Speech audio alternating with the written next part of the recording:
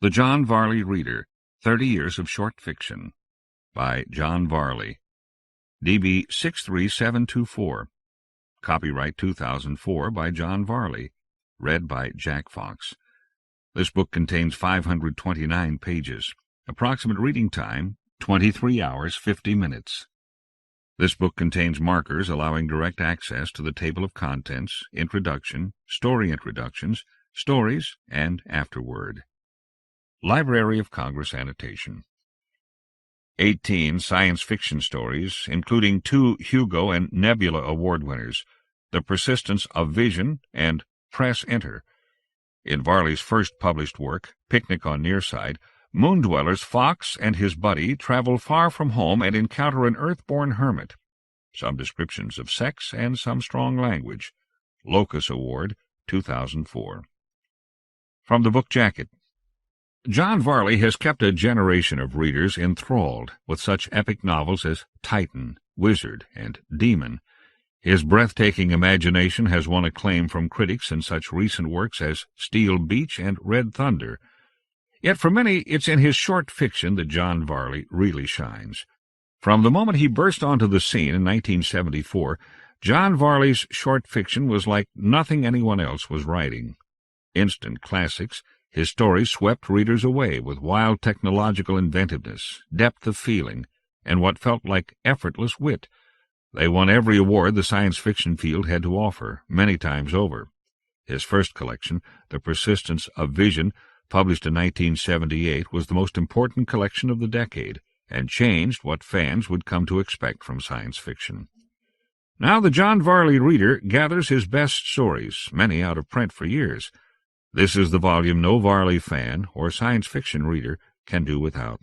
Featuring The Persistence of Vision, winner of the Hugo, Nebula, and Pre-Apollo Awards. Press Enter, winner of the Hugo and Nebula Awards. The Pusher, winner of the Hugo Award. The Barbie Murders, winner of the James Tiptree Jr. Award. Previously uncollected stories. The Bellman, In Fading Suns and Dying Moons. Good Intentions, Just Another Perfect Day, The Flying Dutchman, and others. About the author. John Varley is the author of the Gia trilogy, Titan, Wizard, and Demon, Steel Beach, Golden Globe, and Red Thunder. He has won multiple Nebula and Hugo Awards for his work, as well as many other national and international awards. Contents. Introduction. Page Roman numeral 7. Picnic on Nearside, page 1. Overdrawn at the Memory Bank, page 24. In the Hall of the Martian Kings, page 53. Gotta Sing, Gotta Dance, page 91. The Barbie Murders, page 119. The Phantom of Kansas, page 146. Beatnik Bayou, page 180. Air Raid, page 212. The Persistence of Vision, page 228. Press Enter, page 271. The Pusher, page 327. Tango Charlie and Foxtrot Romeo, page 343. Options, page 409. Just Another Perfect Day, page 437. In Fading Suns and Dying Moons, page 449. The Flying Dutchman, page 467. Good Intentions, page 486. The Bellman, page 502. Afterword, page 529. Introduction to the John Varley Reader. On January 20th, 2002, at 2:30 in the afternoon, a fire broke out in the big abandoned fruit and vegetable market and warehouse covering the 2 blocks between Southeast 10th and 11th, Belmont and Taylor, in Portland, Oregon. By the time the fire department arrived, there was little they could do but try to keep the fire from spreading to adjacent buildings. In less than half an hour, a 4th alarm was called in. At peak, 125 firefighters were involved. Eventually, the fire reached the north end of the warehouse, which abutted the building that used to contain the Monte Carlo restaurant, where Lee and I spent some pleasant years in one of the two great old apartments above. It is very strange to look at the gutted remains of a place you used to call home. Only the edges of the tiled roof survived. Some of the huge old attic beams still stood, though the fire had eaten deeply. In back, the roof and the attic floor had fallen and taken the walls and floors of our bedroom and offices with them. A tiny portion of the south wall of Lee's office was visible, one of the walls with the decorative sponge painting job she had been so proud of. Taking the good with the bad, the Monte Carlo was a pretty cool place to live. On a coolness scale of 1 to 10, with Leavenworth Prison being a 1, San Simeon a 10, and Travis McGee's Busted Flush houseboat a 9, the Monte Carlo was an 8. The apartment looked out on downtown Portland from across the river. On the 4th of July, Cinco de Mayo, and half a dozen festivals each year, we could watch the fireworks from our windows. The restaurant itself was a hangout for half the elderly Italian population of Portland. Lots of guys who looked like Don Corleone showed up most days. They made the best minestrone in town. While we were there, it became the hot night spot for Reed College students, doing some disco revival thing, then went back to its old slumber again as fashion moved on to a new spot. We knew it was a fire trap, only one stairway, made of old dry wood. It was the only place I ever lived that was plumbed for beverages. Flexible plastic tubes led from pressurized bottles in the basement, up our stairs, and through a wall into the bar below. I figured if a fire got started, I'd cut a pipe and drown the blaze with 7-Up or Coke. I'd have to be careful not to confuse it with the other pipes, which were full of vodka, scotch, and gin. I thought of splicing into one, like stealing cable service, but decided it wasn't worth it for bar whiskey. Many people go through their entire lives without ever living in an 8, and I've lived in 3. The first was 1354 Haight Street, San Francisco, a block and a half from the center of the universe. You could almost see the Haight and Ashbury sign from there. Across the street was a head shop. The floor above was a notorious crank house where we once saw Janis Joplin going in to score. And down at the corner was Magnolia Thunderpussy, probably the coolest ice cream parlor in America. I feel very lucky to have lived there for a year, and to have survived, as we were all experimenting with various drugs at the time. I've been lucky about many things. This year, 2004, marks the 30th anniversary of my first publication of a science fiction story. That strikes me as a pretty good time for a retrospective. Such a thing ought to have an introduction. I didn't always feel that way. When I started out as a writer, I was very uncomfortable with interviews, radio, and television. In fact, I still hate to do self-promotion. I felt the stories ought to speak for themselves. So my first story collection, The Persistence of Vision, had a very flattering introduction by Olgis Budrys, because my publisher insisted on it.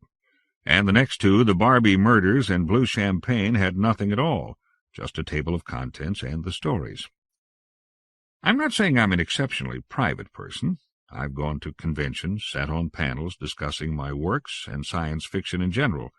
My phone number has always been a listed one, and I've only regretted that once. And I've recently gone public in a big way for me by opening a website where I post my thoughts, what they call blogs these days, and odd items I write that I don't feel are likely to sell.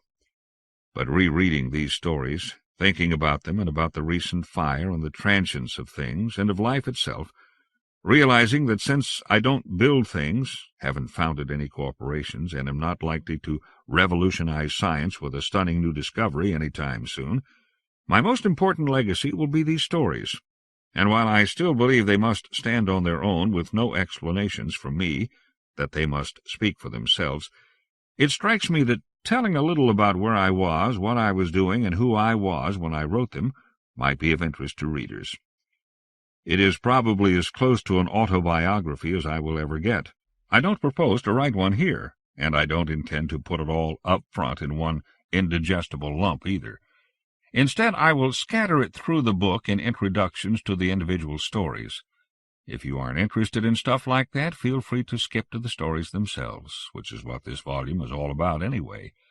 But if you do enjoy the introductions, you are invited to join me at www.varley.net for lots more. Introduction to Picnic on Nearside. The Monte Carlo fire was not the first time a place I had recently lived in burned. 1735 Waller Street in San Francisco was a 6 on the cool places to live scale, maybe a 6.5. It would have scored higher because the location was great, half a block away from Golden Gate Park, 1 block from Haight Street. But this was the early 70s, and the Haight-Ashbury had come down a bit since the golden age of the hippies. In fact, the streets were littered with the wreckage of those people whose experiments in mind expansion had not stopped with marijuana and LSD, but had moved on to the joys of crank and heroin. Many of the storefronts were empty, and most of the old Victorian houses were fire traps. Go back there now, and you will see that gentrification has hit the neighborhood like a gold-plated hammer. Everything has been rehabilitated and repainted, and the people living there are urban professionals. They are the only ones who can afford it. I doubt that I could rent a closet at 1735 for the $175 a month that I used to pay for the whole 4-bedroom second-floor flat. There's a McDonald's on the corner of Haight and Stanyon. The old Straight Theater is gone, replaced by an upscale Goodwill store. Most of the rest of the businesses deal in antiques. I have to confess I liked it better in the 70s, even though I might have died there. There was an ex-Jehovah's Witness named Teardrop who lived in a room below us. He was one of the sweetest guys I've ever met, but he had one bad habit. He smoked in bed. That would have been dangerous enough, but he was also epileptic. One night he had a seizure, and in minutes his room was an inferno. I stumbled downstairs with my family in a torrent of smoke, virtually blind. The SFFD is very quick. They arrived while I was still coughing and had the fire out before much damage was done. We were all safe. Teardrop didn't even have a minor burn. But I was always nervous about the place after that. With good reason. 1 month after we moved to Eugene, Oregon, fire gutted the place. It was empty for years, but has now been restored. It was while living in this flat that I first got the idea that I might try to write and sell science fiction stories. The reason was simple. I needed the money. I had left Southeast Texas on a National Merit Scholarship to Michigan State, mostly because on the list of schools which had accepted me and whose tuition and room and board the scholarship would cover, MSU was the most distant from Texas.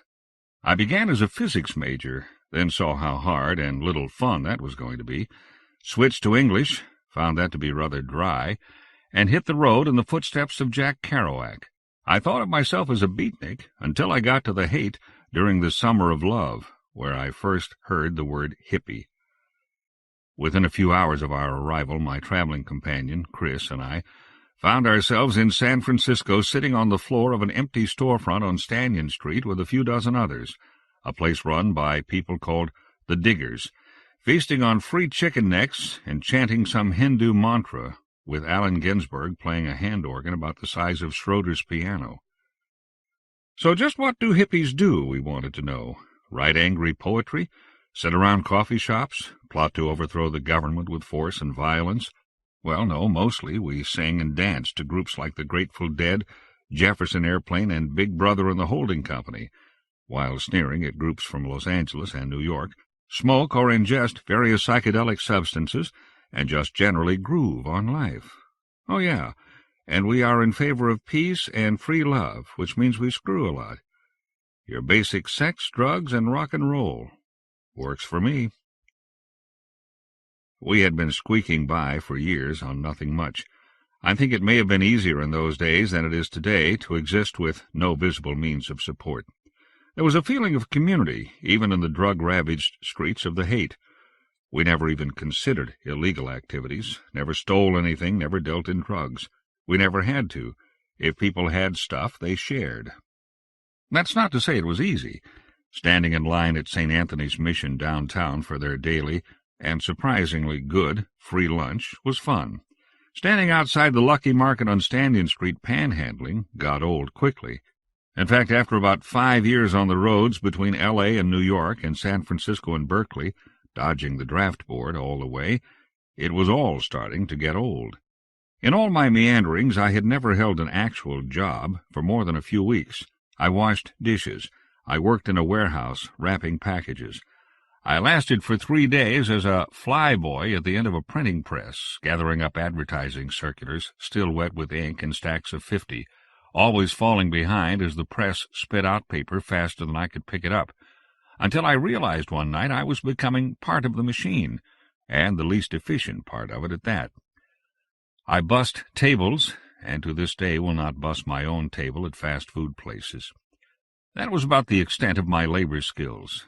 That is still about the extent of my skills. So what did I have that people would pay money for?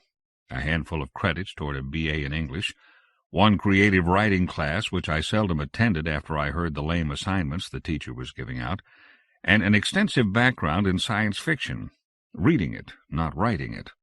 I'd been doing it since Mr. Green, the librarian at my junior high school, handed me a copy of Red Planet by Robert A. Heinlein, and said I might enjoy it, very much as a street-corner dealer in heroin might give you a free sample.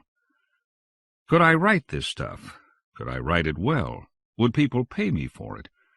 I didn't know the answers to any of these questions, but with the optimism of youth I decided it couldn't hurt anything to try, between stints of bumming spare change. What's the worst that could happen? Rejection slips. Believe me, standing outside the lucky market, you quickly get a very thick skin when it comes to rejection.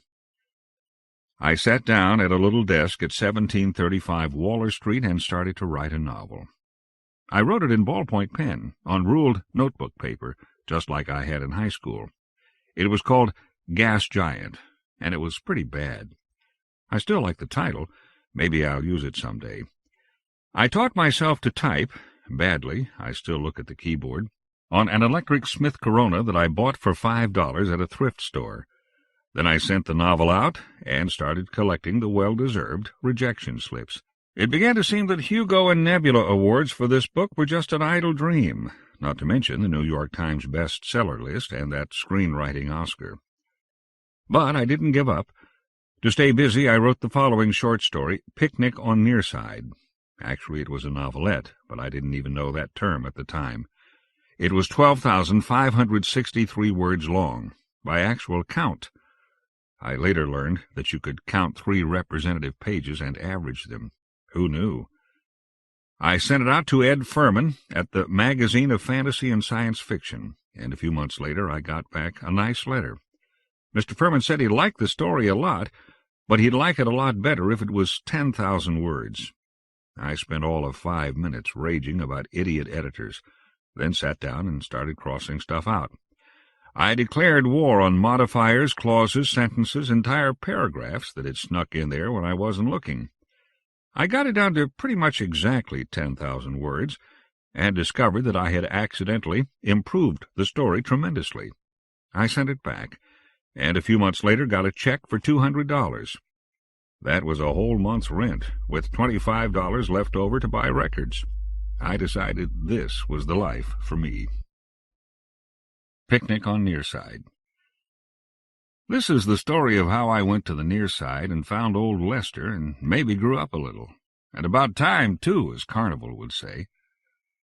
Carnival is my mother. We don't get along well most of the time, and I think it's because I'm 12 and she's 96. She says it makes no difference, and she waited so long to have her child because she wanted to be sure she was ready for it. And I answer back that at her age she's too far away from childhood to remember what it's like. And she replies that her memory is perfect all the way back to her birth. And I retort, we argue a lot. I'm a good debater, but Carnival's a special problem.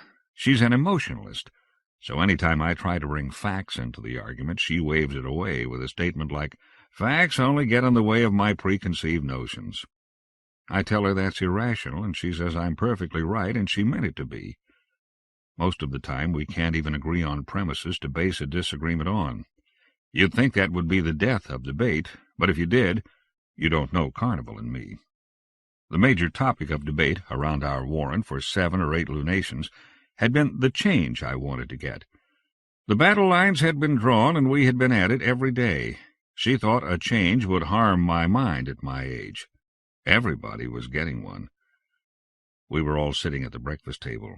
There was me and Carnival, and Cord, the man Carnival has lived with for several years, and Adagio, Cord's daughter. Adagio is 7. There had been a big battle the night before between me and Carnival. It had ended up, more or less, with me promising to divorce her as soon as I was of age. I don't remember what the counter-threat was. I had been pretty upset. I was sitting there, eating fitfully and licking my wounds. The argument had been inconclusive, philosophically, but from the pragmatic standpoint she had won, no question about it. The hard fact was that I couldn't get a change until she affixed her personality index to the bottom of a sheet of input, and she said she'd put her brain in cold storage before she'd allow that. She would, too. "I think I'm ready to have a change," Carnival said to us. "That's not fair," I yelled. "You said that just to spite me. You just want to rub it in that I'm nothing and you're anything you want to be." "We'll have no more of that," she said sharply. "We've exhausted this subject, and I will not change my mind. You're too young for a change." "Blowout," I said. "I'll be an adult soon. It's only a year away. Do you really think I'll be all that different in a year?" "I don't care to predict that. I hope you'll mature. But if, as you say, it's only a year, why are you in such a hurry?" "And I wish you wouldn't use language like that," Cord said. Carnival gave him a sour look. She has a hard line about outside interference when she's trying to cope with me. She doesn't want anyone butting in. But she wouldn't say anything in front of me and Adagio. "I think you should let Fox get his change," Adagio said, and grinned at me. Adagio is a good kid. As younger foster siblings go, I could always count on her to back me up, and I returned the favor when I could. "You keep out of this," Cord advised her. Then to Carnival, "Maybe we should leave the table until you and Fox get this settled." "You'd have to stay away for a year," Carnival said. "Stick around. The discussion is over. If Fox thinks different, he can go to his room." That was my cue, and I got up and ran from the table. I felt silly doing it, but the tears were real. It's just that there's a part of me that stays cool enough to try and get the best of any situation. Carnival came to see me a little later, but I did my best to make her feel unwelcome. I can be good at that, at least with her. She left when it became obvious she couldn't make anything any better. She was hurt, and when the door closed I felt really miserable, mad at her and at myself too. I was finding it hard to love her as much as I had a few years before, and feeling ashamed because I couldn't. I worried over that for a while and decided I should apologize. I left my room and was ready to go cry in her arms, but it didn't happen that way. Maybe if it had, things would have been different, and Halo and I would never have gone to Nearside. Carnival and Cord were getting ready to go out. They said they'd be gone most of the loon. They were dressing up for it, and what bothered me and made me change my plans was that they were dressing in the family room instead of in their own private rooms where I thought they should. She had taken off her feet and replaced them with peds, which struck me as foolish, since peds only make sense in free fall. But Carnival wears them every chance she gets, prancing around like a high-stepping horse because they are so unsuited to walking.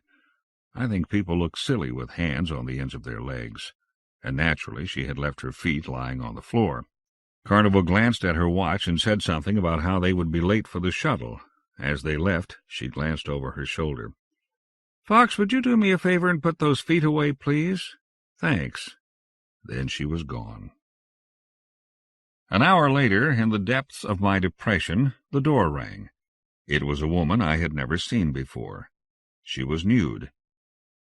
You know how sometimes you can look at someone you know who's just had a change and recognize them instantly, even though they might be 20 centimeters shorter or taller, and mass 50 kilos more or less, and look nothing at all like the person you knew?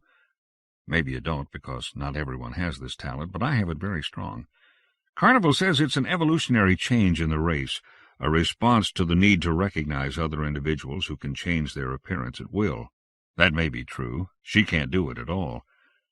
I think it's something to do with the way a person wears a body, any body of either sex. Little mannerisms like blinking, mouth movements, stance, fingers, maybe even the total kinesthetic gestalt the doctors talk about.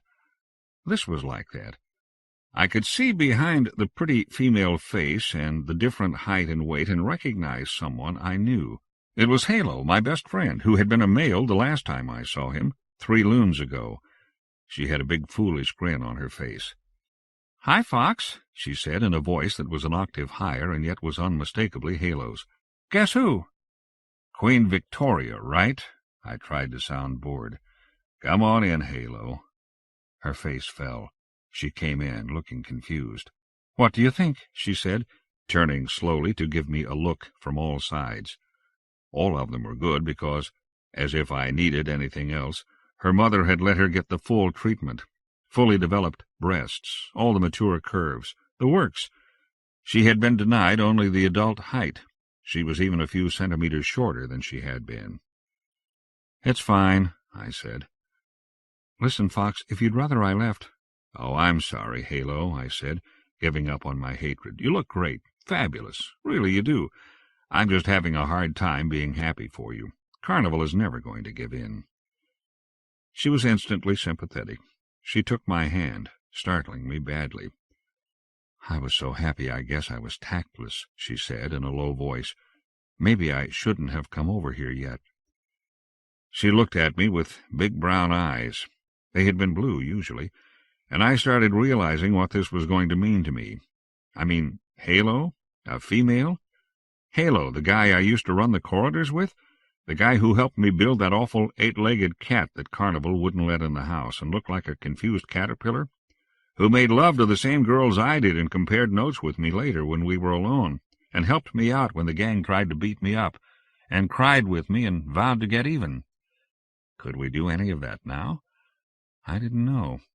Most of my best friends were male, maybe because the sex thing tended to make matters too complicated with females, and I couldn't handle both things with the same person yet. But Halo was having no such doubts. In fact, she was standing very close to me and practicing a wide-eyed, innocent look that she knew did funny things to me. She knew it because I had told her so back when she was a boy. Somehow that didn't seem fair. Listen, Halo," I said hastily, backing away. She had been going for my pants. I think I need some time to get used to this. How can I—" You know what I'm talking about, don't you? I don't think she did, and neither did I, really. All I knew was I was unaccountably mortified at what she was so anxious to try, and she was still coming at me. "Say," I said desperately, "say, I have an idea. I know. Let's take Carnival's jumper and go for a ride, okay? She said I could use it today." My mouth was leading its own life, out of control. Everything I said was extemporaneous, as much news to me as it was to her. She stopped pursuing me. "Did she really?" "Sure," I said, very assured. This was only a half-lie by my mother's lights. What had happened was I had meant to ask her for the jumper, and I was sure she would have said yes. I was logically certain she would have. I had just forgotten to ask, that's all. So it was almost as if permission had been granted, and I went on as if it had. The reasoning behind this is tricky, I admit, but, as I said, Carnival would have understood. "Well," Halo said, not really overjoyed at the idea, "where would we go?" "How about to old Archimedes?" Again, that was a big surprise to me. I had no idea I wanted to go there. Halo was really shocked. I jolted her right out of her new mannerisms. She reacted just like the old Halo would have, with a dopey face and open mouth. Then she tried on other reactions, covering her mouth with her hands and wilting a little. First-time changes are like that. New women tend to mince around like something out of a Gothic novel, and new men swagger and grunt like Marlon Brando in A Streetcar Named Desire. They get over it. Halo got over it right in front of my eyes. She stared at me, scratching her head. "Are you crazy? Old Archimedes is on the Nearside. They don't let anybody go over there." "Don't they?" I asked, suddenly interested. "Do you know that for a fact? And if so, why not?" "Well, I mean, everybody knows." "Do they? Who is they that won't let us go?" "The central computer, I guess." "Well, the only way to find out is to try it. Come on, let's go." I grabbed her arm. I could see she was confused, and I wanted it to remain that way until I could get my own thoughts together. "I'd like a flight plan to old Archimedes on the Nearside," I said, trying to sound as grown-up and unworried as possible. We had packed a lunch and reached the field in 10 minutes, due largely to my frantic prodding. "That's a little imprecise, Fox," said the CC. "Old Archimedes is a big place. Would you like to try again?" I drew a blank. Damn all computers and their literal-mindedness. What did I know about old Archimedes? About as much as I knew about old New York or old Bombay. "Give me a flight plan to the main landing field." "That's better. The data are—" It reeled off the string of numbers. I fed them into the pilot and tried to relax. "Here goes," I said to Halo. "This is Fox Carnival Jewel, piloting private jumper AX-1453, based at King City. I hereby file a flight plan to old Archimedes' main landing field, described as follows." I repeated the numbers the CC had given me. "Filed on the 17th lune of the 4th lunation of the year 214 of the occupation of Earth. I request an initiation time." "Granted. Time as follows: 30 seconds from mark. Mark." I was stunned. "That's all there is to it?" It chuckled. Damn maternalistic machine. "What did you expect, Fox? Marshals converging on your jumper?" "I don't know. I guess I thought you wouldn't allow us to go to the Nearside. A popular misconception.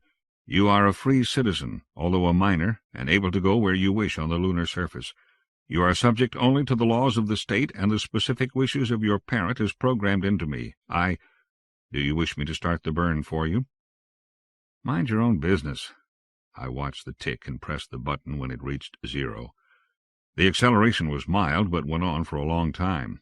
Hell, old Archimedes is at the antipodes.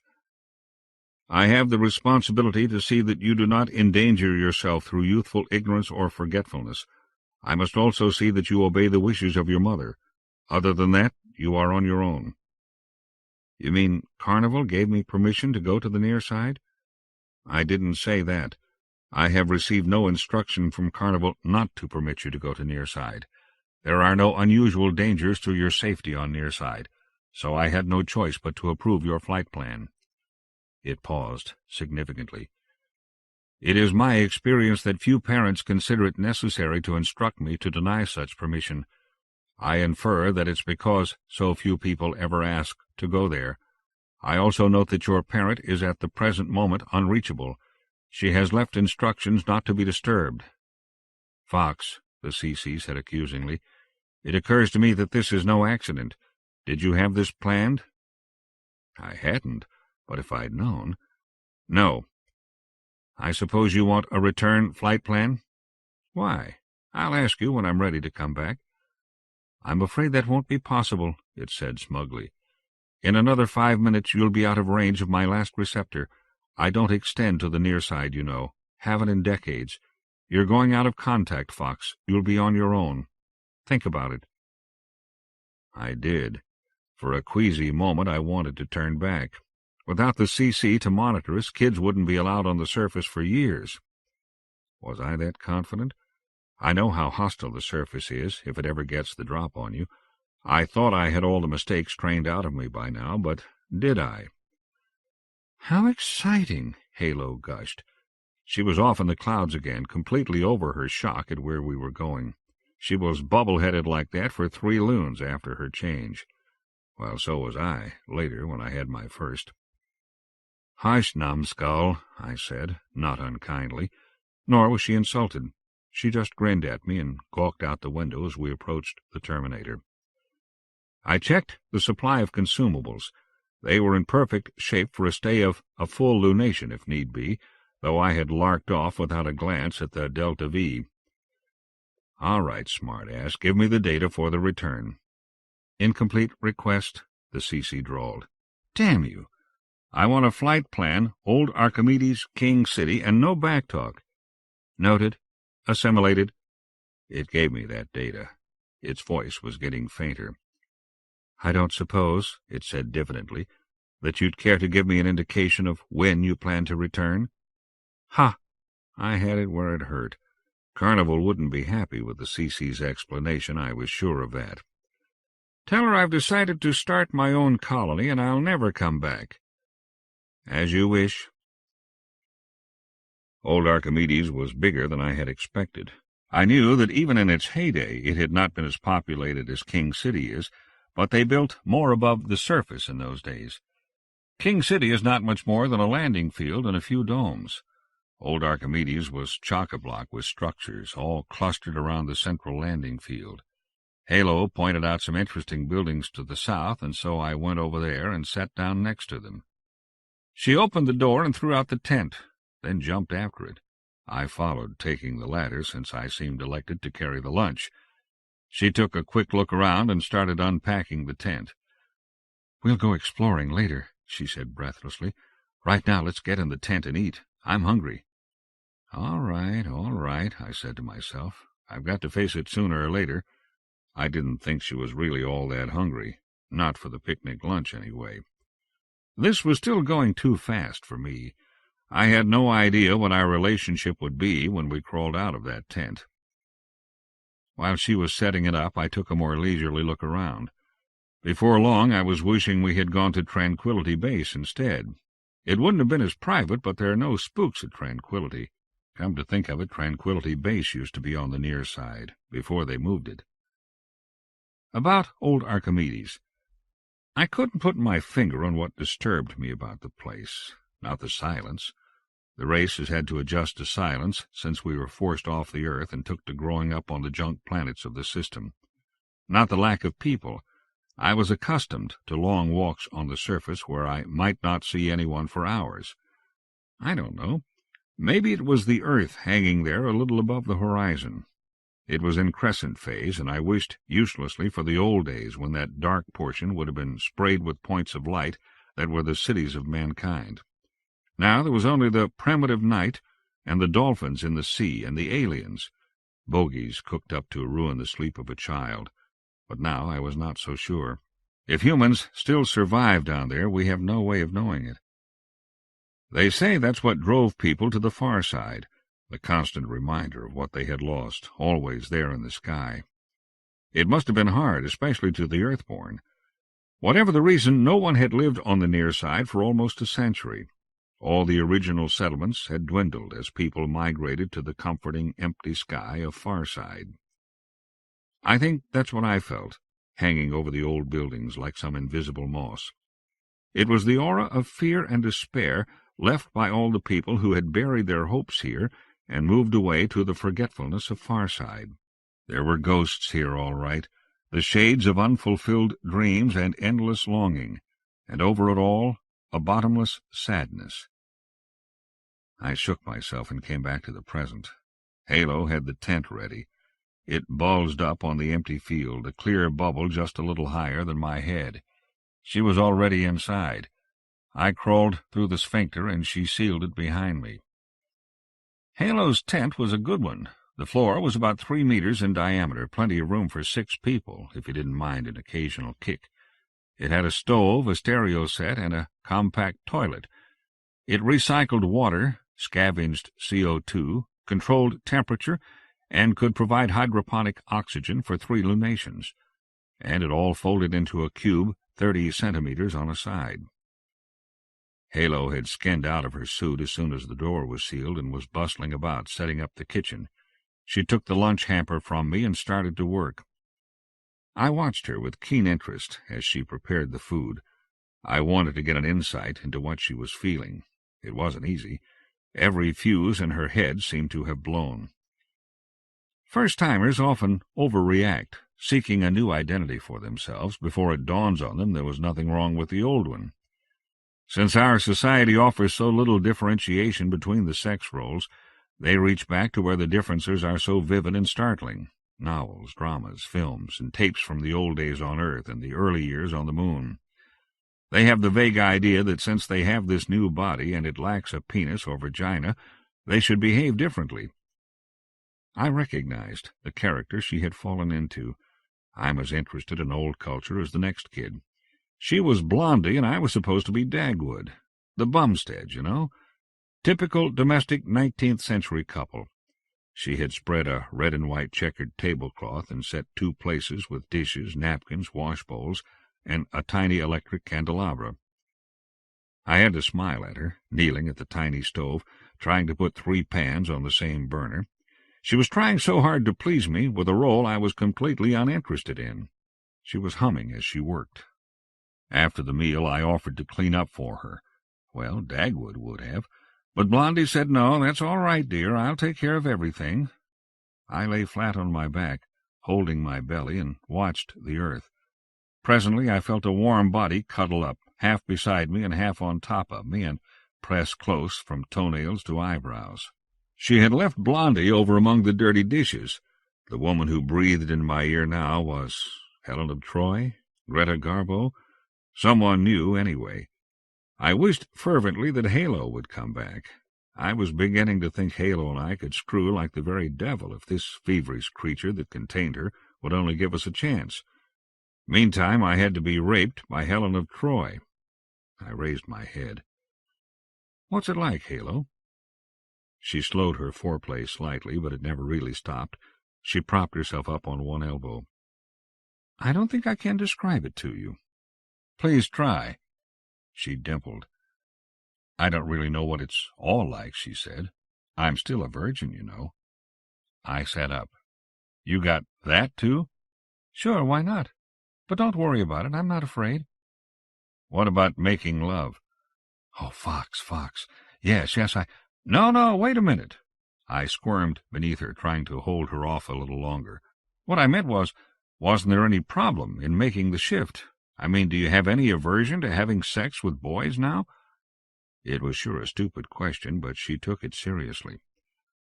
"I haven't noticed any problem so far," she said thoughtfully, as her hand reached down and fumbled, inexpertly trying to guide me in. I helped her get it right, and she poised, squatting on her toes. "I thought about that before the change, but it sort of melted away. Now I don't feel any qualms at all." "Ah." She had thrust herself down, brutally hard, and we were off and running. It was the most unsatisfactory sex act I ever had. It was not entirely the fault of either of us. External events were about to mess us up totally, but it wasn't very good even without that. A first-time female changer is liable to be in delirious oblivion through the entire first sex act, which may last all of 60 seconds. The fact that she is playing the game from the other court with a different set of rules and a new set of equipment does not handicap her. Rather, it provides a tremendous erotic stimulus. That's what happened to Halo. I began to wonder if she'd wait for me. I never found out. I looked away from her face and got the shock of my life. There was someone standing outside the tent, watching us. Halo felt the change in me and looked at my face, which must have been a sight, then looked over her shoulder. She fainted, out like a light. Hell, I almost fainted myself. Would have, but when she did, it scared me even more, and I decided I couldn't indulge it. So I stayed awake to see what was going on. It looked way too much like one of the ghosts my imagination had been walking through the abandoned city ever since we got there. The figure was short and dressed in a suit which might have been stolen from the museum at Kepler, except that it was more patches than suit. I could tell little about who might be in it, not even the sex. It was bulky, and the helmet was reflective. I don't know how long I stared at it, long enough for the spook to walk around the tent 3 or 4 times. I reached for the bottle of white wine we had been drinking and took a long pull. I found out that's an old movie cliché. It didn't make anything any better. But it sure did things for Halo when I poured it in her face. "Get in your suit," I said as she sat up, sputtering. "I think that character wants to talk to us." He was waving at us and pointing to what might have been a radio on his suit. We suited up and crawled through the sphincter. I kept saying hello as I ran through the channels on my suit. Nothing worked. Then he came over and touched helmets. He sounded far away. "What are you doing here?" I had thought that would have been obvious. "Sir, we just came over here for a picnic. Are we on your land or something? If so, I'm sorry and—" No, he waved it off. "You can do as you please. I ain't your ma. As to owning, I guess I own this whole city, but you're welcome to do as you please with most of it. Do as you please, that's my philosophy. That's why I'm still here. They couldn't get old Lester to move out. I'm old Lester." "I'm Fox, sir," I said. "And I'm Halo," she heard us over my radio. He turned and looked at her. "Halo," he said quietly. "A halo for an angel. Nice name, miss." I was wishing I could see his face. He sounded like an adult, but he was sure a small one. Both of us were taller than he was, and we're not much above average for our age. He coughed. I'm sorry I disturbed you folks. He seemed embarrassed. "I just couldn't help myself. I haven't seen any people for a long time. 10 years, I guess. And I just had to get a closer look. And I needed to ask you something." "And what's that, sir?" "You can knock off the sir. I ain't your pa. I wanted to know if you folks had any medicine." "There's a first aid kit in the jumper," I said. "Is there someone in need of help? I'd be glad to take them to a hospital in King City." He was waving his arms frantically. No. I don't want doctors poking around. I just need a little medicine. Say, could you take that first aid kit out of the jumper and come to my warren for a bit? Maybe you got something in there I could use." We agreed and followed him across the field. He led us into an unpressurized building at the edge of the field. We threaded our way through dark corridors. We came to a big cargo lock, stepped inside, and he cycled it. Then we went through the inner door and into his warren. It was quite a place, more like a jungle than a home. It was as big as the Civic Auditorium at King City and overgrown with trees, vines, flowers, and bushes. It looked like it had been tended at one time, but allowed to go wild. There were a bed and a few chairs in one corner, and several tall stacks of books, and heaps of junk, barrels of leak sealant, empty O2 cylinders, salvaged instruments, buggy tires. Halo and I had our helmets off and were half out of our suits when we got our first look at him. He was incredible. I'm afraid I gasped, purely from reflex. Halo just stared. Then we politely tried to pretend there was nothing unusual.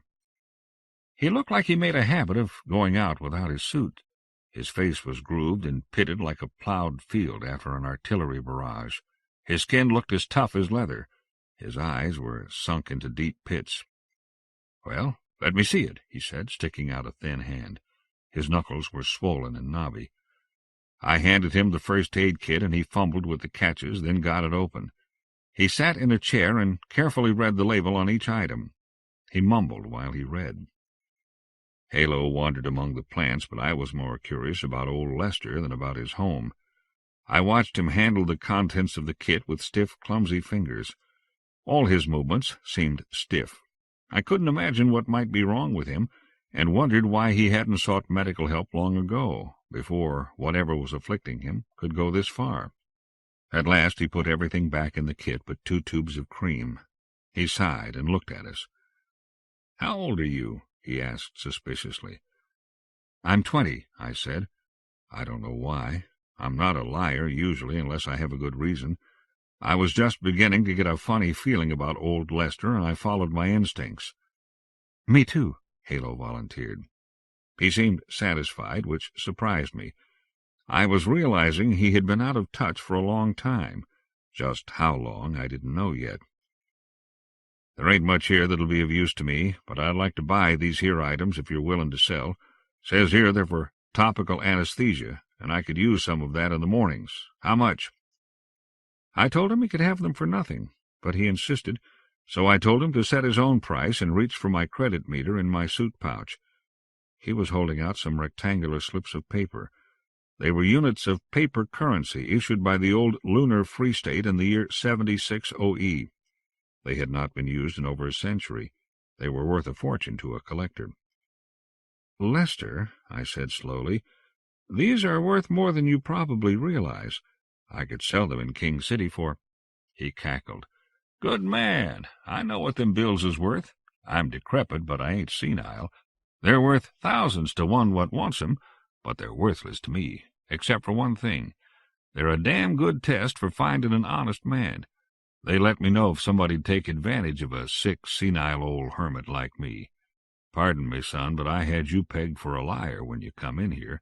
I was wrong, so you keep the bills. Otherwise, I'd have took 'em back." He threw something on the floor in front of us, something he'd had in his hand and I hadn't even seen. It was a gun. I had never seen one. Halo picked it up, gingerly, but I didn't want to touch it. This old Lester character seemed a lot less funny to me now. We were quiet. "Now I've gone and scared you," he said. "I guess I forgot all my manners, and I forgot how you folks live on the other side." He picked up the gun and opened it. The charge chamber was empty. "But you wouldn't have knowed it, would you? Anyways, I'm not a killer. I just pick my friends real careful. Can I make up the fright I've caused you by inviting you to dinner? I haven't had any guests for 10 years. We told him we'd just eaten, and he asked if we could stay and just talk for a while. He seemed awfully eager. We said okay. "You want some clothes? I don't expect you figured on visiting when you come here." "Whatever your custom is," Halo said diplomatically. "I got no customs," he said with a toothless grin. "If you don't feel funny naked, it ain't no business of mine. Do as you please, I say." It was a stock phrase with him. So we lay on the grass, and he got some very strong, clear liquor and poured us all drinks. "Moonshine," he laughed. "The genuine article. I make it myself. Best liquor on the Nearside." We talked and we drank. Before I got too drunk to remember anything, a few interesting facts emerged about old Lester. For one thing, he really was old. He said he was 257, and he was earthborn. He had come to the moon when he was 28, several years before the invasion. I know several people in that age range, though none quite that old. Carnival's great-grandmother is 221, but she's moon-born and doesn't remember the invasion. There's virtually nothing left of the flesh she was born with. She's transferred her memories to a new brain twice.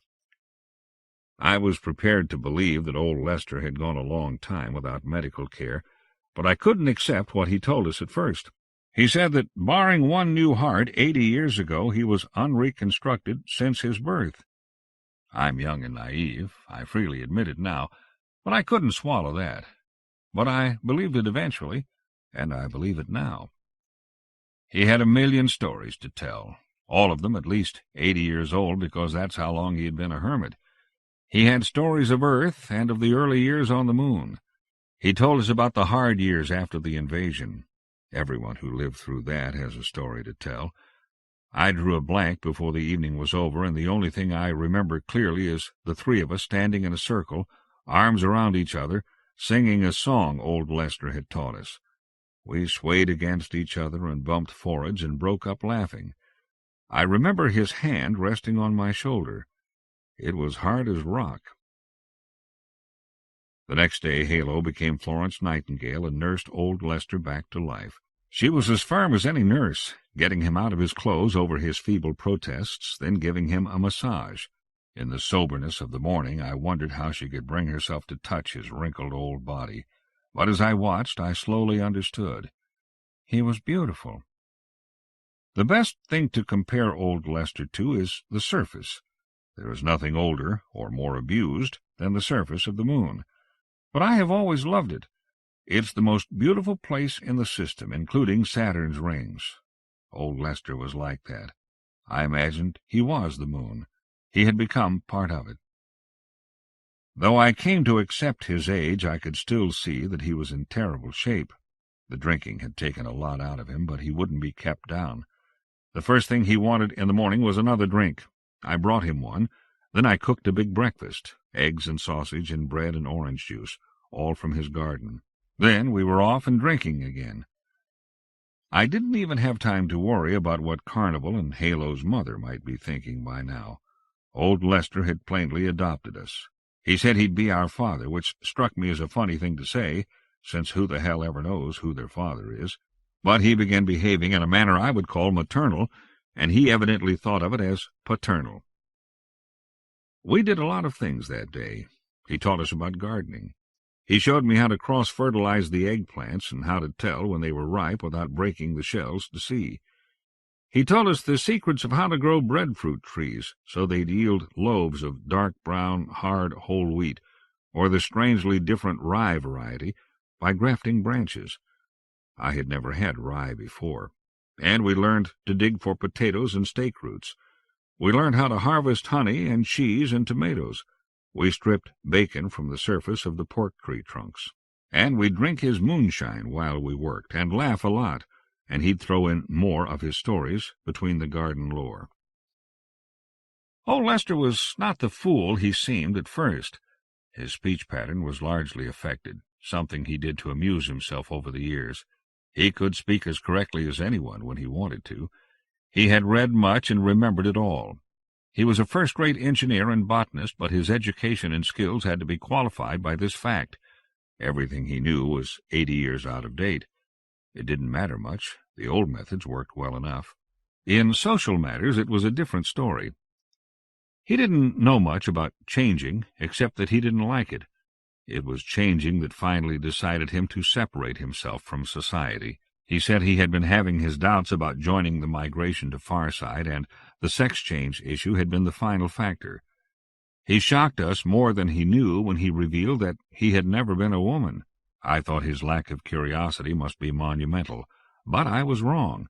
It turned out that he had some queer notions about the morality of the whole process, ideas he had gotten from some weirdly aberrant religion in his childhood.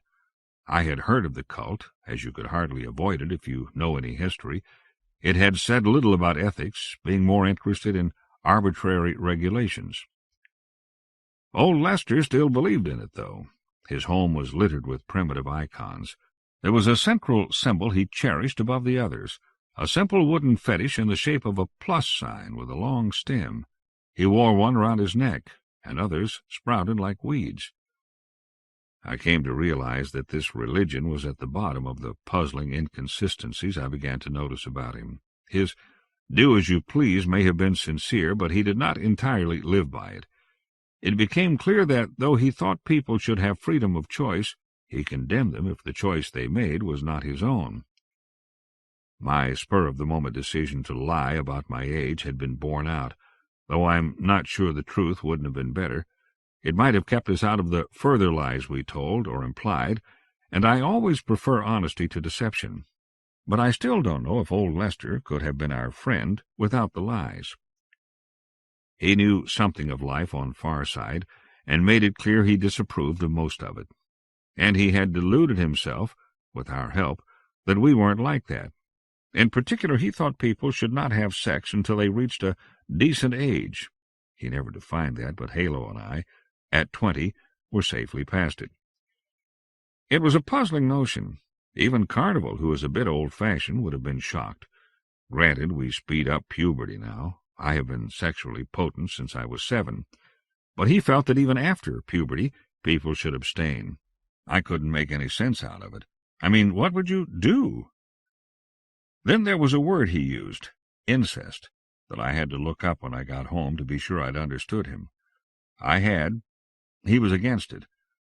I guess it had a basis back in the dawn of time when procreation and genetics were so tied up with sex, but how could it matter now? The only place Carnival and I get along at all is in bed. Without that, we would have very little in common. It went on, the list of regulations. Luckily, it didn't sour me on old Lester. All I disliked was the lies we had trapped ourselves into.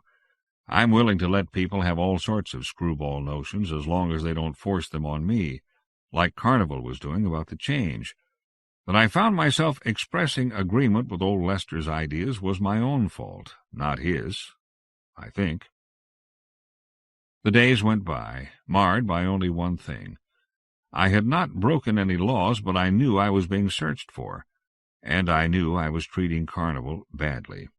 I tried to figure out just how badly and what I should do about it, but kept getting fogged up by the moonshine and good times. Carnival had come to Nearside. Halo and I had watched them from the shadows when old Lester's radar had picked them up coming in. There had been 6 or 7 figures in the distance. They had entered the jumper and made a search. They had cast around at the edge of the field for our tracks, found them, and followed them to where they disappeared on concrete. I would have liked to have listened in, but didn't dare because they were sure to have detection apparatus for that. And they left. They left the jumper, which was nice of them, since they could have taken it and rendered us helpless to wait for their return. I thought about it and talked it over with Halo. Several times we were ready to give up and go back. After all, we hadn't really set out to run away from home. We had only been defying authority, and it had never entered my head that we would stay as long as we had. But now that we were here, we found it hard to go back. The trip to Nearside had acquired an inertia of its own, and we didn't have the strength to stop it.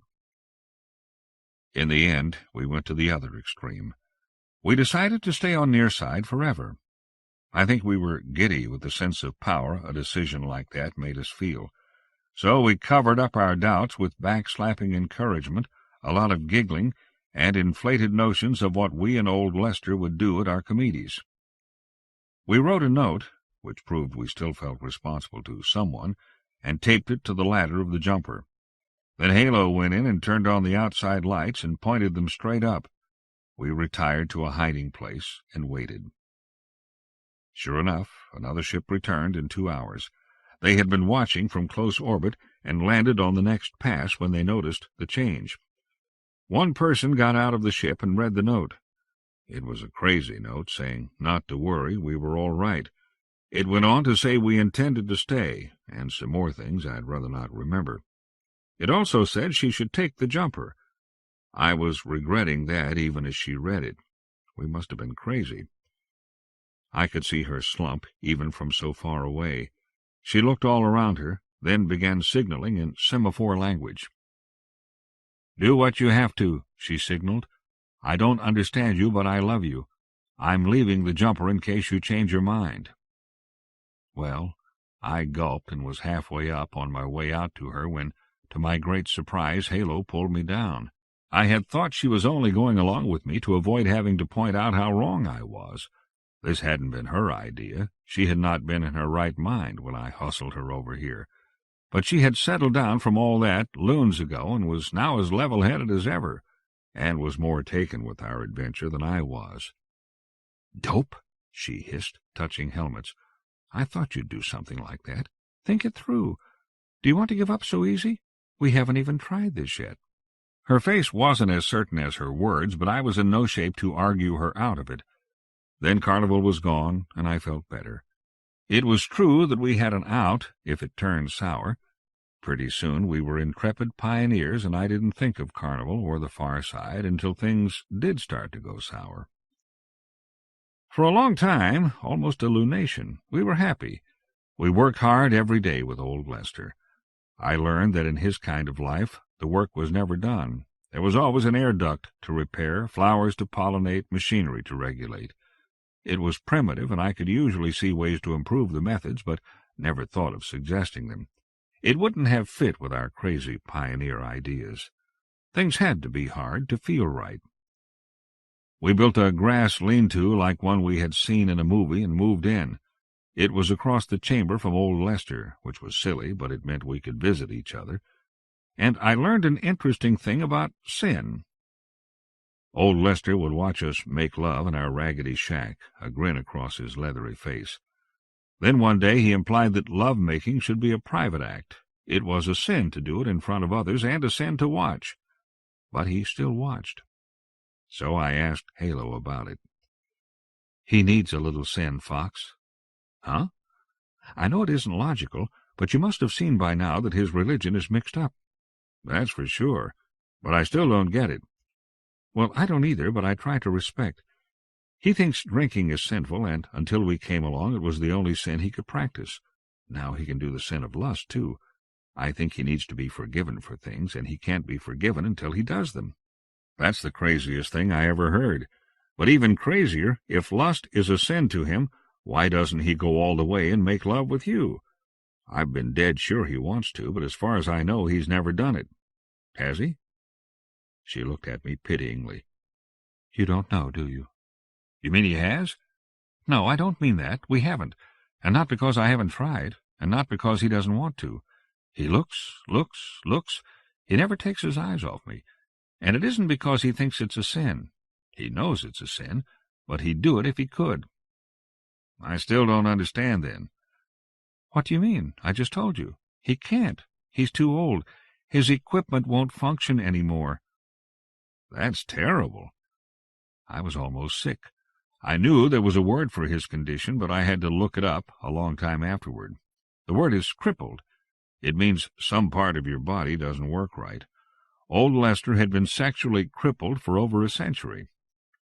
I seriously considered going home then.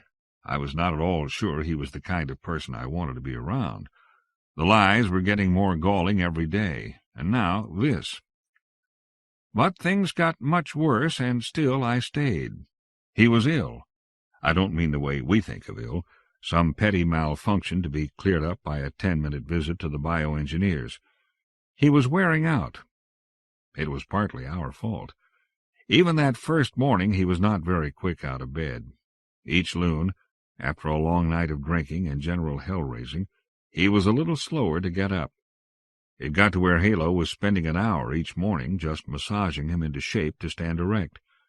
I thought at first he was just cannily malingering because he liked the massage and Halo's intimacy when she worked him over. That was not the case. When he did get up, he hobbled, bent over from pains in his belly. He would forget things. He would stumble, fall, and get up very slowly. "I'm dying," he said one night. I gasped. Halo blinked rapidly. I tried to cover my embarrassment by pretending he hadn't said it. "I know it's a bad word now, and I'm sorry if I offended you, but I ain't lived this long without being able to look it in the eye. I'm dying all right, and I'll be dead pretty soon. I didn't think it'd come so sudden. Everything seems to be quitting on me." We tried to convince him that he was wrong, and when that didn't work, to convince him that he should take a short hop to Farside and get straightened out. But we couldn't get through his superstition. He was awfully afraid of the engineers on Farside.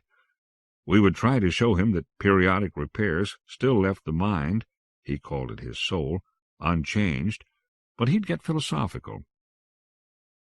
The next day he didn't get up at all. Halo rubbed his old limbs until she was stiff. It was no good. His breathing became irregular, and his pulse was hard to find.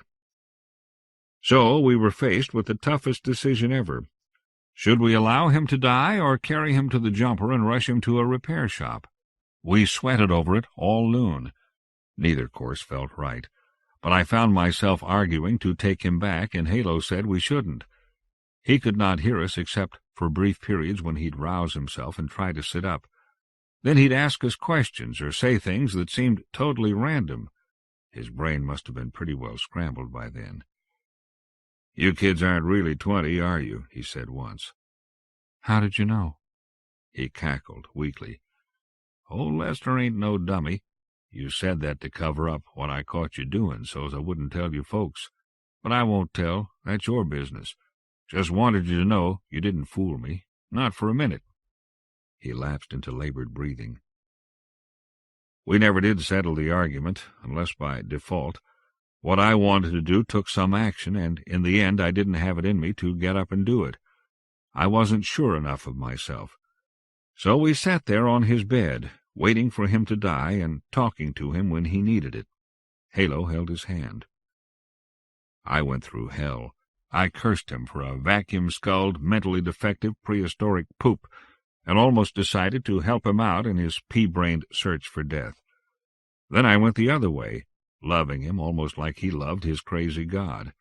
I imagined he was the mother that Carnival had never really been to me, and that my world would have no purpose when he was dead. Both those reactions were crazy, of course. Old Lester was just a person. He was a little crazy and a little saintly, and hardly a person you should either love or hate. It was death that had me going in circles, the creepy, black-robed, skeletal figure old Lester had told us about, straight out of his superstition. He opened one bleary eye after hours of no movement. "Don't ever," he said. "You shouldn't ever. You, I mean.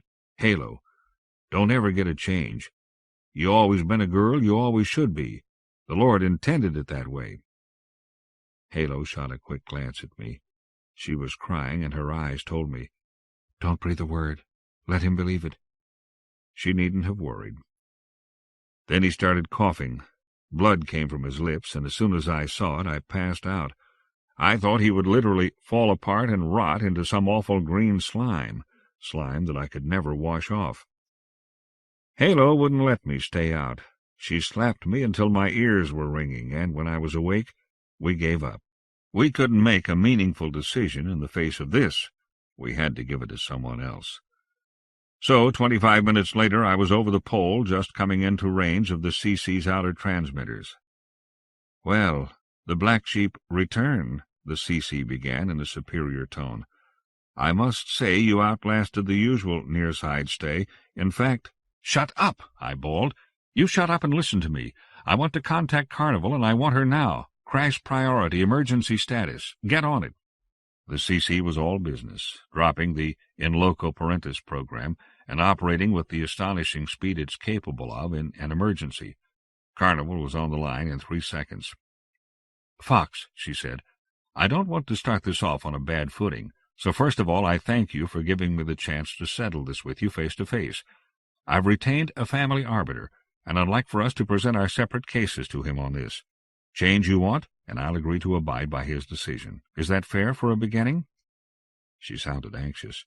I knew there was anger beneath it. There always is, but she was sincere. "We can talk about that later, Mom," I sobbed.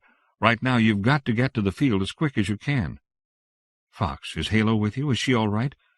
"She's all right. I'll be there in 5 minutes." It was too late, of course. Old Lester had died shortly after I lifted off, and Halo had been there with a dead body for almost 2 hours. She was calm about it. She held Carnival and me together while she explained what had to be done, and even got us to help her. We buried him, as he had wanted, on the surface, in a spot that would always be in the light of old Earth. Carnival never would tell me what she would have done if he had been alive when we got there. It was an ethical question, and both of us are usually very opinionated on ethical matters. But I suspect we agreed for once. The will of the individual must be respected, and if I face it again, I'll know what to do. I think. I got my change without family arbitration. Credit me with a little sense. If our case had ever come up before a family arbiter, I'm sure he would have recommended divorce, and that would have been tough, because difficult as Carnival is, I love her, and I need her for at least a few more years. I'm not as grown up as I thought I was. It didn't really surprise me that Carnival was right about the change, either. In another lunation I was male again, then female, male, back and forth for a year. There's no sense in that. I'm female now, and I think I'll stick with it for a few years and see what it's about. I was born female, you know, but only lasted 2 hours in that sex because Carnival wanted a boy. And Halo's a male, which makes it perfect. We found that we do better as opposites than we did as boyfriends. I'm thinking about having my child in a few years with Halo as the father. Carnival says wait, but I think I'm right this time. I still believe most of our troubles come from her inability to remember the swiftly moving present a child lives in.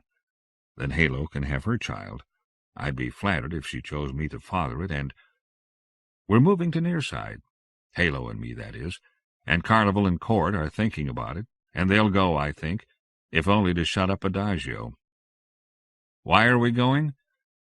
I've thought about it a long time. Not because of old Lester. I hate to speak unkindly of him, but he was inarguably a fool with dignity and the strength of his convictions, a likable old fool, but a fool all the same. It would be silly to talk of carrying on his dream or some of the things I think Halo has in mind. But coincidentally, his dream and mine are pretty close, though for different reasons. He couldn't bear to see the Nearside abandoned out of fear, and he feared the new human society. So he became a hermit. I want to go there simply because the fear is gone for my generation, and it's a lot of beautiful real estate. And we won't be alone. We'll be the vanguard, but the days of clustering in the far side warrens and ignoring old Earth are over. The human race came from Earth, and it was ours until it was taken from us. To tell the truth, I've been wondering if the aliens are really as invincible as the old stories say. It sure is a pretty planet. I wonder if we could go back. Introduction to Overdrawn at the Memory Bank. First stories by writers you admire can be an embarrassment. Isaac Asimov's first was not very good.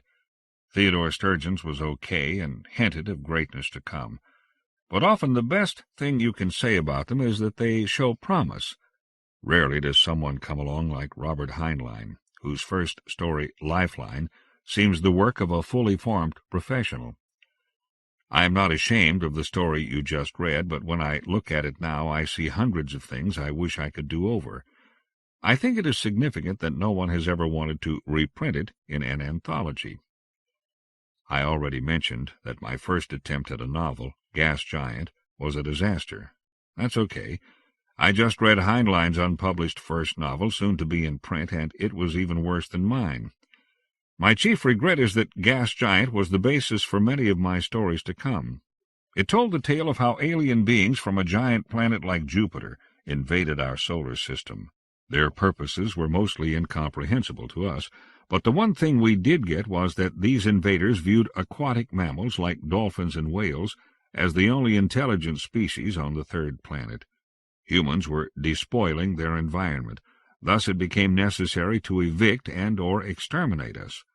They killed billions, but couldn't be bothered to completely wipe us out, so humanity survived and eventually thrived on the junk planets like Mercury, Venus, Luna, and Mars. At the outset, I had very little idea that Gas Giant would become the basis for the stories I would eventually call The Eight Worlds. I had always been a compulsive reader, and I read mostly science fiction.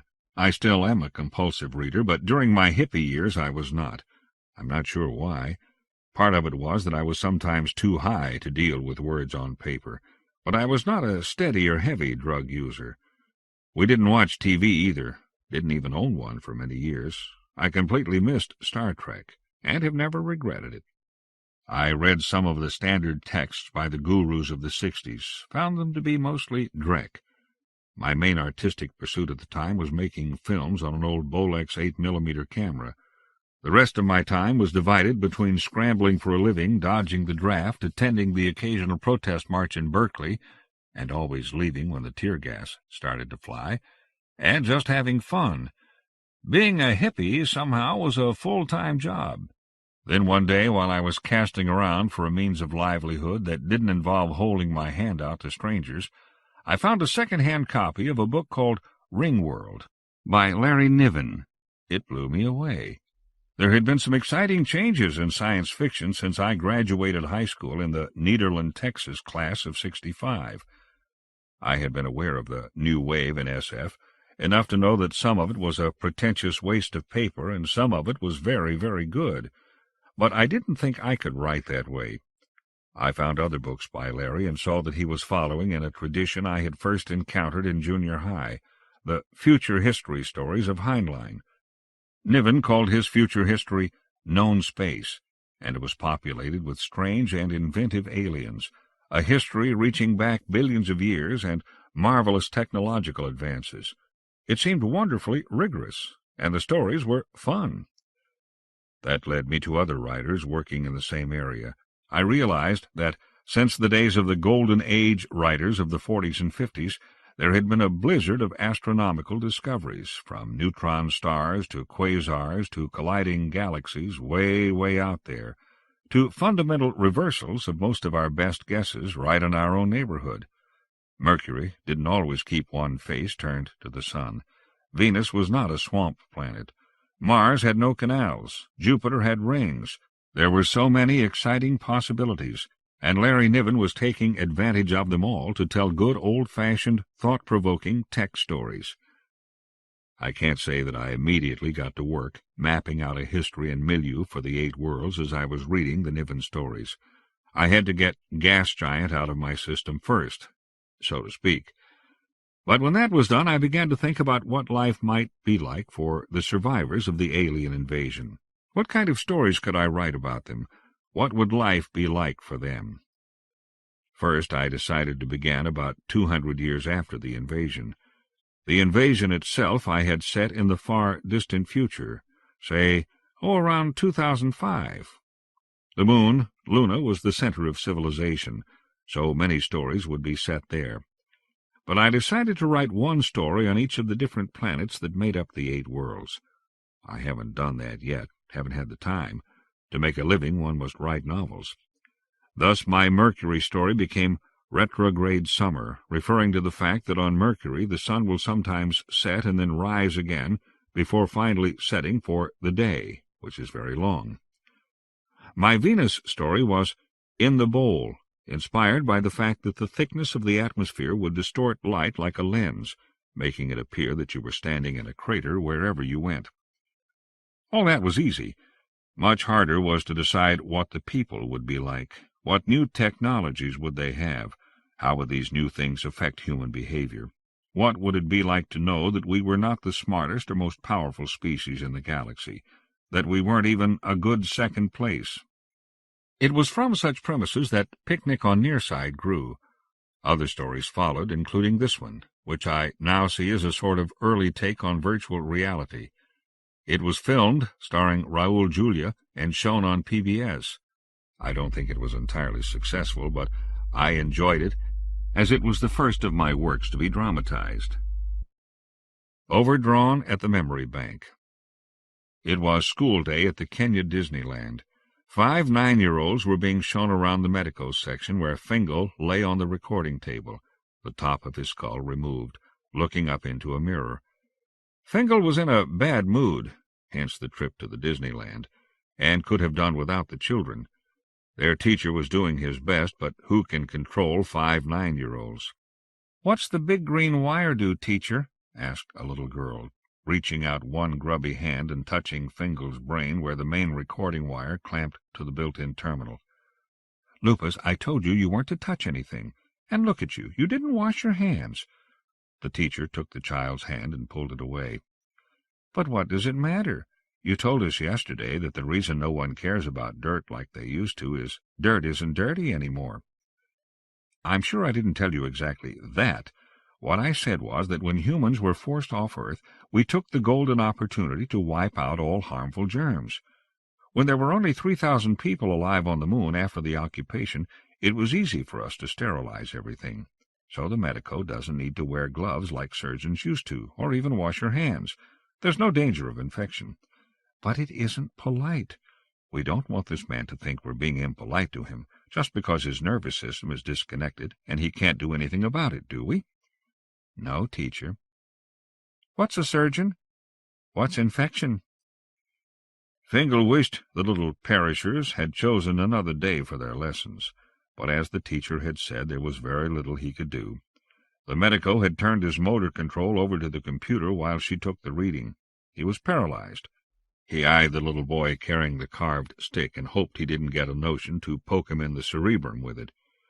Fingal was insured, but who needs the trouble? "All of you stand back a little so the medico can do her work. That's better. Now, who can tell me what the big green wire is? Destry?" Destry allowed us how he didn't know, didn't care, and wished he could get out of here and play spatball.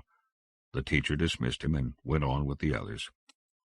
"The green wire is the main sounding electrode," the teacher said. "It's attached to a series of very fine wires in the man's head, like the ones you have, which were implanted at birth. Can anyone tell me how the recording is made?" The little girl with the dirty hands spoke up. "By tying knots in string." The teacher laughed, but the medico didn't. She had heard it all before. So had the teacher, of course, but that was why he was a teacher. He had the patience to deal with children, a rare quality now that there were so few of them. "No, that was just an analogy. Can you all say analogy?" "Analogy," they chorused. "Fine. What I told you is that the chains of FP&A are very much like strings with knots tied in them. If you make up a code with every millimeter and every knot having a meaning, you could write words in string by tying knots in it. That's what the machine does with the FP&A. Now, can anyone tell me what FP&A stands for?" "Ferrophotonucleic acid," said the girl who seemed to be the star pupil. "That's right, Lupus. It's a variant on DNA, and it can be knotted by magnetic fields and light, and made to go through chemical changes. What the medico is doing now is threading long strings of FP&A into the tiny tubes that are in the man's brain. When she's done, she'll switch on the machine, and the current will start tying knots. And what happens then?" "All his memories go into the memory cube," said Lupus. "That's right. But it's a little more complicated than that. You remember what I told you about a divided cipher? The kind that has two parts, neither of which is any good without the other? Imagine two of the strings, each with a lot of knots in it. Well, you try to read one of them with your decoder, and you find out that it doesn't make sense. That's because whoever wrote it used two strings, with knots tied in different places. They only make sense when you put them side by side and read them that way. That's how this decoder works, but the medico uses 25 strings. When they're all knotted the right way and put into the right openings in that cube over there, he pointed to the pink cube on the medico's bench, they'll contain all this man's memories and personality. In a way, he'll be in the cube, but he won't know it because he's going to be an African lion today. This excited the children, who would much rather be stalking the Kenya savannah than listening to how a multi-hollow was taken. When they quieted down, the teacher went on, using analogies that got more strained by the minute. When the strings are in... Class, pay attention. When they're in the cube, a current sets them in place. What we have then is a multi-hollow. Can anyone tell me why we can't just take a tape recording of what's going on in this man's brain and use that? One of the boys answered, for once. Because memory isn't... What's that word? Sequential? Yeah, that's it. His memories are stashed all over his brain, and there's no way to sort them out. So this recorder takes a picture of the whole thing at once, like a hologram. Does that mean you can cut the cube in half and have two people? No, but that's a good question. This isn't that sort of hologram. This is something like when you press your hand into clay, but in 4 dimensions. If you chip off a part of the clay after it's dried, you lose part of the information, right? Well, this is sort of like that. You can't see the imprint because it's too small, but everything the man ever did and saw and heard and thought will be in the cube. Would you move back a little? Asked the medico. The children in the mirror over Fingal's head shuffled back and became more than just heads with shoulders sticking out. The medico adjusted the last strand of FP&A suspended in Fingal's cortex to the close tolerances specified by the computer. I'd like to be a medico when I grow up, said one boy. I thought you wanted to go to college and study to be a scientist. Well, maybe, but my friend is teaching me to be a medico. It looks a lot easier. You should stay in school, Destry. I'm sure your parent will want you to make something of yourself. The medico fumed silently. She knew better than to speak up. Education was a serious business, and interference with the duties of a teacher carried a stiff fine. But she was obviously pleased when the class thanked her and went out the door, leaving dirty footprints behind them. She viciously flipped a switch, and Fingal found he could breathe and move the muscles in his head. Lousy, conceited college graduate, she said. What the hell's wrong with getting your hands dirty, I ask you? She wiped the blood from her hands onto her blue smock. Teachers are the worst, Fingal said. Ain't it the truth? Well, being a medico is nothing to be ashamed of. So I didn't go to college, so what? I can do my job, and I can see what I've done when I'm through. I always did like working with my hands. Did you know that being a medico used to be one of the most respected professions there was? Really? Fact. They had to go to college for years and years, and they made a hell of a lot of money, let me tell you. Fingal said nothing, thinking she must be exaggerating. What was so tough about medicine? Just a little mechanical sense and a steady hand, that was all you needed. Fingal did a lot of maintenance on his body himself, going to the shop only for major work, and a good thing at the prices they charged. It was not the sort of thing one discussed while lying helpless on the table, however. Okay, that's done. She pulled out the modules that contained the invisible FP&A and set them in the developing solution. She fastened Fingal's skull back on and tightened the recessed screws set into the bone. She turned his motor control back over to him while she sealed his scalp back into place. He stretched and yawned. He always grew sleepy in the medico's shop. He didn't know why. Will that be all for today, sir? We've got a special on blood changes, and since you'll just be lying there while you're out doppling in the park, you might as well— No, thanks. I had it changed a year ago. Didn't you read my history? She picked up the card and glanced at it. So you did. Fine. You can get up now, Mr. Fingal. She made a note on the card and set it down on the table. The door opened and a small face peered in. I left my stick, said the boy. He came in and started looking under things, to the annoyance of the medico. She attempted to ignore the boy as she took down the rest of the information she needed. "And are you going to experience this holiday now, or wait until your double has finished and play it back then?" "Huh? Oh, you mean, yes, I see. No, I'll go right into the animal. My psychiatrist advised me to come out here for my nerves, so it wouldn't do me much good to wait it out, would it?" "No, I suppose it wouldn't. So you'll be sleeping here while you dopple in the park. Hey!" She turned to confront the little boy who was poking his nose into things he should stay away from. She grabbed him and pulled him away. "You either find what you're looking for in 1 minute or you get out of here, you see?" He went back to his search, giggling behind his hand and looking for more interesting things to fool around with. The medico made a check on the card, glanced at the glowing numbers on her thumbnail, and discovered her shift was almost over. She connected the memory cube through a machine to a terminal in the back of Fingal's head. "You've never done this before, right? We do this to avoid blank spots, which can be confusing sometimes. The cube is almost set, but now I'll add the last 10 minutes to the record at the same time I put you to sleep. That way you'll experience no disorientation. You'll move through a dream state to full awareness of being in the body of a lion. Your body will be removed and taken to one of our slumber rooms while you're gone. There's nothing to worry about." Fingal wasn't worried, just tired and tense. He wished she would go on and do it and stop talking about it, and he wished the little boy would stop pounding a stick against the table leg. He wondered if his headache would be transferred to the lion. She turned him off. They hauled his body away and took his memory cube to the installation room. The medico chased the boy into the corridor and hosed down the recording room. Then she was off to a date she was already late for. The employees of Kenya Disneyland installed the cube into a metal box set into the skull of a full-grown African lioness.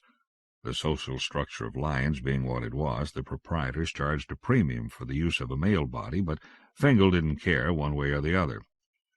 A short ride in an underground railroad with the sedated body of the Fingal lioness, and he was deposited beneath the blazing sun of the Kenya savannah. He awoke, sniffed the air, and felt better immediately. The Kenya Disneyland was a total environment buried 20 kilometers beneath Mare Moscoviense on the far side of Luna. It was roughly circular, with a radius of 200 kilometers. From the ground to the sky was 2 kilometers, except over the full-sized replica of Kilimanjaro, where it bulged to allow clouds to form in a realistic manner over the snowcap. The illusion was flawless. The curve of the ground was consistent with the curvature of the earth, so that the horizon was much more distant than anything Fingal was used to. The trees were real, and so were all the animals. At night, an astronomer would have needed a spectroscope to distinguish the stars from the real thing. Fingal certainly couldn't spot anything wrong, not that he wanted to. The colors were strange, but that was from the limitations of feline optics. Sounds were much more vivid, as were smells. If he'd thought about it, he would have realized the gravity was much too weak for Kenya, but he wasn't thinking. He'd come here to avoid that. It was hot and glorious. The dry grass made no sound as he walked over it on broad pads. He smelled antelope, wildebeest, and was that baboon? He felt pangs of hunger, but he really didn't want to hunt. But he found the lioness body starting on a stalk anyway. Fingal was in an odd position. He was in control of the lioness, but only more or less. He could guide her where he wanted to go, but he had no say at all over instinctive behaviors. He was as much a pawn to these as the lioness was. In one sense, he was the lioness. When he wished to raise a paw or turn around, he simply did it. The motor control was complete. It felt great to walk on all fours, and it came as easily as breathing. But the scent of the antelope went on a direct route from the nostrils to the lower brain, made a connection with the rumblings of hunger, and started him on the stalk. The guidebook said to surrender to it. Fighting it wouldn't do anyone any good and could frustrate you. If you were paying to be a lion, read the chapter on things to do. You might as well be one, not just wear the body and see the sights. Fingal wasn't sure he liked this as he came downwind of the antelope and crouched behind a withered clump of scrub. He pondered it while he sized up the dozen or so animals grazing just a few meters from him, picking out the small, the weak, and the young with a predator's eye. Maybe he should back out now and go on his way. These beautiful creatures were not harming him. The Fingal part of him wished mostly to admire them, not eat them. Before he quite knew what had happened, he was standing triumphant over the bloody body of a small antelope. The others were just dusty trails in the distance. It had been incredible. The lioness was fast, but might as well have been moving in slow motion compared to the antelope. Her only advantage lay in surprise, confusion, and quick, all-out attack. There had been the lifting of a head, ears had flicked toward the bush he was hiding in, and he had exploded. 10 seconds of furious exertion, and he bit down on a soft throat, felt the blood gush and the dying kicks of the hind legs under his paws. He was breathing hard, and the blood coursed through his veins. There was only one way to release the tension. He threw his head back and roared his bloodlust. He'd had it with lions at the end of the weekend. It wasn't worth it for the few minutes of exhilaration at the kill. It was a life of endless stalking, countless failures, then a pitiful struggle to get a few bites for yourself from the kill you had made. He found to his chagrin that his lioness was very low in the dominance order. When he got his kill back to the pride, he didn't know why he had dragged it back, but the lioness seemed to know, it was promptly stolen from him. She sat back helplessly and watched the dominant male take his share, followed by the rest of the pride. He was left with a dried haunch 4 hours later, and had to contest even that with vultures and hyenas. He saw what the premium payment was for. That male had it easy. But he had to admit that it had been worth it. He felt better. His psychist had been right. It did one good to leave the insatiable computers at his office for a weekend of simple living. There were no complicated choices to be made out here. If he was in doubt, he listened to his instincts. It was just that the next time he'd go as an elephant. He'd been watching them. All the other animals pretty much left them alone, and he could see why. To be a solitary bull, free to wander where he wished, with food as close as the nearest tree branch. He was still thinking about it when the collection crew came for him. He awoke with the vague feeling that something was wrong. He sat up in bed and looked around him. Nothing seemed to be out of place. There was no one in the room with him. He shook his head to clear it. It didn't do any good. There was still something wrong. He tried to remember how he had gotten there and laughed at himself. His own bedroom. What was so remarkable about that? But hadn't there been a vacation, a weekend trip? He remembered being a lion, eating raw antelope meat, being pushed around within the pride, fighting it out with the other females and losing and retiring to rumble to him, herself. Certainly he should have come back to human consciousness in the Disneyland medical section. He couldn't remember it. He reached for his phone, not knowing who he wished to call. His psychist, perhaps, or the Kenya office. "I'm sorry, Mr. Fingal," the phone told him. "This line is no longer available for outgoing calls. If you—" "Why not?" he asked, irritated and confused. "I paid my bill." "That is of no concern to this department, Mr. Fingal, and please do not interrupt. It's hard enough to reach you. I'm fading, but the message will be continued if you look to your right." The voice and the power hum behind it faded. The phone was dead. Fingal looked to his right and jerked in surprise. There was a hand, a woman's hand, writing on his wall. The hand faded out at the wrist. "Mene, mene," it wrote in thin letters of fire. Then the hand waved in irritation and erased that with its thumb. The wall was smudged with soot where the words had been. "You're projecting, Mr. Fingal," the hand wrote, quickly etching out the words with a manicured nail. "That's what you expected to see." The hand underlined the word "expected" 3 times. "Please cooperate.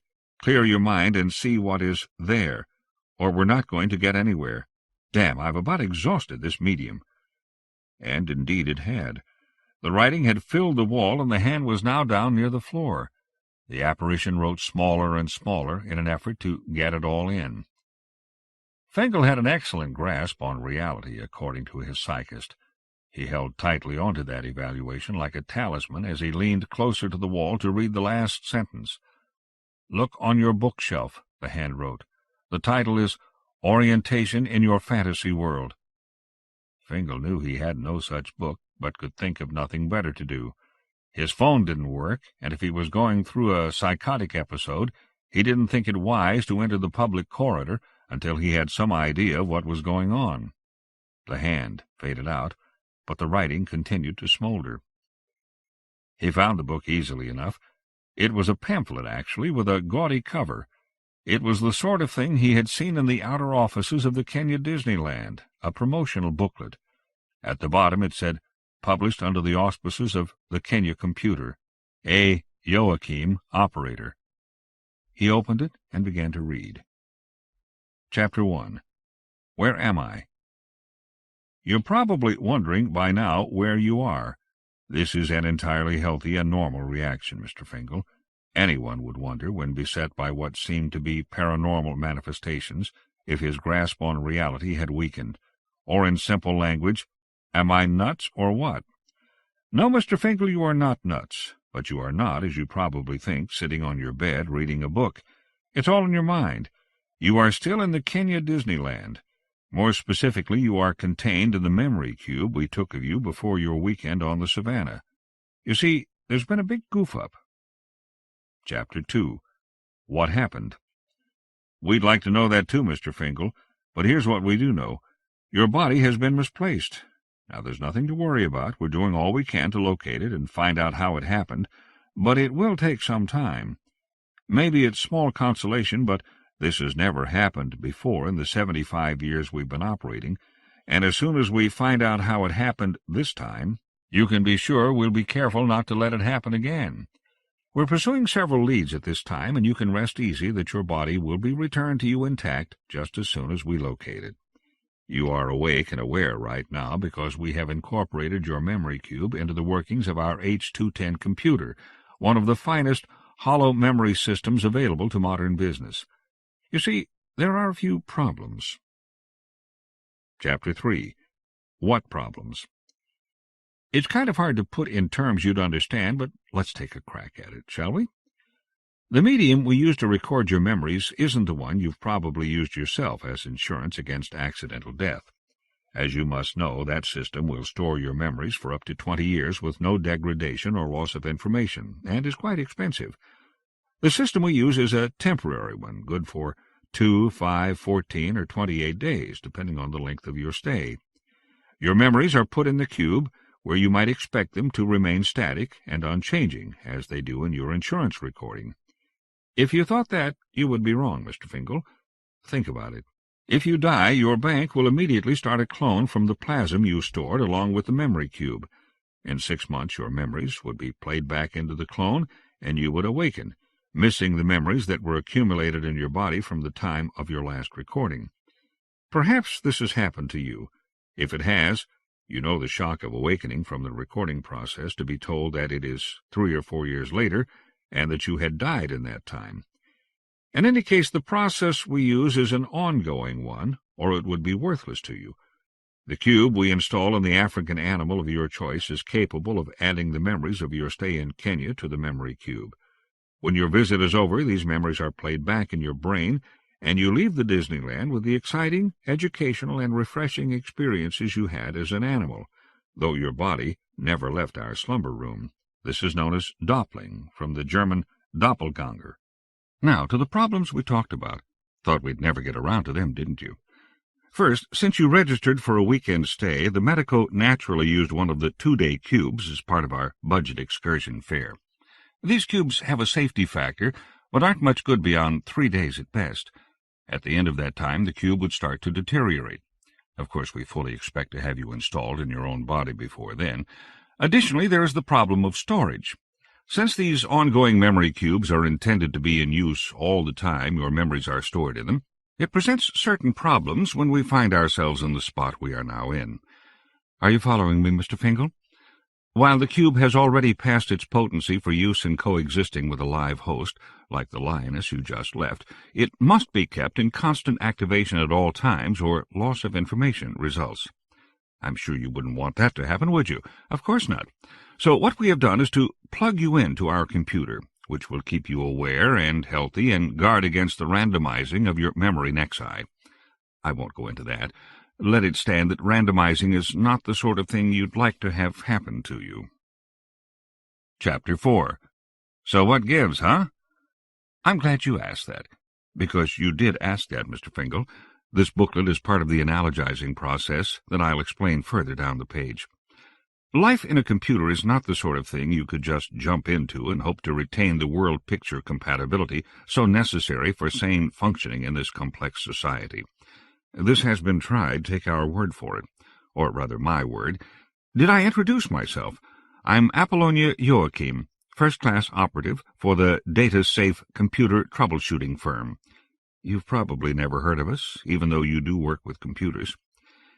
Since you can't just become aware in the baffling on-and-off world that passes for reality in a data system, your mind, in cooperation with an analogizing program I've given the computer, interprets things in ways that seem safe and comfortable to it. The world you see around you is a figment of your imagination. Of course, it looks real to you because it comes from the same part of the mind that you normally use to interpret reality. If we wanted to get philosophical about it, we could probably argue all day about what constitutes reality and why the one you are perceiving is any less real than the one you are used to. But let's not get into that, all right? The world will likely continue to function in ways you are accustomed for it to function. It won't be exactly the same. Nightmares, for instance. Mr. Fingal, I hope you aren't the nervous type, because your nightmares can come to life where you are. They'll seem quite real. You should avoid them if you can, because they can do you real harm. I'll say more about this later if I need to. For now, there's no need to worry. Chapter 5. What do I do now? I'd advise you to continue with your normal activities. Don't be alarmed at anything unusual. For one thing, I can only communicate with you by means of paranormal phenomena. You see, when a message from me is fed into the computer, it reaches you in a way your brain is not capable of dealing with. Naturally, your brain classifies this as an unusual event and fleshes the communication out in unusual fashion. Most of the weird things you see, if you stay calm and don't let your own fears out of the closet to persecute you, will be me. Otherwise, I anticipate that your world should look, feel, taste, sound, and smell pretty normal. I've talked to your psychist. He assures me that your world grasp is strong, so sit tight. We'll be working hard to get you out of there. Chapter 6. Help. Yes, we'll help you. This is a truly unfortunate thing to have happened, and of course we will refund all your money promptly. In addition, the lawyer for Kenya wants me to ask you if a lump sum settlement against all future damages is a topic worthy of discussion. You can think about it. There's no hurry. In the meantime, I'll find ways to answer your questions. It might become unwieldy the harder your mind struggles to normalize my communications into things you are familiar with. That is both your greatest strength, the ability of your mind to bend the computer world it doesn't wish to see into media you are familiar with, and my biggest handicap. Look for me in tea leaves, on billboards, on holovision, anywhere. It could be exciting if you get into it. Meanwhile, if you have received this message, you can talk to me by filling in the attached coupon and dropping it in the mail tube. Your reply will probably be waiting for you at the office. Good luck. Yes, I received your message, and am interested in the exciting opportunities in the field of computer living. Please send me, without cost or obligation, your exciting catalog telling me how I can move up to the big, wonderful world outside. Name, blank. Address, blank. ID, blank. Fingal fought the urge to pinch himself. If what this booklet said was true, and he might as well believe it, it would hurt, and he would not wake up. He pinched himself anyway. It hurt. If he understood this right, everything around him was the product of his imagination. Somewhere a woman was sitting at a computer input and talking to him in normal language, which came to his brain in the form of electron pulses it could not cope with, and so edited into forms he was conversant with. He was analogizing like mad. He wondered if he had caught it from the teacher, if analogies were contagious. What the hell's wrong with a simple voice from the air? He wondered aloud. He got no response, and was rather glad. He'd had enough mysteriousness for now, and on second thought a voice from the air would probably scare the pants off him. He decided his brain must know what it was doing. After all, the hand startled him, but he hadn't panicked. He could see it, and he trusted his visual sense more than he did voices from the air, a classical sign of insanity if ever there was one. He got up and went to the wall. The letters of fire were gone, but the black smudge of the erasure was still there. He sniffed it. Carbon. He fingered the rough paper of the pamphlet, tore off a corner, put it in his mouth, and chewed it. It tasted like paper. He sat down and filled out the coupon and tossed it to the mail tube. Fingal didn't get angry about it until he was at the office. He was an easy-going person, slow to boil, but he finally reached a point where he had to say something. Everything had been so normal he wanted to laugh. All his friends and acquaintances were there, doing exactly what he would have expected them to be doing. What amazed and bemused him was the number and variety of spear carriers, minor players in this internal soap opera. The extras that his mind had cooked up to people the crowded corridors, like the man he didn't know who had bumped into him on the tube to work, apologized and disappeared, presumably back into the bowels of his imagination. There was nothing he could do to vent his anger but test the whole absurd setup. There was doubt lingering in his mind that the whole morning had been a fugue, a temporary lapse into dreamland. Maybe he'd never gone to Kenya after all, and his mind was playing tricks on him. To get him there or keep him away? He didn't know, but he could worry about that if the test failed. He stood up at his desk terminal, which was in the third column of the 15th row of other identical desks, each with its diligent worker. He held up his hands and whistled. Everyone looked up. "I don't believe in you," he screeched. He picked up a stack of tapes on his desk and hurled them at Felicia Nahum at the desk next to his. Felicia was a good friend of his, and she registered the proper shock until the tapes hit her. Then she melted. He looked around the room and saw that everything had stopped like a freeze frame in a motion picture. He sat down and drummed his fingers on his desktop. His heart was pounding and his face was flushed. For an awful moment he had thought he was wrong. He began to calm down, glancing up every few seconds to be sure the world really had stopped. In 3 minutes he was in a cold sweat. What the hell had he proved? That this morning had been real, or that he really was crazy? It dawned on him that he would never be able to test the assumptions under which he lived. A line of print flashed across his terminal. "But when could you ever do so, Mr. Fingal?" "Miss Joachim?" he shouted, looking around him. "Where are you? I'm afraid." "You mustn't be," the terminal printed. "Calm yourself. You have a strong sense of reality, remember? Think about this. Even before today, how could you be sure the world you saw was not the result of catatonic delusions? Do you see what I mean? The question, what is reality, is in the end unanswerable. We all must accept at some point what we see and are told, and live by a set of untested and untestable assumptions. I ask you to accept the set I gave you this morning because, sitting here in the computer room where you cannot see me, my world picture tells me that they are the true set. On the other hand, you could believe that I'm deluding myself, that there's nothing in the pink cube I see, and that you're a spear carrier in my dream. Does that make you more comfortable?" "No," he mumbled, ashamed of himself. "I see what you mean. Even if I am crazy, it would be more comfortable to go along with it than to keep fighting it." "Perfect, Mr. Fingal. If you need further illustrations, you could imagine yourself locked in a straitjacket. Perhaps there are technicians laboring right now to correct your condition, and they are putting you through this psychodrama as a first step. Is that any more attractive?" "No, I guess it isn't. The point is that it's as reasonable an assumption as the set of facts I gave you this morning. But the main point is that you should behave the same whichever set is true. Do you see? To fight it in the one case will only cause you trouble, and in the other would impede the treatment. I realize I'm asking you to accept me on faith, and that's all I can give you." "I believe in you," he said. "Now can you start everything going again?" "I told you I'm not in control of your world. In fact, it's a considerable obstacle to me, seeing as I have to talk to you in these awkward ways. But things should get going on their own as soon as you let them. Look up." He did, and saw the normal hum and bustle of the office. Felicia was there at her desk as though nothing had happened. Nothing had. Yes, something had, after all. The tapes were scattered on the floor near his desk where they had fallen. They had unreeled in an unruly mess. He started to pick them up, then saw they weren't as messy as he had thought. They spelled out a message in coils of tape. "You're back on the track," it said. For 3 weeks Fingal was a very good boy. His co-workers, had they been real people, might have noticed a certain standoffishness in him, and his social life at home was drastically curtailed. Otherwise he behaved exactly as if everything around him were real. But his patience had limits. This had already dragged on for longer than he had expected.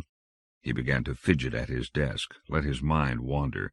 Feeding information into a computer can be frustrating, unrewarding, and eventually stultifying. He had been feeling it even before his trip to Kenya. It had been the cause of his trip to Kenya. He was 68 years old, with centuries ahead of him, and stuck in a ferromagnetic rut. Long life could be a mixed blessing when you felt boredom creeping up on you. What was getting to him was the growing disgust with his job. It was bad enough when he merely sat in a real office with 200 real people, shoveling slightly unreal data into a much less than real to his senses computer. How much worse now when he knew that the data he handled had no meaning to anyone but himself, was nothing but occupational therapy created by his mind, and a computer program to keep him busy while Joachim searched for his body. For the first time in his life he began punching some buttons for himself. Under slightly less stress he would have gone to see a psychist, the approved and perfectly normal thing to do. Here he knew he would only be talking to himself. He failed to perceive the advantages of such an idealized psychoanalytic process. He'd never really believed that a psychist did little more than listen in the first place. He began to change his own life when he became irritated with his boss. She pointed out to him that his error index was on the rise, and suggested that he shape up or begin looking for another source of employment.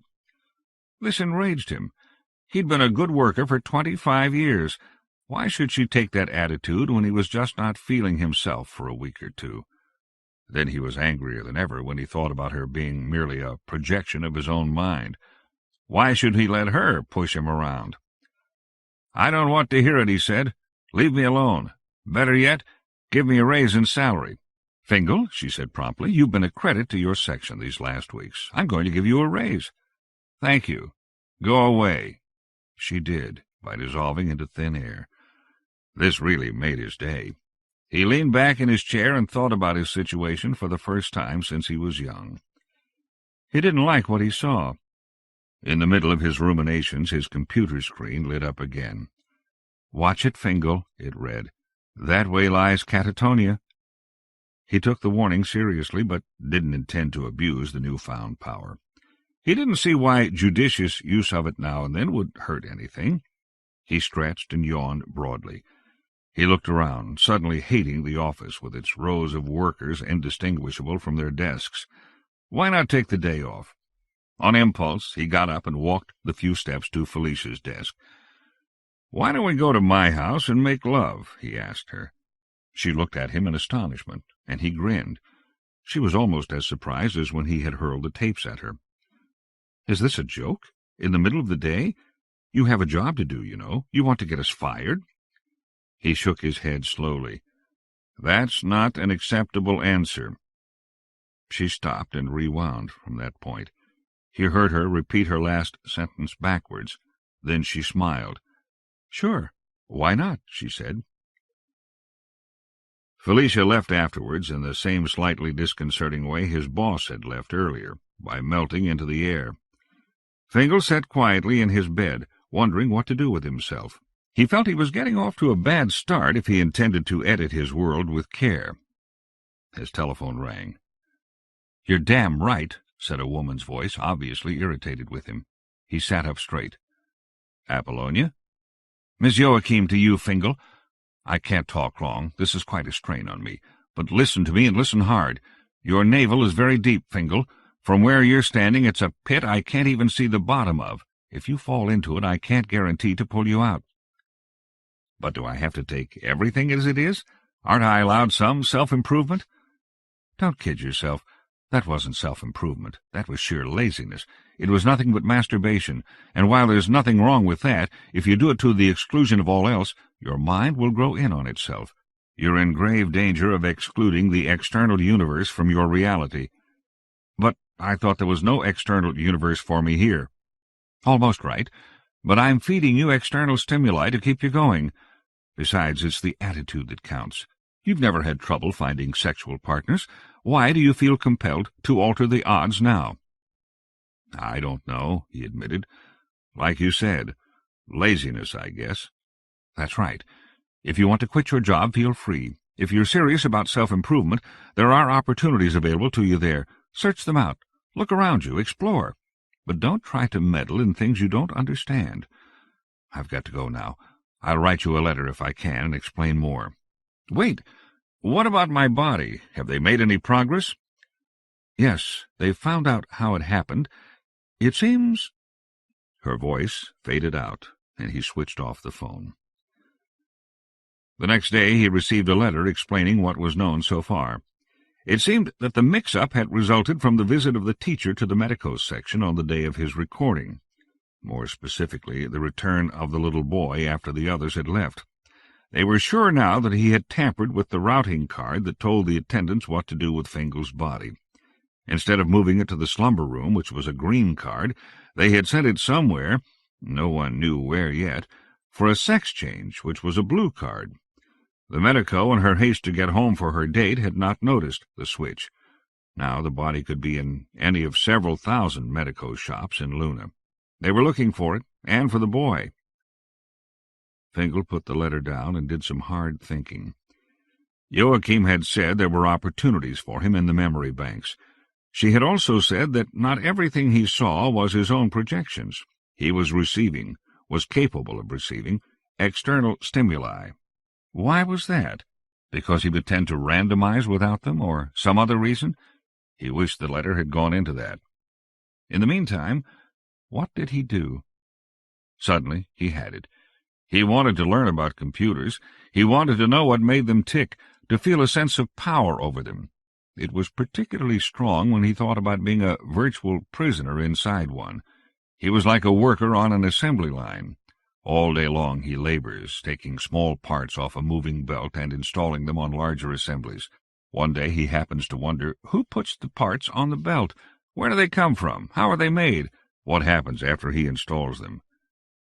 He wondered why he hadn't thought of it before. The admissions office of the Lunar People's Technical School was crowded. He was handed a form and told to fill it out. It looked bleak. The spaces for previous experience and aptitude scores were almost blank when he was through with them. All in all, not a very promising application. He went to the desk and handed the form to the man sitting at the terminal. The man fed it into the computer, which promptly decided Fingal had no talent for being a computer repair person. He started to turn away when his eye was caught by a large poster behind the man. It had been there on the wall when he came in, but he hadn't read it. Luna needs computer technicians. This means you, Mr. Fingal. Are you dissatisfied with your present employment? Do you feel you were cut out for better things? Then today may be your lucky day. You've come to the right place, and if you grasp this golden opportunity, you will find doors opening that were closed to you. Act, Mr. Fingal. This is the time. Who's to check up on you? Just take that stylus and fill in the application any old way you want. Be grandiose, be daring. The fix is in, and you're on your way to big money. The secretary saw nothing unusual in Fingal's coming to the desk a second time, and didn't even blink when the computer decided he was eligible for the accelerated course. It wasn't easy at first. He really did have little aptitude for electronics, but aptitude is a slippery thing. His personality matrix was as flexible now as it would ever be. A little effort at the right time would go a long way toward self-improvement. What he kept telling himself was that everything that made him what he was etched in that tiny cube wired into the computer, and if he was careful he could edit it. Not radically, Joachim told him in a long, helpful letter later in the week. That way led to complete disruption of the FP&A matrix and catatonia, which in this case would be distinguishable from death only to a hair splitter, He thought a lot about death as he dug into the books. He was in a strange position. The being known as Fingal would not die in any conceivable outcome of this adventure. For one thing, his body was going toward a sex change, and it was hard to imagine what could happen to it that would kill it. Whoever had custody of it now would be taking care of it just as well as the medicos in the slumber room would have. If Joachim was unsuccessful in her attempt to keep him aware and sane in the memory bank, he would merely awake and remember nothing from the time he fell asleep on the table. If, by some compounded unlikelihood, his body was allowed to die, he had an insurance recording safe in the vault of his bank. The recording was 3 years old. He would awaken in the newly grown clone body knowing nothing of the last 3 years, and would have a fantastic story to listen to as he was brought up to date. But none of that mattered to him. Humans are a time-binding species existing in an eternal now. The future flows through them and becomes the past, but it is always the present that counts. The Fingal of 3 years ago was not the Fingal in the memory bank. The simple fact about immortality by memory recording was that it was a poor solution. The three-dimensional cross-section that was the Fingal of now must always behave as if his life depended on his actions, for he would feel the pain of death if it happened to him. It was small consolation to a dying man to know that he would go on, several years younger and less wise. If Fingal lost out here, he would die, because with memory recording he was 3 people, the one who lived now, the one lost somewhere on Luna, and the one potential person in the bank vault. They were really no more than close relatives. Everyone knew this, but it was so much better than the alternative that few people rejected it. They tried not to think about it, and were generally successful. They had recordings made as often as they could afford them. They heaved a sigh of relief as they got onto the table to have another recording taken, knowing that another chunk of their lives was safe for all time. But they awaited the awakening nervously, dreading being told that it was now 20 years later because they had died sometime after the recording and had to start all over. A lot can happen in 20 years. The person in the new clone body might have to cope with a child he or she had never seen, a new spouse, or the shattering news that his or her employment was now the function of a machine. So Fingal took Joachim's warnings seriously. Death was death, and though he could cheat it, death still had the last laugh. Instead of taking your whole life from you, death now only claimed a percentage, but in many ways it was the most important percentage. He enrolled in classes. Whenever possible, he took the ones that were available over the phone lines, so he needn't stir from his room. He ordered his food and supplies by phone, and paid his bills by looking at them and willing them out of existence. It could have been intensely boring, or it could have been wildly interesting. After all, it was a dream world, and who doesn't think of retiring into fantasy from time to time?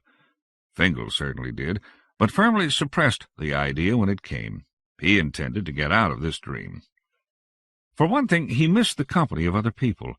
He waited for the weekly letters from Apollonia. She now allowed him to call her by her first name, with a consuming passion, and devoured every word. His file of such letters bulged. At lonely moments he would pull one out at random and read it again and again. On her advice, he left the apartment regularly and stirred around, more or less at random. During these outings he had wild adventures. Literally. Apollonia hurled the external stimuli at him during these times, and they could be anything, from the Mummy's Curse to Custer's Last Stand, with the original cast. It beat hell out of the movies. He would just walk down the public corridors and open a door at random. Behind it might be King Solomon's Mines or the Sultan's Harem. He endured them all stoically. He was unable to get any pleasure from sex. He knew it was a one-handed exercise, and it took all the excitement away. His only pleasure came in his studies. He read everything he could about computer science and came to stand at the head of his class. And as he learned, it began to occur to him to apply his knowledge to his own situation. He began seeing things around him that had been veiled before. Patterns. The reality was starting to seep through his illusions. Every so often he would look up and see the faintest shadow of the real world of electron flow and fluttering circuits he inhabited. It scared him at first. He asked Apollonia about it on one of his dream journeys, this time to Coney Island in the mid-20th century. He liked it there. He could lie on the sand and talk to the surf. Overhead, a skyrider's plane spelled out the answers to his questions. He studiously ignored the brontosaurus rampaging through the roller coaster off to his right. "What does it mean, O goddess of Transitoria, when I began to see circuit diagrams on the walls of my apartment? Overwork?" "It means the illusion is beginning to wear thin," the plane spelled out over the next half hour. "You're adapting to the reality you have been denying. It could be trouble, but we're hot on the trail of your body. We should have it soon and get you out of there." This had been too much for the plane. The sun was down now, the brontosaurus vanquished, and the plane out of gas. It spiraled into the ocean, and the crowds surged closer to the water to watch the rescue. Fingal got up and went back to the boardwalk. There was a huge billboard. He laced his fingers behind his back and read it. "Sorry for the delay. As I was saying, we're almost there. Give us another few months. One of our agents thinks he will be at the Wright Medico shop in about 1 week's time. From there it should go quickly. For now, avoid those places where you see the circuits showing through. They're no good for you. Take my word for it." Fingal avoided the circuits as long as he could. He finished his first courses in computer science and enrolled in the intermediate section. 6 months rolled by. His studies got easier and easier. His reading speed was increasing phenomenally. He found that it was more advantageous for him to see the library as composed of books instead of tapes. He could take a book from the shelf, flip through it rapidly, and know everything that was in it. He knew enough now to realize that he was acquiring a facility to interface directly with the stored knowledge in the computer, bypassing his senses entirely. The books he held in his hands were merely the sensual analogues of the proper terminals to touch. Apollonia was nervous about it, but let him go on. He breezed through the intermediate and graduated into the advanced classes. But he was surrounded by wires. Everywhere he turned, in the patterns of veins beneath the surface of a man's face, in a plate of French fries he ordered for lunch, in his palm prints, overlaying the apparent disorder of a head of blonde hair on the pillow beside him. The wires were analogues of analogues. There was little in a modern computer that consisted of wiring. Most of it was made of molecular circuits that were either embedded in a crystal lattice or photographically reproduced on a chip of silicon. Visually, they were hard to imagine, so his mind was making up these complex circuit diagrams that served the same purpose but could be experienced directly. One day he could resist it no longer. He was in the bathroom, on the traditional place for the pondering of the imponderable. His mind wandered, speculating on the necessity of moving his bowels, wondering if he might safely eliminate the need to eliminate. His toe idly traced out the pathways of a circuit board incorporated in the pattern of tiles on the floor. The toilet began to overflow, not with water but with coins. Bells were ringing happily. He jumped up and watched in bemusement as his bathroom filled with money. He became aware of a subtle alteration in the tone of the bells. They changed from the merry clang of jackpot to the tolling of a death knell. He hastily looked around for a manifestation. He knew that Apollonia would be angry. She was. Her hand appeared and began to write on the wall. This time the writing was in his blood. It dripped menacingly from the words. "What are you doing?" the hand wrote, and having writ, moved on. "I told you to leave the wires alone. Do you know what you've done? You may have wiped the financial records for Kenya. It could take months to straighten them out." "Well, what do I care?" he exploded. "What have they done for me lately? It's incredible that they haven't located my body by now. It's been a full year." The hand bunched up in a fist. Then it grabbed him around the throat and squeezed hard enough to make his eyes bulge out. It slowly relaxed. When Fingal could see straight, he backed warily away from it. The hand fidgeted nervously, drummed its fingers on the floor. It went to the wall again. "Sorry," it wrote. "I guess I'm getting tired. Hold on." He waited, more shaken than he remembered being since his odyssey began. There's nothing like a dose of pain, he reflected, to make you realize that it can happen to you. The wall with the words of blood slowly dissolved into a heavenly panorama. As he watched, clouds streamed by his vantage point, and mixed beautifully with golden rays of sunshine. He heard organ music from pipes the size of sequoias. He wanted to applaud. It was so overdone, and yet so convincing. In the center of the whirling mass of white mist, an angel faded in. She had wings and a halo, but lacked the traditional white robe. She was nude, and hair floated around her as if she were under water. She levitated to him, walking on the billowing clouds, and handed him 2 stone tablets. He tore his eyes away from the apparition and glanced down at the tablets. "Thou shalt not screw around with things thou dost not understand." "All right, I promise I won't," he told the angel. "Apollonia, is that you? Really, you, I mean?" "Read the commandments, Fingal. This is hard on me." He looked back at the tablets. "Thou shalt not meddle in the hardware systems of the Kenya Corporation, for Kenya shall not hold him indemnifiable who taketh freedoms with its property. Thou shalt not explore the limits of thy prison. Trust in the Kenya Corporation to extract thee. Thou shalt not program. Thou shalt not worry about the location of thy body, for it has been located. Help is on the way. The cavalry has arrived, and all is in hand. Thou shalt meet a tall, handsome stranger who will guide thee from thy current plight. Thou shalt stay tuned for further developments." He looked up and was happy to see that the angel was still there. "I won't, I promise. But where is my body, and why has it taken so long to find it? Can you—" "Know thou that appearing like this is a great taxation upon me, Mr. Fingal. I am undergoing strains the nature of which I have no time to reveal to thee. Hold thy horses, wait it out, and thou shalt soon see the light at the end of the tunnel." "Wait, don't go." She was already starting to fade out.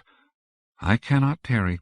But, Apollonia, this is charming, but why do you appear to me in these crazy ways? Why all the pomp and circumstance? What's wrong with letters?" She looked around her at the clouds, the sunbeams, the tablets in his hand, and at her body, as if seeing them for the first time. She threw her head back and laughed like a symphony orchestra. It was almost too beautiful for Fingal to bear. "Me?" she said, dropping the angelic bearing. "Me? I don't pick 'em, Fingal. I told you it's your head, and I'm just passing through." She arched her eyebrows at him. "And really, sir, I had no idea you felt this way about me. Is it puppy love?" And she was gone, except for the grin. The grin haunted him for days. He was disgusted with himself about it. He hated to see a metaphor overworked so.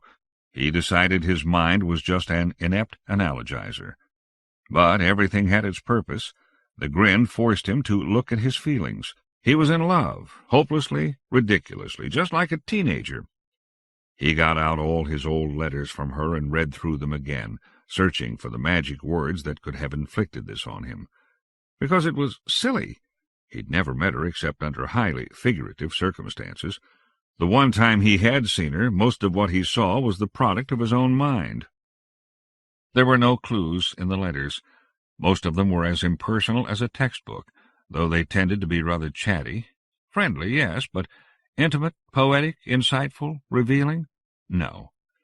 He failed utterly to put them together in any way that should add up to love, or even a teenage crush.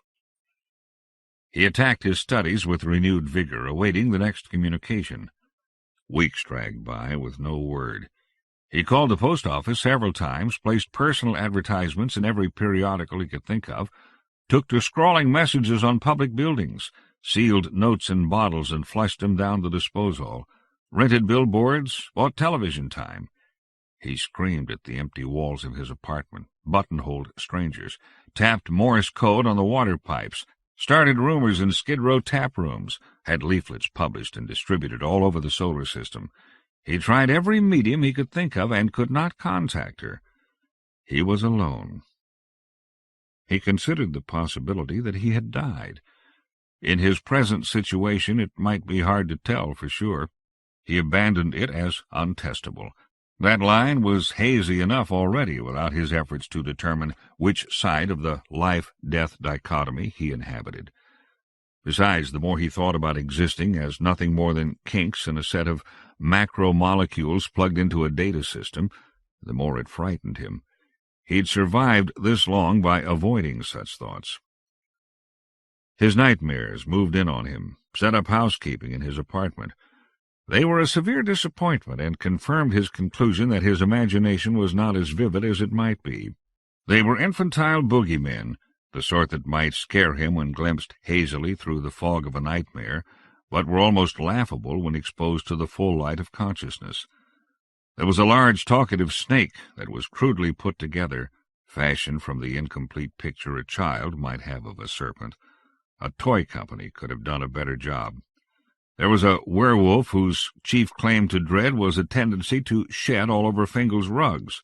There was a woman who consisted mainly of breasts and genitals, left over from his adolescence, he suspected. He groaned in embarrassment every time he looked at her. If he had ever been that infantile, he would rather have left the dirty traces of it buried forever. He kept booting them into the corridor, but they drifted in at night like poor relations. They talked incessantly and always about him. The things they knew, they seemed to have a very low opinion of him. The snake often expressed the opinion that Fingal would never amount to anything because he had so docilely accepted the results of the aptitude tests he took as a child. That hurt, but the best salve for the wound was further study. Finally, a letter came. He winced as soon as he got it open. The salutation was enough to tell him he wasn't going to like it. Dear Mr. Fingal, I won't apologize for the delay this time. It seems that most of my manifestations have included an apology, and I feel I deserved a rest this time. I can't always be on call. I have a life of my own. I understand that you have behaved in an exemplary manner since I last talked with you. You have ignored the inner workings of the computer just as I told you to do. I haven't been completely frank with you, and I will explain my reasons. The hookup between you and the computer is, and always has been, two-way. Our greatest fear at this end had been that you would begin interfering with the workings of the computer, to the great discomfort of everyone, or that you would go mad and run amok, perhaps wrecking the entire data system. We installed you in the computer as a humane necessity because you would have died if we had not done so, though it would have cost you only 2 days of memories. But Kenya is in the business of selling memories and holds them to be a sacred trust. It was a mix-up on the part of the Kenya Corporation that got you here in the first place, so we decided we should do everything we could for you. But it was at great hazard to our operations at this end. Once, about 6 months ago, you got tangled in the weather control sector of the computer and set off a storm over Kilimanjaro that is still not fully under control. Several animals were lost. I have had to fight the board of directors to keep you online, and several times the program was almost terminated. You know what that means. Now, I've leveled with you. I wanted to from the start, but the people who own things around here were worried that you might start fooling around out of a spirit of vindictiveness if you knew these facts, so they were kept from you. You could still do a great deal of damage before we could shut you off. I'm laying it on the line now, with directors chewing their nails over my shoulder. Please stay out of trouble. On to the other matter. I was afraid from the outset that what has happened might happen. For over a year I've been your only contact with the world outside. I've been the only other person in your universe. I would have to be an extremely cold, hateful, awful person, which I am not, for you not to feel affection for me under those circumstances. You are suffering from intense sensory deprivation, and it's well known that someone in that state becomes pliable, suggestible, and lonely. You've attached your feelings to me as the only thing around worth caring for. I've tried to avoid intimacy with you for that reason, to keep things firmly on a last-name basis. But I relented during one of your periods of despair, and you read into my letters some things that were not there. Remember, even in the printed medium, it is your mind that controls what you see. Your censor has let through what it wanted to see, and maybe even added some things of its own. I'm at your mercy. For all I know, you may be reading this letter as a passionate affirmation of love. I've added every reinforcement I know of to make sure the message comes through on a priority channel and is not garbled. I'm sorry to hear that you love me. I do not, repeat, not love you in return. You'll understand why, at least in part, when we get you out of there. "It will never work, Mr. Fingal. Give it up. Apollonia Joachim." Fingal graduated first in his class. He had finished the required courses for his degree during the last long week after his letter from Apollonia. It was a bitter victory for him, marching up to the stage to accept the sheepskin, but he clutched it to him fiercely. At least he had made the most of his situation. At least he had not meekly let the wheels of the machine chew him up like a good worker. He reached out to grasp the hand of the college president and saw it transformed. He looked up and saw the bearded, robed figure flow and writhe and become a tall, uniformed woman. With a surge of joy, he knew who it was. Then the joy became ashes in his mouth, which he hurriedly spit out. "I always knew you'd choke on a figure of speech," she said, laughing tiredly. "You're here," he said. He could not quite believe it. He stared dully at her, grasping her hand and the diploma with equal tenacity.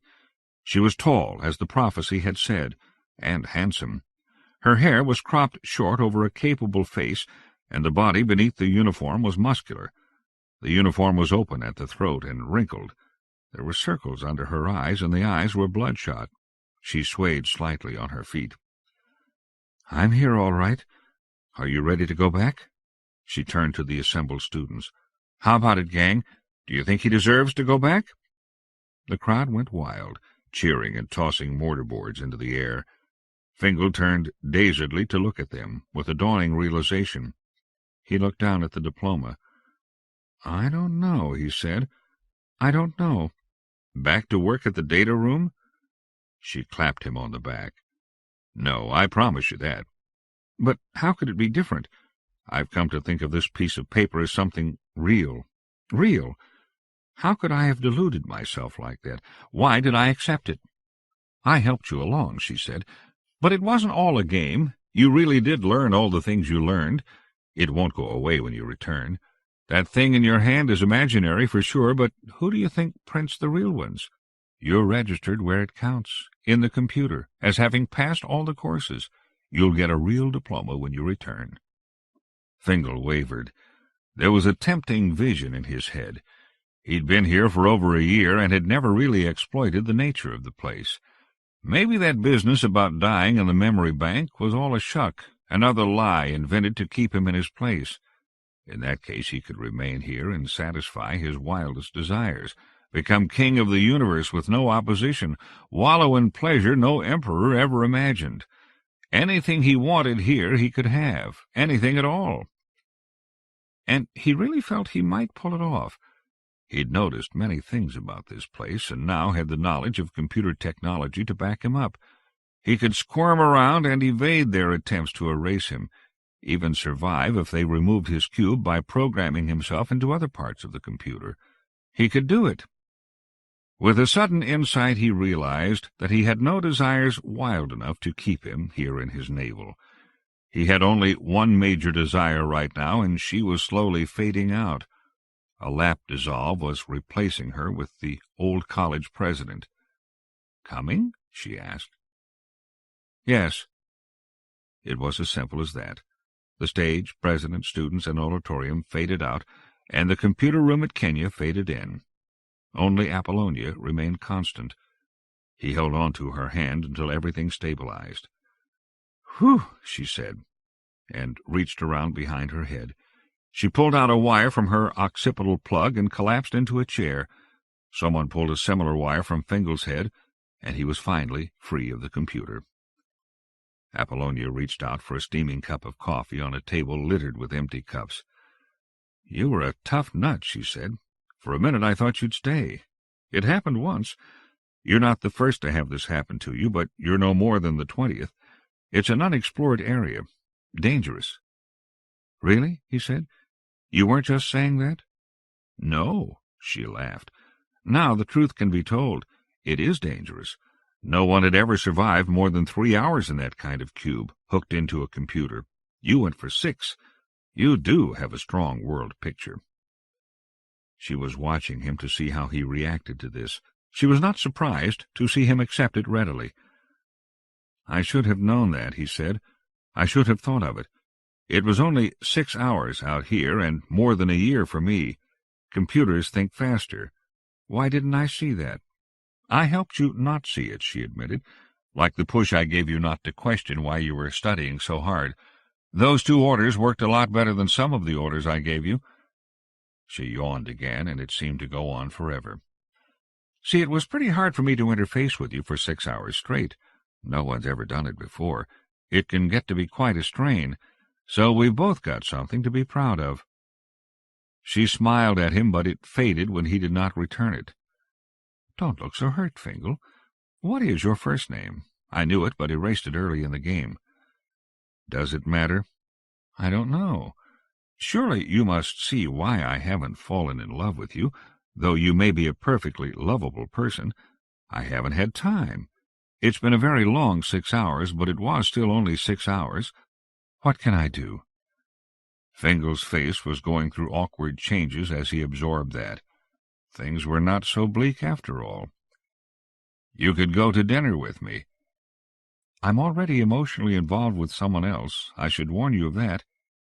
You could still go to dinner. You haven't been exposed to my new determination. I'm going to really make a case. She laughed warmly and got up. She took his hand. You know, it's possible that you might succeed. Just don't put wings on me again, all right? You'll never get anywhere like that. I promise. I'm through with visions. For the rest of my life. Introduction to In the Hall of the Martian Kings. I sold 6 stories over the next year. Not enough to support myself and my family, but enough to make life a bit easier. But it was becoming clear that I was unlikely to make a living just selling short stories. I worked fast in those days, but never turned out more than 2 in any given month, and usually only 1.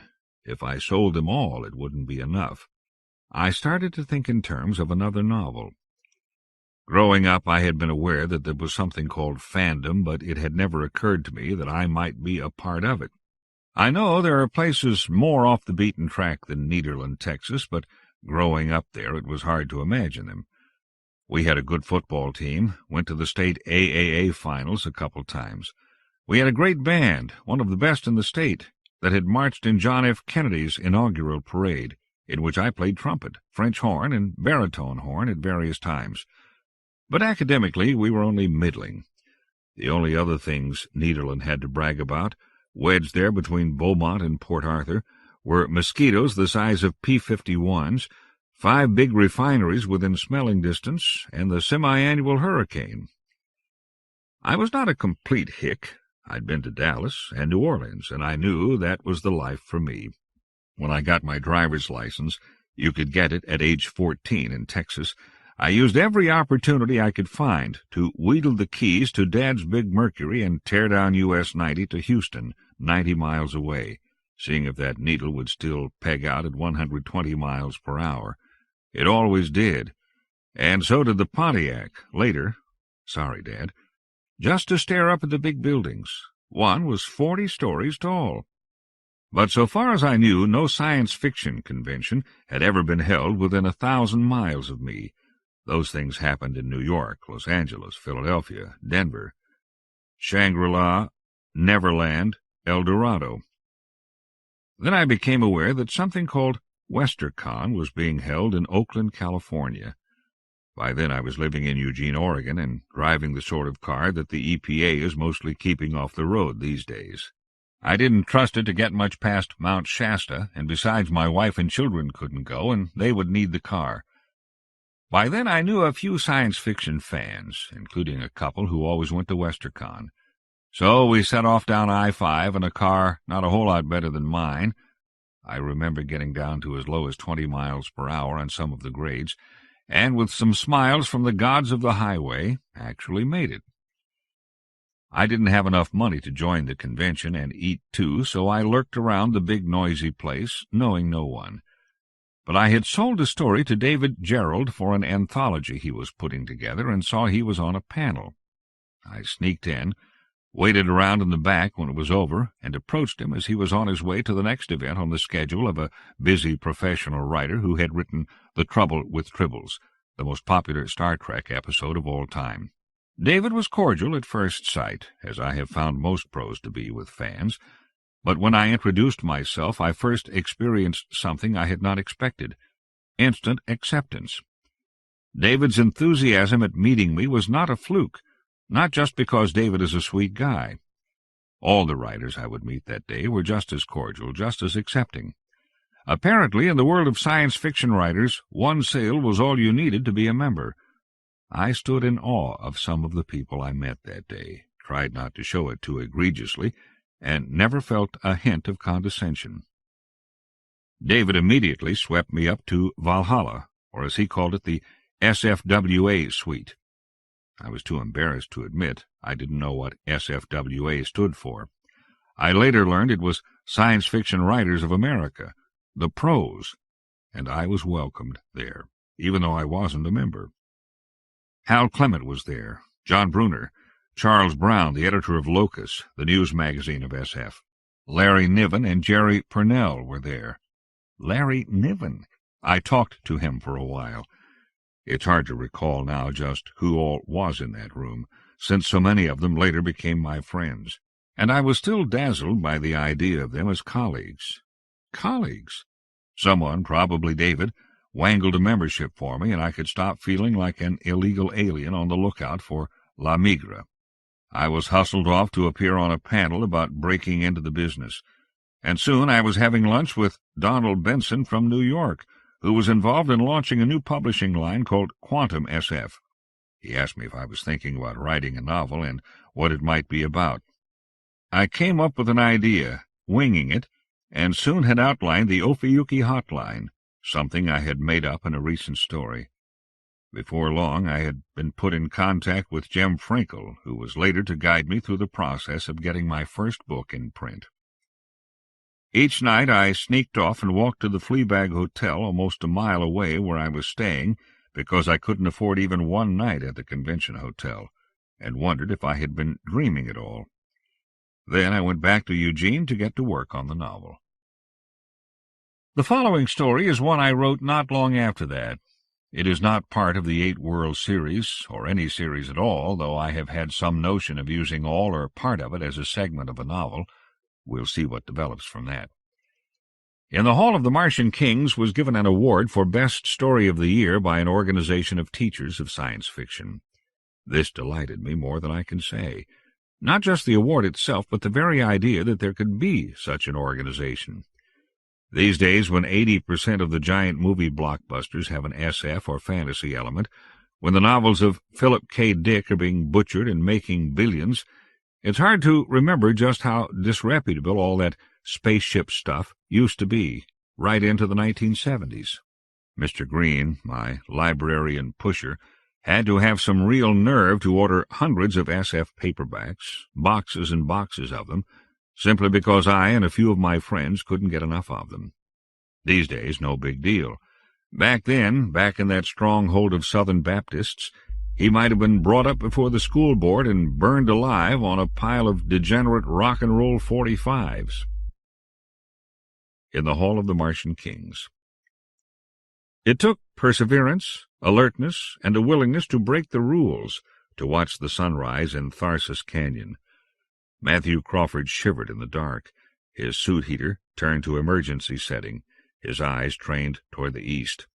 He knew he had to be watchful. Yesterday he had missed it entirely, snatched away from it by a long, unavoidable yawn. His jaw muscles stretched, but he controlled this yawn and kept his eyes firmly open. And there it was. Like the lights in a theater after the show is over, just a quick brightening, a splash of localized bluish purple over the canyon rim, and he was surrounded by footlights.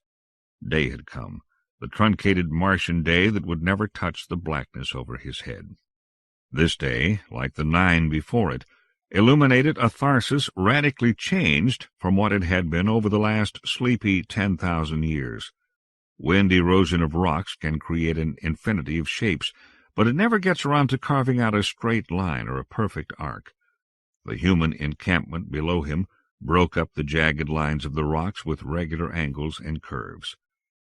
The camp was anything but orderly.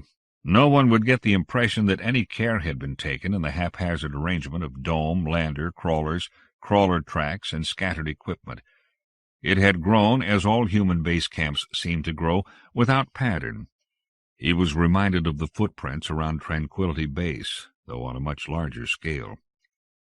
Tharsis Base sat on a wide ledge about halfway up from the uneven bottom of the Tharsis arm of the Great Rift Valley. The site had been chosen because it was a smooth area, allowing easy access up a gentle slope to the flat plains of the Tharsis Plateau, while at the same time only a kilometer from the valley floor. No one could agree which area was most worthy of study, plains or canyon, so this site had been chosen as a compromise. What it meant was that the exploring parties had to either climb up or go down, because there wasn't a damn thing worth seeing near the camp. Even the exposed layering and its archaeological records could not be seen without a half-kilometer crawler ride up to the point where Crawford had climbed to watch the sunrise. He examined the dome as he walked back to camp. There was a figure hazily visible through the plastic. At this distance, he would have been unable to tell who it was if it weren't for the black face. He saw her step up to the dome wall and wipe a clear circle to look through. She spotted his bright red suit and pointed at him. She was suited except for her helmet, which contained her radio. He knew he was in trouble. He saw her turn away and bend to the ground to pick up her helmet, so she could tell him what she thought of people who disobeyed her orders, when the dome shuddered like a jellyfish. An alarm started in his helmet, flat and strangely soothing, coming from the tiny speaker. He stood there for a moment as a perfect smoke ring of dust billowed up around the rim of the dome. Then he was running. He watched the disaster unfold before his eyes, silent except for the rhythmic beat of the alarm bell in his ears. The dome was dancing and straining, trying to fly. The floor heaved up in the center, throwing the black woman to her knees. In another second the interior was a whirling snowstorm. He skidded on the sand and fell forward, got up in time to see the fiberglass ropes on the side nearest him snap free from the steel spikes, anchoring the dome to the rock. The dome now looked like some fantastic Christmas ornament, filled with snowflakes and the flashing red and blue lights of the emergency alarms. The top of the dome heaved over away from him, and the floor raised itself high in the air, held down only by the unbroken anchors on the side farthest from him. There was a gush of snow and dust. Then the floor settled slowly back to the ground. There was no motion now but the leisurely folding of the depressurized dome roof as it settled over the structures inside. The crawler skidded to a stop, nearly rolling over beside the deflated dome. Two pressure-suited figures got out. They started for the dome, hesitantly in fits and starts. One grabbed the other's arm and pointed to the lander. The two of them changed course and scrambled up the rope ladder hanging over the side. Crawford was the only one to look up when the lock started cycling. The two people almost tumbled over each other coming out of the lock. They wanted to do something, and quickly, but didn't know what. In the end, they just stood there, silently twisting their hands and looking at the floor. One of them took off her helmet. She was a large woman, in her 30s, with red hair shorn off close to the scalp. "Matt, we got here as—" She stopped, realizing how obvious it was. "How's Lou?" "Lou's not going to make it." He gestured to the bunk where a heavy-set man lay breathing raggedly into a clear plastic mask. He was on pure oxygen. There was blood seeping from his ears and nose. "Brain damage?" Crawford nodded. He looked around at the other occupants of the room. There was the surface mission commander, Mary Lang, the black woman he had seen inside the dome just before the blowout. She was sitting on the edge of Lou Prager's cot, her head cradled in her hands. In a way, she was a more shocking sight than Lou. No one who knew her would have thought she could be brought to this limp state of apathy. She had not moved for the last hour. Sitting on the floor, huddled in a blanket, was Martin Ralston, the chemist. His shirt was bloody, and there was dried blood all over his face and hands from the nosebleed he'd only recently gotten under control. But his eyes were alert. He shivered, looking from Lang, his titular leader, to Crawford, the only one who seemed calm enough to deal with anything. He was a follower, reliable but unimaginative. Crawford looked back to the newest arrivals. They were Lucy Stone McKillian, the red-headed ecologist, and Song-Soo Lee, the exobiologist. They still stood numbly by the airlock, unable as yet to come to grips with the fact of 15 dead men and women beneath the dome outside. "What do they say on the burrows?" McKillian asked, tossing her helmet on the floor and squatting tiredly against the wall. The lander was not the most comfortable place to hold a meeting. All the couches were mounted horizontally, since their purpose was cushioning the acceleration of landing and takeoff. With the ship sitting on its tail, this made 90% of the space in the lander useless. They were all gathered on the circular bulkhead at the rear of the life system, just forward of the fuel tank. "We're waiting for a reply," Crawford said, "but I can sum up what they're going to say. Not good. Unless one of you two has some experience in Mars lander handling that you've been concealing from us." Neither of them bothered to answer that. The radio in the nose sputtered, then clanged for their attention. Crawford looked over at Lang, who made no move to go answer it. He stood and swarmed up the ladder to sit in the co-pilot's chair. He switched on the receiver. "Commander Lang?" "No, this is Crawford again. Commander Lang is indisposed. She's busy with Lou, trying to do something." "That's no use. The doctor says it's a miracle he's still breathing. If he wakes up at all, he won't be anything like you knew him. The telemetry shows nothing like the normal brainwave. Now I've got to talk to Commander Lang. Have her come up." The voice of Mission Commander Weinstein was accustomed to command and about as emotional as a weather report. "Sir, I'll ask her, but I don't think she'll come. This is still her operation, you know." He didn't give Weinstein time to reply to that. Weinstein had been trapped by his own seniority into commanding the Edgar Rice Burroughs, the orbital ship that got them to Mars and had been intended to get them back. Command of the Podkane, the disposable lander that would make the lion's share of the headlines, had gone to Lang. There was little friendship between the two, especially when Weinstein fell to brooding about the very real financial benefits Lang stood to reap by being the first woman on Mars, rather than the lowly mission commander. He saw himself as another Michael Collins. Crawford called down to Lang, who raised her head enough to mumble something. "What'd she say?"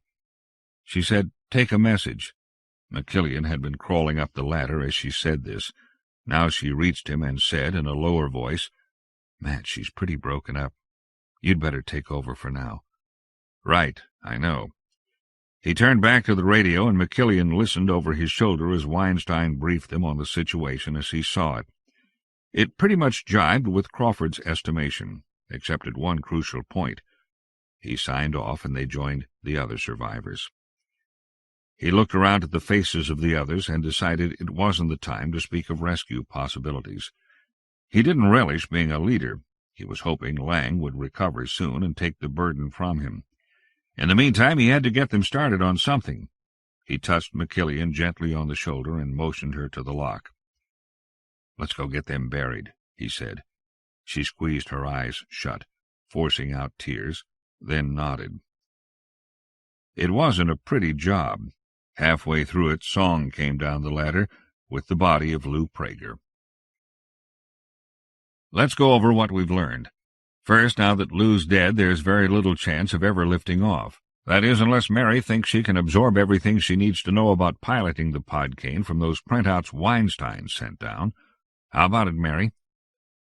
Mary Lang was lying sideways across the improvised cot that had recently held the Podkane pilot, Lou Prager.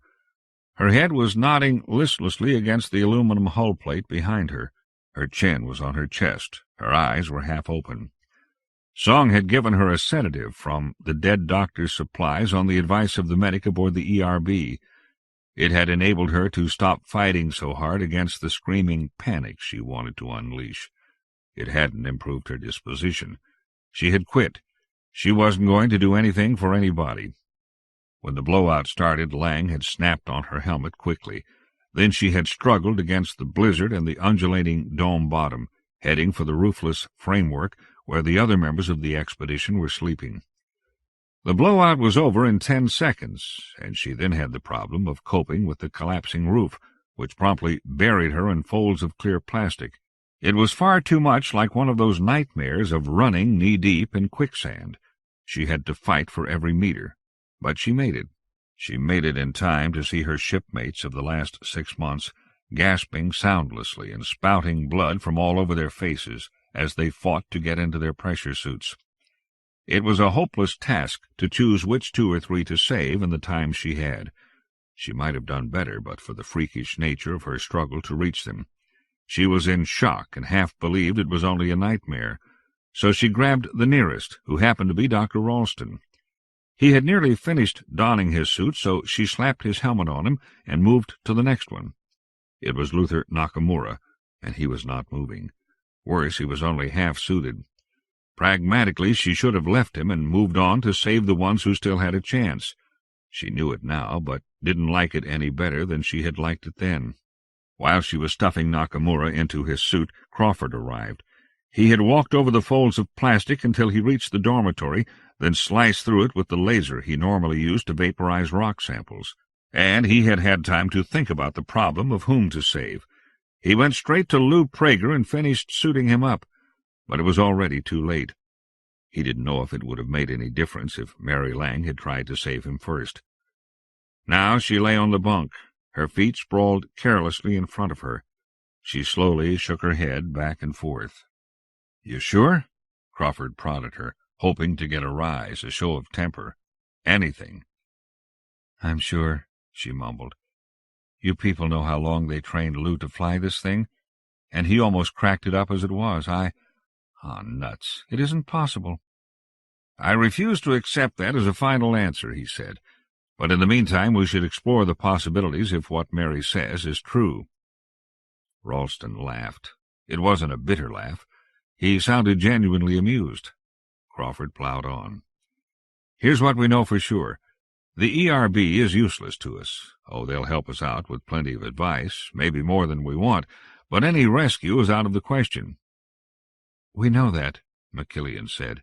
She was tired and sick from the sight of the faces of her dead friends. "What's the use of all this talk?" "Wait a moment," Song broke in. "Why can't they— they have plenty of time, don't they?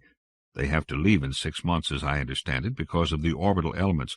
But in that time, don't you know anything about spaceships?" McKillian shouted. Song went on, unperturbed. "I do know enough to know the Edgar is not equipped for an atmosphere entry. My idea was not to bring down the whole ship, but only what's aboard the ship that we need, which is a pilot. Might that be possible?" Crawford ran his hands through his hair, wondering what to say.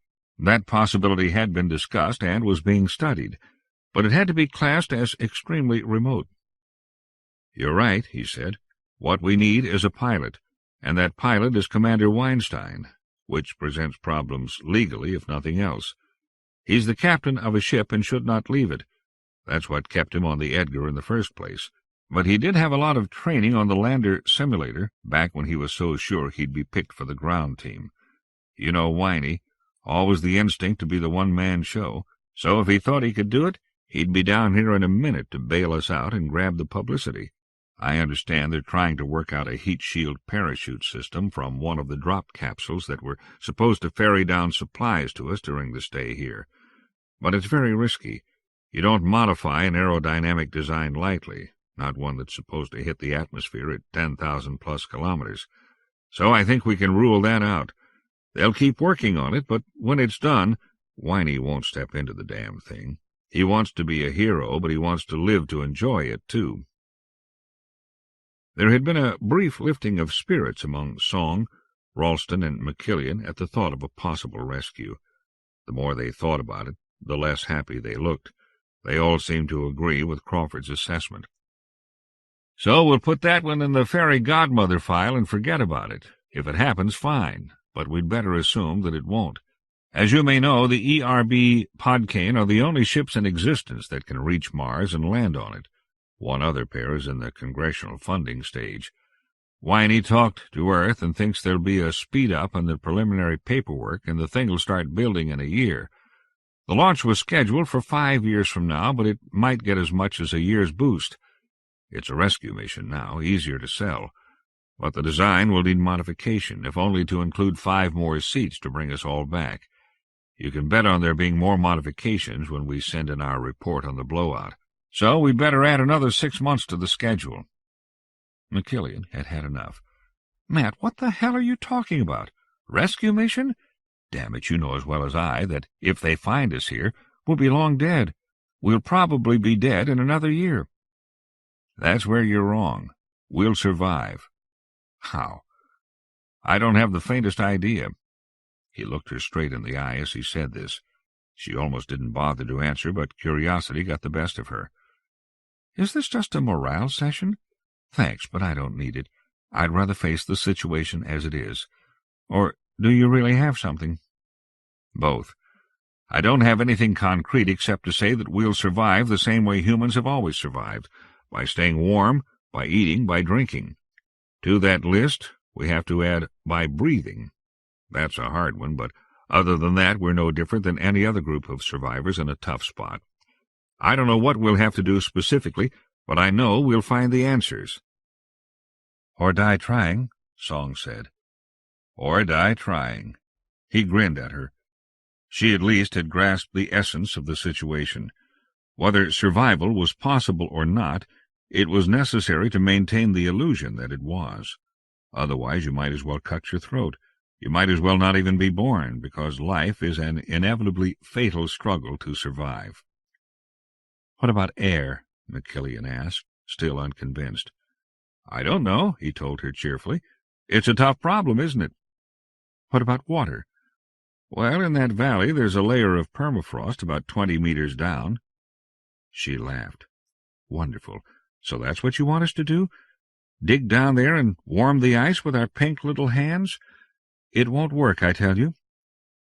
Crawford waited until she had run through a long list of reasons why they were doomed. Most of them made a great deal of sense. When she was through, he spoke softly. Lucy, listen to yourself. You're arguing on the side of death. Do you want to die? Are you so determined that you won't listen to someone who says you can live? She was quiet for a long time, then shuffled her feet awkwardly. She glanced at him, then at Song and Ralston. They were waiting, and she had to blush and smile slowly at them. You're right. What do we do first? Just what we were doing, taking stock of our situation.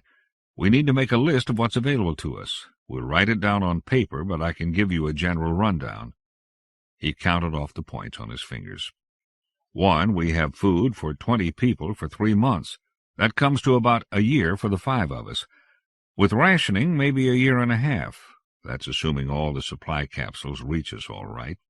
In addition, the Edgar is going to clean the pantry to the bone, give us everything they can possibly spare, and send it to us in 3 spare capsules. That might come to 2 years or even 3. 2, we have enough water to last us forever if the recyclers keep going. That'll be a problem because our reactor will run out of power in 2 years. We'll need another power source and maybe another water source. The oxygen problem is about the same. 2 years at the outside. We'll have to find a way to conserve it a lot more than we're doing. Offhand, I don't know how. Song, do you have any ideas? She looked thoughtful, which produced 2 vertical punctuation marks between her slanted eyes. Possibly a culture of plants from the Edgar. If we could rig some way to grow plants in Martian sunlight and not have them killed by the ultraviolet... McKillian looked horrified, as any good ecologist would. What about contamination? She asked. What do you think that sterilization was before we landed? Do you want to louse up the entire ecological balance of Mars? No one would ever be sure if samples in the future were real Martian plants or mutated Earth stock. What ecological balance? Song shot back. You know as well as I do that this trip has been nearly a zero. A few anaerobic bacteria, a patch of lichen, both barely distinguishable from Earth forms. That's just what I mean. You import Earth forms now, and we'll never tell the difference. But it could be done, right? With the proper shielding so the plants won't be wiped out before they ever sprout, we could have a hydroponics plant functioning. Oh, yes, it could be done. I can see 3 or 4 dodges right now. But you're not addressing the main question, which is— Hold it, Crawford said. I just wanted to know if you had any ideas. He was secretly pleased at the argument. It got them both thinking along the right lines, moved them from the deadly apathy they must guard against. I think this discussion has served its purpose, which was to convince everyone here that survival is possible. He glanced uneasily at Lang, still nodding, her eyes glassy as she saw her teammates die before her eyes. "I just want to point out that instead of an expedition, we are now a colony, not in the usual sense of planning to stay here forever, but all our planning will have to be geared to that fiction. What we're faced with is not a simple matter of stretching supplies until rescue comes. Stopgap measures are not likely to do us much good. The answers that will save us are the long-term ones, the sort of answers a colony would be looking for. About 2 years from now, we're going to have to be in a position to survive with some sort of lifestyle that could support us forever. We'll have to fit into this environment where we can, and adapt it to us where we can't. For that, we're better off than most of the colonists of the past, at least for the short term. We have a large supply of everything a colony needs: food, water, tools, raw materials, energy, brains, and women. Without these things, no colony has much of a chance. All we lack is a regular resupply from the home country, but a really good group of colonists can get along without that. What do you say? Are you all with me?" Something had caused Mary Lang's eyes to look up. It was a reflex by now, a survival reflex conditioned by a lifetime of fighting her way to the top. It took root in her again and pulled her erect on the bed, then to her feet. She fought off the effects of the drug and stood there, eyes bleary but aware.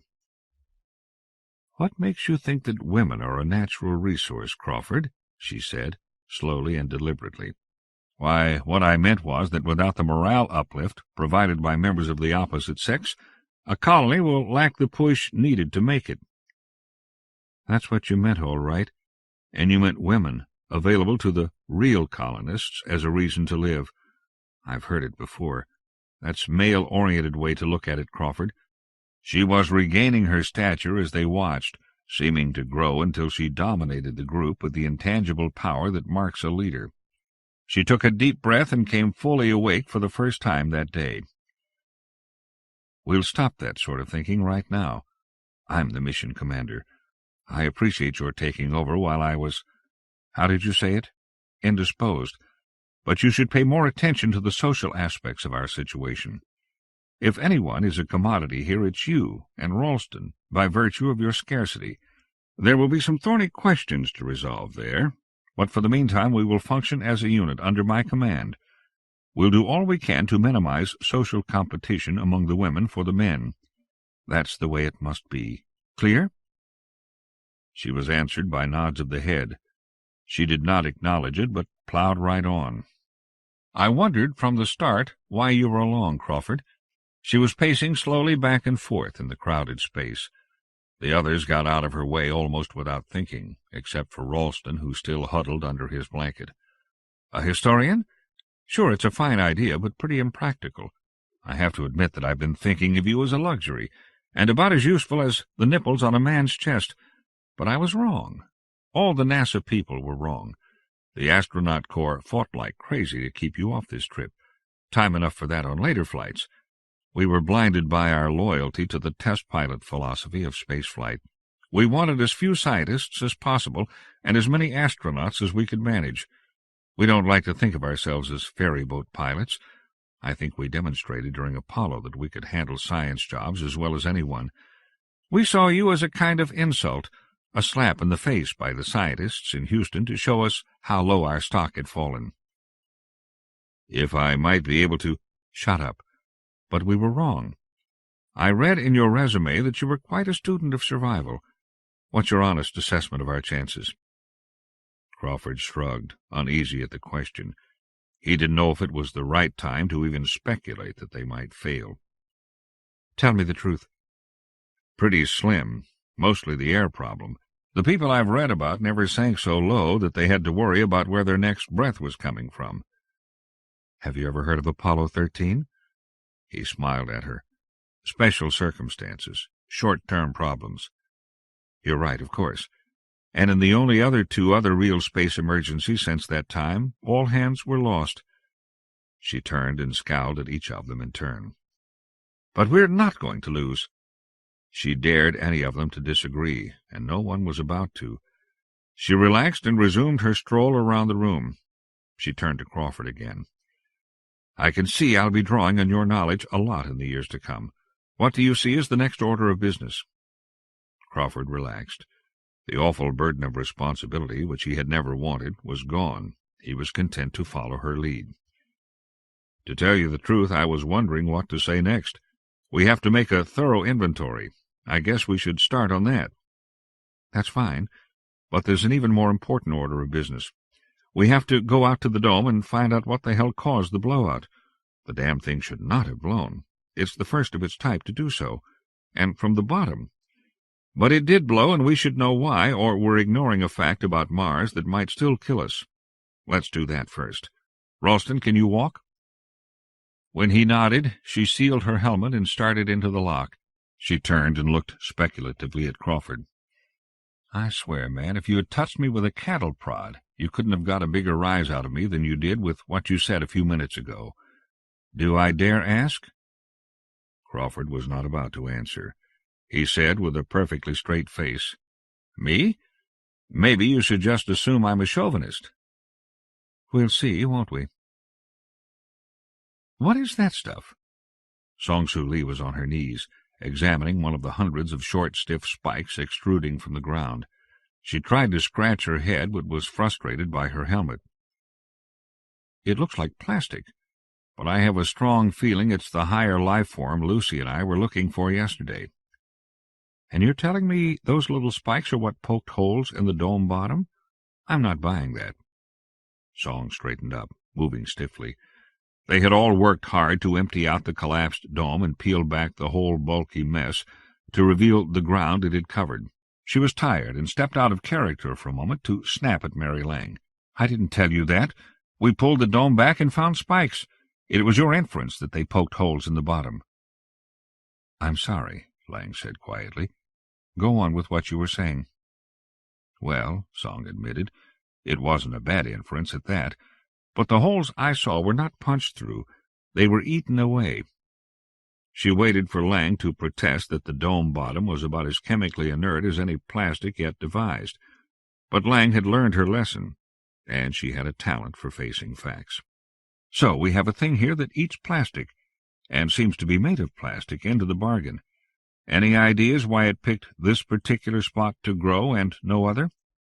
"I have an idea on that," McKillian said. "I've had it in mind to do some studies around the dome to see if the altered moisture content we've been creating here had any effect on the spores in the soil. See, we've been here 9 days, spouting out water vapor, carbon dioxide, and quite a bit of oxygen.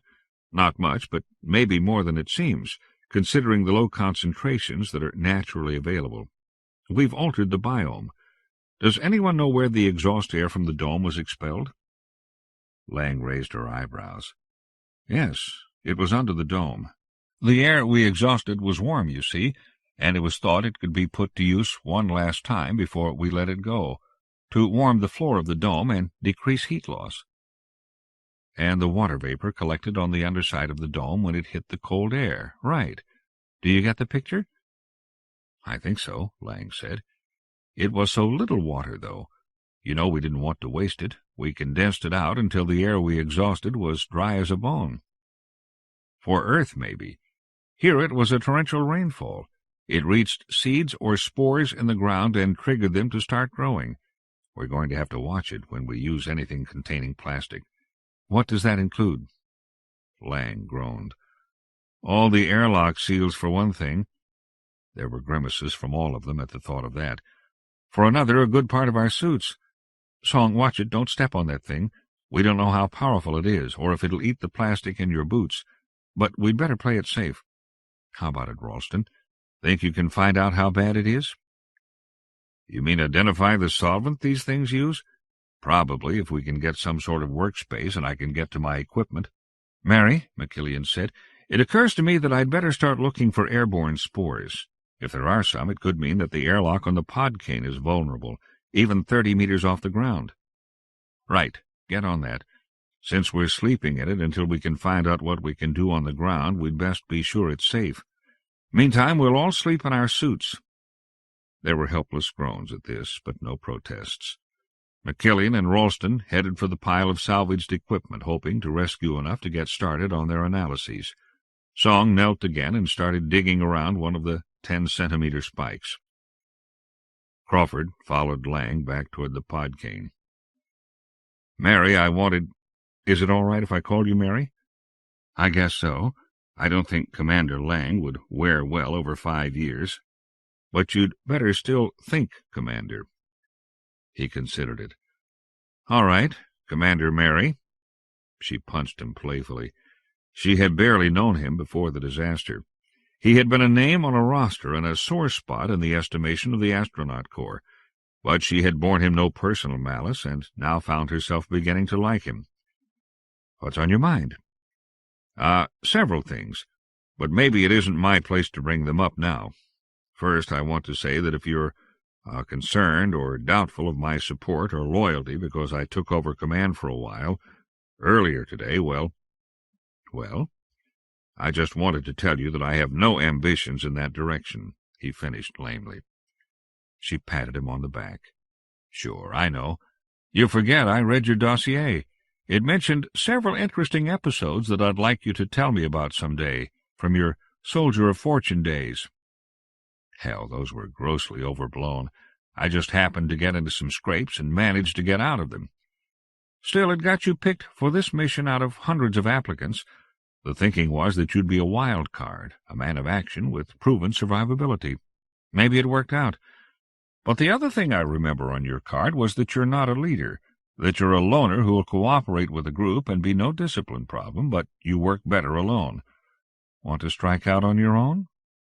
He smiled at her. "No, thanks. But what you said is right. I have no hankering to take charge of anything, but I do have some knowledge that might prove useful. And we'll use it. You just speak up. I'll be listening." She started to say something, then thought of something else. "Say, what are your ideas on a woman bossing this project? I've had to fight that all the way from my Air Force days. So if you have any objections, you might as well tell me up front." He was genuinely surprised. "You didn't take that crack seriously, did you? I might as well admit it. It was intentional, like that cattle prod you mentioned. You looked like you needed a kick in the ass." "And thank you, but you didn't answer my question." "Those who lead, lead," he said simply. "I'll follow you as long as you keep leading." "As long as it's in the direction you want?" She laughed and poked him in the ribs. "I see you as my Grand Vizier, the man who holds the arcane knowledge and advises the regent. I think I'll have to watch out for you. I know a little history myself." Crawford couldn't tell how serious she was. He shrugged it off. "What I really wanted to talk to you about is this. You said you couldn't fly this ship, but you were not yourself. You were depressed and feeling hopeless. Does that still stand?" "It stands. Come on up and I'll show you why." In the pilot's cabin, Crawford was ready to believe her. Like all flying machines, since the days of the windsock and open cockpit, this one was a mad confusion of dials, switches, and lights, designed to awe anyone who knew nothing about it. He sat in the co-pilot's chair and listened to her. "We had a backup pilot, of course. You may be surprised to learn that it wasn't me. It was Dorothy Cantrell, and she's dead. Now, I know what everything does on this board, and I can cope with most of it easily. What I don't know, I could learn. Some of the systems are computer-driven. Give it the right program, and it'll fly itself in space." She looked longingly at the controls, and Crawford realized that, like Weinstein, she didn't relish giving up the fun of flying to boss a gang of explorers.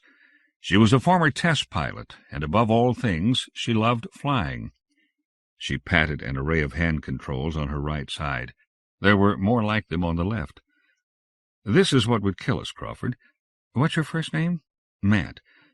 Matt, this baby is a flyer for the first 40,000 meters. It doesn't have the juice to orbit on the jets alone. The wings are folded up now. You probably didn't see them on the way in, but you saw the models. They're very light, supercritical, and designed for this atmosphere. Lou said it was like flying a bathtub, but it flew, and it's a skill, almost an art. Lou practiced for 3 years on the best simulators we could build and still had to rely on things you can't learn in a simulator. And he barely got us down in one piece. We didn't noise it around, but it was a damn close thing. Lou was young, so was Cantrell. They were both fresh from flying. They flew every day. They had the feel for it. They were tops. She slumped back into her chair. I haven't flown anything but trainers for 8 years. Crawford didn't know if he should let it drop. But you were one of the best. Everyone knows that. You still don't think you could do it? She threw up her hands. How can I make you understand? This is nothing like anything I've ever flown. You might as well— She groped for a comparison, trying to coax it out with gestures in the air. Listen, does the fact that someone can fly a biplane, maybe even be the best goddamn biplane pilot that ever was, does that mean they're qualified to fly a helicopter? I don't know. It doesn't, believe me. All right, but the fact remains that you're the closest thing on Mars to a pilot for the Podcane. I think you should consider that when you're deciding what we should do. He shut up, afraid to sound like he was pushing her. She narrowed her eyes and gazed at nothing. I have thought about it. She waited for a long time. I think the chances are about 1,000 to 1 against us if I try to fly it. But I'll do it if we come to that. And that's your job, showing me some better odds. If you can't, let me know. 3 weeks later, the Tharsis Canyon had been transformed into a child's garden of toys. Crawford had thought of no better way to describe it. Each of the plastic spikes had blossomed into a fanciful windmill, no two of them just alike. There were tiny ones, with the vanes parallel to the ground and no more than 10 centimeters tall. There were derricks of spidery plastic struts that would not have looked too out of place on a Kansas farm. Some of them were 5 meters high. They came in all colors and many configurations, but all had vanes covered with a transparent film like cellophane, and all were spinning into colorful blurs in the stiff Martian breeze. Crawford thought of an industrial park built by gnomes. He could almost see them trudging through the spinning wheels. Song had taken one apart as well as she could. She was still shaking her head in disbelief. She had not been able to excavate the long insulated taproot, but she could infer how deep it went. It extended all the way down to the layer of permafrost, 20 meters down. The ground between the windmills was coated in shimmering plastic. This was the second part of the plant's ingenious solution to survival on Mars. The windmills utilized the energy in the wind, and the plastic coating on the ground was in reality 2 thin sheets of plastic with a space between for water to circulate. The water was heated by the sun, then pumped down to the permafrost, melting a little more of it each time. There's still something missing from our picture, Song had told him the night before when she delivered her summary of what she had learned. Marty hasn't been able to find a mechanism that would permit these things to grow by ingesting sand and rock and turning it into plastic-like materials. So we assume there is a reservoir of something like crude oil down there, maybe frozen in with the water. Where would that have come from? Lang had asked. You've heard of the long-period Martian seasonal theories? Well, part of it is more than a theory. The combination of the Martian polar inclination, the precessional cycle, and the eccentricity of the orbit produces seasons that are about 12,000 years long. We're in the middle of winter, though we landed in the nominal summer. It's been theorized that if there were any Martian life, it would have adapted to these longer cycles. It hibernates in spores during the cold cycle, when the water and carbon dioxide freeze out at the poles, then comes out when enough ice melts to permit biological processes. We seem to have fooled these plants. They thought summer was here when the water vapor content went up around the camp. So what about the crude? Ralston asked. He didn't completely believe that part of the model they had evolved. He was a laboratory chemist specializing in inorganic compounds. The way these plants produced plastics without high heat through purely catalytic interactions had him confused and defensive. He wished the crazy windmills would go away. I think I can answer that, McKillian said. These organisms barely scrape by in the best of times. The ones that have made it waste nothing. It stands to reason that any really ancient deposits of crude oil would have been exhausted in only a few of these cycles. So it must be that what we're thinking of as crude oil must be something a little different. It has to be the remains of the last generation. But how did the remains get so far below ground? Ralston asked. You'd expect them to be high up. The winds couldn't bury them that deep in only 12,000 years. You're right, said McKillian. I don't really know. But I have a theory. Since these plants waste nothing, why not conserve their bodies when they die? They sprouted from the ground. Isn't it possible they could withdraw when things start to get tough again? They'd leave spores behind them as they retreated, distributing them all through the soil. That way, if the upper ones blew away or were sterilized by the ultraviolet, the ones just below them would still thrive when the right conditions returned. When they reached the permafrost, they'd decompose into this organic slush we've postulated, and, well, it does get a little involved, doesn't it? Sounds all right to me, Lang assured her. It'll do for a working theory. Now, what about airborne spores? It turned out that they were safe from that danger. There were spores in the air now, but they were not dangerous to the colonists. The plants attacked only certain kinds of plastics, and then only in certain stages of their lives. Since they were still changing, it bore watching, but the airlocks and suits were secure. The crew was enjoying the luxury of sleeping without their suits. And there was much work to do. Most of the physical sort devolved on Crawford, and to some extent on Lang. It threw them together a lot. The other three had to be free to pursue their researches, as it had been decided that only in knowing their environment would they stand a chance. Crawford and Lang had managed to salvage most of the dome. Working with patching kits and lasers to cut the tough material, they had constructed a much smaller dome. They erected it on an outcropping of bare rock, rearranged the exhaust to prevent more condensation on the underside, and added more safety features. They now slept in a pressurized building inside the dome, and one of them stayed awake, on watch at all times. In drills they had come from a deep sleep to full pressure integrity in 30 seconds. They were not going to get caught again. Crawford looked away from the madly whirling rotors of the windmill farm. He was with the rest of the crew, sitting in the dome with his helmet off. That was as far as Lang would permit anyone to go, except in the cramped sleeping quarters. Song Soo Lee was at the radio, giving her report to the Edgar Rice Burroughs. In her hand was one of the pump modules she had dissected out of one of the plants. It consisted of a half-meter set of 8 blades that turned freely on Teflon bearings. Below it were various tiny gears, and the pump itself. She twirled it idly as she spoke.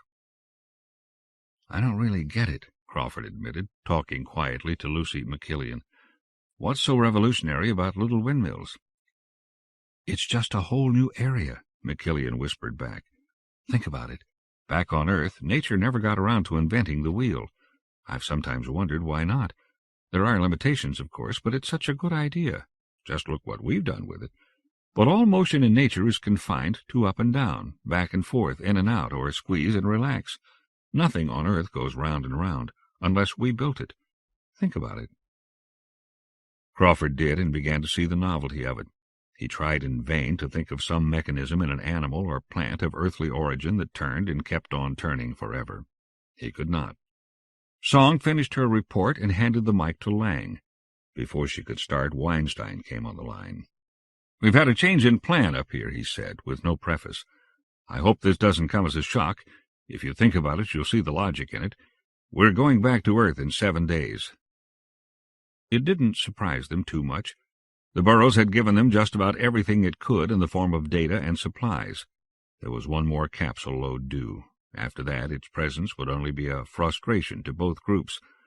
There was a great deal of irony in having 2 such powerful ships so close to each other, and so helpless to do anything concrete. It was telling on the crew of the Burroughs. "We've recalculated everything based on the lower mass without the 20 of you and the 6 tons of samples we were allowing for. By using the fuel we would have ferried down to you for takeoff, we can make a faster orbit down toward Venus. The departure date for that orbit is 7 days away. We'll rendezvous with a drone capsule full of supplies we hadn't counted on." And besides, Lang thought to herself, it's much more dramatic. Plunging sunward on the chancy cometary orbit, their pantry stripped bare, heading for the fateful rendezvous. "I'd like your comments," he went on. "This isn't absolutely final yet." They all looked at Lang. They were reassured to find her calm and unshaken. "I think it's the best idea. One thing, you've given up on any thoughts of me flying the Podcane?" "No insult intended, Mary," Weinstein said gently. "But yes, we have. It's the opinion of the people Earthside that you couldn't do it. They've tried some experiments, coaching some very good pilots and putting them into the simulators. They can't do it, and we don't think you could either." "No need to sugarcoat it. I know it as well as anyone.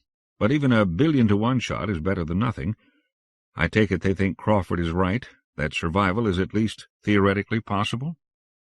There was a long hesitation. "I guess that's correct. Mary, I'll be frank. I don't think it's possible. I hope I'm wrong, but I don't expect—" "Thank you, Winey, for the encouraging words. You always did know what it takes to buck a person up. By the way, that other mission, the one where you were going to ride a meteorite down here to save our asses, that's scrubbed too?" The assembled crew smiled, and Song gave a high-pitched cheer. Weinstein was not the most popular man on Mars. "Mary, I told you about that already," he complained. It was a gentle complaint, and, even more significant, he had not objected to the use of his nickname. He was being gentle with the condemned. "We worked on it around the clock. I even managed to get permission to turn over command temporarily. But the mock-ups they made Earthside didn't survive the re-entry. It was the best we could do. I couldn't risk the entire mission on a configuration the people back on Earth wouldn't certify." "I know. I'll call you back tomorrow." She switched the set-off and sat back on her heels. "I swear if the Earthside tests on a roll of toilet paper didn't— he wouldn't—" She cut the air with her hands. "What am I saying? That's petty. I don't like him, but he's right." She stood up, puffing out her cheeks as she exhaled a pent-up breath. "Come on, crew. We've got a lot of work." They named their colony New Amsterdam because of the windmills. The name Whirligig was the one that stuck on the Martian plants, though Crawford held out for a long time in favor of Spinnaker. They worked all day and tried their best to ignore the burrows overhead. The messages back and forth were short and to the point. Helpless as the mothership was to render them more aid, they knew they would miss it when it was gone. So the day of departure was a stiff, determinedly nonchalant affair. They all made a big show of going to bed hours before the scheduled breakaway. When he was sure the others were asleep, Crawford opened his eyes and looked around the darkened barracks. It wasn't much in the way of a home. They were crowded against each other on rough pads made of insulating material. The toilet facilities were behind a flimsy barrier against one wall, and smelled. But none of them would have wanted to sleep outside in the dome, even if Lang had allowed it. The only light came from the illuminated dials that the guard was supposed to watch all night. There was no one sitting in front of them. Crawford assumed the guard had gone to sleep. He would have been upset, but there was no time. He had to suit up, and he welcomed the chance to sneak out. He began furtively to don his pressure suit.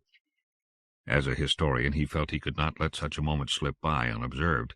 Silly, but there it was. He had to be out there, watch it with his own eyes. It didn't matter if he never lived to tell about it. He must record it. Someone sat up beside him. He froze, but it was too late. She rubbed her eyes and peered into the darkness. "Matt?" she yawned. What is it? Is something? Shh! I'm going out. Go back to sleep. Song? Uh-huh. She stretched, dug her knuckles fiercely into her eyes, and smoothed her hair back from her face.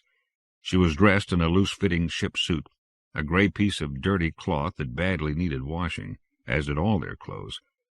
For a moment, as he watched her shadow stretch and stand up, he wasn't interested in the burrows. He forced his mind away from her. I'm going with you, she whispered. All right, don't wake the others. Standing just outside the airlock was Mary Lang. She turned as they came out, and did not seem surprised. Were you the one on duty? Crawford asked her. Yeah, I broke my own rule, but so did you two. Consider yourselves on report. She laughed and beckoned them over to her. They linked arms and stood staring up at the sky. How much longer? Song asked, after some time had passed. Just a few minutes. Hold tight. Crawford looked over to Lang and thought he saw tears, but he couldn't be sure in the dark. There was a tiny new star, brighter than all the rest, brighter than Phobos. It hurt to look at it, but none of them looked away. It was the fusion drive of the Edgar Rice Burroughs, heading sunward, away from the long winter on Mars. It stayed on for long minutes, then sputtered and was lost. Though it was warm in the dome, Crawford was shivering. It was 10 minutes before any of them felt like facing the barracks. They crowded into the airlock, carefully not looking at each other's faces as they waited for the automatic machinery. The inner door opened, and Lang pushed forward, and right back into the airlock. Crawford had a glimpse of Ralston and Lucy McKillian. Then Mary shut the door. "Some people have no poetry in their souls," Mary said. "Or too much," Song giggled. "You people want to take a walk around the dome with me? Maybe we could discuss ways of giving people a little privacy." The interlock door was pulled open, and there was McKillian, squinting into the bare bulb that lighted the lock while she held her shirt in front of her with one hand. "Come on in," she said, stepping back. "We might as well talk about this." They entered, and McKillian turned on the light and sat down on her mattress. Ralston was blinking, nervously tucked into his pile of blankets. Since the day of the blowout, he never seemed to be warm enough. Having called for a discussion, McKillian proceeded to clam up. Song and Crawford sat on their bunks, and eventually, as the silence stretched tighter, they all found themselves looking to Lang. She started stripping out of her suit. "Well, I guess that takes care of that. So glad to hear all your comments. Lucy, if you were expecting some sort of reprimand, forget it. We'll take steps first thing in the morning to provide some sort of privacy for that. But no matter what, we'll all be pretty close in the years to come. I think we should all relax. Any objections?" She was half out of her suit when she paused to scan them for comments. There were none. She stripped to her skin and reached for the light. "In a way, it's about time," she said, tossing her clothes in a corner. "The only thing to do with these clothes is burn them. We'll all smell better for it. Song, you take the watch." She flicked out the lights and reclined heavily on her mattress. There was much rustling and squirming for the next few minutes as they got out of their clothes. Song brushed against Crawford in the dark, and they murmured apologies. Then they all bedded down in their own bunks. It was several tense, miserable hours before anyone got to sleep. The week following the departure of the Burrows was one of hysterical overreaction by the New Amsterdamites. The atmosphere was forced and false. An eat, drink, and be merry feeling pervaded everything they did.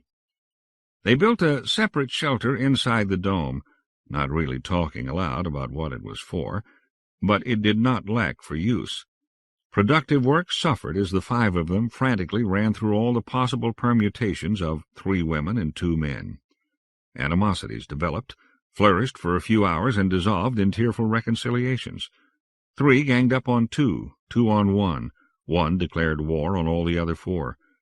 Ralston and Song announced an engagement, which lasted 10 hours. Crawford nearly came to blows with Lang, aided by McKillian. McKillian renounced men forever and had a brief, tempestuous affair with Song. Then Song discovered McKillian with Ralston, and Crawford caught her on the rebound, only to be thrown over for Ralston. Mary Lang let it work itself out, only interfering when it got violent. She herself was not immune to the frenzy, but managed to stay aloof from most of it. She went to the shelter with whoever asked her, trying not to play favorites, and gently tried to prod them back to work. As she told McKillian toward the end of the week, "At least we're getting to know one another." Things did settle down, as Lang had known they would. They entered their second week, alone in virtually the same position they had been in when they started. No romantic entanglements firmly established. But they knew each other a lot better, were relaxed in the close company of each other, and were supported by a new framework of friendships. They were much closer to being a team. Rivalries never died out completely, but they no longer dominated the colony. Lang worked them harder than ever, making up for the lost time. Crawford missed most of the interesting work, being more suited for the semi-skilled manual labor that never seemed to be finished. So he and Lang had to learn about the new discoveries at the nightly briefings in the shelter. He remembered nothing about any animal life being discovered, and so when he saw something crawling through the whirligig garden, he dropped everything and started toward it. At the edge of the garden he stopped, remembering the order from Lang to stay out unless collecting samples. He watched the thing, bug, turtle, for a moment, satisfied himself that it wouldn't get too far away at its creeping pace, and hurried off to find Song. "You've got to name it after me," he said as they hurried back to the garden. "That's my right, isn't it, as the discoverer?" "Sure," Song said, peering along his pointed finger. "Just show me the damn thing, and I'll immortalize you." The thing was 20 centimeters long, almost round, dome-shaped. It had a hard shell on top. "I don't know quite what to do with it," Song admitted. "If it's the only one, I don't dare dissect it, and maybe I shouldn't even touch it." "Don't worry, there's another over behind you." Now that they were looking for them, they quickly spied 4 of the creatures. Song took a sample bag from her pouch and held it open in front of the beast. It crawled halfway into the bag, then seemed to think something was wrong. It stopped, but Song nudged it in and picked it up. She peered at the underside and laughed in wonder. "Wheels," she said. "The thing runs on wheels." "I don't know where it came from," Song told the group that night. "I don't even quite believe in it. It'd make a nice educational toy for a child, though. I took it apart into 20 or 30 pieces, put it back together, and it still runs. It has a high-impact polystyrene carapace, non-toxic paint on the outside—" "Not really polystyrene," Ralston interjected. "And I guess if you kept changing the batteries, it would run forever. And it's nearly polystyrene. That's what you said." "Were you serious about the batteries?" Lang asked. "I'm not sure. Marty thinks there's a chemical metabolism in the upper part of the shell, which I haven't explored yet. But I can't really say if it's alive in the sense we use. I mean, it runs on wheels. It has 3 wheels, suited for sand, and something that's a cross between a rubber band drive and a mainspring. Energy is stored in a coiled muscle and released slowly. I don't think it could travel more than 100 meters, unless it can recoil the muscle, and I can't tell how that might be done." "It sounds very specialized," McKillian said thoughtfully. "Maybe we should be looking for the niche it occupies. The way you describe it, it couldn't function without help from a symbiote. Maybe it fertilizes the plants, like bees, and the plants either donate or are robbed of the power to wind the spring. Did you look for some mechanism the bug could use to steal energy from the rotating gears in the whirligigs?" "That's what I want to do in the morning," Song said. "Unless Mary will let us take a look tonight?" She said it hopefully, but without real expectation. Mary Lang shook her head decisively. "It'll keep. It's cold out there, baby." A new exploration of the whirligig garden the next day revealed several new species, including one more thing that might be an animal. It was a flying creature, the size of a fruit fly, that managed to glide from plant to plant when the wind was down by means of a freely rotating set of blades, like an autogyro. Crawford and Lang hung around as the scientists looked things over. They were not anxious to get back to the task that had occupied them for the last 2 weeks, bringing the Podcane to a horizontal position without wrecking her. The ship had been rigged with stabilizing cables soon after landing, and provision had been made in the plans to lay the ship on its side in the event of a really big windstorm. But the plans had envisioned a workforce of 20 working all day with a maze of pulleys and gears. It was slow work and could not be rushed. If the ship were to tumble and lose pressure, they didn't have a prayer. So they welcomed an opportunity to tour Fairyland. The place was even more bountiful than the last time Crawford had taken a look. There were thick vines that Song assured him were running with water, hot and cold, and various other fluids. There were more of the tall variety of derrick, making the place look like a pastel oil field. They had little trouble finding where the Matthews came from. They found dozens of 20-centimeter lumps on the sides of the large derricks. They evidently grew from them like tumors and were released when they were ripe. What they were for was another matter. As well as they could discover, the Matthews simply crawled in a straight line until their power ran out. If they were wound up again, they would crawl further. There were dozens of them lying motionless in the sand within a 100-meter radius of the garden. 2 weeks of research left them knowing no more. They had to abandon the Matthews for the time, as another enigma had cropped up which demanded their attention. This time Crawford was the last to know. He was called on the radio and found the group all squatting in a circle around a growth in the graveyard. The graveyard where they had buried their 15 dead crewmates on the first day of the disaster had sprouted with life during the week after the departure of the burros. It was separated from the original site of the dome by 300 meters of blowing sand, so McKillian assumed this second bloom was caused by the water in the bodies of the dead. What they couldn't figure out was why this patch should differ so radically from the first one. There were whirligigs in the second patch, but they lacked the variety and disorder of the originals. They were of nearly uniform size, about 4 meters tall, and all the same color, dark purple. They had pumped water for 2 weeks, then stopped. When Song examined them, she reported the bearings were frozen, dried out. They seemed to have lost the plasticizer that kept the structures fluid and living. The water in the pipes was frozen. Though she would not commit herself in the matter, she felt they were dead. In their place was a second network of pipes which wound around the derricks and spread transparent sheets of film to the sunlight, heating the water which circulated through them. The water was being pumped, but not by the now familiar system of windmills. Spaced along each of the pipes were expansion-contraction pumps, with valves very like those in a human heart. The new marvel was a simple affair in the middle of that living petrochemical complex. It was a short plant that sprouted up 1/2 meter, then extruded 2 stalks parallel to the ground. At the end of each stalk was a perfect globe, one gray, one blue. The blue one was much larger than the gray one. Crawford looked at it briefly, then squatted down beside the rest, wondering what all the fuss was about. Everyone looked very solemn, almost scared. "You called me over to see this?" Lang looked at him, and something in her face made him nervous. "Look at it, Matt. Really look at it." So he did, feeling foolish, wondering what the joke was. He noticed a white patch near the top of the largest globe. It was streaked like a glass marble with swirls of opaque material in it. It looked very familiar, he realized, with the hair on the back of his neck starting to stand up. "It turns," Lang said quietly. "That's why Song noticed it. She came by here one day, and it was in a different position than it had been." "Let me guess," he said, much more calmly than he felt. "The little one goes around the big one, right?" "Right. And the little one keeps one face turned to the big one. The big one rotates once in 24 hours. It has an axial tilt of 23 degrees. It's a...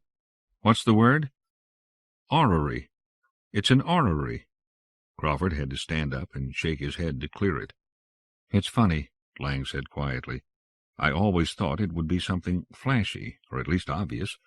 An alien artifact mixed in with caveman bones, or a spaceship entering the system. I guess I was thinking in terms of pottery shards and atom bombs." "Well, that all sounds pretty ho-hum to me, up against this," Song said. Do you realize what we are talking about here? Evolution or engineering? Is it the plants themselves that did this, or were they made to do it by whatever built them? Do you see what I'm talking about? I've felt funny about those wheels for a long time. I just won't believe they'd evolved naturally." "What do you mean?" I think these plants we've been seeing were designed to be the way they are. They're too perfectly adapted, too ingenious to have just sprung up in response to the environment." Her eyes seemed to wander, and she stood up and gazed into the valley below them. It was as barren as anything that could be imagined, red and yellow and brown rock outcroppings and tumbled boulders, and in the foreground the twirling colors of the whirligigs. "But why this thing?" Crawford asked, pointing to the impossible artifact plant. "Why a model of the Earth and Moon? And why right here in the graveyard?" "Because we were expected," Song said, still looking away from them. "They must have watched Earth during the last summer season. I don't know. Maybe they even went there. If they did, they would have found men and women like us, hunting and living in caves, building fires, using clubs, chipping arrowheads.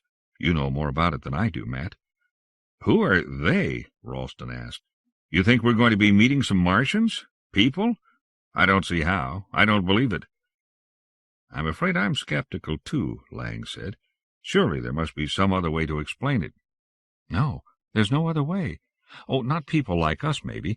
Maybe we're seeing them right now, spinning like crazy." They all looked uneasily at the whirligigs. "But I think they're not here yet. I think we're going to see over the next few years increasing complexity in these plants and animals as they build up a biome here and get ready for the builders. Think about it. When summer comes, the conditions will be very different. The atmosphere will be almost as dense as ours, with about the same partial pressure of oxygen. By then, thousands of years from now, these early forms will have vanished. These things are adapted for low pressure, no oxygen, scarce water.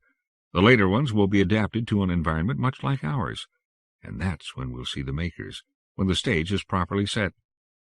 She sounded almost religious when she said it. Lang stood up and shook Song's shoulder. Song came slowly back to them and sat down, still blinded by a private vision. Crawford had a glimpse of it himself, and it scared him, and a glimpse of something else, something that could be important but kept eluding him. "Don't you see?" she went on, calmer now. "It's too pat, too much of a coincidence. This thing is like a headstone, a monument. It's growing right here in the graveyard from the bodies of our friends. Can you believe in that as just a coincidence?" Evidently no one could, but at the same time Crawford could see no reason why it should have happened the way it did. It was painful to leave the mystery for later, but there was nothing to be done about it. They could not bring themselves to uproot the thing, even when 5 more like it sprouted in the graveyard. There was a new consensus among them to leave the Martian plants and animals alone. Like nervous atheists, most of them didn't believe Song's theories, but had an uneasy feeling of trespassing when they went through the gardens.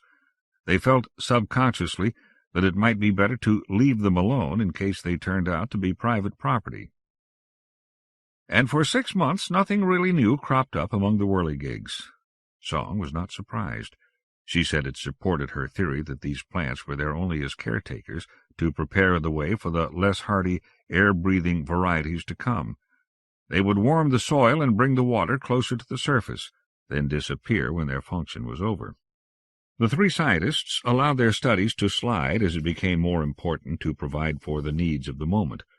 The dome material was weakening as the temporary patches lost strength, so a new home was badly needed.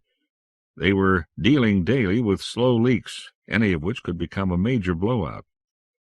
The pod cane was lowered to the ground and sadly decommissioned. It was a bad day for Mary Lang, the worst since the day of the blowout. She saw it as a necessary but infamous thing to do to a proud flying machine. She brooded about it for a week, becoming short-tempered and almost unapproachable. Then she asked Crawford to join her in the private shelter. It was the first time she had asked any of the other 4. They lay in each other's arms for an hour, and Lang quietly sobbed on his chest. Crawford was proud that she had chosen him for her companion when she could no longer maintain her tough, competent show of strength.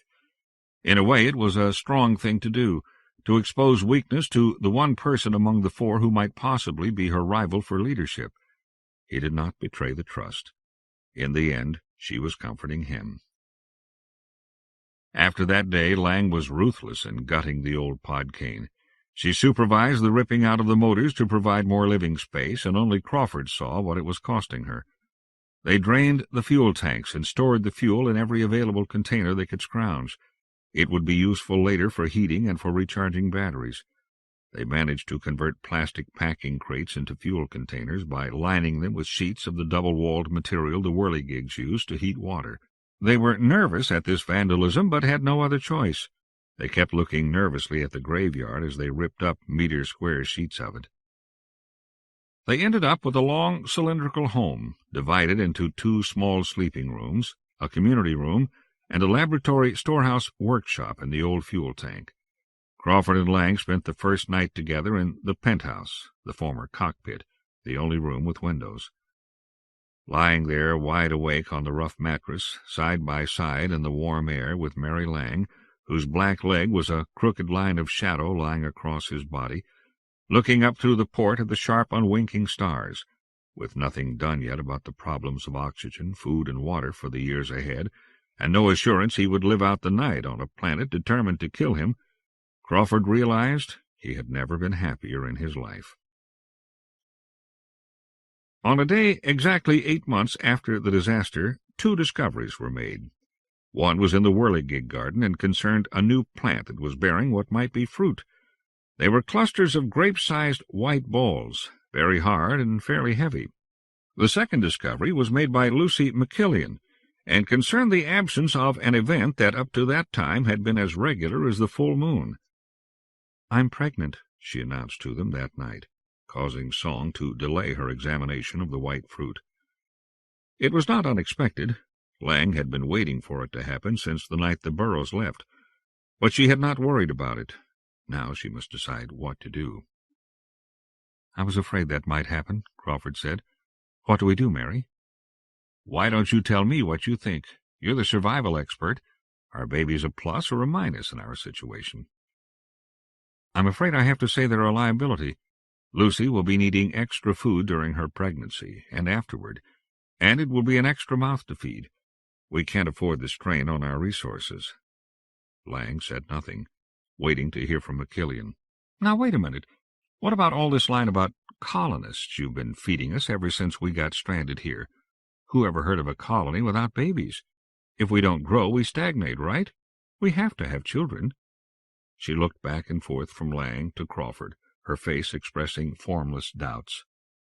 "We're in special circumstances, Lucy," Crawford explained. "Sure, I'd be all for it if we were better off, but we can't be sure we can even provide for ourselves, much less a child. I say we can't afford children until we're established." "Do you want the child, Lucy?" Lang asked quietly. McKillian didn't seem to know what she wanted. "No, but yes, I guess I do." She looked at them, pleading for them to understand. "Look, I've never had one and never planned to. I'm 34 years old and never felt the lack. I've always wanted to go places, and you can't with a baby. But I never planned to become a colonist on Mars, either. Things have changed, don't you see? I've been depressed." She looked around, and Song and Ralston were nodding sympathetically. Relieved to see that she was not the only one feeling the oppression, she went on more strongly. "I think if I go another day like yesterday and the day before, and today, I'll end up screaming. It seems so pointless, collecting all that information for what?" "I agree with Lucy," Ralston said surprisingly. Crawford had thought he would be the only one immune to the inevitable despair of the castaway. Ralston in his laboratory was the picture of carefree detachment, existing only to observe. "So do I," Lang said, ending the discussion. But she explained her reasons to them. "Look at it this way, Matt.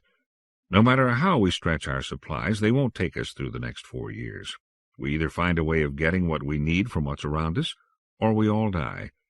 And if we find a way to do it, then what does it matter how many of us there are? At the most, this will push our deadline a few weeks or a month closer, the day we have to be self-supporting." "I hadn't thought of it that way," Crawford admitted.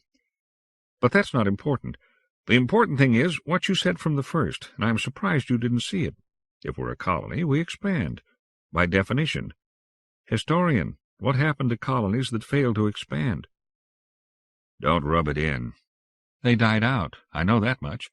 People were not intrepid space explorers anymore. We're not the career men and women we set out to be. Like it or not, and I suggest we start liking it, we're pioneers trying to live in a hostile environment. The odds are very much against us, and we're not going to be here forever. But like Matt said, we'd better plan as if we were. Comment?" There was none, until Song spoke up thoughtfully. "I think a baby around here would be fun. 2 should be twice as much fun. I think I'll start. Come on, Marty." "Hold on, honey," Lang said dryly.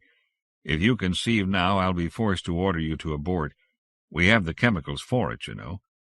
"That's discrimination." "Maybe so, but just because we're colonists doesn't mean we have to behave like rabbits. A pregnant woman will have to be removed from the workforce at the end of her term, and we can only afford 1 at a time. After Lucy has hers, then come ask me again. But watch Lucy carefully, dear. Have you really thought what it's going to take? Have you tried to visualize her getting into her pressure suit in 6 or 7 months?" From their expressions it was plain that neither Song nor McKillian had thought of it. "Right," Lang went on. It'll be literal confinement for her, right here in the potty, unless we can rig something for her, which I seriously doubt. Still want to go through with it, Lucy?" "Can I have a while to think it over?" "Sure.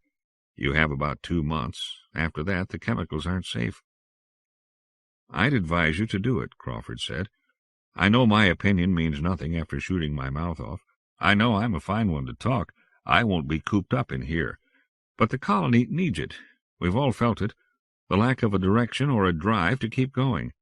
I think we'd get it back if you went through with this."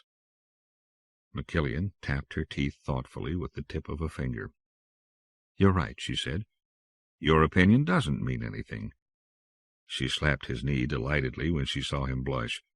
"I think it's yours, by the way, and I think I'll go ahead and have it." The penthouse seemed to have gone to Lang and Crawford as an unasked-for prerogative. It just became a habit, since they seemed to have developed a bond between them, and none of the other three complained. Neither of the other women seemed to be suffering in any way, so Lang left it at that. What went on between the three of them was of no concern to her, as long as it stayed happy. Lang was leaning back in Crawford's arms, trying to decide if she wanted to make love again, when a gunshot rang out in the Podcane. She had given a lot of thought to the last emergency, which she still saw as partly a result of her lag in responding. This time she was through the door almost before the reverberations had died down, leaving Crawford to nurse the leg she had stepped on in her haste. She was in time to see McKillian and Ralston hurrying into the lab at the back of the ship. There was a red light flashing, but she quickly saw it was not the worst it could be. The pressure light still glowed green. It was the smoke detector. The smoke was coming from the lab. She took a deep breath and plunged in, only to collide with Ralston as he came out, dragging Song. Except for a dazed expression and a few cuts, Song seemed to be all right. Crawford and McKillian joined her as they lay her on the bunk. "It was one of the fruit," she said, gasping for breath and coughing. "I was heating it in a beaker, turned away, and it blew. I guess it sort of stunned me. The next thing I knew, Marty was carrying me out here. Hey, I have to get back in there. There's another one. It could be dangerous, and the damage, I have to check on that." She struggled to get up, but Lang held her down. "You take it easy. What's this about another one?" "I had it clamped down, and the drill— Did I turn it on or not? I can't remember. I was after a core sample. You'd better take a look. If the drill hits whatever made the other one explode, it might go off." "I'll get it," McKillian said, turning toward the lab.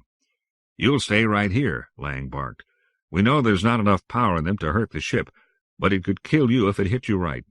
We stay right here until it goes off. The hell with the damage. And shut that door, quick." Before they could shut it, they heard a whistling like a tea kettle coming to boil, then a rapid series of clangs. A tiny white ball came through the doorway and bounced off 3 walls. It moved almost faster than they could follow. It hit Crawford on the arm, then fell to the floor, where it gradually skittered to a stop. The hissing died away, and Crawford picked it up. It was lighter than it had been. There was a pinhole drilled in one side. The pinhole was cold when he touched it with his fingers. Startled, thinking he was burned, he stuck his finger in his mouth, then sucked on it absently long after he knew the truth. "These fruit are full of compressed gas," he told them. "We have to open up another, carefully this time. I'm almost afraid to say what gas I think it is, but I have a hunch that our problems are solved." By the time the rescue expedition arrived, no one was calling it that. There had been the little matter of a long, brutal war with the Palestinian Empire, and a growing conviction that the survivors of the first expedition had not had any chance in the first place. There had been no time for luxuries like space travel between the moon, and no billions of dollars to invest, while the world's energy policies were being debated in the Arabian desert with tactical nuclear weapons. When the ship finally did show up, it was no longer a NASA ship. It was sponsored by the fledgling International Space Agency. Its crew came from all over Earth. Its drive was new, too, and a lot better than the old one. As usual, war had given research a kick in the pants. Its mission was to take up the Martian exploration where the first expedition had left off, and incidentally to recover the remains of the 20 Americans for return to Earth. The ship came down with an impressive show of flame and billowing sand, 3 kilometers from Tharsis Base. The captain, an Indian named Singh, got his crew started on erecting the permanent buildings, then climbed into a crawler with 3 officers for the trip to Tharsis. It was almost exactly 12 Earth years since the departure of the Edgar Rice Burroughs. The Podcane was barely visible behind a network of multicolored vines. The vines were tough enough to frustrate the rescuers' efforts to push through and enter the old ship, but both lock doors were open and sand had drifted in rippled waves through the opening. The stern of the ship was nearly buried. Singh told his people to stop, and he stood back admiring the complexity of the life in such a barren place. There were whirligigs 20 meters tall scattered around him, with vanes broad as the wings of a cargo aircraft. "We'll have to get cutting tools from the ship," he told his crew. "They're probably in there. What a place this is. I can see we're going to be busy." He walked along the edge of the dense growth, which now covered several acres. He came to a section where the predominant color was purple. It was strangely different from the rest of the garden. There were tall whirligig derricks, but they were frozen, unmoving, and covering all the derricks was a translucent network of 10-centimeter wide strips of plastic, which was thick enough to make an impenetrable barrier. It was like a cobweb made of flat, thin material instead of fibrous spider silk. It bulged outward between all the cross braces of the whirligigs. "Hello. Can you hear me now?" Singh jumped, then turned around, looked at the 3 officers. They were looking as surprised as he was. "Hello? Hello? Hello? No good on this one, Mary. Want me to try another channel?" "Wait a moment. I can hear you. Where are you?" "Hey, he hears me. This is Song Soo Lee, and I'm right in front of you. If you look real hard into the webbing, you can just make me out. I'll wave my arms. See?" Singh thought he saw some movement when he pressed his face to the translucent web. The web resisted his hands, pushing back like an inflated balloon. "I think I see you." The enormity of it was just striking him. He kept his voice under tight control as his officers rushed up around him and managed not to stammer. "Are you well? Is there anything we can do?" There was a pause. "Well, now that you mention it, you might have come on time, but that's water through the pipes, I guess. If you have some toys or something, it might be nice. The stories I've told little Billy of all the nice things you people were going to bring. There's going to be no living with him, let me tell you." This was getting out of hand for Captain Singh. "Miss Song, how can we get in there with you?" "Sorry." "Go to your right about 10 meters, where you see the steam coming from the web. There, see it?" They did, and as they looked, a section of the webbing was pulled open, and a rush of warm air almost blew them over. Water condensed out of it on their faceplates, and suddenly they couldn't see very well. "Hurry, hurry, step in. We can't keep it open too long." They groped their way in, scraping frost away with their hands. The web closed behind them, and they were standing in the center of a very complicated network made of single strands of the webbing material. Singh's pressure gauge read 30 millibars. Another section opened up, and they stepped through it. After 3 more gates were passed, the temperature and pressure were nearly Earth normal, and they were standing beside a small Oriental woman with skin tanned almost black. She had no clothes on, but seemed adequately dressed in a brilliant smile that dimpled her mouth and eyes. Her hair was streaked with gray. She would be, Singh stopped to consider, 41 years old. "This way," she said, beckoning them into a tunnel formed from more strips of plastic. They twisted around through a random maze, going through more gates that opened when they neared them, sometimes getting on their knees when the clearance was low. They heard the sound of children's voices. They reached what must have been the center of the maze, and found the people everyone had given up on. 18 of them. The children became very quiet and stared solemnly at the new arrivals, while the other 4 adults... The adults were standing separately around the space while tiny helicopters flew around them, wrapping them from head to toe in strips of webbing like human maypoles. "Of course, we don't know if we would have made it without the assist from the Martians," Mary Lang was saying from her perch on an orange thing that might have been a toadstool. "Once we figured out what was happening here in the graveyard, there was no need to explore alternative ways of getting food, water, and oxygen. The need just never arose. We were provided for." She raised her feet so a group of 3 gawking women from the rescue ship could get by. They were letting them come through in groups of 5 every hour. They didn't dare open the outer egress more often than that, and Lang was wondering if it was too often. The place was crowded and the kids were nervous. But better to have the crew satisfy their curiosity in here where we can watch them, she reasoned, than have them messing things up outside. The inner nest was free-form. The New Amsterdamites had allowed it to stay pretty much the way the whirlybirds had built it, only taking down an obstruction here and there to allow humans to move around.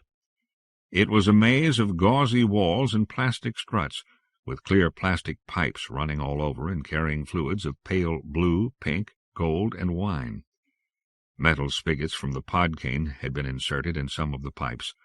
McKillian was kept busy refilling glasses for the visitors, who wanted to sample the antifreeze solution that was 50% ethanol. It was good stuff, Captain Singh reflected as he drained his third glass, and that was what he still couldn't understand. He was having trouble framing the questions he wanted to ask, and he realized he'd had too much to drink. The spirit of celebration, the rejoicing at finding these people here past any hope, one could hardly stay aloof from it, but he refused a fourth drink regretfully. "I can understand the drink," he said carefully. "Ethanol is a simple compound and could fit into many different chemistries, but it's hard to believe that you've survived eating the food these plants produced for you." "Not when you understand what this graveyard is, and why it became what it did," Song said. She was sitting cross-legged on the floor, nursing her youngest, Ethan.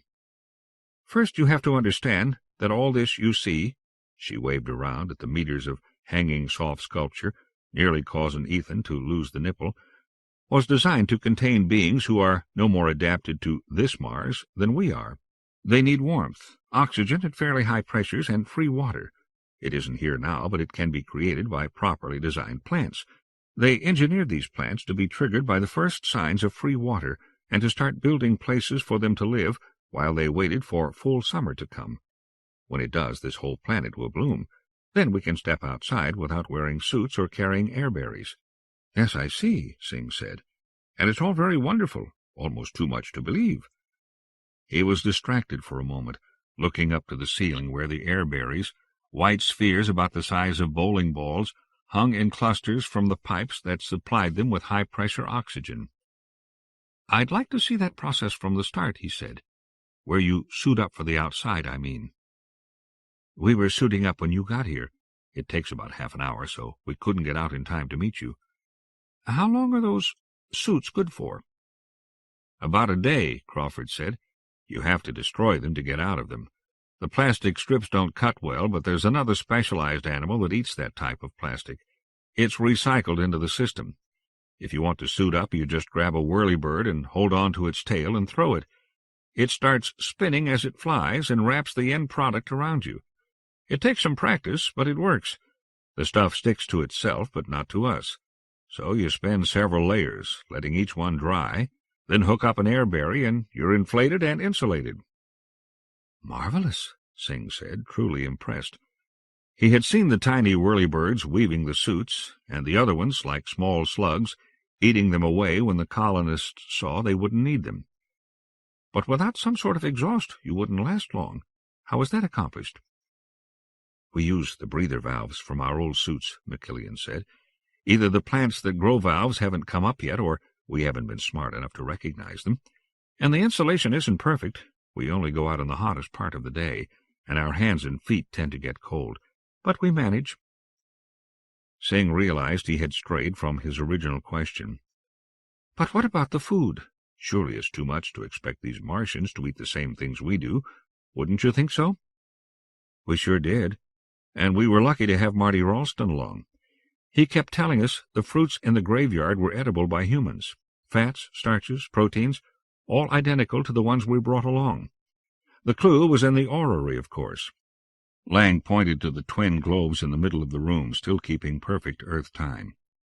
"It was a beacon. We figured that out when we saw they grew only in the graveyard. But what was it telling us? We felt it meant that we were expected.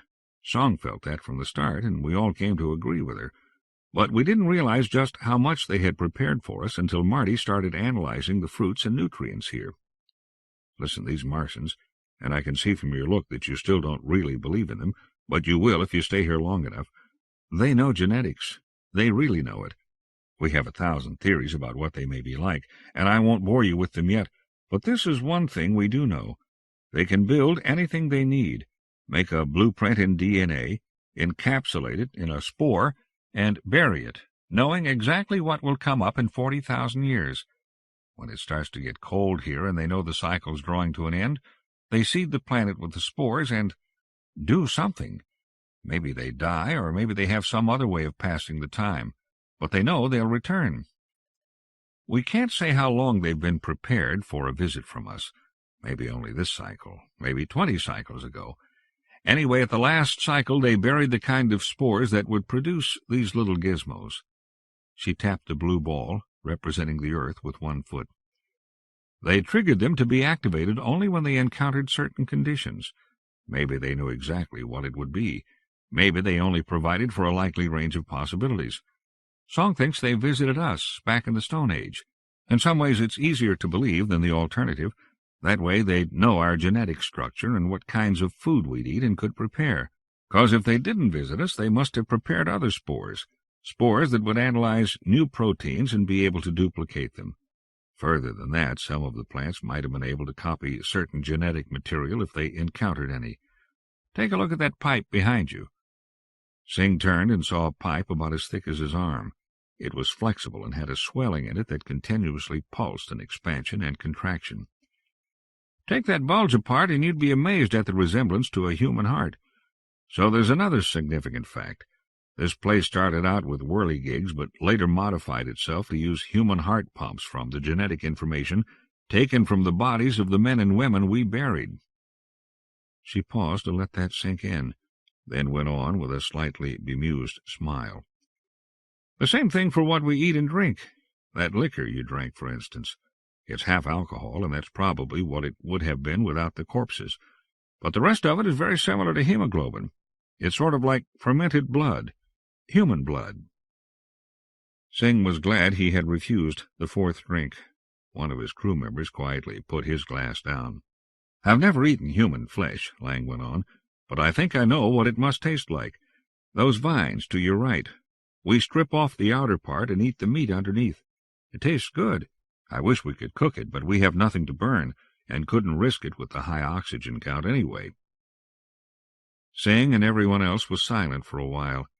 He found he really was beginning to believe in the Martians. The theory seemed to cover a lot of otherwise inexplicable facts.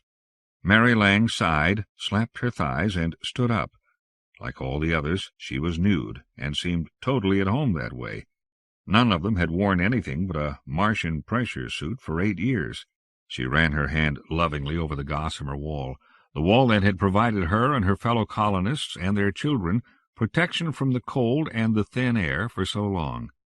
Singh was struck by her easy familiarity with what seemed to him outlandish surroundings. She looked at home. He couldn't imagine her anywhere else. He looked at the children. One wide-eyed little girl of 8 years was kneeling at his feet. As his eyes fell on her, she smiled tentatively and took his hand. "Did you bring any bubble gum?" the girl asked. He smiled at her. "No, honey, but maybe there's some in the ship." She seemed satisfied. She would wait to experience the wonders of earthly science. "We were provided for," Mary Lang said quietly. "They knew we were coming, and they altered their plans to fit us in." She looked back to Singh. It would have happened even without the blowout and the burials. The same sort of thing was happening around the Podcane, too, triggered by our waste, urine, and feces and such. I don't know if it would have tasted quite as good in the food department, but it would have sustained life. Singh stood up. He was moved, but did not trust himself to show it adequately, so he sounded rather abrupt, though polite. "I suppose you'll be anxious to go to the ship," he said. "You're going to be a tremendous help. You know so much of what we were sent here to find out, and you'll be quite famous when you get back to Earth. Your back pay should add up to quite a sum." There was a silence. Then it was ripped apart by Lang's huge laugh. She was joined by the others, and the children, who didn't know what they were laughing about, but enjoyed the break in the tension. "Sorry, Captain. That was rude. But we're not going back." Singh looked at each of the adults and saw no trace of doubt. and he was mildly surprised to find that the statement did not startle him. "I won't take that as your final decision," he said. "As you know, we'll be here 6 months. If at the end of that time any of you want to go, you're still citizens of Earth." "We are? You'll have to brief us on the political situation back there. We were United States citizens when we left. But it doesn't matter. You won't get any takers, though we appreciate the fact that you came. It's nice to know we weren't forgotten." She said it with total assurance, and the others were nodding. Singh was uncomfortably aware that the idea of a rescue mission had died out only a few years after the initial tragedy. He and his ship were here now only to explore. Lang sat back down and patted the ground around her, ground that was covered in a multiple layer of the Martian pressure-tight web, the kind of web that would have been made only by warm-blooded, oxygen-breathing, water-economy beings who needed protection for their bodies until the full bloom of summer. "We like it here. It's a good place to raise a family. Not like Earth the last time I was there. And it couldn't be much better now, right after another war. And we can't leave, even if we wanted to." She flashed him a dazzling smile and patted the ground again. "The Martians should be showing up any time now, and we aim to thank them." Introduction to Gotta Sing, Gotta Dance. Why would a guy who had longed all his life to live in the big city move from San Francisco to Eugene, Oregon? In a word, family. My wife at the time, Annette, had 3 children from a previous marriage. They are Maurice, Roger, and Stephen, and I have long since stopped thinking of them as my stepsons. All 3 are self-taught musicians of amazing talent in the areas of rock and blues. I'm proud to call them my sons. While we lived in the Haight, and during our travels around the country, we had Stephen with us while the 2 older boys lived with their father. Later they moved in with us, and it quickly began to seem that, in spite of what I had thought of as a frustrated youth, there were severe drawbacks to growing up in the big city. A smaller town has its advantages if you're trying to raise 3 boys and keep them out of trouble. We had a friend in Eugene, so that's where we went. It's a college town, home of the University of Oregon. We lived in 5 different places there, each one a little better than the last, most of them not really worth talking about, just houses. And away from the city, no longer rambling hippies, Annette and I began to grow apart. Eventually we separated and divorced. I don't see her much these days, but we remain friends. And we'll always have Woodstock. The second cool 8 I lived in was a '56 Buick parked in a muddy field in New York. We were only there 4 days, but they were an amazing 4 days, and we had no other home at the time. As a residence, it didn't have a lot to recommend it, but as the real estate people say, location, location, location. It was parked about a mile down the road from Max Yasgur's farm, where some hippies said there was going to be a concert. In my life, I have blundered into wonderful things so many times it's scary.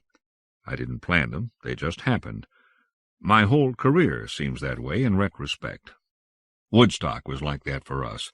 We knew it was happening. We'd heard about it in New York City, but we had no idea where. We had recently discovered that finding an affordable apartment in the city was hard, maybe impossible. It quickly became clear that in New York City somebody had to die before somebody else could move in. People actually read obituaries for leads on what might soon be available. So we decided to head up into the Catskills in search of cheaper rent.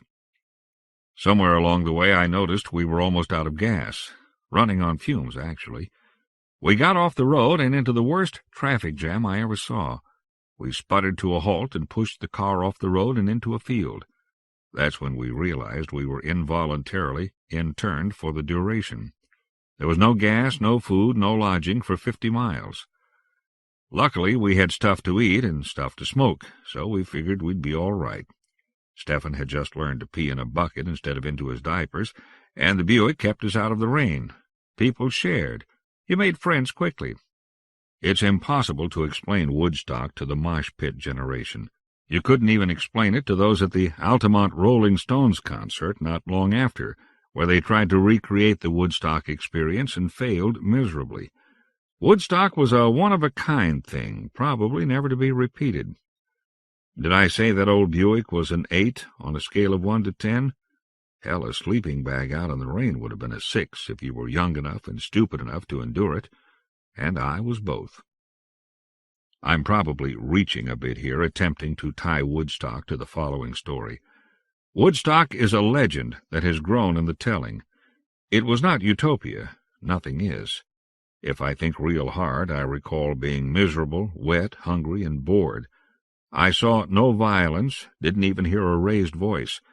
But I knew there were problems, many of them drug-induced. If it had gone on another 2 or 3 days, it would have resembled Bangladesh after the Great Cyclone of 1970. Well, come to think of it, it did resemble Bangladesh when it was over, but without the 300,000 dead bodies. Starvation and cholera were distinct possibilities. And yet something there worked. Mostly people were smiling and working hard and having a great time. A few of the locals took advantage of the weird hordes who had descended on their peaceful community, but most pitched in the same way they would have if a dam broke. Again, a metaphor very like what did happen.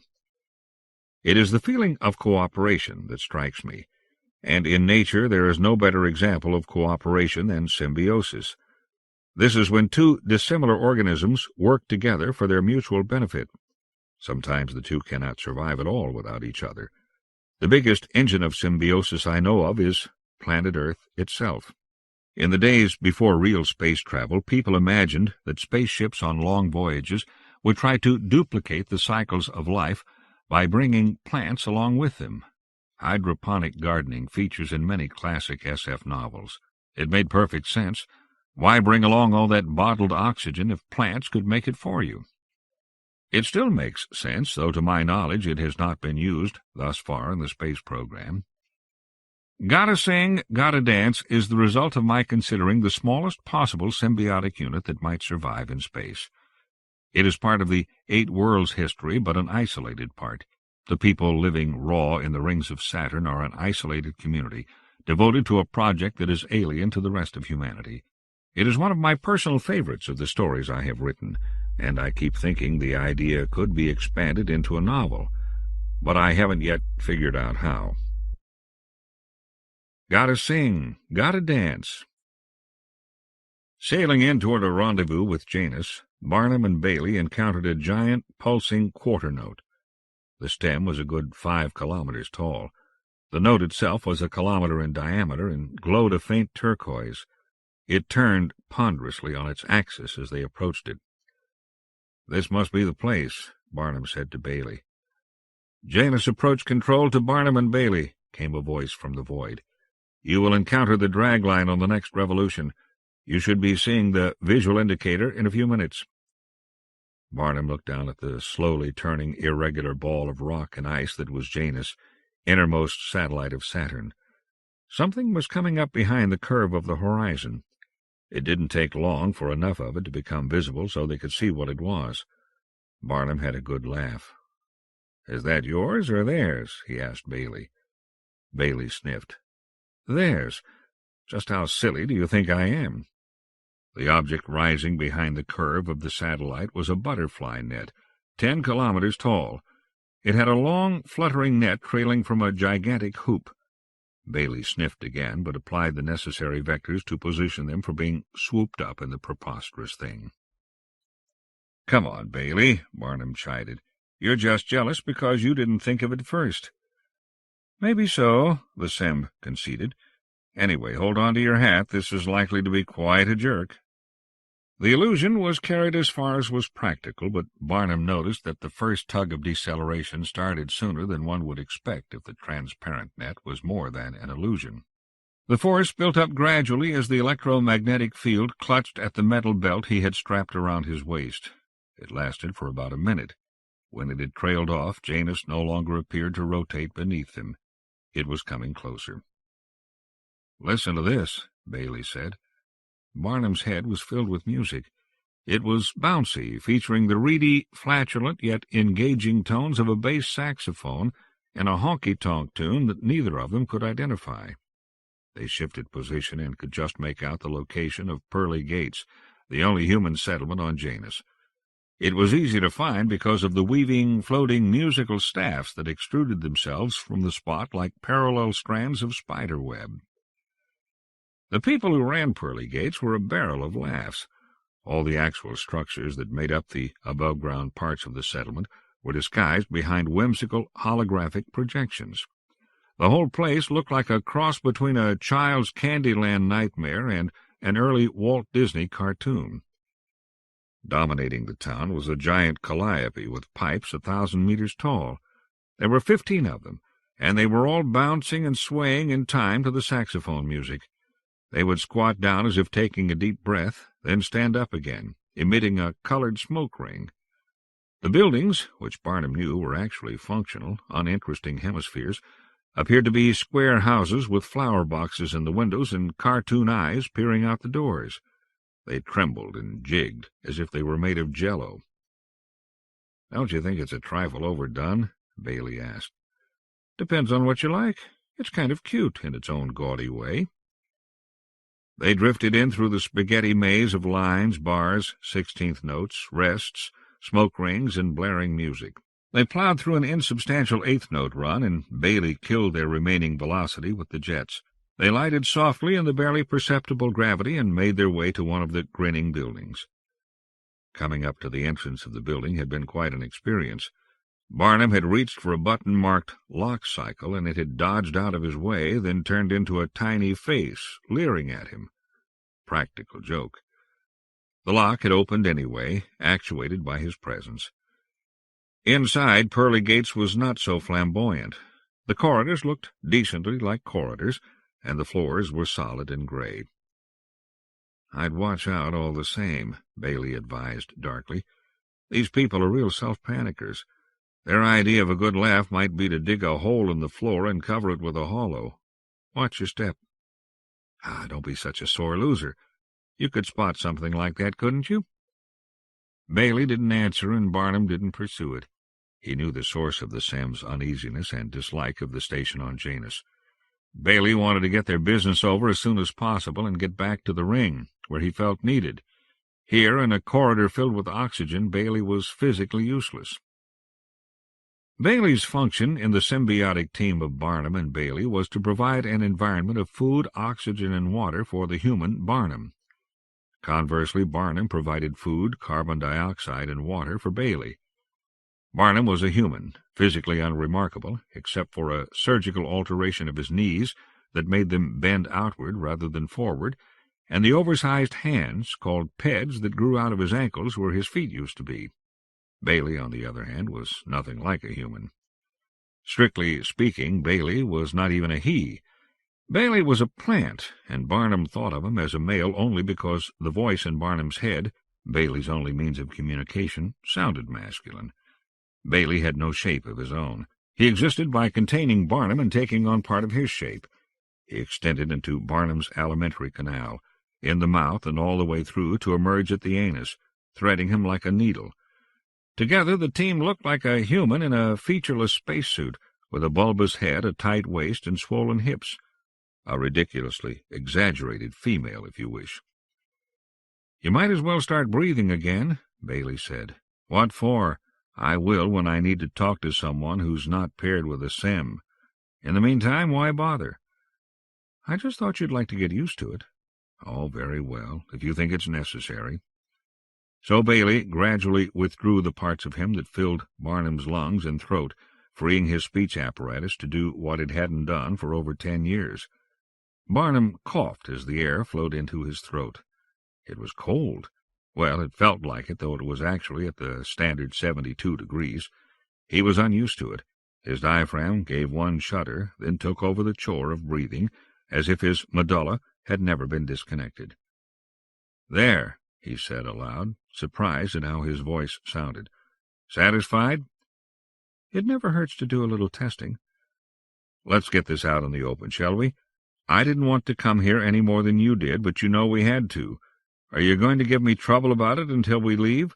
We're supposed to be a team, remember?" There was a sigh from his partner. "I'm sorry, but that's just it.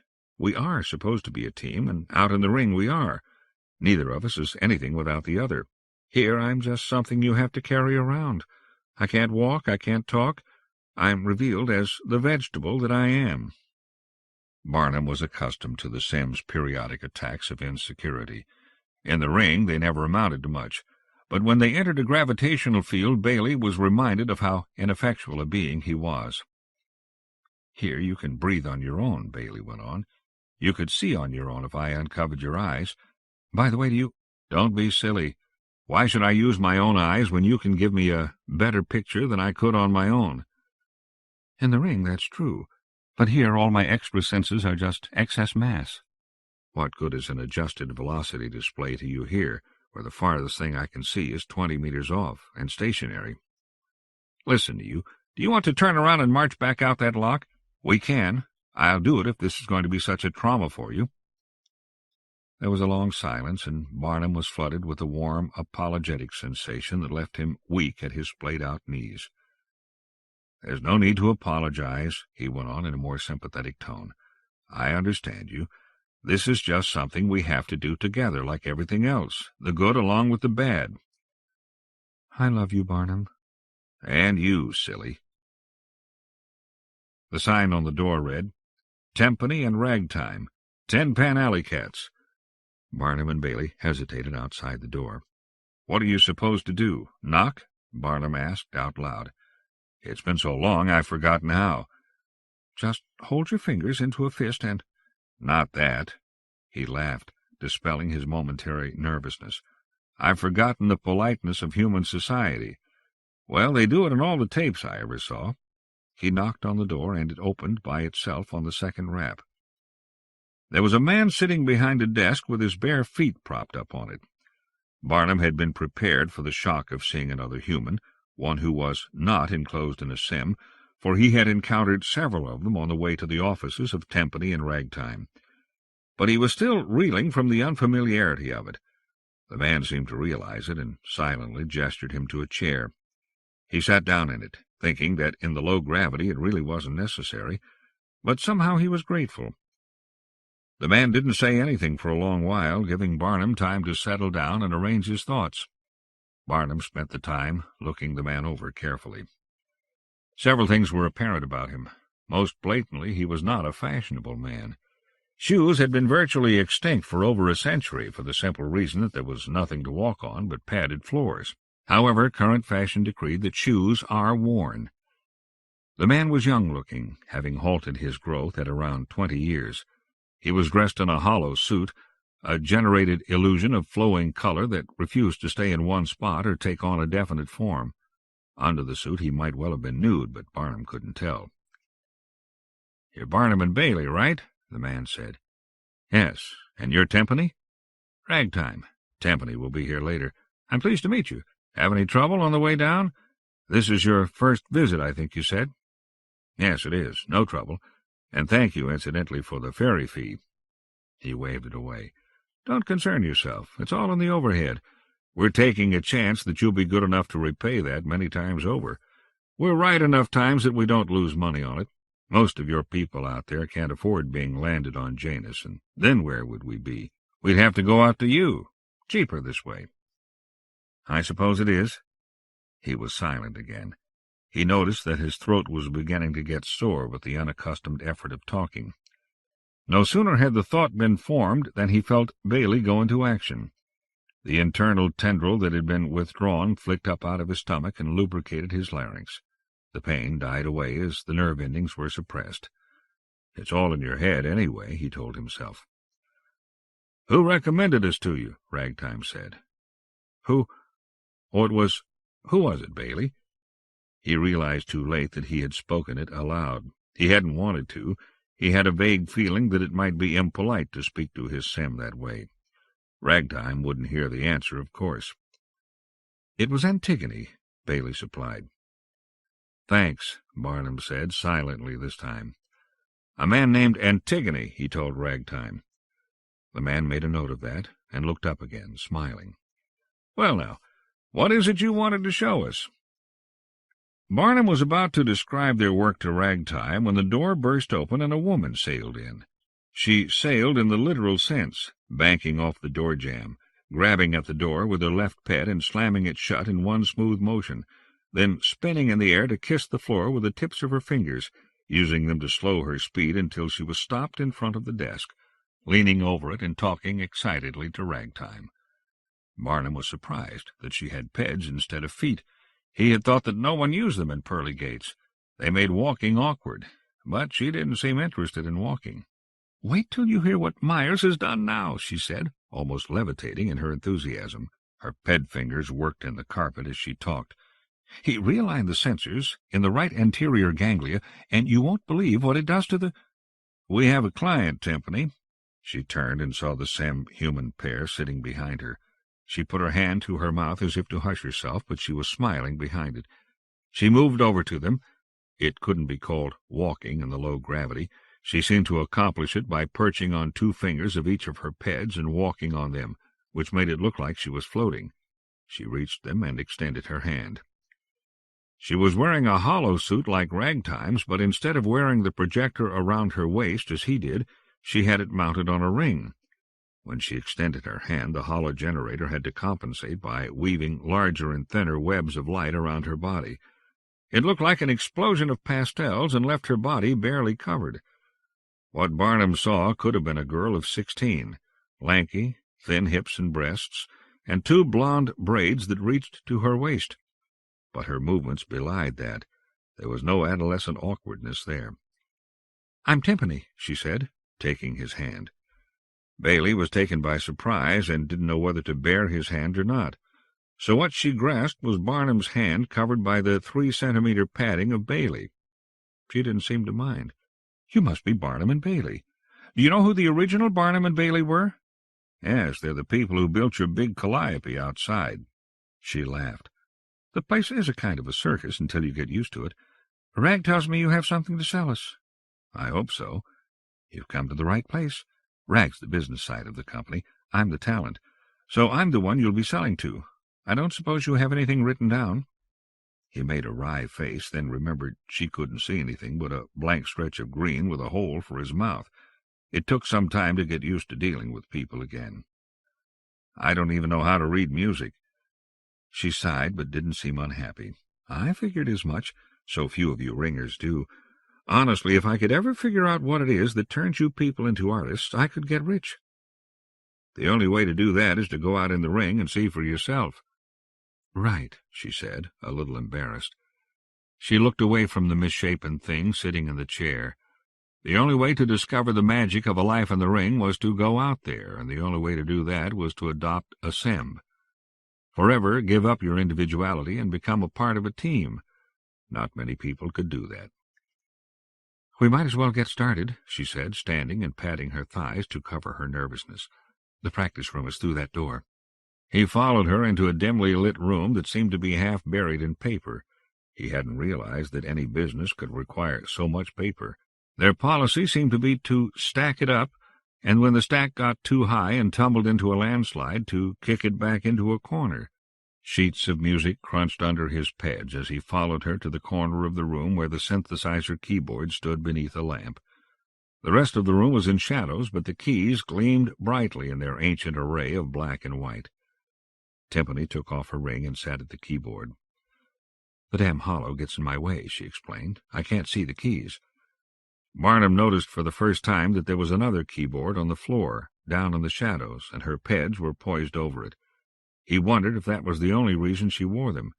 Having seen her walk, he doubted it. She sat still for a moment, then looked over to him expectantly. "Tell me about it," she said in a whisper. He didn't know what to say. "Tell you about it? Just tell you?" She laughed and relaxed again, hands in her lap. "I was kidding. But we have to get the music out of your head and onto that tape some way. How would you prefer? I heard that a Beethoven symphony was once written out in English, each chord and run described in detail. I can't imagine why anyone would want to, but someone did. It made quite a thick book. We can do it that way, or surely you can think of another." He was silent. Until she sat at the keyboard, he hadn't really thought about that part of it. He knew his music, knew it to the last hemi-semi-demi quaver. How to get it out? "What's the first note?" she prompted. He was ashamed again. "I don't even know the names of the notes," he confessed. She was not surprised. "Sing it." I've never tried to sing it." "Try now." She sat up straight, looking at him with a friendly smile, not coaxing, but encouraging. "I can hear it," he said desperately. "Every note, every dissonance. Is that the right word?" She grinned. "It's a right word, but I don't know if you know what it means. It's the quality of sound produced when the vibrations don't mesh harmoniously. Discord. It doesn't produce a sonically pleasing chord. Like this." And she pressed 2 keys close together, tried several others, then played with the knobs mounted over the keyboard until the 2 notes were only a few vibrations apart and wavered sinuously. They don't automatically please the ear, but in the right context they can make you sit up and take notice. Is your music discordant? Some places. Is that bad? Not at all. Used right, it's, well, not pleasing exactly. She spread her arms helplessly. Talking about music is a pretty frustrating business at best. Singing's much friendlier. Are you going to sing for me, love, or must I try to wade through your descriptions? Hesitantly he sang the first 3 notes of his piece, knowing that they sounded nothing like the orchestra that crashed through his head, but desperate to try something. She took it up, playing the 3 unmodulated tones on the synthesizer, 3 pure sounds that were pretty but lifeless and light years away from what he wanted. No, it has to be richer. All right, I'll play what I think of as richer, and we'll see if we speak the same language. She turned some knobs and played the 3 notes again, this time giving them the modulations of a string bass. That's closer, but it's still not there. Don't despair, she said, waving her hand at the bank of dials before her. Each of these will produce a different effect, singly or in combination.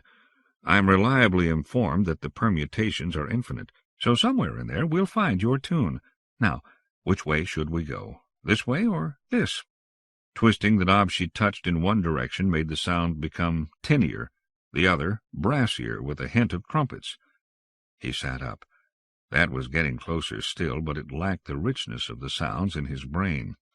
He had her turn the knob back and forth, finally settled on the place that most nearly approached his phantom tune. She tried another knob, and the result was an even closer approach, but it lacked something. Getting more and more involved, Barnum found himself standing over her shoulder as she tried another knob. That was closer still, but feverishly he sat beside her on the bench and reached out for the knob. He tuned it carefully, then realized what he had done. "Do you mind?" he asked. "It's so much easier sitting here and turning them myself." She slapped him on the shoulder. "You dope," she laughed. "I've been trying to get you over here for the last 15 minutes. Do you think I could really do this by myself? That Beethoven story was a lie." "What will we do, then?" "What you'll do is fiddle with this machine, with me here to help you and tell you how to get what you want. When you get it right, I'll play it for you. Believe me, I've done this too many times to think you could sit over there and describe it to me. Now, sing." He sang. 8 hours later, Ragtime came quietly into the room and put a plate of sandwiches and a pot of coffee on the table beside them. Barnum was still singing, and the synthesizer was singing along with him. Barnum came swimming out of his creative fog, aware that something was hovering in his field of vision, interfering with his view of the keyboard, something white and steaming at the end of a long— It was a coffee cup, held in Tempany's hand. He looked at her face, and she tactfully said nothing. While working at the synthesizer, Barnum and Bailey had virtually fused into a single being. That was appropriate, since the music Barnum was trying to sell was the product of their joint mind. It belonged to both of them. Now he wrenched himself away from his partner, far enough away that talking to him became a little more than talking to himself. "How about it, Bailey? Should we have some?" "I don't see why not. I've had to expend quite a bit of water vapor to keep you cool in this place. It could stand replenishing."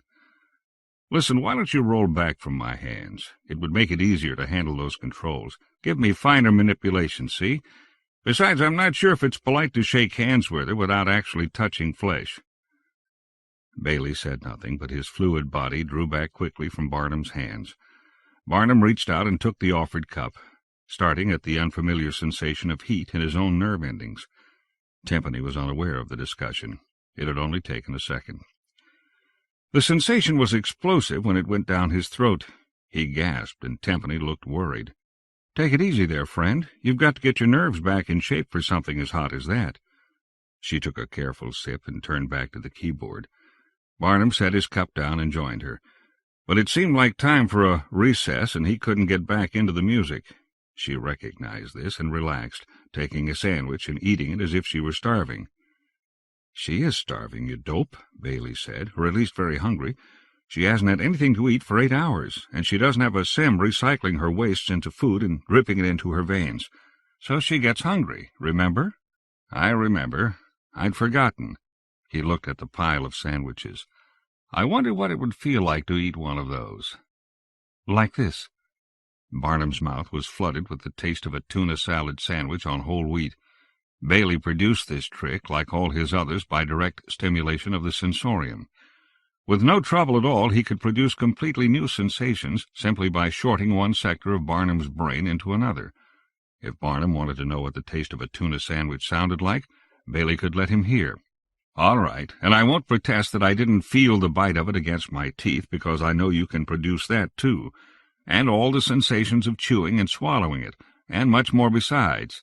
Still," and his thoughts took on a tone that Bailey wasn't sure he liked, "I wonder if it would be the polite thing to eat one of them."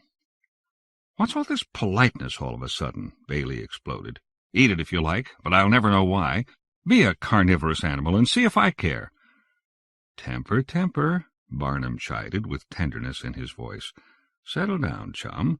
I'm not going anywhere without you, but we have to get along with these people. I'm just trying to be diplomatic." "Eat it, then," Bailey sighed. "You'll ruin my ecology schedules for months. What'll I do with all that extra protein? But why should you care about that?" Barnum laughed silently. He knew that Bailey could do anything he liked with it, ingest it, refine it, burn it, or simply contain it, and expel it at the first opportunity. He reached for a sandwich and felt the thick substance of Bailey's skin draw back from his face as he raised it to his mouth. He had expected a brighter light, but he shouldn't have.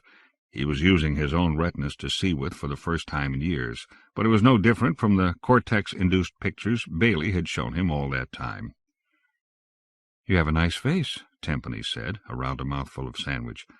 "I thought you would have. You painted a very nice picture of yourself." "I did?" Barnum asked, intrigued. "What do you mean?" "Your music. It reflects you. Oh, I don't see everything in your eyes that I saw in the music, but I never do. The rest of it is Bailey, your friend, and I can't read his expression." "No, I guess you couldn't. But can you tell anything about him?" She thought about it, then turned to the keyboard. She picked out a theme they had worried out a few hours before, played it a little faster and with subtle alterations in the tonality.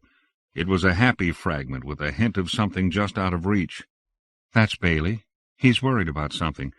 If experience is any guide, it's being here at Pearly Gates. Sims don't like to come here, or anywhere there's gravity. It makes them feel not needed." "Hear that?" he asked his silent partner. And that's so silly," she went on.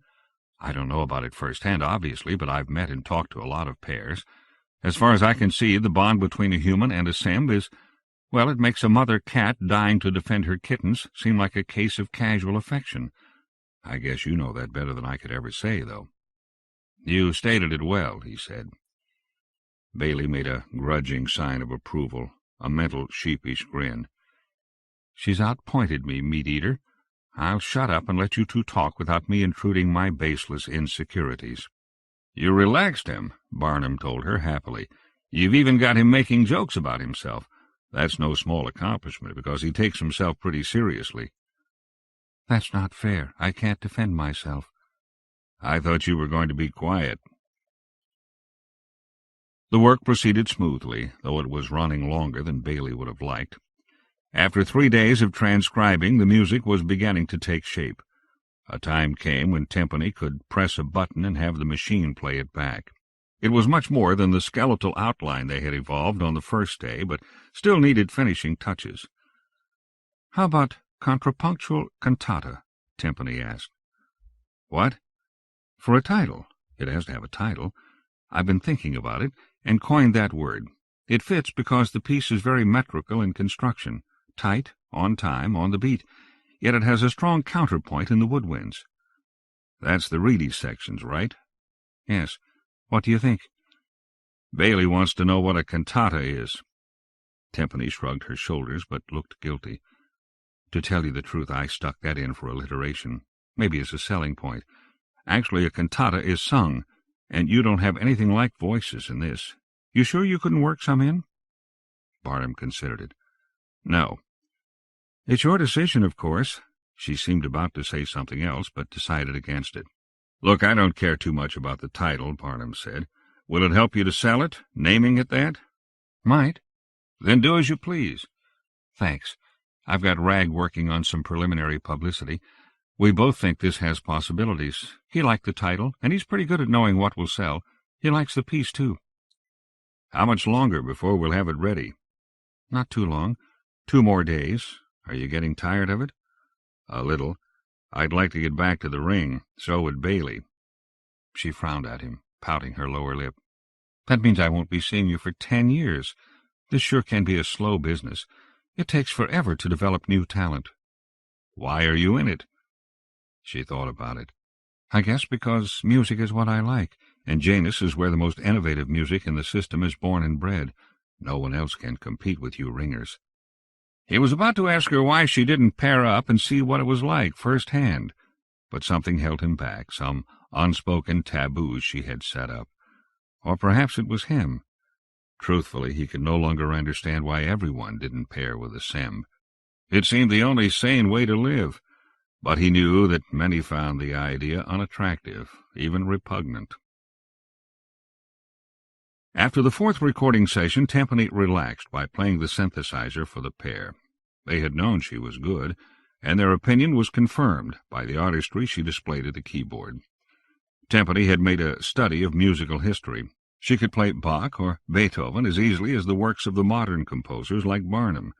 She performed Beethoven's 8th Symphony, first movement.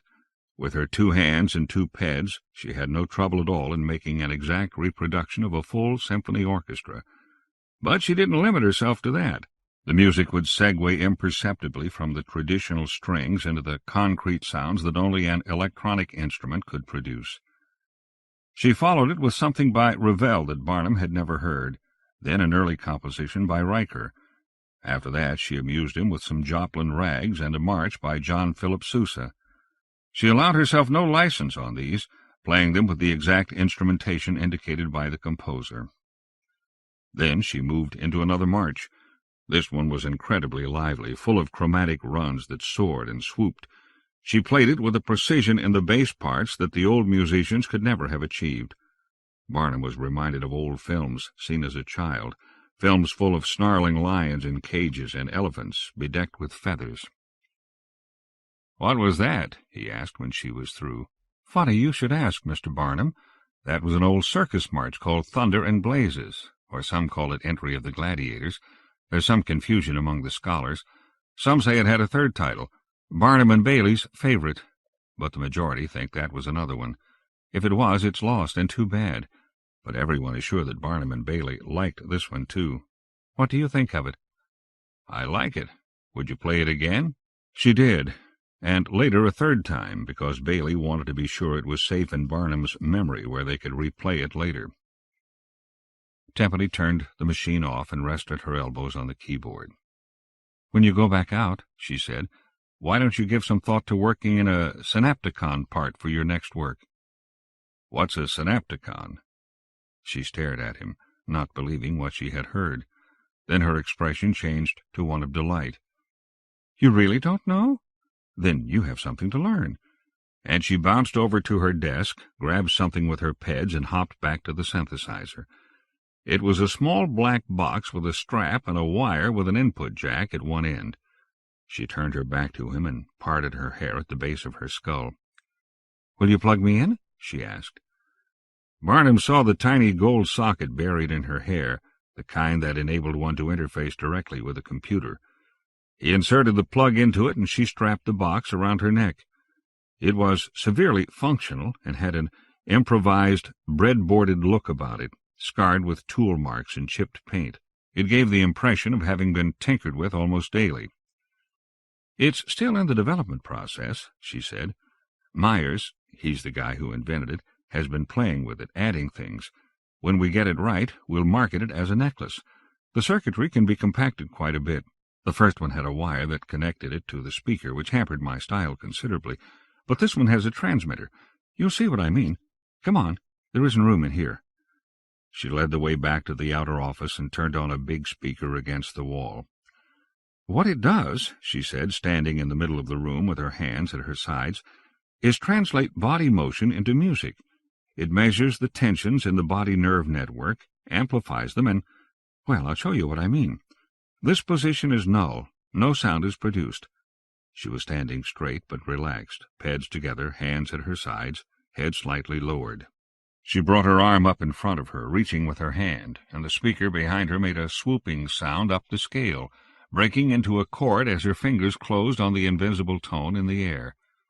She bent her knee forward, and a soft bass note crept in, strengthening as she tensed the muscles in her thighs.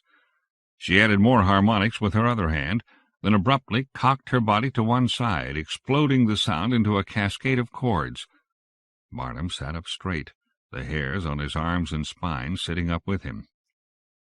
Timpani couldn't see him. She was lost in a world that existed slightly out of phase with the real one, a world where dance was music and her body was the instrument. Her eye blinks became staccato punctuating phrases, and her breathing provided a solid rhythmic base for the nets of sound her arms and legs and fingers were weaving. To Barnum and Bailey, the beauty of it lay in the perfect fitting together of movement and sound. The pair had thought it would be just a novelty, that she would be sweating to twist her body into shapes that were awkward and unnatural to reach the notes she was after. But it wasn't like that. Each element shaped the other. Both the music and the dance were improvised as she went along and were subordinate to no rules but her own internal ones. When she finally came to rest, balancing on the tips of her pads and letting the sound die away to nothingness, Barnum was almost numb, and he was surprised to hear the sound of hands clapping. He realized it was his own hands, but he wasn't clapping them. It was Bailey. Bailey had never taken over motor control. They had to have all the details. Bailey was overwhelmed by the new art form and grew so impatient with relaying questions through Barnum that he almost asked to take over Barnum's vocal cords for a while. Timpani was surprised at the degree of enthusiasm. She was a strong proponent of the Synapticon, but had not met much success in her efforts to popularize it. It had its limitations and was viewed as an interesting but passing fad. "What limitations?" Bailey asked, and Barnum vocalized. "Basically, it needs free-fall performance to be fully effective. There are residual tones that can't be eliminated when you're standing up in gravity, even on Janus, and I can't stay in the air long enough here. You evidently didn't notice it, but I was unable to introduce many variations under these conditions." Barnum saw something at once. "Then I should have one installed. That way I can play it as I move through the ring." Timpani brushed a strand of hair out of her eyes. She was covered in sweat from her 15-minute performance, and her face was flushed. Barnum almost didn't hear her reply. He was so intent on the harmony of motion in that simple movement. And the Synapticon was turned off. "Maybe you should, but I'd wait if I were you." Barnum was about to ask why, but she went on quickly. "It isn't an exact instrument yet, but we're working on it, refining it every day. Part of the problem, you see, is that it takes special training to operate it so it produces more than white noise. I wasn't strictly truthful with you when I told you how it works." "How so?" "Well, I said it measures tensions in nerves and translates it. Where are most of the nerves in the body?" Barnum saw it then. "In the brain." "Right. So mood is even more important in this than in most music. Have you ever worked with an alpha wave device? By listening to a tone, you can control certain functions of your brain. It takes practice. The brain provides the reservoir of tone for the Synapticon, modulates the whole composition. If you aren't in control of it, it comes out as noise." "How long have you been working with it?" "About 3 years. While Barnum and Bailey were working with her, Timpani had to adjust her day and night cycles to fit with his biological processes. The pair spent the periods of sunlight stretched out in Janus's municipal kitchen. The kitchen was a free service provided by the community, one that was well worth the cost, since without it paired humans would find it impossible to remain on Janus for more than a few days. It was a bulldozed plain, 3 kilometers square, marked off on a grid with sections 100 meters on an edge. Barnum and Bailey didn't care for it. None of the pairs liked it much, but it was the best they could do in a gravity field. No closed ecology is truly closed. The same heat cannot be reused endlessly as raw materials can. Heat must be added, energy must be pumped in somewhere along the line to enable the plant component of the pair to synthesize the carbohydrates needed by the animal component. Bailey could use some of the low-level heat generated when Barnum's body broke down these molecules, but that process would soon lead to ecological bankruptcy. The Sims solution was photosynthesis, like any other plant's, though the chemicals Bailey employed for it bore only a vague resemblance to chlorophyll. Photosynthesis requires large amounts of plant surface, much more than is available on an area the size of a human, and the intensity of sunlight at Saturn's orbit was only 1/100th what it was at Earth's. Barnum walked carefully along one of the white lines of the grid. To his left and right, humans were reclining in the centers of the large squares. They were enclosed in only the thinnest coating of SEM. The rest of the SEM's mass was spread in a sheet of living film, almost invisible except as a sheen on the flat ground. In space, this sunflower was formed by spinning slowly and letting centrifugal force form the large parabolic organ. Here it lay inert on the ground, pulled out by mechanical devices at the corners of the square. SEMs did not have the musculature to do it themselves. No part of their stay on Janus made them yearn for the rings as much as the kitchen. Barnum reclined in the middle of an empty square and let the mechanical claws fit themselves to Bailey's outer tegument. They began to pull, slowly, and Bailey was stretched. In the ring they were never more than 10 kilometers from the upper half. They could drift up there and deploy the sunflower, dream away a few hours, then use the light pressure to push them back into the shaded parts of the ring. It was nice. It was not exactly sleep, not exactly anything in human experience. It was plant consciousness, a dreamless, simple awareness of the universe, unencumbered with thought processes. Barnum grumbled now as the sunflower was spread on the ground around them. Though the energy intake phase of their existence was not sleep, several days of trying to accomplish it in gravity left Barnum with symptoms very like lack of sleep. They were both getting irritable. They were eager to return to weightlessness. He felt the pleasant lethargy creep over him. Beneath him Bailey was extending powerful rootlets into the naked rock, using acid compounds to eat into it and obtain the small amounts of replacement mass the pair needed. "So when are we going?" Bailey asked quietly. "Any day now, any day." Barnum was drowsy. He could feel the sun starting to heat the fluid in Bailey's sunflower. He was like a daisy nodding lazily in a green pasture.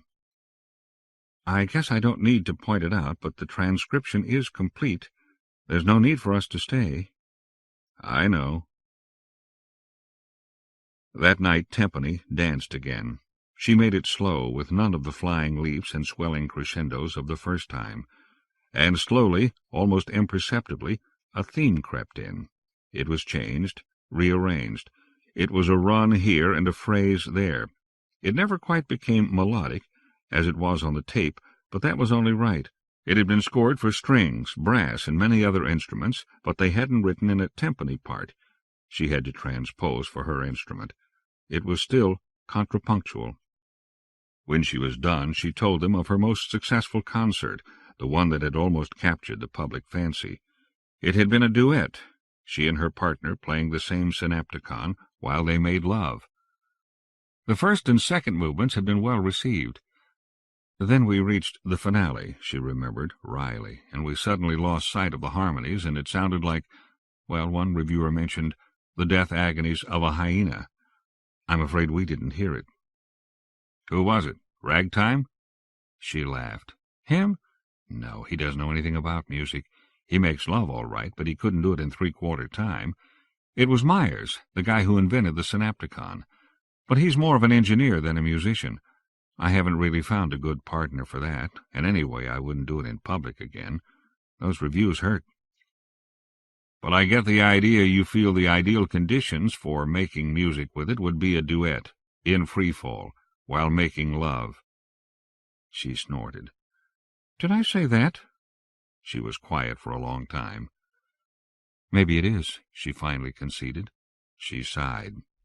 The nature of the instrument is such that the most powerful music is made when the body is most in tune with its surroundings, and I can't think of a better time than when I'm approaching an orgasm.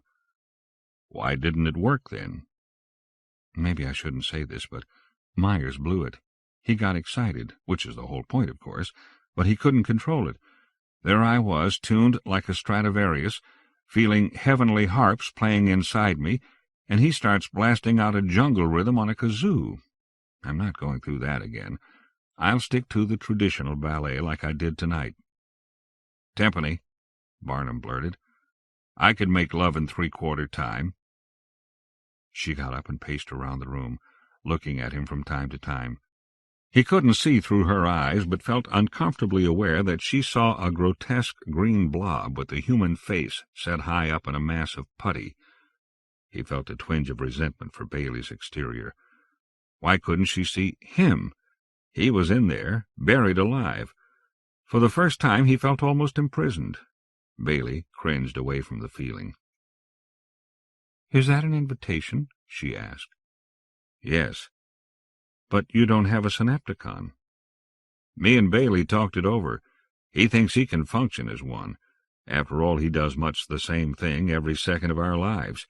He's very adept at rearranging nerve impulses, both in my brain and my body. He more or less lives in my nervous system." She was momentarily speechless. "You say you can make music, and hear it, without an instrument at all? Bailey does this for you?" "Sure. We just hadn't thought of routing body movements through the auditory part of the brain. That's what you're doing." She opened her mouth to say something, then closed it again. She seemed undecided about what to do. "Timpani, why don't you pair up and go out into the ring? Wait a minute, hear us out. You told me that my music was great and you think it might even sell. How did I do that? Do you ever think about it?" "I think about it a lot," she muttered, looking away from him. "When I came here, I didn't even know the names of the notes that were in my head. I was ignorant. I still don't know much. But I write music, and you know more about music than anyone I've ever met. You love it. You play it with beauty and skill. But what do you create?" "I've written things," she said defensively. "Oh, all right, they weren't any good. I don't seem to have the talent in that direction. But I'm proof that you don't need it. I didn't write that music, neither did Bailey. We watched it and listened to it happening all around us. You can't imagine what it's like out there.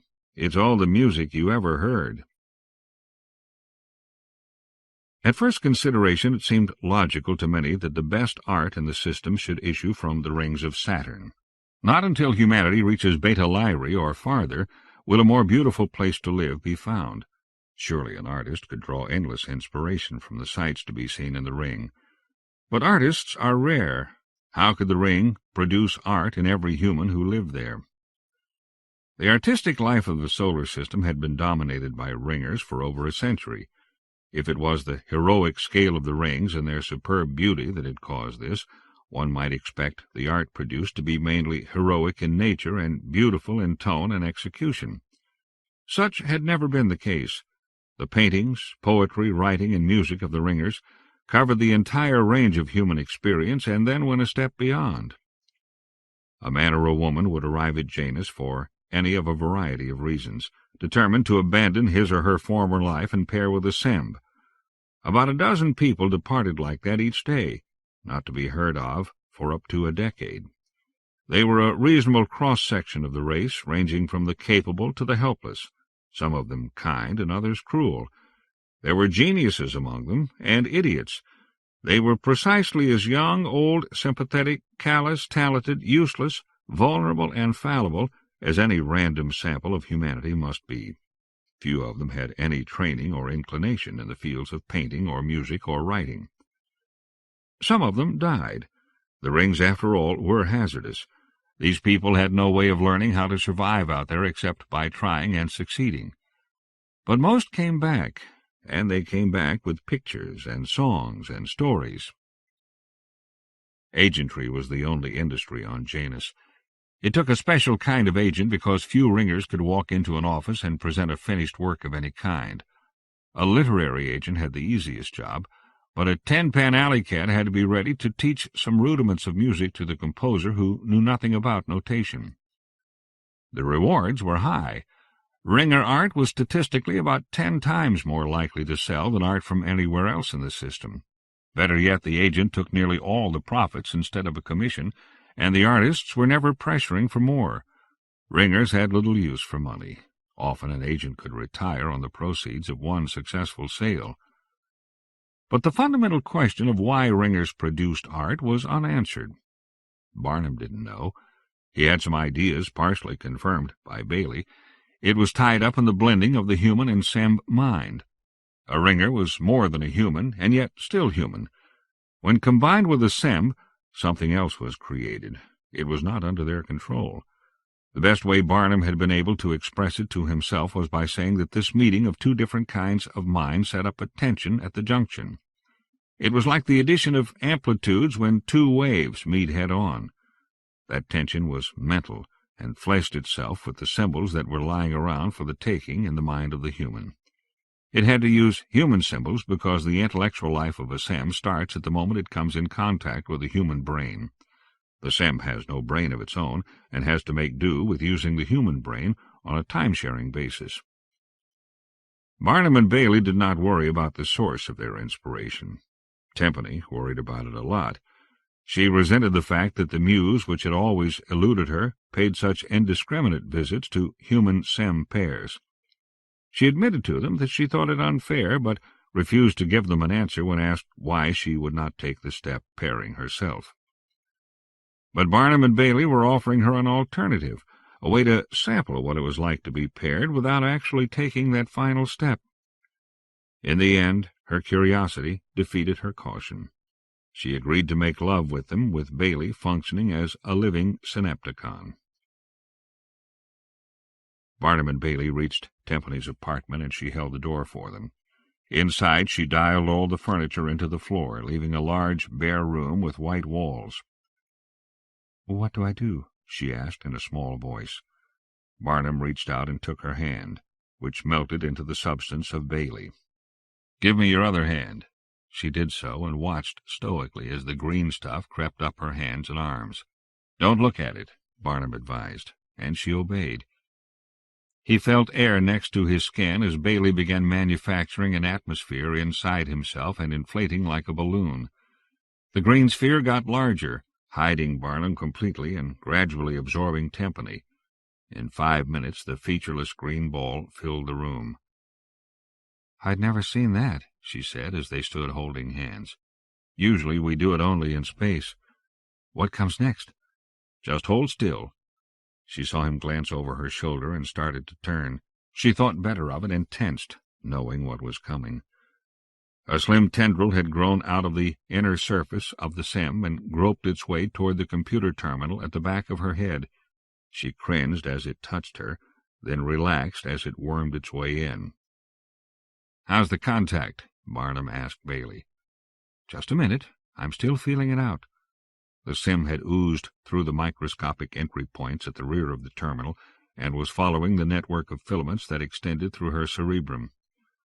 Reaching the end of one, Bailey would probe further, searching for the loci he knew so well in Barnum.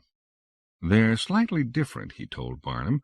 "I'll have to do a little testing to be sure I'm at the right spots." Tempany jumped, then looked down in horror as her arms and legs did a dance without her volition. "Tell him to stop that!" she shrieked, then gasped as Bailey ran through a rapid series of memory-sensory loci. In almost instantaneous succession, she experienced the smell of an orange blossom, the void of the womb, an embarrassing incident as a child, her first free-fall. She tasted a meal eaten 15 years ago. It was like spinning a radio dial through the frequencies, getting fragments of 1,000 unrelated songs, and yet being able to hear each of them in its entirety. It lasted less than a second and left her weak, but the weakness was illusory too, and she recovered and found herself in Barnum's arms. Make him stop it, she demanded, struggling away from him. It's over, he said. Well, almost, Bailey said. The rest of the process was conducted beneath her conscious level. I'm in, he told Barnum. I can't guarantee how well this will work. I wasn't built for this sort of thing, you know.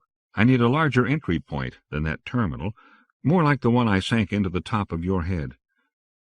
Is there any danger to her? Nope, but there's a chance I'll get overloaded and have to halt the whole thing. There's going to be a lot of traffic over that little tendril, and I can't be sure it'll handle the load. We'll just have to do our best. They faced each other. Tempany was tense and stony-eyed. What's next? She asked again, planting her feet on the thin but springy and warm surface of Bailey. I was hoping you'd do the opening bars, give me a lead to follow. You've done this once, even if it didn't work. All right. Take my hands.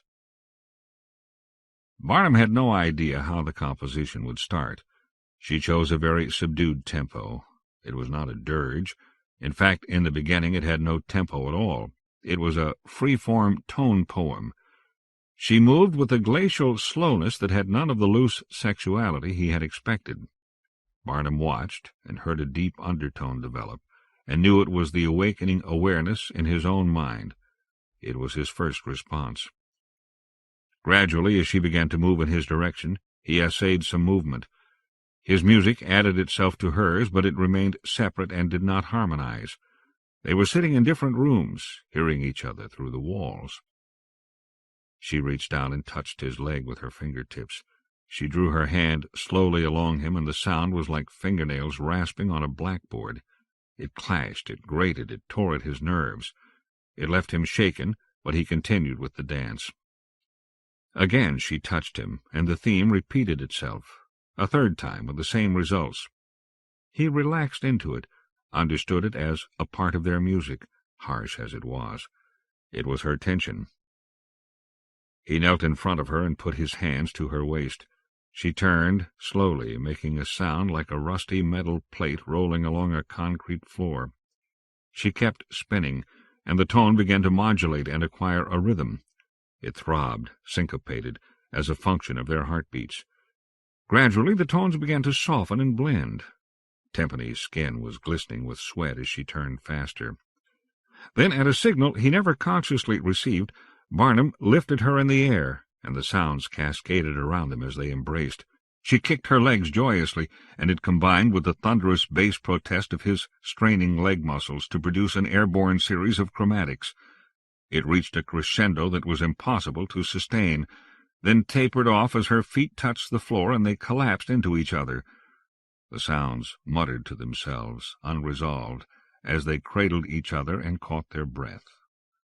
"Now we're in tune, at least," Tempany whispered, and the Simpsonapticon picked up the nerve impulses in her mouth and ears and tongue as she said it, and heard it, and mixed it with the impulses from Barnum's ears. The result was a vanishing series of arpeggios constructed around each word that echoed around them for minutes. She laughed to hear it, and that was music even without the dressings. The music had never stopped. It still inhabited the space around them, gathering itself into dark pools around their feet and pulsing in a diminishing allegretto with their hissing breath. "It's gotten dark," she whispered, afraid to brave the intensity of sound if she were to speak aloud. Her words wove around Barnum's head as he lifted his eyes to look around them. "There are things moving around out there," she said. The tempo increased slightly as her heart caught on the dark-on-dark outlines she sensed. "The sounds are taking shape," Barnum said. "Don't be afraid of them. It's in your mind." "I'm not sure I want to see that deeply into my mind."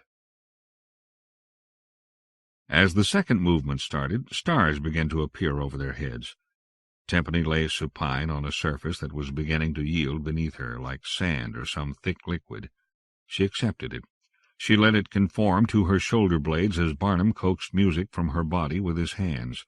He found handfuls of pure bell-like tones, unencumbered with timbre or resonance, existing by themselves. Putting his lips to her, he sucked out a mouthful of chords which he blew out one by one, where they clustered like bees around his nonsense words, ringing change after change on the harmonies in his voice. She stretched her arms over her head and bared her teeth, grabbing at the sand that was now as real to her touch as her own body was. Here was the sexuality Barnum had sought. Brash and libidinous as a goddess in the Hindu pantheon, her body shouted like a Dixieland clarinet, and the sounds caught on the waving tree limbs overhead and thrashed about like tattered sheets. Laughing, she held her hands before her face and watched as sparks of blue and white fire arced across her fingertips. The sparks leaped out to Barnum, and he glowed where they touched him. The universe they were visiting was an extraordinarily cooperative one. When the sparks jumped from Timpany's hand into the dark, cloud-streaked sky, bolts of lightning came skittering back at her. They were awesome, but not fearsome. Timpany knew them to be productions of Bailey's mind, but she liked them. When the tornadoes formed above her and writhed in a dance around her head, she liked that too. The gathering storm increased as the tempo of their music increased in perfect step. Gradually, Timpany lost track of what was happening. The fire in her body was transformed into madness, a piano rolling down a hillside or a harp being used as a trampoline. There was the drunken looseness of a slide trombone played at the bottom of a well. She ran her tongue over his cheek, and it was the sound of beads of oil falling on a snare drum. Barnum sought entrance to the concert hall, sounding like a head-on collision of harpsichords. Then someone pulled the plug on the turntable motor, and the tape was left to thread its way through the heads at a slowly diminishing speed as they rested. The music gabbled insistently at them, reminding them that this could only be a brief intermission, that they were in the command of forces beyond themselves. They accepted it, Timpany sitting lightly in Barnum's lap, facing him, and allowing herself to be cradled in his arms. "Why the pause?" Timpany asked, and was delighted to see her words escape her mouth not in sound but in print. She touched the small letters as they fluttered to the ground. "Bailey requested it," Barnum said, also in print. "His circuits are overloading." His words orbited twice around his head, then vanished. "And why the skywriting?" "So as not to foul the music with more words." She nodded and rested her head on his shoulder again. Barnum was happy. He gently stroked her back, producing a warm, fuzzy rumble. He shaped the contours of the sound with his fingertips. Living in the ring, he was used to the feeling of triumphing over something infinitely vast. With the aid of Bailey, he could scale down the mighty ring until it was within the scope of a human mind. But nothing he had ever experienced rivaled the sense of power he felt in touching Timpany and getting music. A breeze was starting to eddy around them. It rippled the leaves of the tree that arched over them. The lovers had stayed planted on the ground during the height of the storm. Now the breeze lifted them into the air and wafted them into the gray clouds. Timpany had not noticed it. When she opened her eyes, all she knew was that they were back in limbo again, alone with the music, and the music was beginning to build. The last movement was both more harmonious and less varied. They were finally in tune, acknowledging the baton of the same conductor. The piece they were extemporizing was jubilant. It was noisy and broad and gave signs of becoming Wagnerian. But somewhere the gods were laughing. Timpany flowed with it, letting it become her. Barnum was sketching out the melody line while she was content to supply the occasional appoggiatura, the haunting nuance that prevented it from becoming ponderous. The clouds began to withdraw, slowly revealing the new illusion that Bailey had moved them to. It was hazy, but it was vast. Timpany opened her eyes and saw the view from the upper half, only a few kilometers above the plane of the rings. Below her was an infinite golden surface, and above her were stars. Her eyes were drawn to the plain, down there. It was thin, insubstantial. One could see right through it. Shielding her eyes from the glare of the sun, and introducing a forlorn minor theme into the music, she peered into the whirling marvel they had taken her out here to see, and her ears were filled with the shrieks of her unspoken fear as Bailey picked it up. There were stars down there, all around her and moving toward her, and she was moving through them, and they were beginning to revolve, and the inner surface of Bailey. Above her unseeing eyes, a slim green tendril, severed, was writhing back into the wall. It disappeared. "Burnt out," "Are you all right?" Barnum asked him. "I'm all right. Burnt out. You felt it. I warned you the connection might not handle the traffic." Barnum consoled him. "We never expected that intensity." He shook his head, trying to clear the memory of that awful moment. He had his fears, but evidently no phobias. Nothing had ever gripped him the way the rings had gripped Timpani. He gratefully felt Bailey slip in and ease the pain back into a corner of his mind where he needn't look at it. Plenty of time for that later, on the long, silent orbits they would soon be following. Timpani was sitting up, puzzled but beginning to smile. Barnum wished Bailey could give him a report on her mental condition, but the connection was broken. Shock? He'd forgotten the symptoms. "I'll have to find out for myself," he told Bailey. "She looks all right to me," Bailey said. "I was calming her as the contact was breaking. She might not remember much." She didn't. Mercifully, she remembered the happiness, but had only a vague impression of the fear at the end. She didn't want to look at it, which was just as well. There was no need for her to be tantalized or taunted by something she could never have. They made love there inside Bailey. It was quiet and deep and lasted a long time. What lingering hurts there were found healing in that gentle silence, punctuated only by the music of their breathing. Then Bailey slowly retracted around Barnum, contracting their universe down to man-size and forever excluding Timpani. It was an awkward time for them. Barnum and Bailey were due at the catapult in an hour. All three knew that Timpani could never follow them, but they didn't speak of it. They promised to remain friends, and knew it was empty. Timpani had a financial statement which she handed to Barnum. $2,000 minus $19.95 for the pills. She dropped the dozen small pellets into his hand. They contained the trace elements the pair could not obtain in the rings, and constituted the only reason they ever needed to visit Janus. "Is that enough?" Timpani asked anxiously. Barnum looked at the sheet of paper. He had to think hard to recall how important money was to single humans. He had little use for it. His bank balance would keep him in supplement pills for thousands of years if he could live that long, even if he never came back to sell another song. And he understood now why there was so little repeat business on Janus. Pairs and humans could not mix. The only common ground was art, and even there the single humans were driven by monetary pressures alien to pairs.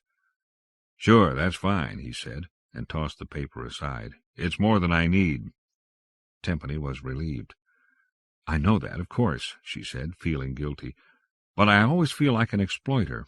It's not very much. Rag says this one could really take off and we could get rich, and that's all you'll ever get out of it." Barnum knew that and didn't care. "It's really all we need," he repeated. "I've already been paid in the only coin I value, which is the privilege of knowing you." They left it at that. The countdown wasn't a long one. The operators of the cannon tended to herd the pairs through the machine like cattle through a gate. But it was plenty of time for Barnum and Bailey on stretched time to embed Timpani in amber. "Why?" Barnum asked at one point. "Why her? Where does the fear come from?" "I saw some things," Bailey said thoughtfully. "I was going to probe, but then I hated myself for it. I decided to leave her private traumas alone." The Count was ticking slowly down to the firing signal, and a bass, mushy music began to play in Barnum's ears. "Do you still love her?" Barnum asked. "More than ever." "So do I. It feels good, and it hurts. I suppose we'll get over it. But from now on we better keep our world down to a size we can handle. What is that music, anyway?" "A send-off," Bailey said. He accelerated them until they could hear it. "It's coming over the radio. A circus march." Barnum had no sooner recognized it than he felt the gentle but increasing push of the cannon accelerating him up the tube. He laughed, and the two of them shot out of the bulging brass pipe of the Pearly Gates calliope. They made a bull's-eye through a giant orange smoke ring, accompanied by the strains of Thunder and Blazes. Introduction to The Barbie Murders. Damon Knight was living in Florida and publishing a series of hardcover anthologies called Orbit when I first started submitting stories to him. Damon had always been one of the best editors in the field, going all the way back to the 1950s, and the Orbit books were very good. It was considered a mark of prestige to appear in them. I sent him 3 stories, and he bought 2 of them. More about the one he didn't buy later.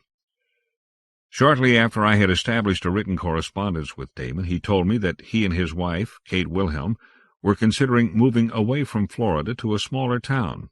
They were considering Eugene. I gathered it was for much the same reason I was living there. They had a young son named John, and the area they lived in was beginning to resemble a big city. They visited Eugene, liked it, and soon had bought a house. The small science fiction community in Oregon, including myself, couldn't believe our luck. Damon turned out to be a quiet-spoken man with a beard almost as big as he was, and an incredible dry wit. He was one of those rare people who never seemed to say anything unless it was really worth listening to. Kate Wilhelm was much like him in that sense, and not only is she one of the best writers I've ever known, she is one of the best human beings.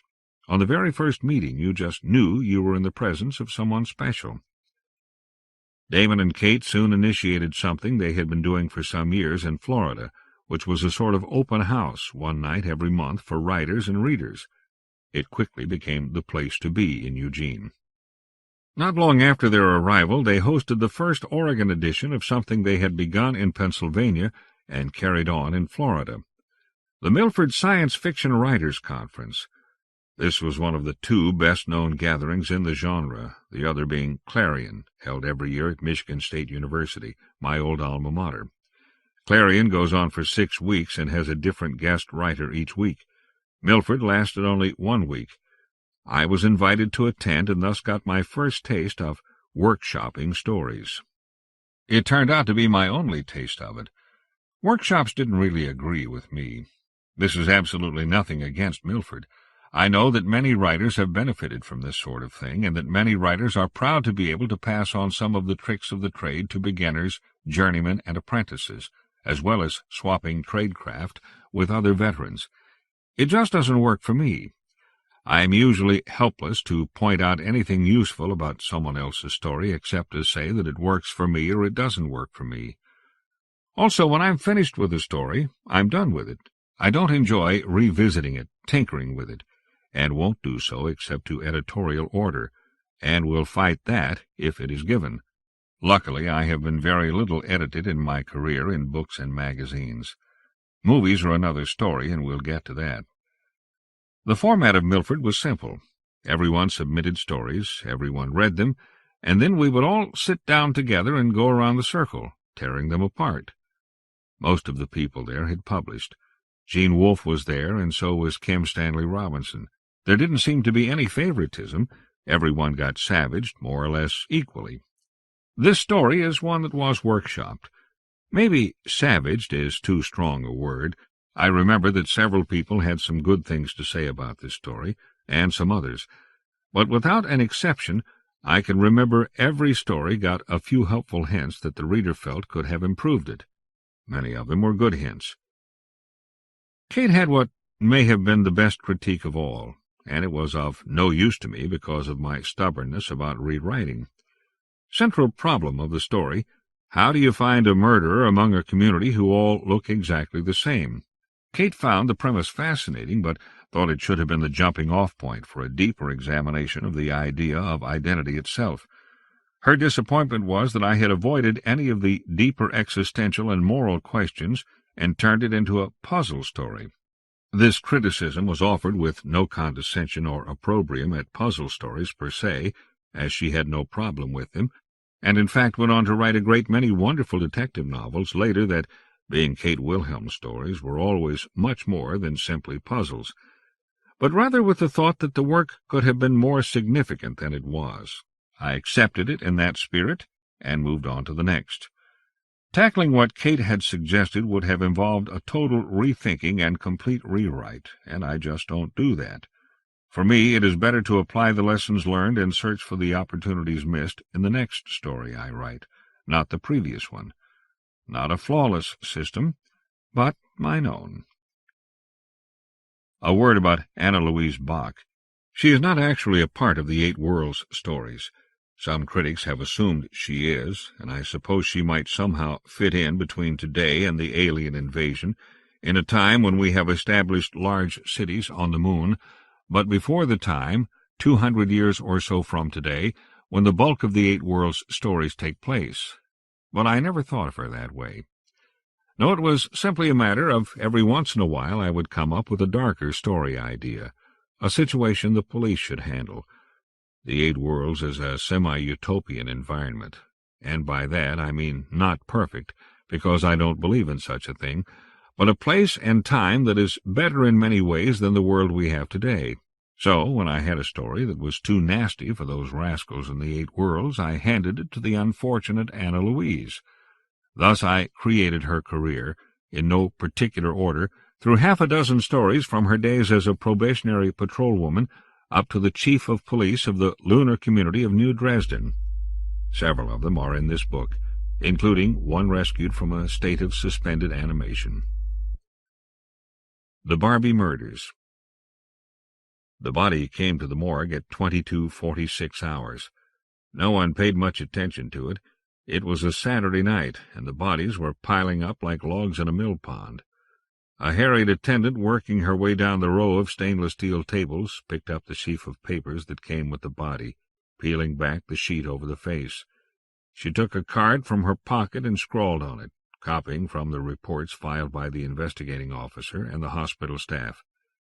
Ingram, Leah Petrie, female, age 35, length 2.1 meters, mass 59 kilograms. Dead on arrival, Chrysium Emergency Terminal. Cause of death, homicide. Next of kin, unknown. She wrapped the wire attached to the card around the left big toe, slid the dead weight from the table and onto the wheeled carrier, took it to cubicle 659A, and rolled out the long tray. The door slammed shut, and the attendant placed the paperwork in the out tray, never noticing that, in his report, the investigating officer had not specified the sex of the corpse. Lieutenant Anna Louise Bach had moved into her new office 3 days ago, and already the paper on her desk was threatening to avalanche onto the floor. To call it an office was almost a perversion of the term. It had a file cabinet for pending cases. She could open it only at severe risk to life and limb. The drawers had a tendency to spring out at her, pinning her in her chair in the corner. To reach A, she had to stand on her chair. Z required her either to sit on her desk or to straddle the bottom drawer with one foot in the leg well and the other against the wall. But the office had a door. True, it could only be opened if no one was occupying the single chair in front of the desk. Bach was in no mood to gripe. She loved the place. It was 10 times better than the squad room where she had spent 10 years elbow to elbow with the other sergeants and corporals. Jorge Weil stuck his head in the door. "Hi. We're taking bids on a new case. What am I offered?" "Put me down for half a mark," Bach said, without looking up from the report she was writing. "Can't you see I'm busy?" "Not as busy as you're going to be." Weil came in without an invitation and settled himself in the chair. Bach looked up, opened her mouth, then said nothing. She had the authority to order him to get his big feet out of her cases completed tray, but not the experience in exercising it. And she and Jorge had worked together for 3 years. Why should a stripe of gold paint on her shoulder change their relationship? She supposed the informality was Weil's way of saying he wouldn't let her promotion bother him as long as she didn't get snotty about it. Weil deposited a folder on top of the teetering pile marked for immediate action, then leaned back again. Bach eyed the stack of paper and the circular file mounted in the wall not half a meter from it, leading to the incinerator, and thought about having an accident. Just a careless nudge with an elbow. "Aren't you even going to open it?" Weil asked, sounding disappointed. "It's not every day I'm going to hand-deliver a case." "You tell me about it, since you want to so badly." "All right. We've got a body which is cut up pretty bad. We've got the murder weapon, which is a knife. We've got 13 eyewitnesses who can describe the killer. But we don't really need them, since the murder was committed in front of a television camera. We've got the tape." "You're talking about a case which has to have been solved 10 minutes after the first report. untouched by human hands. Give it to the computer, idiot." But she looked up. She didn't like the smell of it. "Why give it to me?" "Because of the other thing we know, the scene of the crime. The murder was committed at the Barbie colony." Oh, sweet Jesus. The temple of the Standardized Church in Luna was in the center of the Standardist commune, Anytown, North Chrysium. The best way to reach it, they found, was a local tube line which paralleled the Cross Chrysium Express tube. She and Weil checked out a blue and white police capsule with a priority sorting code and surrendered themselves to the New Dresden Municipal Transport System, the pill sorter, as the New Dresdenites called it. They were whisked through the precinct chute to the main nexus, where thousands of capsules were stacked awaiting a routing order to clear the computer. On the big conveyor which should have taken them to a holding cubby, they were snatched by a grapple, the cops called it the long arm of the law, and moved ahead to the multiple maws of the Cross Chrysium, while people in other capsules glared at them. The capsule was inserted, and Bach and Weil were pressed hard into the backs of their seats. In seconds they emerged from the tube and out onto the plain of Chrysium, speeding along through the vacuum, magnetically suspended a few millimeters above the induction rail. Bach glanced up at the earth, then stared out the window at the featureless landscape rushing by. She brooded. It had taken a look at the map to convince her that the Barbie colony was indeed in the New Dresden jurisdiction, a case of blatant gerrymandering if ever there was one. Anytown was 50 kilometers from what she thought of as the boundaries of New Dresden, but was joined to the city by a dotted line that represented a strip of land 1 meter wide. A roar built up as they entered a tunnel, and air was injected into the tube ahead of them. The car shook briefly as the shock wave built up, then they popped through pressure doors into the tube station of Anytown. The capsule doors hissed, and they climbed out onto the platform. The tube station at Anytown was primarily a loading dock and warehouse. It was a large space with plastic crates stacked against all the walls and about 50 people working to load them into freight capsules. Bach and Weil stood on the platform for a moment, uncertain where to go. The murder had happened at a spot not 20 meters in front of them, right here in the tube station. "This place gives me the creeps," Weil volunteered. "Me too." Every one of the 50 people Bach could see was identical to every other. All appeared to be female, though only faces, feet, and hands were visible, everything else concealed by loose white pajamas, belted at the waist. They were all blonde. All had hair cut off at the shoulder and parted in the middle, blue eyes, high forehead, short noses, and small mouths. The work slowly stopped as the Barbies became aware of them. They eyed Bach and Weil suspiciously. Bach picked one at random and approached her. "Who's in charge here?" she asked. "We are," the Barbie said. Bach took it to mean the woman herself, recalling something about Barbies never using the singular pronoun. "We're supposed to meet someone at the temple," she said. "How do we get there?"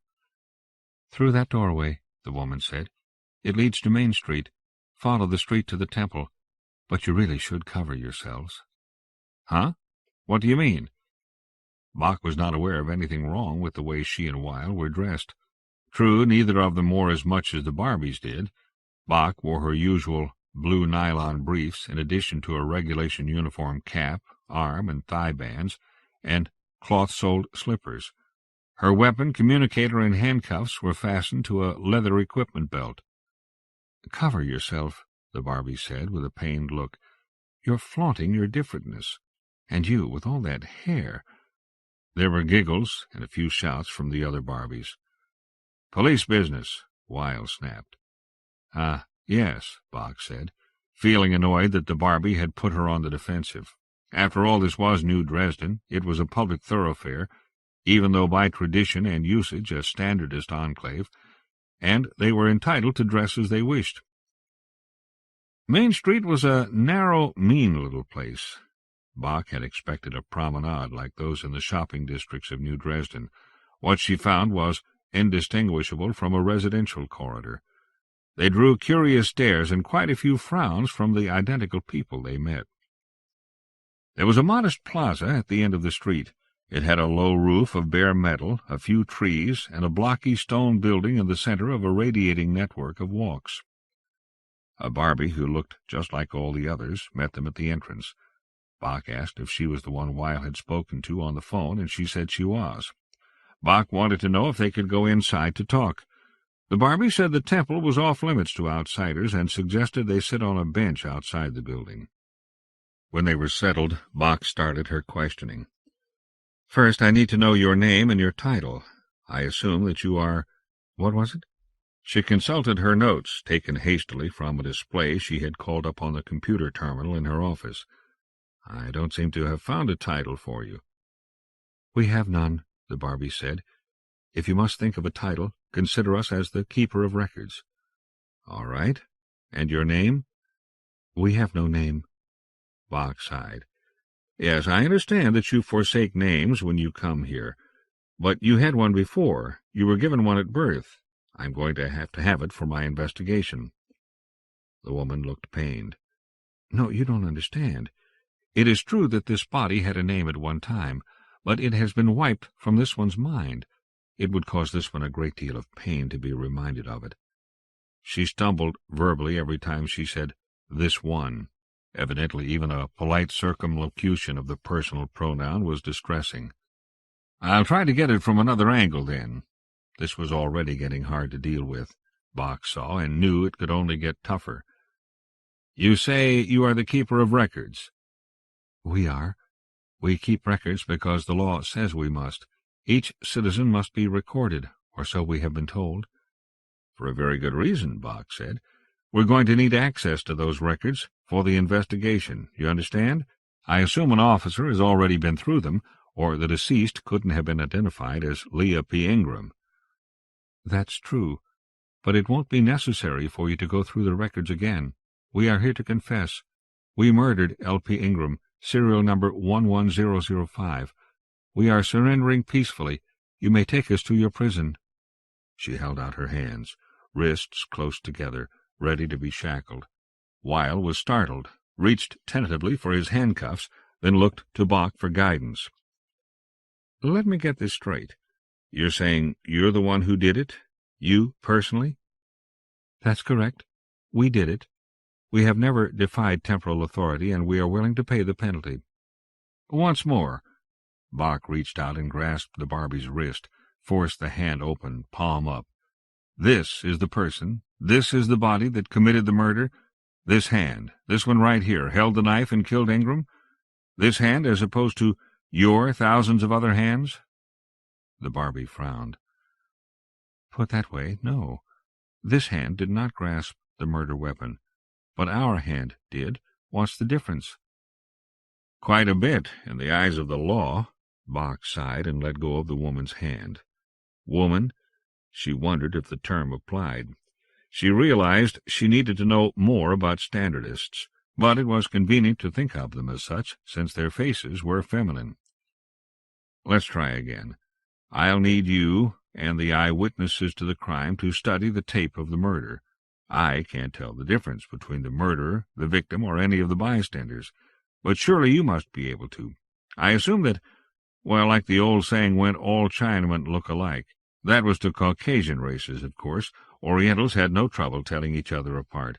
So I thought that you people would—" She trailed off at the look of blank incomprehension on the Barbie's face. "We don't know what you're talking about." Bach's shoulders slumped. "You mean you can't, not even if you saw her again?" The woman shrugged. "We all look the same to this one." Anna Louise Bach sprawled out on her flotation bed later that night, surrounded by scraps of paper. Untidy as it was, her thought processes were helped by actually scribbling facts on paper rather than filing them in her data link. And she did her best work late at night, at home, in bed, after taking a bath or making love. Tonight she had done both and found she needed every bit of the invigorating clarity it gave her. Standardists. They were an offbeat religious sect, founded 90 years earlier by someone whose name had not survived. That was not surprising, since standardists gave up their names when they joined the order.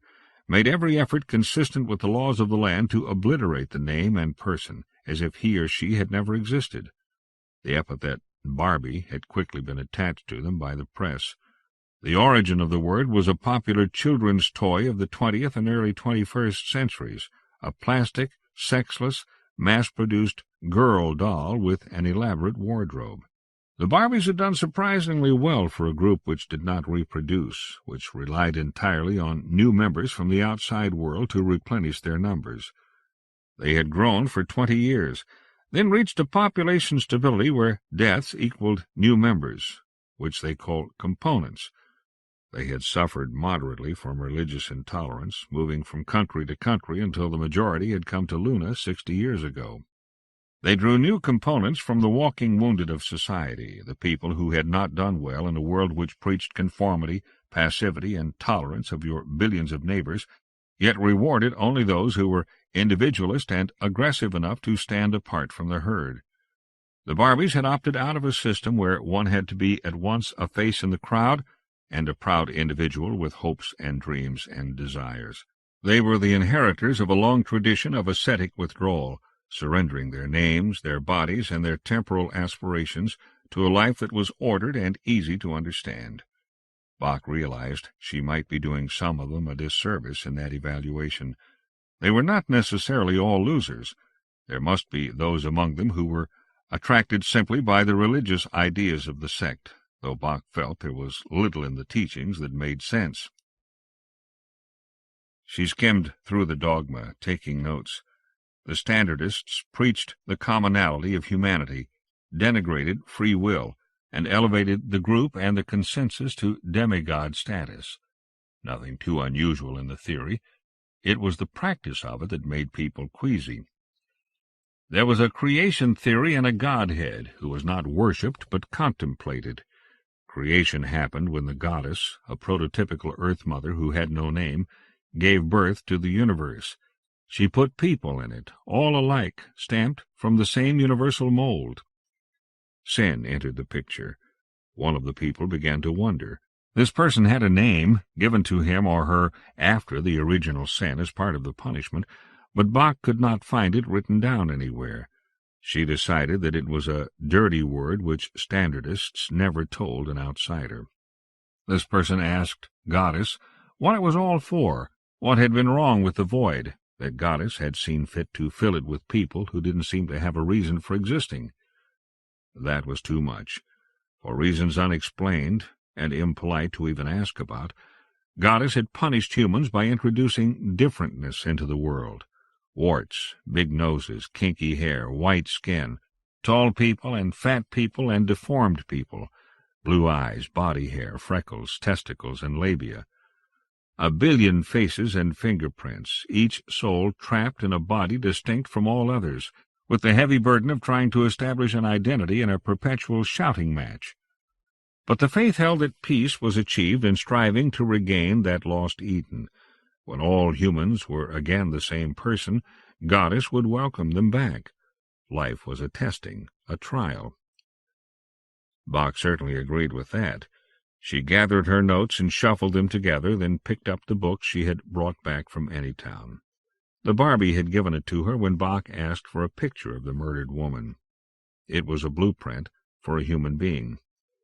The title was The Book of Specifications, the Specs for short.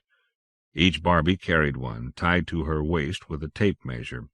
It gave tolerances in engineering terms, defining what a Barbie could look like. It was profusely illustrated with drawings of parts of the body in minute detail, giving measurements in millimeters. She closed the book and sat up, propping her head on a pillow. She reached for her view pad and propped it on her knees, punched the retrieval code for the murder tape. For the 20th time that night she watched a figure spring forward from a crowd of identical figures in the tube station, slash at Leah Ingram, and melt back into the crowd as her victim lay bleeding and eviscerated on the floor. She slowed it down, concentrating on the killer, trying to spot something different about her. Anything at all would do. The knife struck, blood spurted. Barbies milled about in consternation. A few belatedly ran after the killer, not reacting fast enough. People seldom reacted quickly enough. But the killer had blood on her hand. Make a note to ask about that. Bach viewed the film once more, saw nothing useful, and decided to call it a night. The room was long and tall, brightly lit from strips high above. Bach followed the attendant down the rows of square locker doors which lined one wall. The air was cool and humid, the floor wet from a recent hosing. The man consulted the card in his hand and pulled the metal handle on locker 659A, making a noise that echoed through the bare room. He slid the drawer out and lifted the sheet from the corpse. It was not the first mutilated corpse Bach had seen, but it was the first nude Barbie. She immediately noted the lack of nipples on the 2 hills of flesh that pretended to be breasts, and the smooth, unmarked skin in the crotch. The attendant was frowning, consulting the card on the corpse's foot. "Some mistake here," he muttered. "Geez, the headaches. What do you do with a thing like that?" He scratched his head, then scribbled through the large letter F on the card, replacing it with a neat N. He looked at Bach and grinned sheepishly. "What do you do?" he repeated. Bach didn't much care what he did. She studied L.P. Ingram's remains, hoping that something on the body would show her why a Barbie had decided she must die. There was little difficulty seeing how she had died. The knife had entered her abdomen, going deep, and the wound extended upward from there in a slash that ended beneath the breastbone. Part of the bone was cut through. The knife had been sharp, but it would have taken a powerful arm to slice through that much meat. The attendant watched curiously as Bach pulled the dead woman's legs apart and studied what she saw there. She found the tiny slit of the urethra set back around the curve, just anterior to the anus. Bach opened her copy of The Specs, took out a tape measure, and started to work. "Mr. Atlas, I got your name from the Morphology Guide's files as a practitioner who's had a lot of dealings with the Standardist Church." The man frowned, then shrugged. "So, you may not approve of them, but they're legal, and my records are in order. I don't do any work on anybody until the police have checked for a criminal record." He sat on the edge of the desk in the spacious consulting room, facing Bach.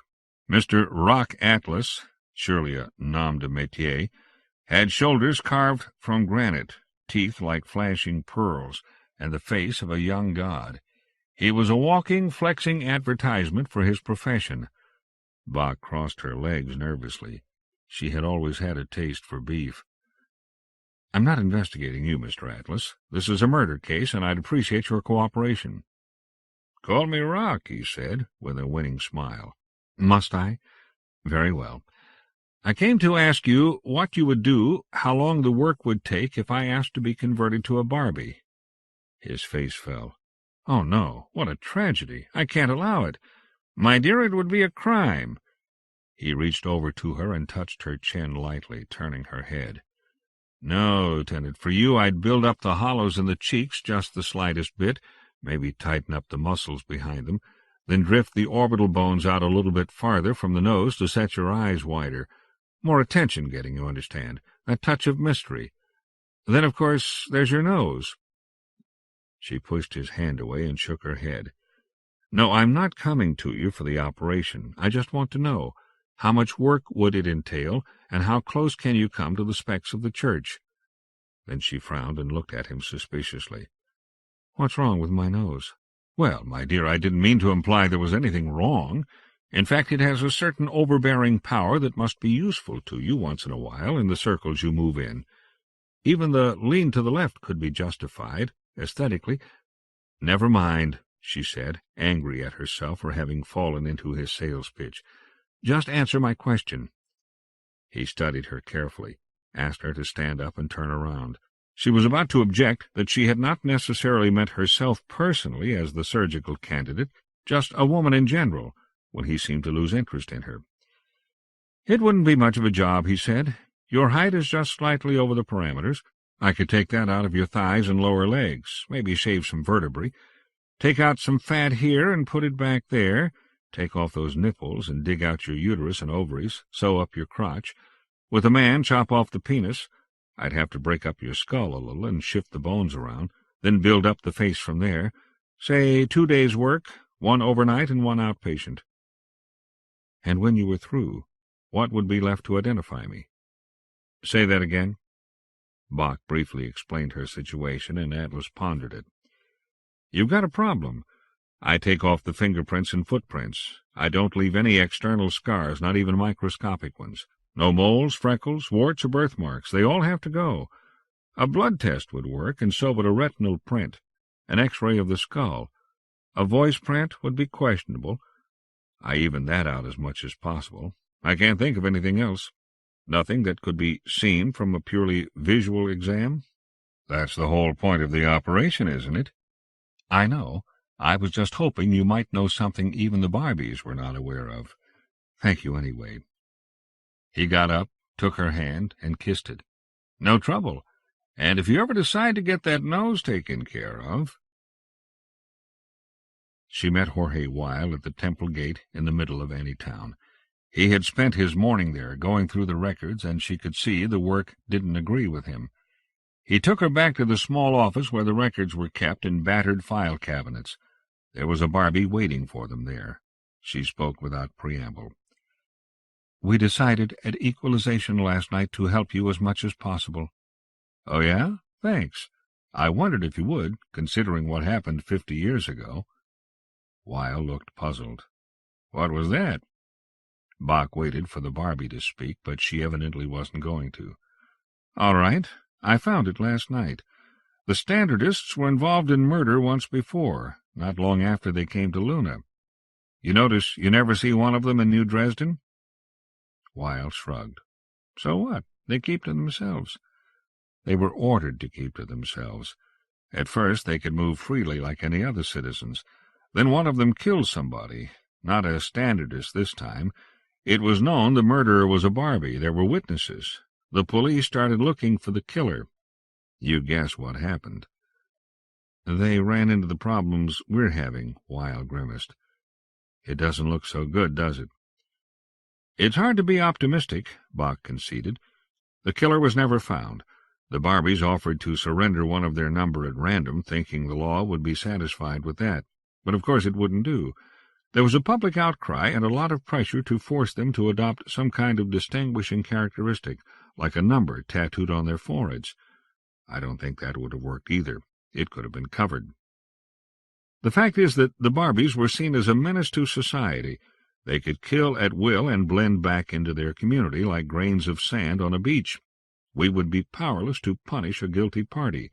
There was no provision in the law for dealing with them. So what happened? The case is marked closed, but there's no arrest, no conviction, and no suspect.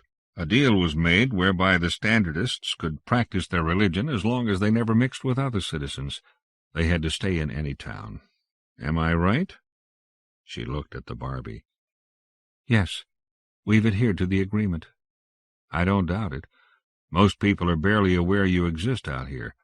But now we've got this. One Barbie kills another Barbie, and under a television camera. Bach stopped and looked thoughtful. Say, it occurs to me. Wait a minute. Wait a minute. She didn't like the look of it. I wonder. This murder took place in the tube station. It's the only place in any town that's scanned by the municipal security system. And 50 years is a long time between murders, even in a town as small as... How many people did you say live here, Jorge? About 7,000. I feel I know them all intimately. Weil had spent the day sorting Barbies. According to measurements made from the tape, the killer was at the top end of permissible height. How about it? Bach said to the Barbie. Is there anything I ought to know? The woman bit her lip, looked uncertain. Come on, you said you were going to help me. Very well. There have been 3 other killings in the last month. You would not have heard of this one except it took place with outsiders present. Purchasing agents were there on the loading platform. They made the initial report. There was nothing we could do to hush it up. But why would you want to? Isn't it obvious? We exist with the possibility of persecution always with us. We don't wish to appear a threat to others. We wish to appear peaceful, which we are, and prefer to handle the problems of the group within the group itself, by divine consensus. Bach knew she would get nowhere pursuing that line of reasoning. She decided to take the conversation back to the previous murders. "Tell me what you know. Who was killed, and do you have any idea why? Or should I be talking to someone else?" Something occurred to her then, and she wondered why she hadn't asked it before. "You are the person I was speaking to yesterday, aren't you? Let me rephrase that. You're the body, that is, this body before me." "We know what you're talking about," the Barbie said. Yes, you are correct. I am the one you spoke to." She had to choke the word out, blushing furiously. I have been selected as the component to deal with you, since it was perceived at equalization that this matter must be dealt with. This one was chosen as punishment." "You don't have to say I if you don't want to." "Oh, thank you." "Punishment for what?" For individualistic tendencies.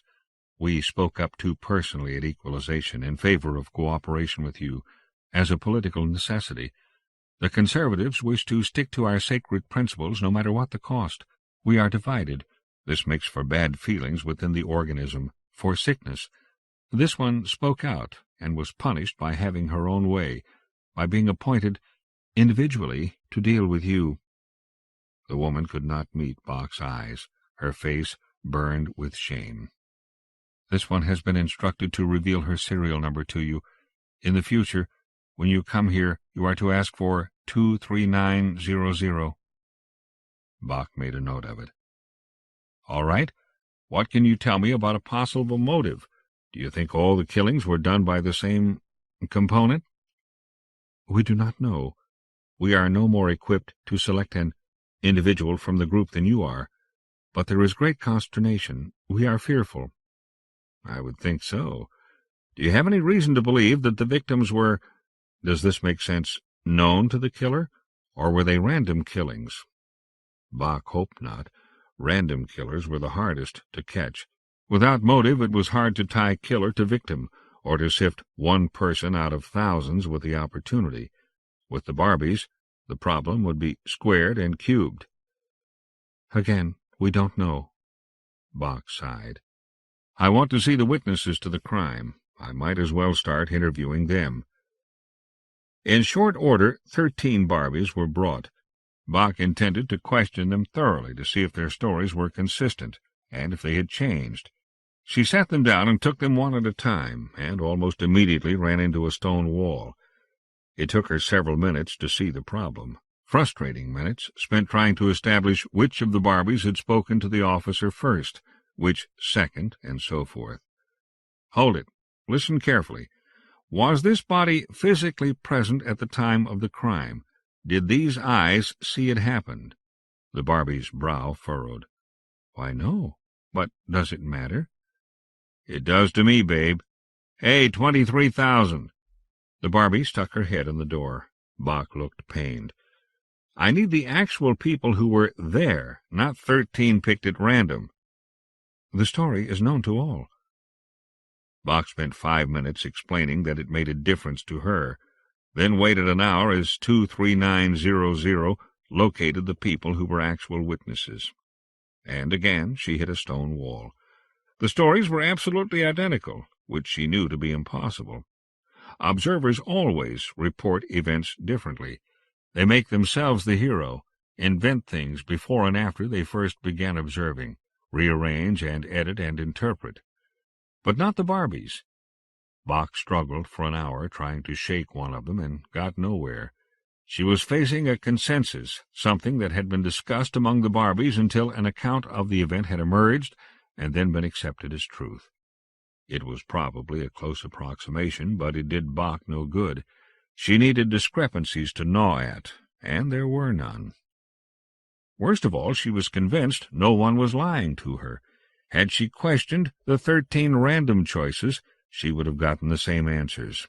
They would have thought of themselves as having been there, since some of them had been, and they had been told about it.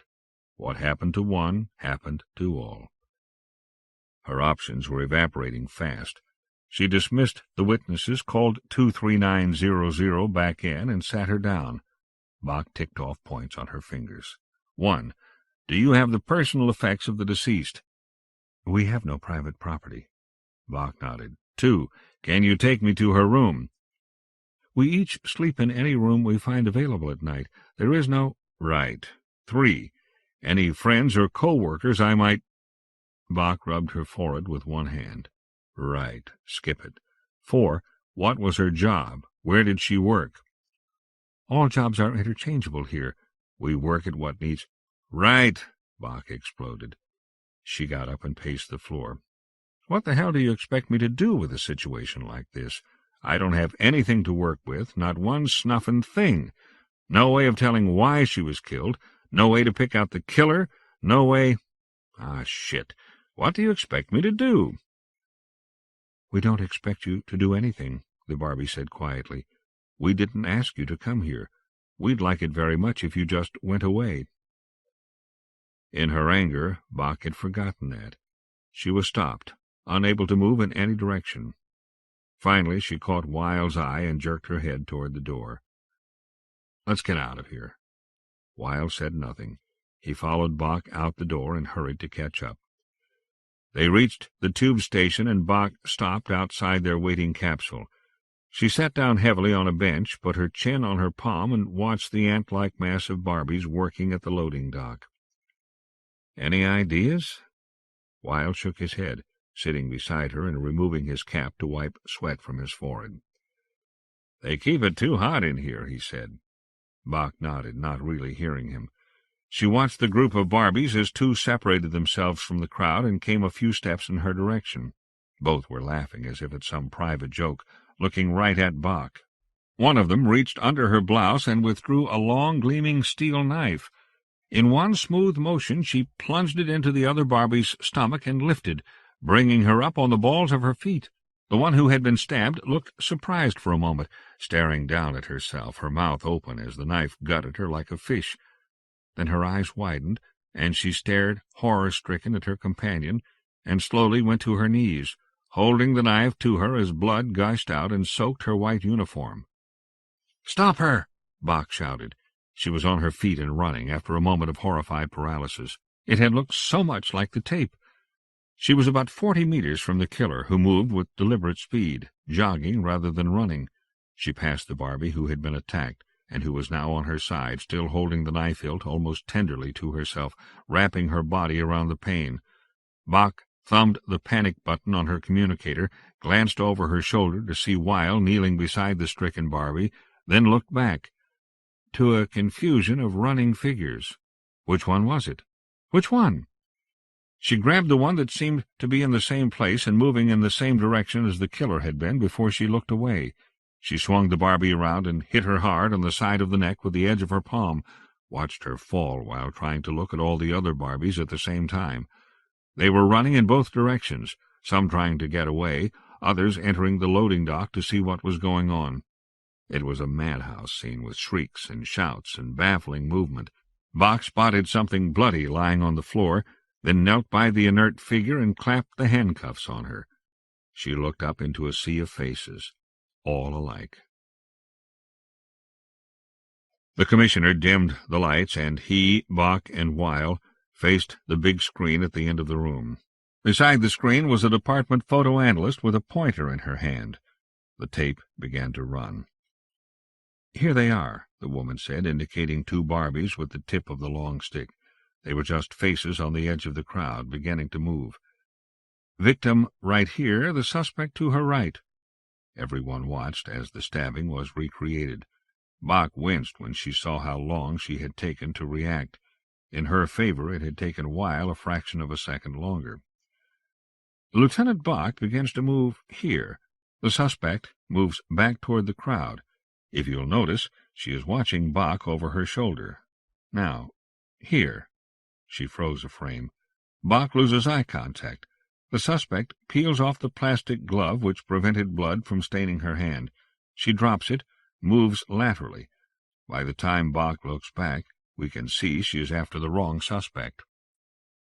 Bach watched in sick fascination as her image assaulted the wrong Barbie, the actual killer only a meter to her left.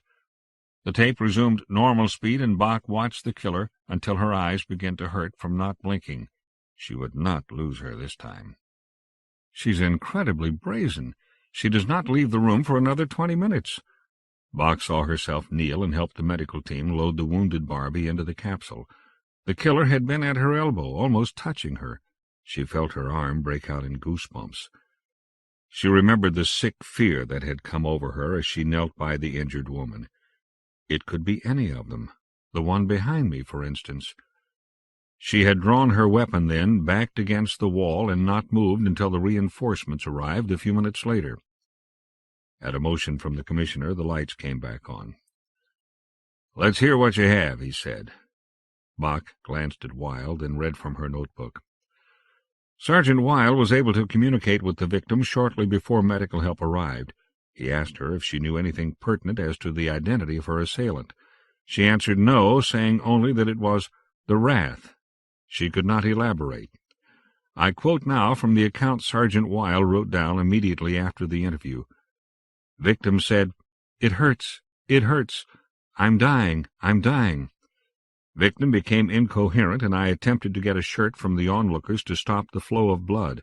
No cooperation was forthcoming. "It was the word I," Wilde supplied. "When she said that, they all started to drift away." She became rational once more, Bach resumed reading, long enough to whisper a number to me. The number was 1215, which I wrote down as 1215. She roused herself once more, said, "I'm dying." Bach closed the notebook and looked up. Of course, she was right. She coughed nervously. We invoked Section 35B of the New Dresden Unified Code, hot pursuit, suspending civil liberties locally for the duration of the search. We located Component 1215 by the simple expedient of lining up all the Barbies and having them pull their pants down.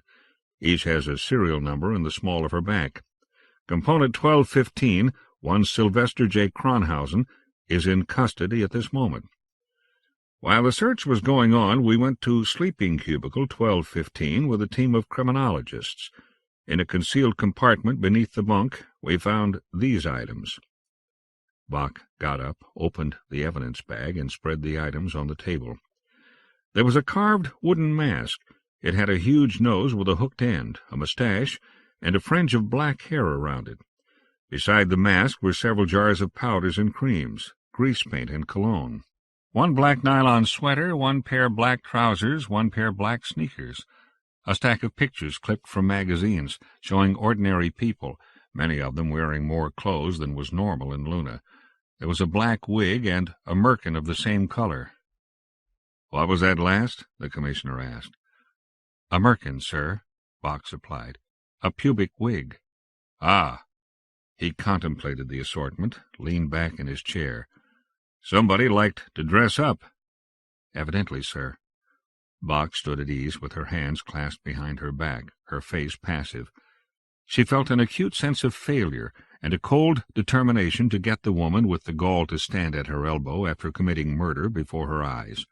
She was sure the time and place had been chosen deliberately, that the Barbie had been executed for Bach's benefit.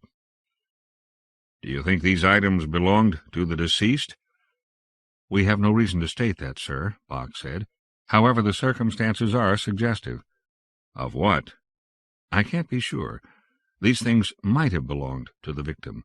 A random search of other cubicles turned up nothing like this. We showed the items to Component 23900, our liaison. She professed not to know their purpose." She stopped, then added, "I believe she was lying. She looked quite disgusted." "Did you arrest her?" "No, sir, I didn't think it wise. She's the only connection we have, such as she is." The commissioner frowned and laced his fingers together. "I'll leave it up to you, Lieutenant Bach. Frankly, we'd like to be shut of this mess as soon as possible." "I couldn't agree with you more, sir." "Perhaps you don't understand me. We have to have a warm body to indict. We have to have one soon." "Sir, I'm doing the best I can. Candidly, I'm beginning to wonder if there's anything I can do." "You still don't understand me." He looked around the office. The stenographer and photoanalyst had left. He was alone with Bach and Weil. He flipped a switch on his desk. turning a recorder off, Bach realized. The news is picking up on this story. We're beginning to get some heat. On the one hand, people are afraid of these Barbies. They're hearing about the murder 50 years ago and the informal agreement. They don't like it much. On the other hand, there's the civil libertarians. They'll fight hard to prevent anything happening to the Barbies on principle. The government doesn't want to get into a mess like that. I can hardly blame them. Bach said nothing, and the commissioner looked pained. I see I have to spell it out. We have a suspect in custody, he said. Are you referring to Component 1215, Sylvester Kronhausen? No, I'm speaking of the one you captured. Sir, the tape clearly shows she is not the guilty party. She was an innocent bystander. She felt her face heat up as she said it. Damn it, she had tried her best. Take a look at this. He pressed a button and the tape began to play again, but the quality was much impaired. There were bursts of snow, moments when the picture faded out entirely. It was a very good imitation of a camera failing. Bach watched herself running through the crowd. There was a flash of white, and she had hit the woman. The lights came back on in the room. I've checked with the analyst. She'll go along. There's a bonus in this for both of you. He looked from Weil to Bach. I don't think I can go through with that, sir. He looked like he'd tasted a lemon. I didn't say we were doing this today. It's an option. But I ask you to look at it this way. Just look at it, and I'll say no more. This is the way they themselves want it. They offered you the same deal the first time you were there. Close the case with a confession. No mess. We've already got this prisoner. She just says she killed her. She killed all of them. I want you to ask yourself, is she wrong? By her own lights and moral values? She believes she shares responsibility for the murders, and society demands a culprit. What's wrong with accepting their compromise and letting this all blow over? Sir, it doesn't feel right to me. This is not in the oath I took. I'm supposed to protect the innocent, and she's innocent. She's the only Barbie I know to be innocent. The commissioner sighed. Bach, you've got 4 days. You give me an alternative by then. Yes, sir. If I can't, I'll tell you now that I won't interfere with what you plan, but you'll have to accept my resignation. Anna Louise Bach reclined in the bathtub with her head pillowed on a folded towel. Only her neck, nipples, and knees stuck out above the placid surface of the water, tinted purple with a generous helping of bath salts. She clenched a thin cheroot in her teeth. A ribbon of lavender smoke curled from the end of it, rising to join the cloud near the ceiling. She reached up with one foot and turned on the taps, letting out cooled water and refilling with hot until the sweat broke out on her brow. She had been in the tub for several hours. The tips of her fingers were like washboards. There seemed to be few alternatives. The Barbies were foreign to her, and to anyone she could assign to interview them. They didn't want her help in solving the crimes. All the old rules and procedures were useless. Witnesses meant nothing. One could not tell one from the next, nor separate their stories. Opportunity? Several thousand individuals had it. Motive was a blank. She had a physical description in minute detail, even tapes of the actual murders. Both were useless. There was one course of action that might show results. She had been soaking for hours in the hope of determining just how important her job was to her. Hell, what else did she want to do? She got out of the tub quickly, bringing a lot of water with her to drip onto the floor. She hurried into her bedroom, pulled the sheets off the bed, and slapped the nude male figure on the buttocks. "Come on, Svengali," she said. "Here's your chance to do something about my nose." She used every minute while her eyes were functioning to read all she could find about standardists. When Atlas worked on her eyes, the computer droned into an earphone. She memorized most of the Book of Standards. 10 hours of surgery, followed by 8 hours flat on her back, paralyzed, her body undergoing forced regeneration, her eyes scanning the words that flew by on an overhead screen. 3 hours of practice, getting used to shorter legs and arms. Another hour to assemble her equipment. When she left the Atlas clinic, she felt she would pass for a Barbie as long as she kept her clothes on. She hadn't gone that far. People tended to forget about access locks that led to the surface. Bach had used the fact more than once to show up in places where no one expected her. She parked her rented crawler by the lock and left it there. Moving awkwardly in her pressure suit, she entered and started it cycling, then stepped through the inner door into an equipment room in any town. She stowed the suit, checked herself quickly in a washroom mirror, straightened the tape measure that belted her loose white jumpsuit, and entered the darkened corridors. What she was doing was not illegal in any sense, but she was on edge. She didn't expect the Barbies to take kindly to her masquerade if they discovered it, and she knew how easy it was for a Barbie to vanish forever. 3 had done so before Bach ever got the case. The place seemed deserted. It was late evening by the arbitrary day cycle of New Dresden. Time for the nightly equalization. Bach hurried down the silent hallways to the main meeting room in the temple. It was full of Barbies and a vast roar of conversation. Bach had no trouble slipping in, and in a few minutes she knew her facial work was as good as Atlas had promised. Equalization was the Barbies' way of standardizing experience. They had been unable to simplify their lives to the point where each member of the community experienced the same things every day. The Book of Standards said it was a goal to be aimed for, but probably unattainable this side of holy reassimilation with Goddess. They tried to keep the available jobs easy enough that each member could do them all. The commune did not seek to make a profit, but air, water, and food had to be purchased, along with replacement parts and services to keep things running.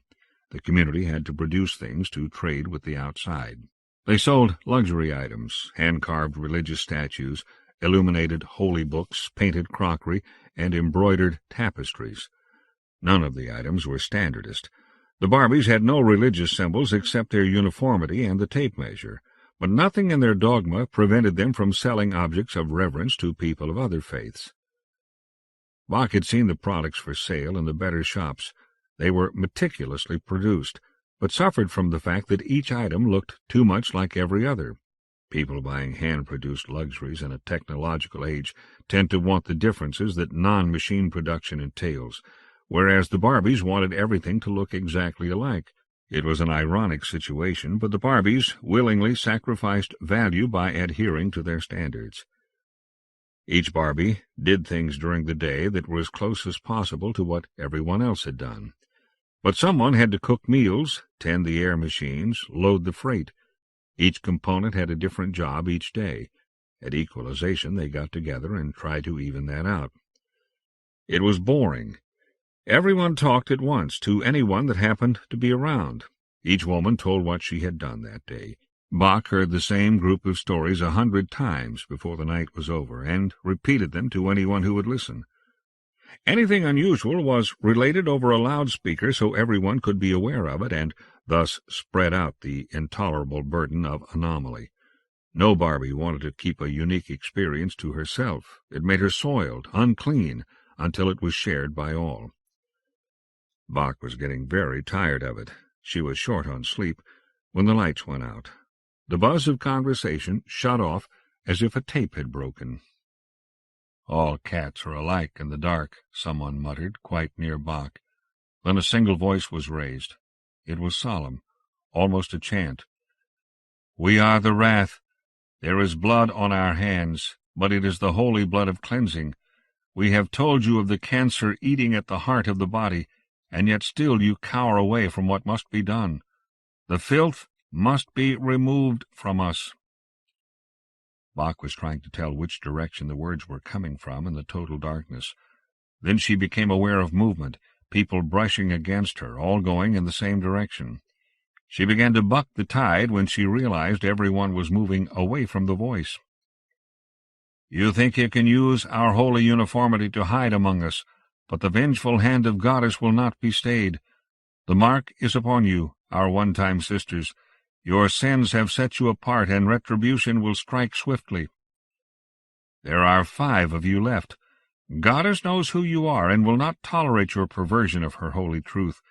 Death will strike you when you least expect it. Goddess sees the differentness within you, the differentness you seek but hope to hide from your upright sisters." People were moving more swiftly now, and a scuffle had developed ahead of her.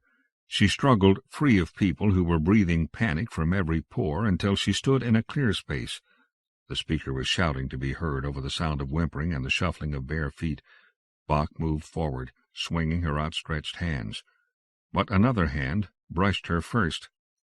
The punch was not centered on her stomach, but it drove the air from her lungs and sent her sprawling. Someone tripped over her, and she realized things would get pretty bad if she didn't get to her feet. She was struggling up when the lights came back on. There was a mass sigh of relief as each Barbie examined her neighbor. Bach half expected another body to be found, but that didn't seem to be the case. The killer had vanished again. She slipped away from the equalization before it began to break up, and hurried down the deserted corridors to room 1215. She sat in the room, little more than a cell, with a bunk, a chair, and a light on a table, for more than 2 hours before the door opened, as she had hoped it would. A Barbie stepped inside, breathing hard, closed the door, and leaned against it. "We wondered if you would come," Bach said tentatively. The woman ran to Bach and collapsed at her knees, sobbing. "Forgive us. Please forgive us, our darling. We didn't dare come last night. We were afraid that it might have been you who was murdered, and that the wrath would be waiting for us here. Forgive us. Forgive us." "It's all right," Bach said, for lack of anything better. Suddenly the Barbie was on top of her, kissing her with a desperate passion. Bach was startled, though she had expected something of the sort. She responded as best she could. The Barbie finally began to talk again. "We must stop this. We just have to stop. We're so frightened of the wrath, but the longing. We can't stop ourselves. We need to see you so badly that we can hardly get through the day, not knowing if you are across town or working at our elbow. It builds all day, and at night we cannot stop ourselves from sinning yet again." She was crying more softly this time, not from happiness at seeing the woman she took Bach to be, but from a depth of desperation. "What's going to become of us?" she asked helplessly. "Shh," Bach soothed. "It's going to be all right." She comforted the Barbie for a while, then saw her lift her head. Her eyes seemed to glow with a strange light. "I can't wait any longer," she said. She stood up and began taking off her clothes. Bach could see her hands shaking. Beneath her clothing, the Barbie had concealed a few things that looked familiar. Bach could see that the merkin was already in place between her legs. There was a wooden mask, much like the one that had been found in the secret panel, and a jar. The Barbie unscrewed the top of it and used her middle finger to smear dabs of brown onto her breasts, making stylized nipples. "Look what I got," she said, coming down hard on the pronoun, her voice trembling. She pulled a flimsy yellow blouse from the pile of clothing on the floor and slipped it over her shoulders. She struck a pose, then strutted up and down the tiny room. "Come on, darling," she said. "Tell me how beautiful I am. Tell me I'm lovely. Tell me I'm the only one for you, the only one. What's the matter? Are you still frightened? I'm not. I'll dare anything for you, my one and only love."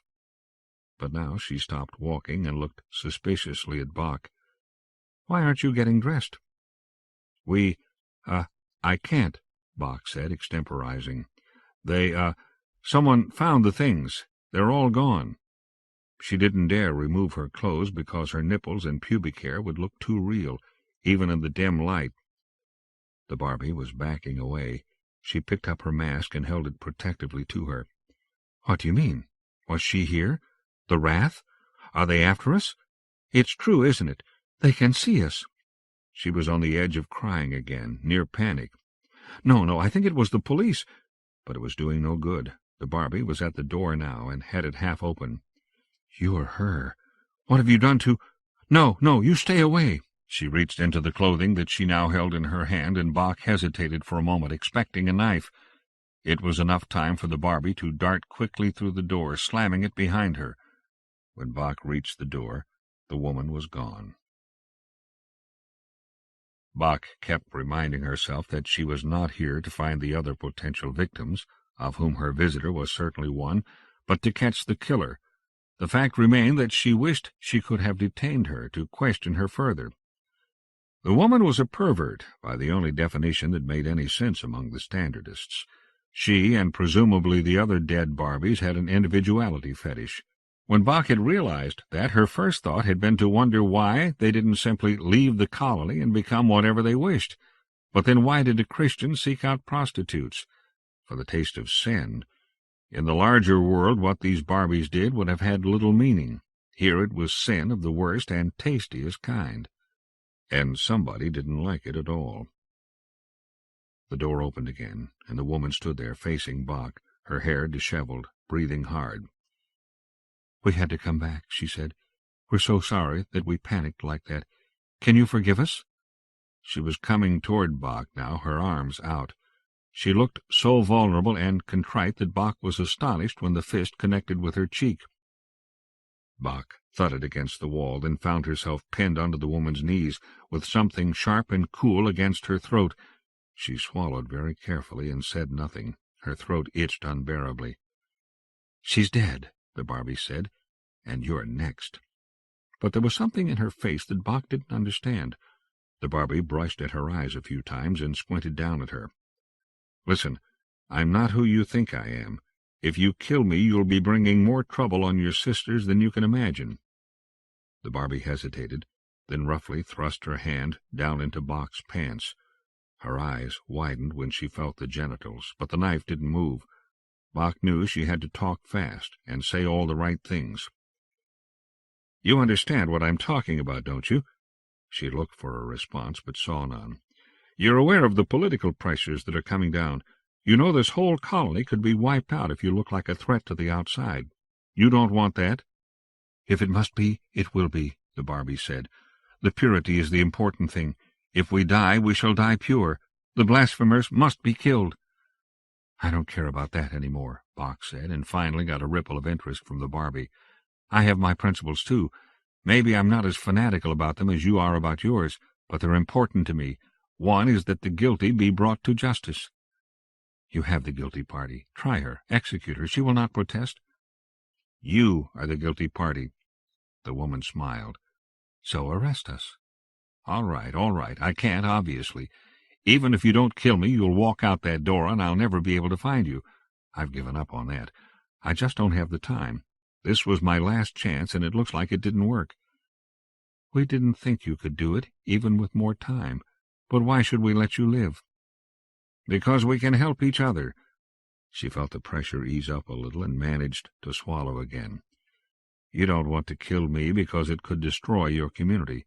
Myself, I need to be able to salvage some self-respect out of this mess. I'm willing to accept your definition of morality and let you be the law in your own community. Maybe you're even right. Maybe you are one being. But I can't let that woman be convicted when I know she didn't kill anyone." The knife was not touching her neck now, but it was still being held so that the Barbie could plunge it into her throat at the slightest movement. "And if we let you live, what do you get out of it? How do you free your innocent prisoner? Tell me where to find the body of the woman you just killed. I'll take care of the rest." The pathology team had gone, and Anytown was settling down once again. Bach sat on the edge of the bed with Jorge Weil. She was as tired as she ever remembered being. How long had it been since she slept? "I'll tell you," Weil said. "I honestly didn't think this thing would work.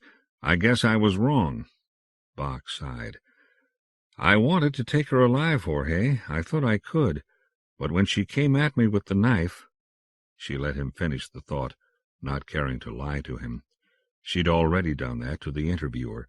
In her story, she had taken the knife from her assailant and tried to disable her, but was forced in the end to kill her. Luckily, she had the bump on the back of her head from being thrown against the wall. It made a blackout period plausible. Otherwise, someone would have wondered why she waited so long to call for police and an ambulance. The Barbie had been dead for an hour when they arrived. "Well, I'll hand it to you. You sure pulled this out.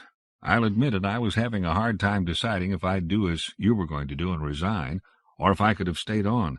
Now I'll never know." "Maybe it's best that way. I don't really know either." Jorge grinned at her. "I can't get used to thinking of you being behind that god-awful face." "Neither can I, and I don't want to see any mirrors. I'm going straight to Atlas and get it changed back." She got wearily to her feet and walked toward the tube station with Weil. She had not quite told him the truth.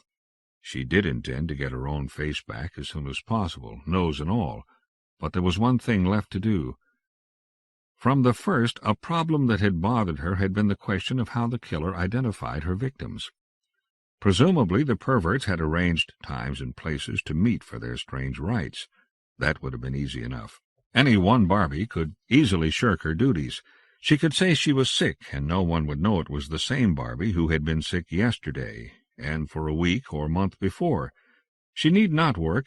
She could wander the halls, acting as if she was on her way from one job to another. No one could challenge her. Likewise, while 23900 had said no Barbie spent consecutive nights in the same room, there was no way for her to know that. Evidently, room 1215 had been taken over permanently by the perverts. And the perverts would have no scruples about identifying each other by serial number at their clandestine meetings, though they could do it in the streets. The killer didn't even have that. But someone had known how to identify them, to pick them out of a crowd. Bach thought she must have infiltrated meetings, marked the participants in some way. One could lead her to another until she knew them all and was ready to strike. She kept recalling the strange way the killer had looked at her, the way she had squinted. The mere fact that she had not killed Bach instantly in a case of mistaken identity meant she had been expecting to see something that had not been there. And she had an idea about that. She meant to go to the morgue first and to examine the corpses under different wavelengths of light with various filters. She was betting some kind of mark would become visible on the faces, a mark the killer had been looking for with her contact lenses. It had to be something that was visible only with the right kind of equipment or under the right circumstances. If she kept at it long enough, she would find it. If it was an invisible ink, it brought up another interesting question. How had it been applied, with a brush or spray gun? Unlikely, but such an ink on the killer's hands might look and feel like water. Once she had marked her victims, the killer would have to be confident the mark would stay in place for a reasonable time. The murders had stretched over a month, so she was looking for an indelible, invisible ink, one that soaked into pores. And if it was indelible, there was no use thinking further about it. She was right or she was wrong. When she struck the bargain with the killer, she had faced up to the possibility that she might have to live with it. Certainly she could not now bring a killer into court, not after what she had just said. No, if she came back to any town and found a Barbie whose hands were stained with guilt, she would have to do the job herself. Introduction to The Phantom of Kansas. I have a little experience of weather. I was born in Austin, Texas, along with my sister Francine, but I don't remember much of Austin except for the time some guy came by the house with a donkey, and Mom paid to let me sit on it in a cowboy hat and have my picture taken. I still have the picture. God, am I cute, though already my legs are starting to dangle longer than they should for a kid my age. Probably the last time anyone ever called me cute. Then we moved to Fort Worth, where Dad worked for Consolidated Aircraft, assembling B-36 bombers. Not single-handed, as I thought then, but with a few other guys, and later for the Magnolia Petroleum Company in a refinery. If you're old enough, you might remember the Flying Red Horse and the gas station signs. Now it's Mobil. If you think that's a better name, I don't want to know you. We stayed there long enough for my other sister, Carrie, to be born. I remember her in Mom's arms coming home from the hospital. Other than that, I remember Mrs. Rosequist's first-grade class, the incredible roar of the 10-engine B-36s flying over, and chasing what we called horny toads around the backyard. They are the only lizards I know of that are fat and slow enough to catch easily.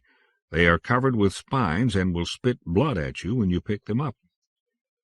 Then Dad got laid off, and the nearest job he could find was in Port Arthur, Texas. I hated the place from the first time I saw it. It was always hot and humid at the same time. The mosquitoes would feed on you at night until they were too fat to fly. You could turn on the light and watch them trying to crawl away over the sheets. Most of the town was about 6 inches above sea level, and all the houses seemed to be set up on blocks. You could look right under them and see the pools of stagnant water where the skeeters bred. It rained almost every day. We figured that was the reason for the blocks. Not long after that, we found out the real reason. Hurricane Audrey blew through with not a lot of advance warning. No weather satellites in those days, which is a big reason why 8,000 people died in Galveston, 60 miles down the coast, in 1900. It was a Category 4 blow, and it hit smack dab on our new hometown. We had never seen anything like it, didn't really have a realistic idea how dangerous it was. I remember trying to step outside the house when the winds were blowing about 100 miles per hour to see what it was like, and being blown right back inside. It got worse after that, and it seemed to go on for hours. It's one thing to see it on television, something else to be cowering in your house as the trees wave back and forth and come crashing down, believe me. The eye passed over us, and we all went outside in the unearthly quiet. We didn't know it at the time, but about 35 miles to the east of us as the crow flies, if any crows had been stupid enough to fly that day, in Cameron, Louisiana, 390 people were dying in a storm surge. The town was virtually wiped off the planet. In terms of human life lost, it was the fourth worst American hurricane of the 20th century, bearing in mind that 1900 was the last year of the 19th century. In terms of damage, Audrey didn't even make the top 50. If you've ever been to Port Arthur, you'd conclude, as I did, that there wasn't all that much of value there before the winds started to blow. But the people down there must have known something about storms, because most houses that didn't have a tree fall on them were not badly damaged. After a few days with the chainsaws, the area called, for no rational reason I can see, the Golden Triangle of Beaumont, Port Arthur, and Orange, was pretty much back to normal, but always with the horror of Cameron on our minds. Janis Joplin got out of Port Arthur the first chance she got. I had never heard of her then, but I made the same decision. I decided that as soon as I finished school, I'd go to California, where there's nothing to worry about but earthquakes. I've just been through my first earthquake, and it was a piece of cake compared to Audrey. This story is another personal favorite. It came about as a case of one thing leading to another. In the 8 worlds, I wondered, where there was no natural environment humans could survive, what would they do if they wanted to go outside? Some people, I figured, would prefer the security of artifice, as many city dwellers do today. Rooms, corridors, limited open spaces like stadia and arenas. None of those messy plants and animals. But there would be the adventurous, just as there are today, eager to venture out into the wild on their bikes and be mauled by mountain lions, as 2 people were just a few days ago, not far from where I live. These could be the people who cherished hopes of someday reclaiming lost Earth from the invaders. They would like parks. Why not some very big parks? I assumed the existence of a vast genetic library so that the big underground bubbles I came to call Disneylands could be populated with the appropriate flora and fauna. But you wouldn't go on simulated rides or roller coasters in these Disneylands. The terrain and the wildlife and the sheer novelty of being able to use the long-range vision evolution had adapted your primate eyes for would be the thrill here. And it need not be the kind of place adventurers or vacationers go today. A prairie could be as exciting to them as simulated mountains or jungles. And where are the most boring prairies I've ever seen? Why, Kansas, of course, home of Dorothy and Toto. You'd need weather in a place like that. Rain and sunshine, and why not tornadoes? If people will pay good money to get the wits scared out of them at Magic Mountain, why not a carefully controlled, safe and sane, sanitized for your protection twister? And thus the story grew. When I first began in the movie business, I decided to write a screenplay just to see if I could do it. I asked John Foreman for copies of screenplays, since I'd never seen one. I watched the movies on video, pausing as I read the screenplays. Didn't look too hard to me, so I sat down and in 4 feverish days wrote a 120-page adaptation of The Phantom of Kansas. I loved it. I loved the process. The screenplay itself could have used some work. It was full of beginner's mistakes. But John liked it too, and I think to this day that with a rewrite it could make a darn good motion picture. It has been optioned several times without result, not at all unusual in the movie business, and as of now the man who wrote Changing Lanes has been working on it for 5 years. His option expires in July 2004, and if he throws in the towel, I hope somebody else will step in and take another crack at it. The Phantom of Kansas. I do my banking at the Archimedes Trust Association. Their security is first-rate, their service is courteous, and they have their own medical facility that does nothing but take recordings for their vaults. And they had been robbed 2 weeks ago. It was a break for me. I had been approaching my regular recording date and dreading the chunk it would take from my savings. Then these thieves break into my bank, steal a huge amount of negotiable paper, and in an excess of enthusiasm they destroy all the recording cubes. Every last one of them, crunched into tiny shards of plastic. Of course, the bank had to replace them all, and very fast, too. They weren't stupid. It wasn't the first time someone had used such a bank robbery to facilitate a murder. So the bank had to record everyone who had an account, and do it in a few days. It must have cost them more than the robbery. How that scheme works, incidentally, is like this. The robber couldn't care less about the money stolen. Mostly it's very risky to pass such loot anyway. The programs written into the money computers these days are enough to foil all but the most exceptional robber. You have to let that kind of money lie for on the order of a century to have any hope of realizing gains on it. Not impossible, of course, but the police types have found out that few criminals are temperamentally able to wait that long. The robber's real motive in a case where memory cubes have been destroyed is murder, not robbery. Every so often someone comes along who must commit a crime of passion. There are very few left open, and murder is the most awkward of all. It just doesn't satisfy this type to kill someone and see them walking around 6 months later. When the victim sues the killer for alienation of personality and collects up to 99% of the killer's worldly goods, it's just twisting the knife. So if you really hate someone, the temptation is great to really kill them, forever and ever, just like in the old days, by destroying their memory cube first, then killing the body. That's what the ATA feared, and I had raided a private bodyguard over the last week as part of my contract. It was sort of a status symbol to show your friends, but otherwise I hadn't been much impressed, until I realized that ATA was going to pay for my next recording as part of their crash program to cover all their policyholders. They had contracted to keep me alive forever, so even though I had been scheduled for a recording in only 3 weeks, they had to pay for this one. The courts had ruled that a lost or damaged cube must be replaced with all possible speed.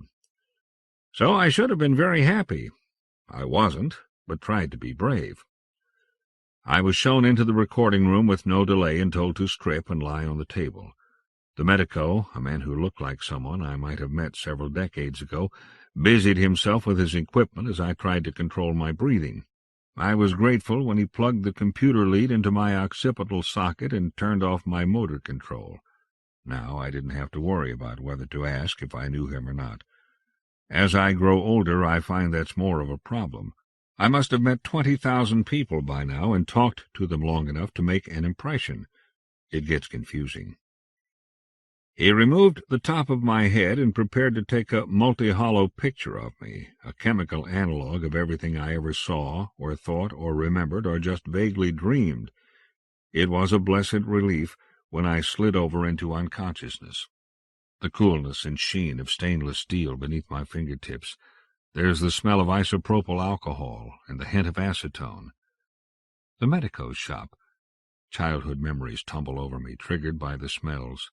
Excitement, change, my mother standing by while the medico carves away my broken finger to replace it with a pink new one. I lie in the darkness and remember. And there is light, a hurting light from nowhere, and I feel my pupil contract as the only movement in my entire body. She's in, I hear, but I'm not really. I'm just lying here in the blessed dark, unable to move. It comes in a rush, the repossession of my body. I traveled down the endless nerves to bang up hard against the insides of my hands and feet, to whirl through the pools of my nipples and tingle in my lips and nose. Now I'm in. I sat up quickly into the restraining arms of the medico.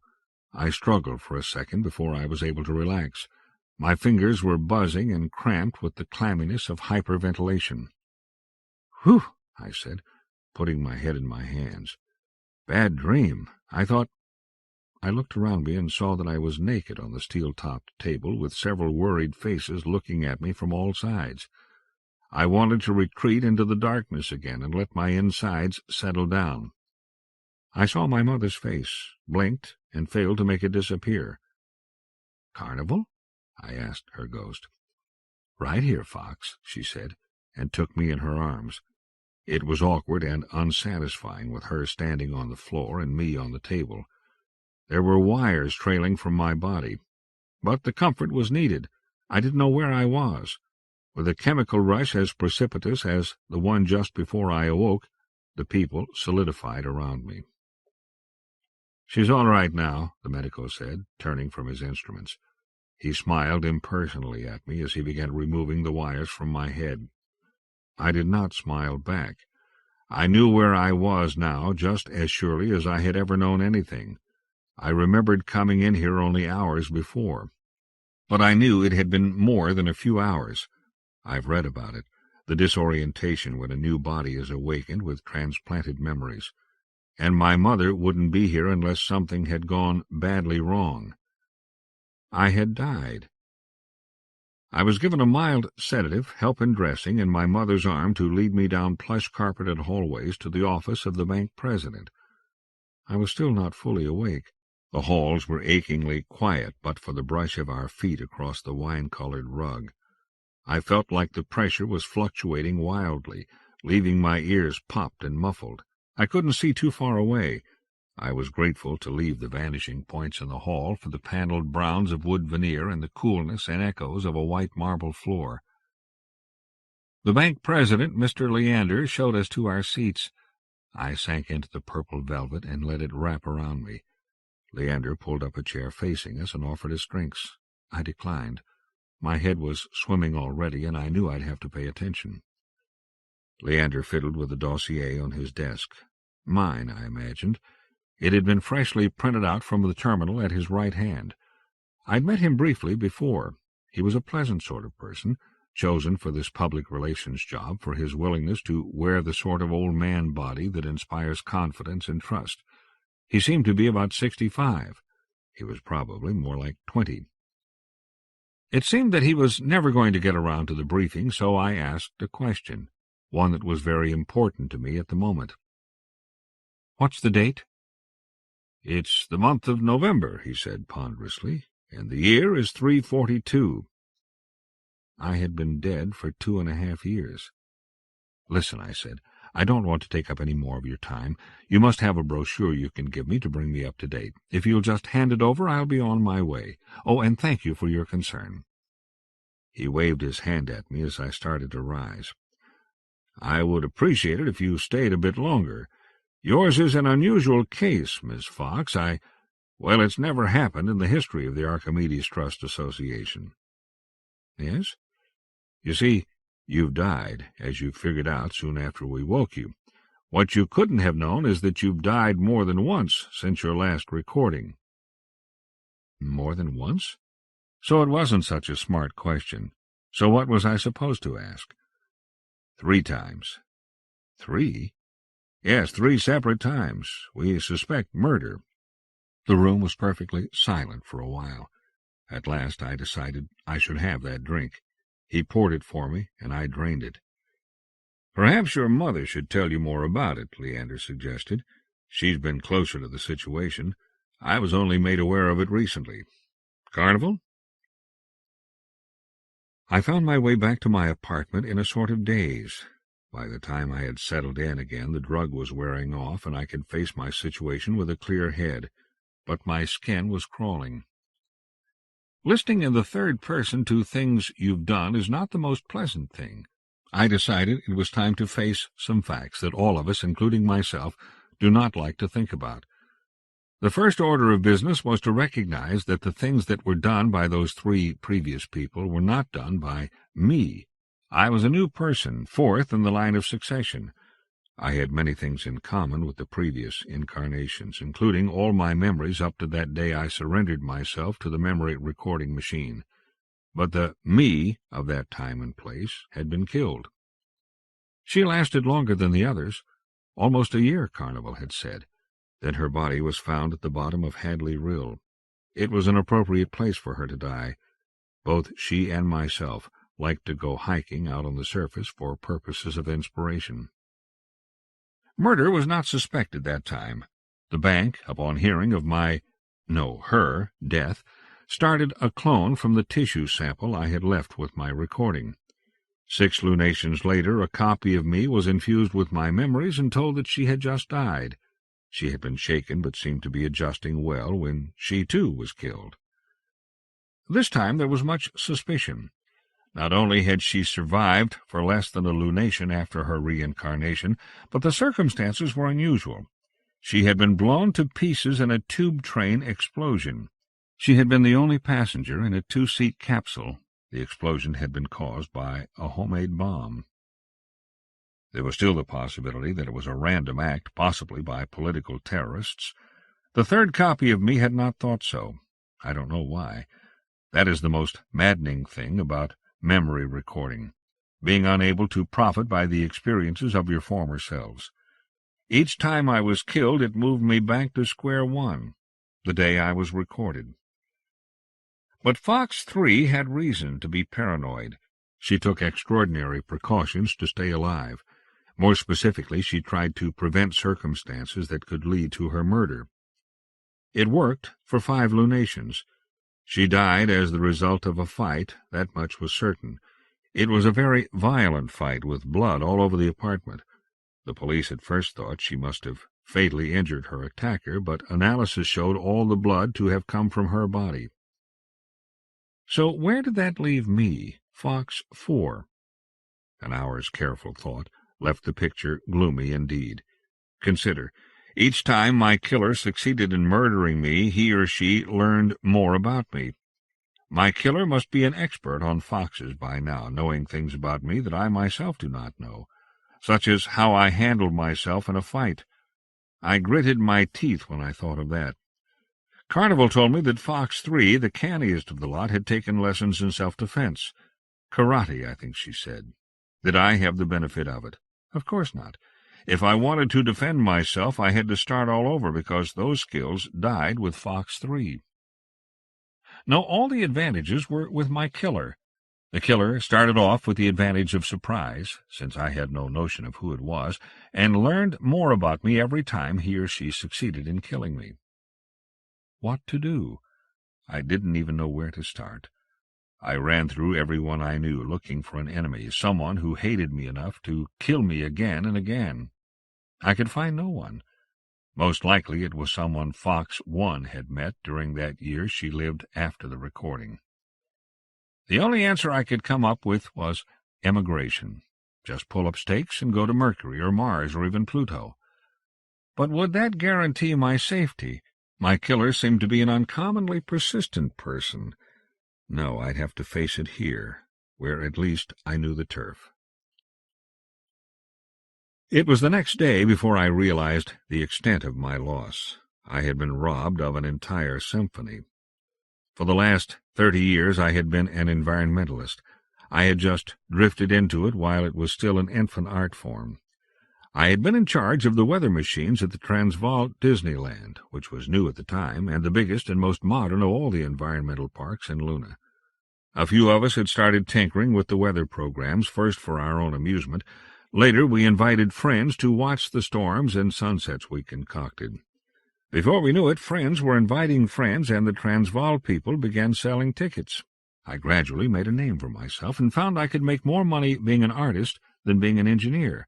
At the time of my last recording, I had been one of the top 3 environmentalists on Luna. Then Fox 1 went on to compose Liquid Ice. From what I read in the reviews 2 years after the fact, it was seen as the high point of the art to date. It had been staged in the Pennsylvania Disneyland before a crowd of 300,000. It made me rich. The money was still in my bank account, but the memory of creating the symphony was forever lost. And it mattered. Fox 1 had written it from beginning to end. Oh, I recalled having had some vague ideas of a winter composition, things I'd think about later and put together, but the whole creative process had gone on in the head of that other person who had been killed. How is a person supposed to cope with that? For one bitter moment I considered calling the bank and having them destroy my memory cube. If I died this time, I'd rather die completely. The thought of a Fox 5 rising from that table, it was almost too much to bear. She would lack everything that Fox 1, 2, 3, and me, Fox 4, had experienced. So far I'd had little time to add to the personality we all shared, but even the bad times are worth saving. It was either that or have a new recording made every day. I called the bank, did some figuring, and found that I wasn't wealthy enough to afford that. But it was worth exploring. If I had a new recording taken once a week, I could keep at it for about a year before I ran out of money. I decided I'd do it for as long as I could, and to make sure that no future Fox would ever have to go through this again, I'd have one made today. Fox 5, if she was ever born, would be born knowing at least as much as I knew now. I felt better after the recording was made. I found that I no longer feared the medico's office. That fear comes from the common misapprehension that one will wake up from the recording to discover that one has died. It's a silly thing to believe, but it comes from the distaste we all have for really looking at the facts. If you'll consider human consciousness, you'll see that the three-dimensional cross-section of a human being, that is, you, can only rise from that table and go about your business. It can happen no other way. Human consciousness is linear, along a timeline that has a beginning and an end. If you die after a recording, you die, forever and with no reprieve. It doesn't matter that a recording of you exists, and that a new person with your memories to a certain point can be created. You are dead. Looked at from a fourth-dimensional viewpoint, what memory recording does is to graft a new person onto your lifeline at a point in the past. You do not retrace that lifeline and magically become that new person. I, Fox 4, was only a relative of that long-ago person who had had her memories recorded. And if I died, it was forever. Fox 5 would awaken with my memories to date, but I would be no part of her. She would be on her own. Why do we do it? I honestly don't know. I suppose that the human urge to live forever is so strong that we'll grasp at even the most unsatisfactory substitute. At one time, people had themselves frozen when they died, in the hope of being thawed out in a future when humans knew how to reverse death. Look at the Great Pyramid in the Egypt Disneyland if you want to see the sheer size of that urge. So we live our lives in pieces. I could know, for whatever good it would do me, that thousands of years from now a being would still exist who would be at least partly me. She would remember exactly the same things I remembered of her childhood, the trip to Archimedes, her first sex change, her lovers, her hurts, and her happiness. If I had another recording taken, she would remember thinking the thoughts I was thinking now, and she would probably still be stringing chunks of experience onto her life, year by year. Each time she had a new recording, that much more of her life was safe for all time. There was a certain comfort in knowing that my life was safe up until a few hours ago, when the recording was made. Having thought all that out, I found myself fiercely determined to never let it happen again. I began to hate my killer with an intensity I had never experienced. I wanted to storm out of the apartment and beat my killer to death with a blunt instrument. I swallowed that emotion with difficulty. It was exactly what the killer would be looking for. I had to remember that the killer knew what my first reaction would be. I had to behave in a way that he or she would not expect. But what way was that? I called the police department and met with the detective who had my case. Her name was Isadora, and she had some good advice. "You're not going to like it, if I can judge from past experience," she said. The last time I proposed it to you, you rejected it out of hand." I knew I'd have to get used to this. People would always be telling me what I had done, what I had said to them. I controlled my anger and asked her to go on. "It's simply to stay put. I know you think you're a detective, but your predecessor proved pretty well that you are not. If you stir out of that door, you'll be nailed. This guy knows you inside and out, and he'll get you. Count on it." "He? You know something about him, then?" "Sorry, you'll have to bear with me. I've told you parts of this case twice already, so it's hard to remember what you don't know. Yes, we do know he's a male, or was, 6 months ago, when you had your big fight with him. Several witnesses reported a man with blood-stained clothes who could only have been your killer." "Then you're on his trail?" She sighed, and I knew she was going over old ground again. "No, and you've proved again that you're not a detective. Your detective lore comes from reading old novels. It's not a glamorous enough job nowadays to rate fictional heroes and such, so most people don't know the kind of work we do. Knowing that the killer was a man when he last knocked you off means nothing to us. He could have bought a change the very next day. You're probably wondering if we have fingerprints of him, right?" I gritted my teeth. Everyone had the advantage over me. It was obvious I had asked something like that the last time I spoke with this woman, and I had been thinking of it. "No," I said, "because he could change those as easily as his sex, right?" "Right. Easier.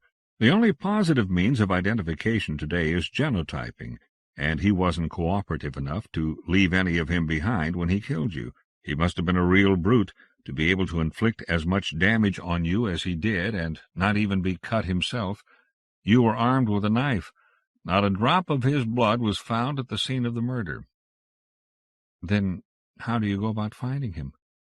"Fox, I'd have to take you through several college courses to begin to explain our methods to you, and I'll even admit that they're not very good.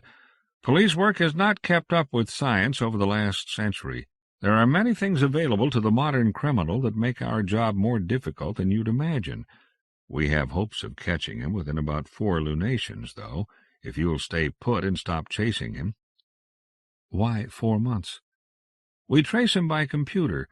We have very exacting programs that we run when we're after a guy like this. It's our one major weapon. Given time, we can run to ground about 60% of the criminals." 60%? I squawked. "Is that supposed to encourage me, especially when you're dealing with a master like my killer seems to be?" She shook her head. "He's not a master. He's only determined, and that works against him, not for him. The more single-mindedly he pursues you, the surer we are of catching him when he makes a slip. That 60% figure is overall crime. On murder, the rate is 98. It's a crime of passion, usually done by an amateur. The pros see no percentage in it, and they're right. The penalty is so steep it can make a pauper of you, and your victim is back on the streets while you're still in court." I thought that over and found it made me feel better. My killer was not a criminal mastermind. I was not being hunted by Fu Manchu or Professor Moriarty. He was only a person like myself, new to this business. Something Fox 1 did had made him sufficiently angry to risk financial ruin to stalk and kill me. It scaled him down to human dimensions. "So now you're all ready to go out and get him?" Isadora sneered. I guess my thoughts were written on my face. That, or she was consulting her script of our previous conversations. "Why not?" I asked. "Because, like I said, he'll get you. He might not be a pro, but he's an expert on you. He knows how you'll jump. One thing he thinks he knows is that you won't take my advice. He might be right outside your door, waiting for you to finish this conversation like you did last time around. The last time he wasn't there. This time he might be." It sobered me. I glanced nervously at my door, which was guarded by 8 different security systems bought by Fox 3. "Maybe you're right. So you want me just to stay here. For how long?" "However long it takes. It may be a year. That 4 lunation figure is the high point on a computer curve. It tapers off to a virtual certainty in just over a year." "Why didn't I stay here the last time?" A combination of foolish bravery, hatred, and a fear of boredom. She searched my eyes, trying to find the words that would make me take the advice that Fox 3 had fatally refused. "I understand you're an artist," she went on. "Why can't you just, well, whatever it is artists do when they're thinking up a new composition? Can't you work here in your apartment?" How could I tell her that inspiration wasn't just something I could turn on at will? Weather sculpture is a tenuous discipline. The visualization is difficult. You can't just try out a new idea the way you can with a song by picking it out on a piano or guitar. You can run a computer simulation, but you never really know what you have until the tapes are run into the machines and you stand out there in the open field and watch the storm take shape around you. And you don't get any practice sessions. It's expensive. I've always needed long walks on the surface. My competitors can't understand why. They go for strolls through the various parks, usually the one where the piece will be performed. I do that too. You have to get the lay of the land. A computer can tell you what it looks like in terms of thermoclines and updrafts and pocket ecologies, but you have to really go there and feel the land, taste the air, smell the trees, before you can compose a storm or even a summer shower. It has to be a part of the land. But my inspiration comes from the dry, cold, airless surface that so few lunarians really like. I'm not a burrower. I've never loved the corridors, as so many of my friends profess to do. I think I see the black sky and harsh terrain as a blank canvas, a feeling I never really get in the Disneylands, where the land is lush and varied, and there's always some weather in progress, even if it's only partly cloudy and warm. Could I compose without those long, solitary walks? Run that through again. Could I afford not to? All right, I'll stay inside like a good girl. I was in luck. What could have been an endless purgatory turned into creative frenzy such as I had never experienced. My frustrations at being locked in my apartment translated themselves into grand sweeps of tornadoes and thunderheads. I began writing my masterpiece. The working title was A Conflagration of Cyclones. That's how angry I was. My agent later talked me into shortening it to a tasteful cyclone, but it was always a conflagration to me. Soon I had managed virtually to forget about my killer. I never did completely. After all, I needed the thought of him to flog me onward, to serve as the canvas on which to paint my hatred. I did have one awful thought, early on, and I brought it up to Isadora. "It strikes me," I said, "that what you built here is the better mousetrap, and I'm the hunk of cheese." "You've got the essence of it," she agreed. "I find I don't care for the role of bait." "Why not? Are you scared?" I hesitated, but what the hell did I have to be ashamed of? "Yeah, I guess I am. What can you tell me to make me stay here when I could be doing what all my instincts are telling me to do, which is run like hell?" "That's a fair question. This is the ideal situation as far as the police are concerned.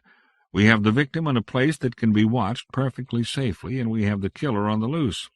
Furthermore, this is an obsessed killer, one who cannot stay away from you forever. Long before he is able to make a strike at you, we should pick him up as he scouts out ways to reach you." "Are there ways?" "No. An unqualified no. Any one of those devices on your door would be enough to keep him out. Beyond that, your food and water is being tested before it gets to you. Those are extremely remote possibilities, since we're convinced that your killer wishes to dispose of your body completely, to kill you for good. Poisoning is no good to him. We just start you up again. But if we can't find at least a piece of your body, the law forbids us to revive you." "What about bombs?" "The corridor outside your apartment is being watched. It would take quite a large bomb to blow out your door, and getting a bomb that size in place would not be possible in the time he would have. Relax, Fox. We've thought of everything. You're safe." She rang off, and I called up the central computer. "CC," I said, to get it online. "Can you tell me how you go about catching killers?" "Are you talking about killers in general, or the one you have a particular interest in?" "What do you think? I don't completely believe that, Detective. What I want to know from you is, what can I do to help? There is little you can do, the CC said. While I myself, in the sense of the central or controlling lunar computer, do not handle the apprehension of criminals, I act in a supervisory capacity to several satellite computers. They use a complex number theory, correlated with the daily input from all my terminals. The average person on Luna deals with me on the order of 20 times per day, many of these transactions involving a routine epidermal sample for positive genalysis. By matching these transactions with the time and place they occurred, I am able to construct a dynamic model of what has occurred, what possibly could have occurred, and what cannot have occurred. With suitable peripheral programs, I can refine this model to a close degree of accuracy. For instance, at the time of your murder, I was able to assign a low probability of their being responsible to 99.93% of all humans on Luna. This left me with a pool of 210,000 people who might have had a hand in it. This is merely from data placing each person at a particular place at a particular time. Further weighting of such factors as possible motive narrowed the range of prime suspects. Do you wish me to go on? No, I think I get the picture. Each time I was killed, you must have narrowed it more. How many suspects are left? You are not phrasing the question correctly. As implied in my original statement, all residents of Luna are still suspects, but each has been assigned a probability, ranging from a very large group with a value of 10 to the minus 27th power to 20 individuals with probabilities of 13%. The more I thought about that, the less I liked it. None of those sound to me like what you'd call a prime suspect. Alas, no. This is a very intriguing case, I must say. I'm glad you think so. Yes, it said, oblivious, as usual, to sarcasm. I may have to have some programs rewritten. We've never gone this far without being able to submit a 90% rating to the grand jury data bank. Then Isadora is feeding me a line, right? She doesn't have anything to go on? Not strictly true. She has an analysis, a curve, that places the probability of capture as near certainty within 1 year. You gave her that estimate, didn't you? Of course. Then what the hell does she do? Listen, I'll tell you right now, I don't feel good about putting my fate in her hands. I think this job of detective is just a trumped-up featherbed, isn't that right? The privacy laws forbid me to express an opinion about the worth, performance, or intelligence of a human citizen, but I can give you a comparison. Would you entrust the construction of your symphonies to a computer alone? Would you sign your name to a work that was generated entirely by me? I see your point. Exactly. Without a computer, you'd never calculate all the factors you need for a symphony. But I do not write them. It is your creative spark that makes the wheels turn. Incidentally, I told your predecessor, but of course you don't remember it. I liked your Liquid Ice tremendously. It was a real pleasure to work with you on it. Thanks. I wish I could say the same. I signed off, feeling no better than when I began the interface. The mention of Liquid Ice had me seething again. Robbed. Violated. I'd rather have been gang-raped by chimpanzees than have the memory stolen from me. I had punched up the films of Liquid Ice, and they were beautiful, stunning, and I could say it without conceit because I had not written it. My life became very simple. I worked 12 and 14 hours a day sometimes, ate, slept, and worked some more. Twice a day I put in 1 hour learning to fight over the holovision. It was all highly theoretical, of course, but it had value. It kept me in shape and gave me a sense of confidence. For the first time in my life I got a good look at what my body would have been with no tampering. I was born female, but Carnival wanted to raise me as a boy, so she had me changed when I was 2 hours old. It's another of the contradictions in her that used to infuriate me so much, but which, as I got older, I came to love.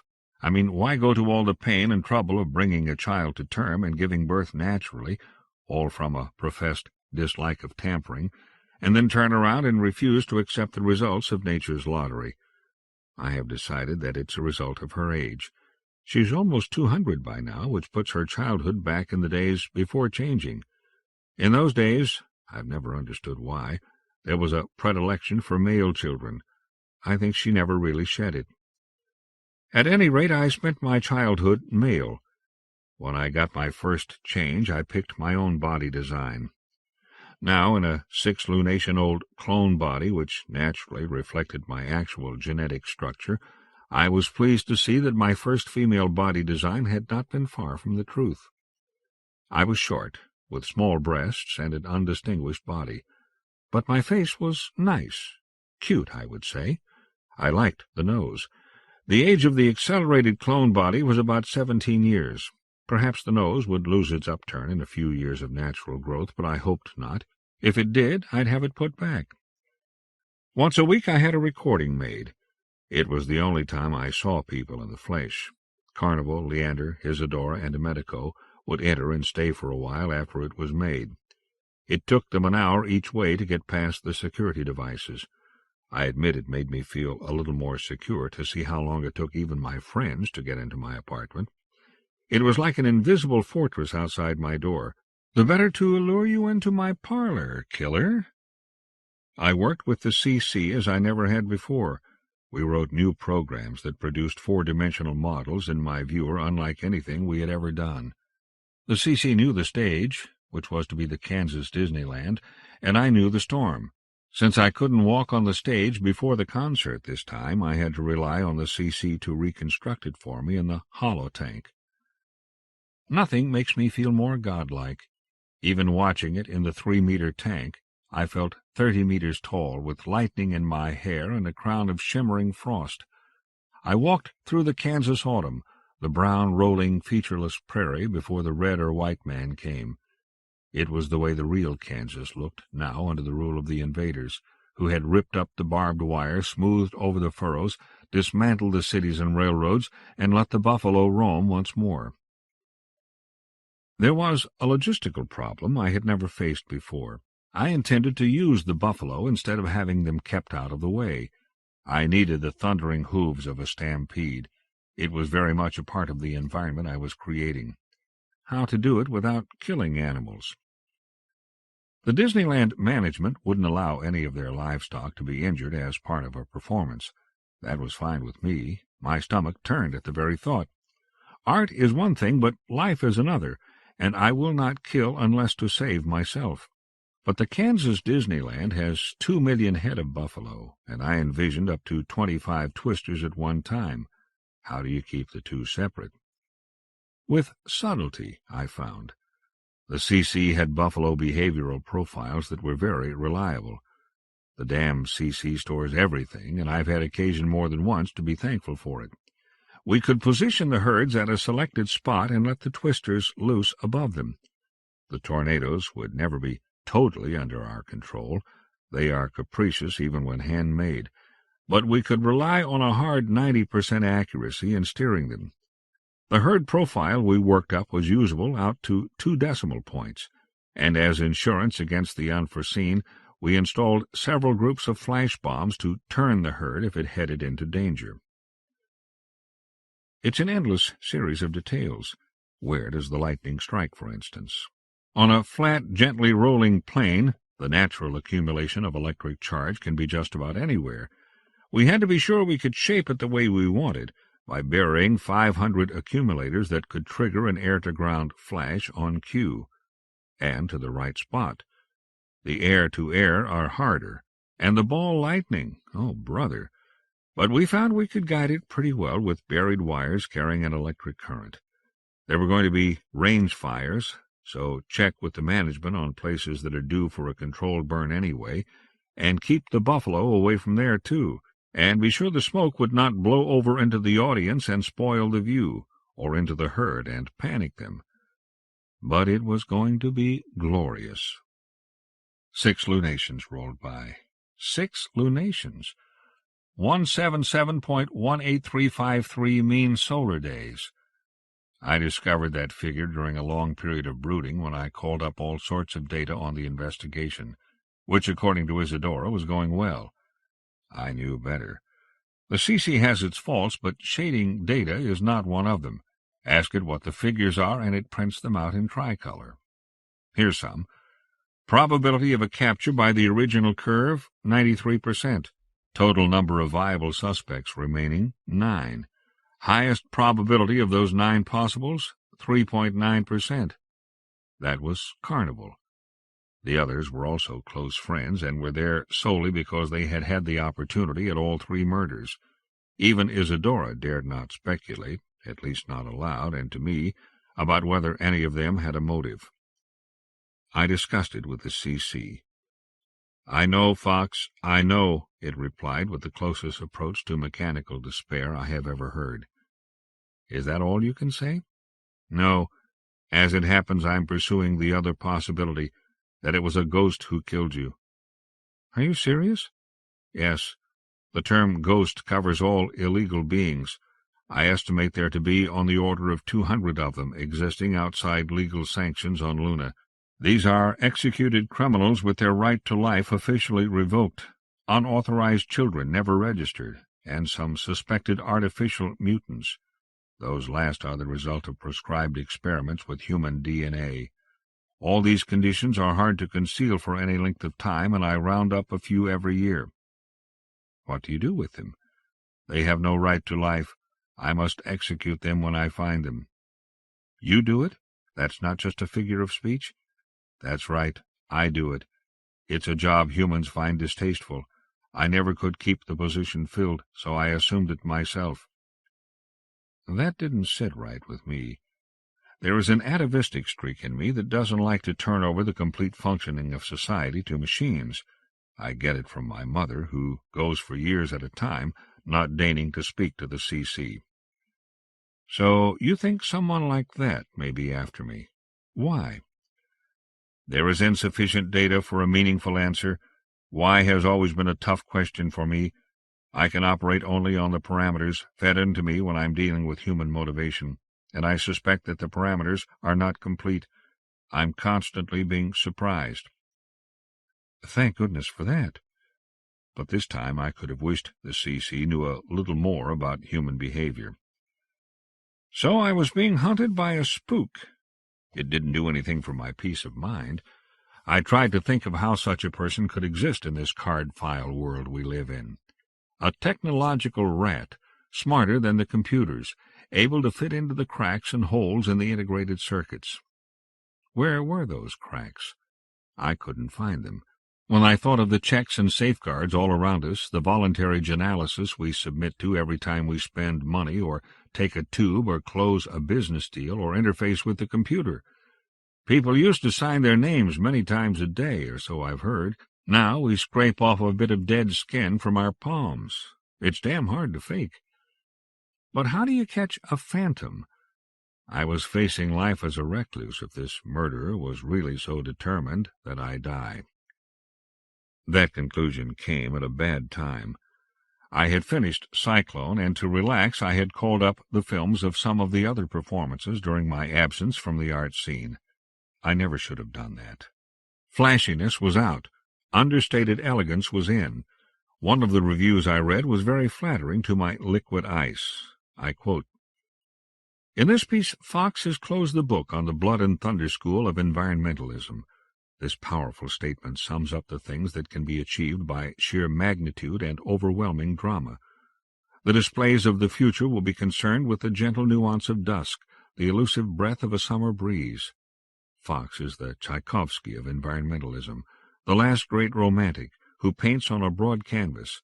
Whether she can adjust to the new, more thoughtful styles that are evolving in the work of Janus or Pym, or even some of the ambiguous abstractions we have seen from Tilber, remains to be seen.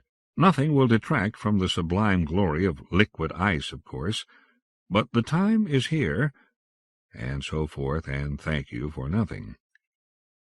For an awful moment I thought I had a beautiful dinosaur on my hands. It can happen, and the hazards are pronounced after a reincarnation. Advancing technology, fashion, frontiers, taste, or morals can make the best of us obsolete overnight. Was everyone contemplating gentle springtimes now, after my long sleep, Were the cool, sweet zephyrs of a summer's night the only thing that had meaning now? A panicky call to my agent dispelled that quickly enough. As usual, the pronouncements of the critics had gone ahead of the public taste. I'm not knocking critics, that's their function, if you concede they have a function, to chart a course into unexplored territory. They must stay at the leading edge of the innovative artistic evolution. They must see what everyone will be seeing in a few years' time. Meanwhile, the public was still eating up the type of super spectacle I have always specialized in. I ran the risk of being labeled a dinosaur myself, but I found the prospect did not worry me. I became an artist through the back door, just like the tinkerers in early 20th century Hollywood. Before I was discovered, I had just been an environmental engineer having a good time. That's not to say I don't take my art seriously. I do sweat over it, investing inspiration and perspiration in about the classic Edison proportions. But I don't take the critics too seriously, especially when they're not enunciating the public taste. Just because Beethoven doesn't sound like currently popular art doesn't mean his music is worthless. I found myself thinking back to the times before environmentalism made such a splash. Back then we were carefree. We had grandiose bull sessions, talking of what we would do if only we were given an environment large enough. We spent months roughing out the programs for something to be called Typhoon. It was a hurricane in a bottle, and the bottle would have to be 500 kilometers wide. Such a bottle still does not exist, but when it's built, some fool will stage the show. Maybe me. The good old days never die, you know. So my agent made a deal with the owner of the Kansas Disneyland. The owner had known that I was working on something for his place, but I'd not talked to him about it. The terms were generous. My agent displayed the profit report on Liquid Ice, which was still playing yearly to packed houses in Pennsylvania. I got a straight 50% of the gate, with costs of the installation and computer time to be shared between me and the Disneyland. I stood to make about 5 million lunar marks. And I was robbed again.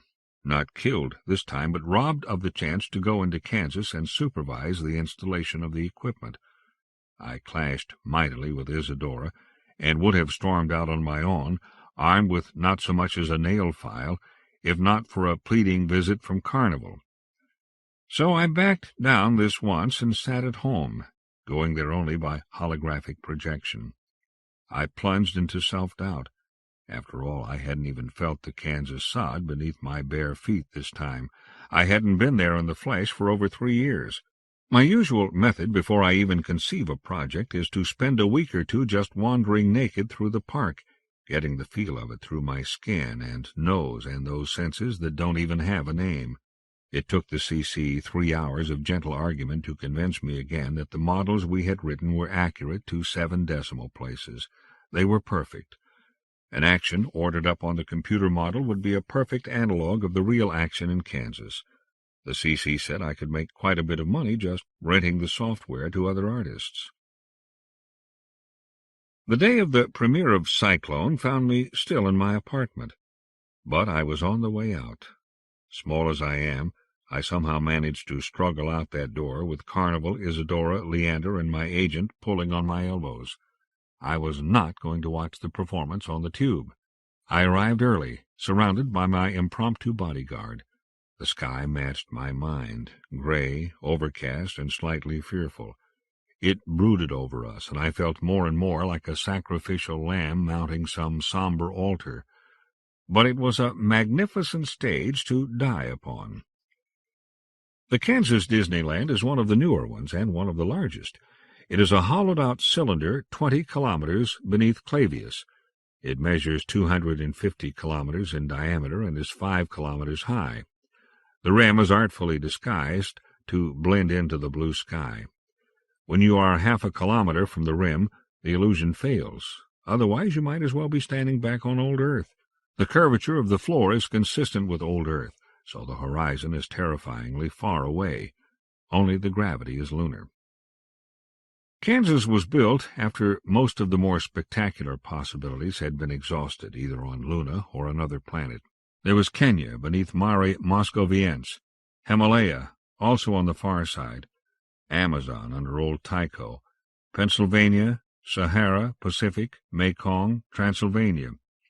There were 30 Disneylands under the inhabited planets and satellites of the solar system, the last time I counted.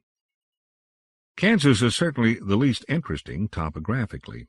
It's flat, almost monotonous. But it was perfect for what I wanted to do. What artist really chooses to paint on a canvas that's already been covered with pictures? Well, I have for one. But for the frame of mind I was in when I wrote Cyclone, it had to be the starkness of the wide-open sky and the browns and yellows of the rolling terrain. It was the place where Dorothy departed for Oz, the home of the Black Twister. I was greeted warmly by Pym and Janus, old friends here to see what the Grand Master was up to, or so I flattered myself. More likely they were here to see the old lady make a fool of herself. Very few others were able to get close to me. My shield of high shoulders was very effective. It wouldn't do when the show began, however. I wished I was a little taller, then wondered if that would make me a better target. The viewing area was a gentle rise about 1 kilometer in radius. It had been written out of the program to the extent that none of the more fearsome effects would intrude to sweep us all into the land of Oz. But being a spectator at a weather show can be grueling. Most had come prepared with clear plastic slicker, insulated coat, and boots. I was going to be banging some warm and some very cold air masses head-on to get things rolling, and some of it would sweep over us. There were a few brave souls in Native American war paint, feathers, and moccasins. An environmental happening has no opening chords like a musical symphony. It is already in progress when you arrive, and will still be going on when you leave. The weather in a Disneyland is a continuous process, and we merely shape a few hours of it to our wills. The observer does not need to watch it in its entirety. Indeed, it would be impossible to do so, as it occurs all around and above you. There is no rule of silence. People talk, stroll, break out picnic lunches as an ancient signal for the rain to begin, and generally enjoy themselves. You experience the symphony with all 5 senses and several that you are not aware of.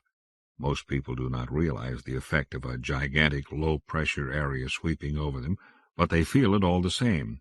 Humidity alters mood, metabolism, and hormone level. All of these things are important to the total experience, and I neglect none of them. Cyclone has a definite beginning, however, at least to the audience. It begins with the opening bolt of lightning. I worked over it a long time and designed it to shatter nerves. There is the slow building of thunderheads, the ominous rolling and turbulence, then the prickling in your body hairs that you don't even notice consciously. And then it hits.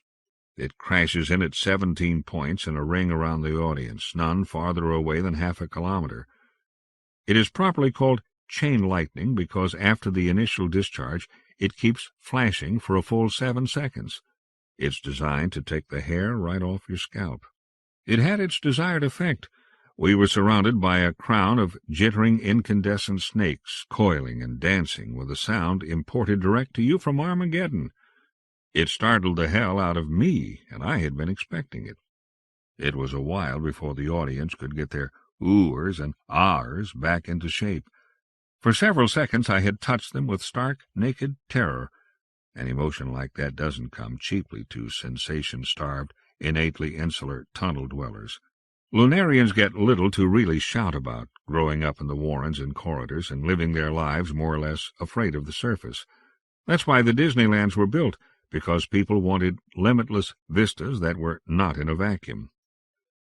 The thunder never really stopped, for me. It blended imperceptibly into the applause that is more valuable than the millions I would make from this storm. As for the rest of the performance, what can I say? It's been said that there's nothing more dull than a description of the weather. I believe it, even spectacular weather. Weather is an experiential thing, and that's why tapes and films of my work sell few copies. You have to be there and have the wind actually whipping your face and feel the oppressive weight of a tornado as it passes overhead like a vermiform freight train. I could write down where the funnel clouds formed and where they went from there, where the sleet and hail fell, where the buffalo stampeded. but it would do no one any good. If you want to see it, go to Kansas. The last I heard, Cyclone is still playing there 2 or 3 times yearly. I recall standing surrounded by a sea of people. Beyond me to the east, the land was burning. Smoke boiled black from the hilltops and sooty gray from the hollows where the water was rising to drown it. To the north, a Herculean cyclone swept up a chain of ball lightning like pearls and swallowed them into the evacuated vortex in its center. Above me, 2 twisters were twined in a death dance. They circled each other like baleful gray predators, taking each other's measure. They feinted, retreated, slithered, and skittered like tubes of oil. It was beautiful and deadly, and I had never seen it before. Someone was tampering with my program. As I realized that and stood rooted to the ground with the possibly disastrous consequences becoming apparent to me, the wind snakes locked in a final embrace. Their counter-rotations canceled out, and they were gone. Not even a breath of wind reached me to hint of that titanic struggle. I ran through the 70-kilometer wind and the thrashing rain. I was wearing sturdy moccasins and a parka and carrying the knife I had brought from my apartment. Was it a lure, set by one who has become a student of foxes? Am I playing into his hands?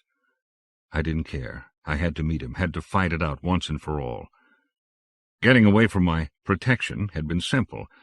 They were as transfixed by the display as the rest of the audience, and it had merely been a matter of waiting until they all looked in the same direction and fading into the crowd. I picked out a small woman dressed in Indian style and offered her 100 marks for her moccasins. She recognized me. My new face was on the programs, and made me a gift of them. Then I worked my way to the edge of the crowd and bolted past the security guards. They were not too concerned, since the audience area was enclosed by a shock field.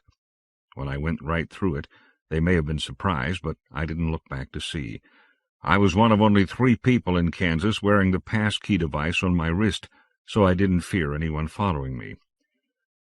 I had done it all without conscious thought. Some part of me must have analyzed it, planned it out, but I just executed the results. I knew where he must be to have generated his tornado to go into combat with mine. No one else in Kansas would know where to look. I was headed for a particular wind generator on the east periphery. I moved through weather more violent than the real Kansas would have experienced. It was concentrated violence, more wind and rain and devastation than Kansas would normally have in a full year, and it was happening all around me. But I was all right, unless he had more tricks up his sleeve. I knew where the tornadoes would be and at what time. I dodged them, waited for them to pass, knew every twist and dido they would make on their seemingly random courses. Off to my left, the buffalo herds milled, resting from the stampede that had brought them past the audience for the first time. In an hour they would be thundering back again, but for now I could forget them. A twister headed for me, leaped high in the air and skidded through a miasma of uprooted sage and sod. I clocked it with the internal picture I had and dived for a gully at just the right time. It hopped over me and was gone back into the clouds. I ran on. My training in the apartment was paying off. My body was only 6 lunations old and as finely tuned as it would ever be. I rested by slowing to a trot, only to run again in a few minutes. I covered 10 kilometers before the storm began to slow down. Behind me the audience would be drifting away. The critics would be trying out scathing phrases or wild adulation. I didn't see how they could find any middle ground for this one. Kansas was being released from the grip of machines gone wild. Ahead of me was my killer. I would find him. I wasn't totally unprepared. Isadora had given in and allowed me to install a computerized bomb in my body. It would kill my killer, and me, if he jumped me. It was intended as a balance of terror device, the kind you hope you will never use because it terrorizes your enemy too much for him to test it. I would inform him of it if I had the time, hoping he would not be crazy enough to kill both of us. If he was, we had him, though it would be little comfort to me. At least Fox 5 would be the last in the series. With the remains of a body, Isadora guaranteed to bring a killer to justice. The sun came out as I reached the last distorted gully before the wall. It was distorted because it was one of the places where tourists were not allowed to go. It was like walking through the backdrop on a stage production. The land was squashed together in one of the dimensions, and the hills in front of me were painted against a bas-relief. It was meant to be seen from a distance. Standing in front of the towering mural was a man. He was naked and grimed with dirt. He watched me as I went down the gentle slope to stand waiting for him. I stopped about 200 meters from him, drew my knife, and held it in the air. I waited. He came down the concealed stairway, slowly and painfully. He was limping badly on his left leg. As far as I could see, he was unarmed. The closer he got, the worse he looked. He had been in a savage fight. He had long, puckered, badly healed scars on his left leg, his chest, and his right arm. He had one eye. The right one was only a reddened socket. There was a scar that slashed from his forehead to his neck. It was a hideous thing. I thought of the CC's suspicion that my killer might be a ghost, someone living on the raw edges of our civilization. Such a man might not have access to medical treatment whenever he needed it. "I think you should know," I said, with just the slightest quaver, "that I have a bomb in my body. It's powerful enough to blow both of us to pieces.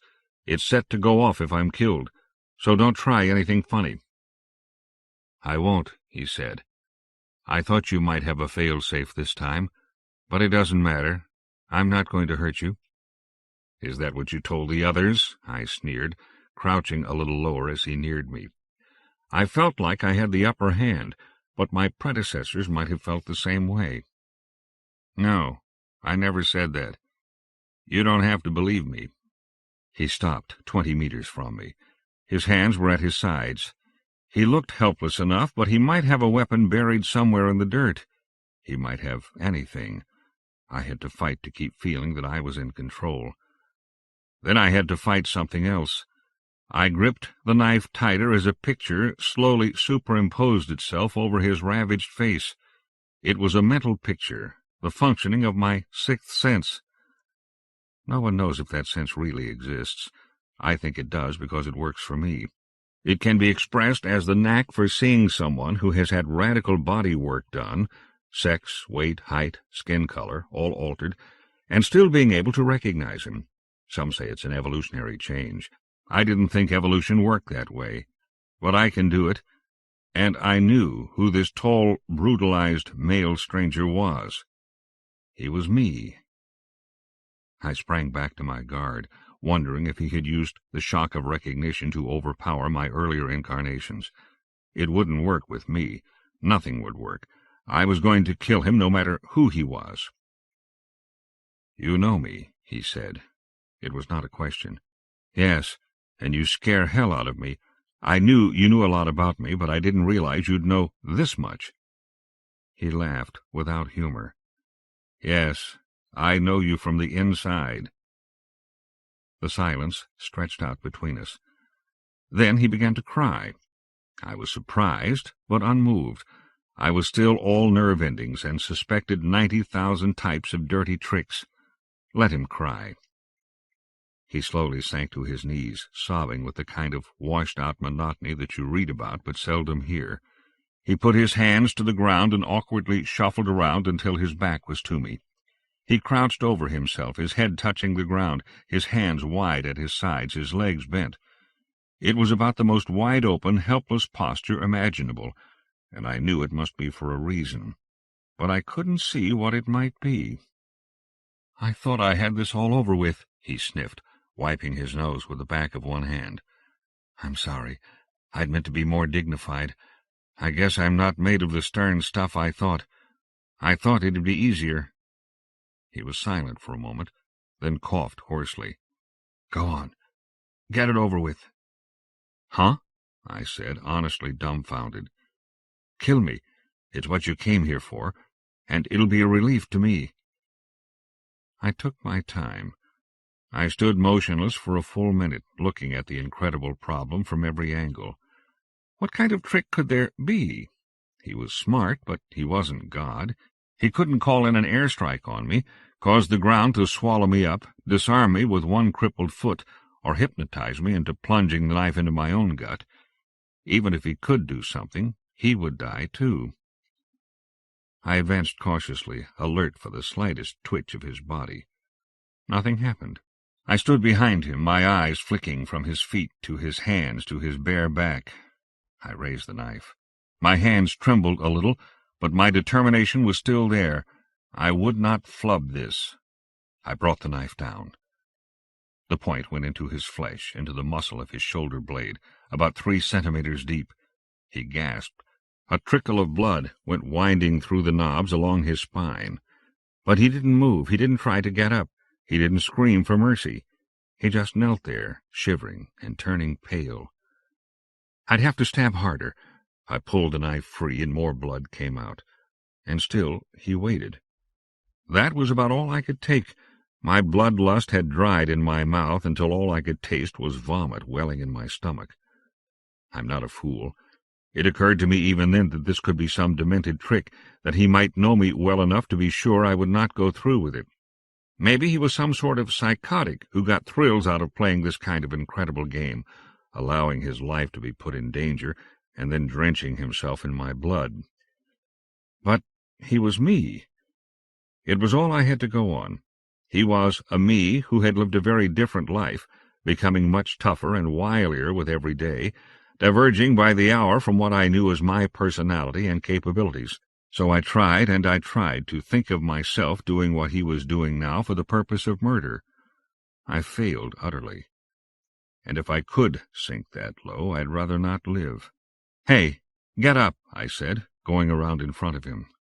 He didn't respond, so I nudged him with my foot. He looked up and saw me offering him the knife, hilt first. "If this is some sort of scheme," I said, "I'd rather learn of it now." His one eye was red and brimming as he got up, but there was no joy in him. He took the knife, not looking at me, and stood there holding it. The skin on my belly was crawling. Then he reversed the knife, and his brow wrinkled as if he were summoning up nerve. I suddenly knew what he was going to do, and I lunged. I was barely in time. The knife missed his belly and went off to the side as I yanked on his arm. He was much stronger than I. I was pulled off balance, but managed to hang on to his arm. He fought with me, but was intent on suicide and had no thought of defending himself. I brought my fist up under his jaw, and he went limp. Night had fallen. I disposed of the knife and built a fire. Did you know that dried buffalo manure burns well? I didn't believe it until I put it to the test. I dressed his wound by tearing up my shirt, wrapped my parka around him to ward off the chill, and sat with my bare back to the fire. Luckily there was no wind, because it can get very chilly on the plains at night. He woke with a sore jaw and a resigned demeanor. He didn't thank me for saving him from himself. I suppose people rarely do. They think they know what they're doing, and their reasons always seem logical to them. "You don't understand," he moaned. "You're only dragging it out. I have to die. There's no place for me here." "Make me understand," I said. He didn't want to talk, but there was nothing to do and no chance of sleeping in the cold, so he eventually did. The story was punctuated with long, truculent silences. It stemmed from the bank robbery 2.5 years ago. It had been staged by some very canny robbers. They had a new dodge that made me respect Isidora's statement that police methods had not kept pace with criminal possibilities. The destruction of the memory cubes had been merely a decoy. They were equally unconcerned about the cash they took. They were bunco artists. They had destroyed the rest of the cubes to conceal the theft of 2 of them. That way the police would be looking for a crime of passion, murder, rather than one of profit. It was a complicated double feint because the robbers wanted to give the impression of someone who was trying to conceal murder by stealing cash. My killer, we both agreed he should not be called Fox, so we settled on the name he had come to fancy, Rat, didn't know the details of the scheme, but it involved the theft of memory cubes containing 2 of the richest people on Luna. They were taken and clones were grown. When the memories were played into the clones, the people were awakened into a falsely created situation and encouraged to believe that it was reality. It would work. The newly reincarnated person is willing to be led, willing to believe. Rat didn't know exactly what the plans were beyond that. He had awakened to be told that it was 15,000 years later, and that the invaders had left Earth and were rampaging through the solar system, wiping out the human race. It took 3 lunations to convince them that he, or rather she, for Rat had been awakened into a body identical to the one I was wearing, was not the right billionaire, that she was not a billionaire at all, just a struggling artist. The thieves had gotten the wrong cube. They dumped her, just like that. They opened the door and kicked her out into what she thought was the end of civilization. She soon found out that it was only 20 years in her future, since her memories came from the stolen cube which I had recorded about 20 years before. Don't ask me how they got the wrong cube. One cube looks exactly like another. They are in fact indistinguishable from one another by any test known to science, short of playing them into a clone and asking the resulting person who he or she is. Because of that fact, the banks we entrust them to have a foolproof filing system to avoid unpleasant accidents like Rat. The only possible answer was that for all their planning, for all their cunning and guile, the thieves had read 2 in column A and selected 3 in column B. I didn't think much of their chances of living to spend any of that money. I told Rat so. I doubt if their extortion scheme involves money, he said, at least not directly. More likely the theft was aimed at obtaining information contained in the minds of billionaires.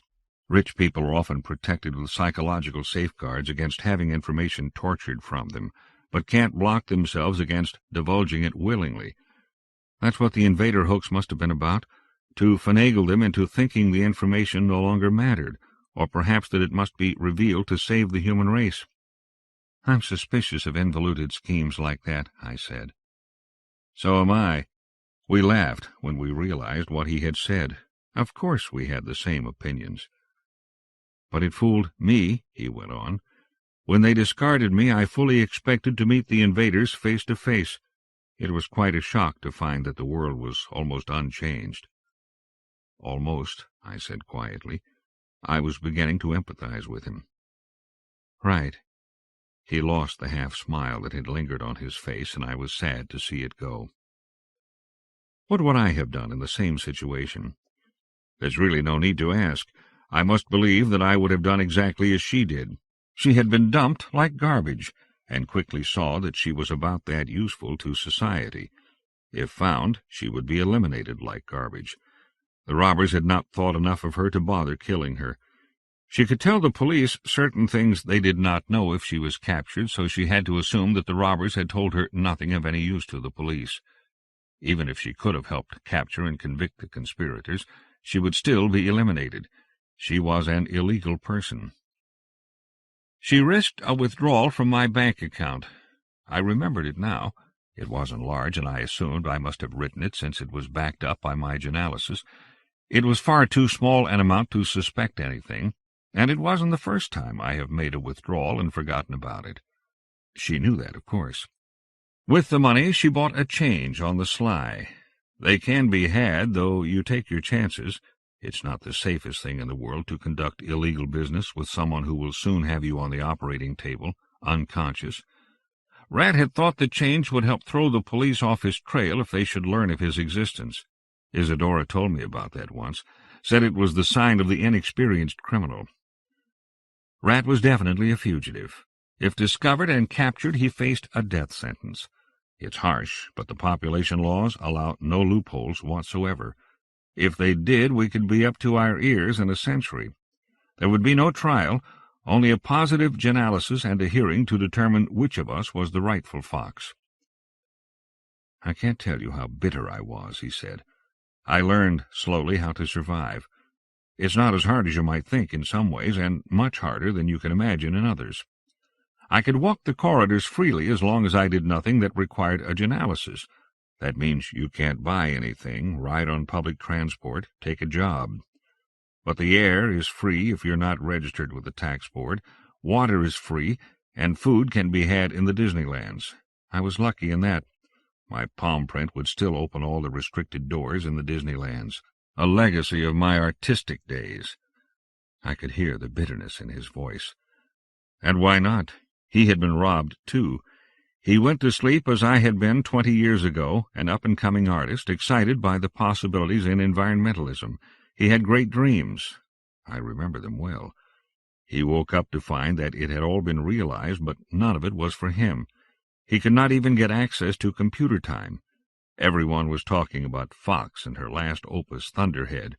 She was the darling of the art world. He went to the premiere of Liquid Ice and began to hate me. He was sleeping in the air recirculators to keep warm, foraging nuts and berries and an occasional squirrel in Pennsylvania, while I was getting rich and famous. He took to trailing me. He stole a spacesuit, followed me out onto Palus Putridinus. "I didn't plan it," he said, his voice racked with guilt. "I never could have done it with planning. The idea just struck me, and before I knew it I had pushed you. You hit the bottom, and I followed you down because I was really sorry I had done it, and I lifted your body up and looked into your face. Your face was all my face. It was the eyes popping out and blood boiling away, and—" He couldn't go on, and I was grateful. He finally let out a shuddering breath and continued. "Before they found your body, I wrote some checks on your account. You never noticed them when you woke up that first time, since the reincarnation had taken such a big chunk out of your balance. We never were any good with money." He chuckled again. I took the opportunity to move closer to him. He was speaking very quietly, so that I could barely hear him over the crackling of the fire.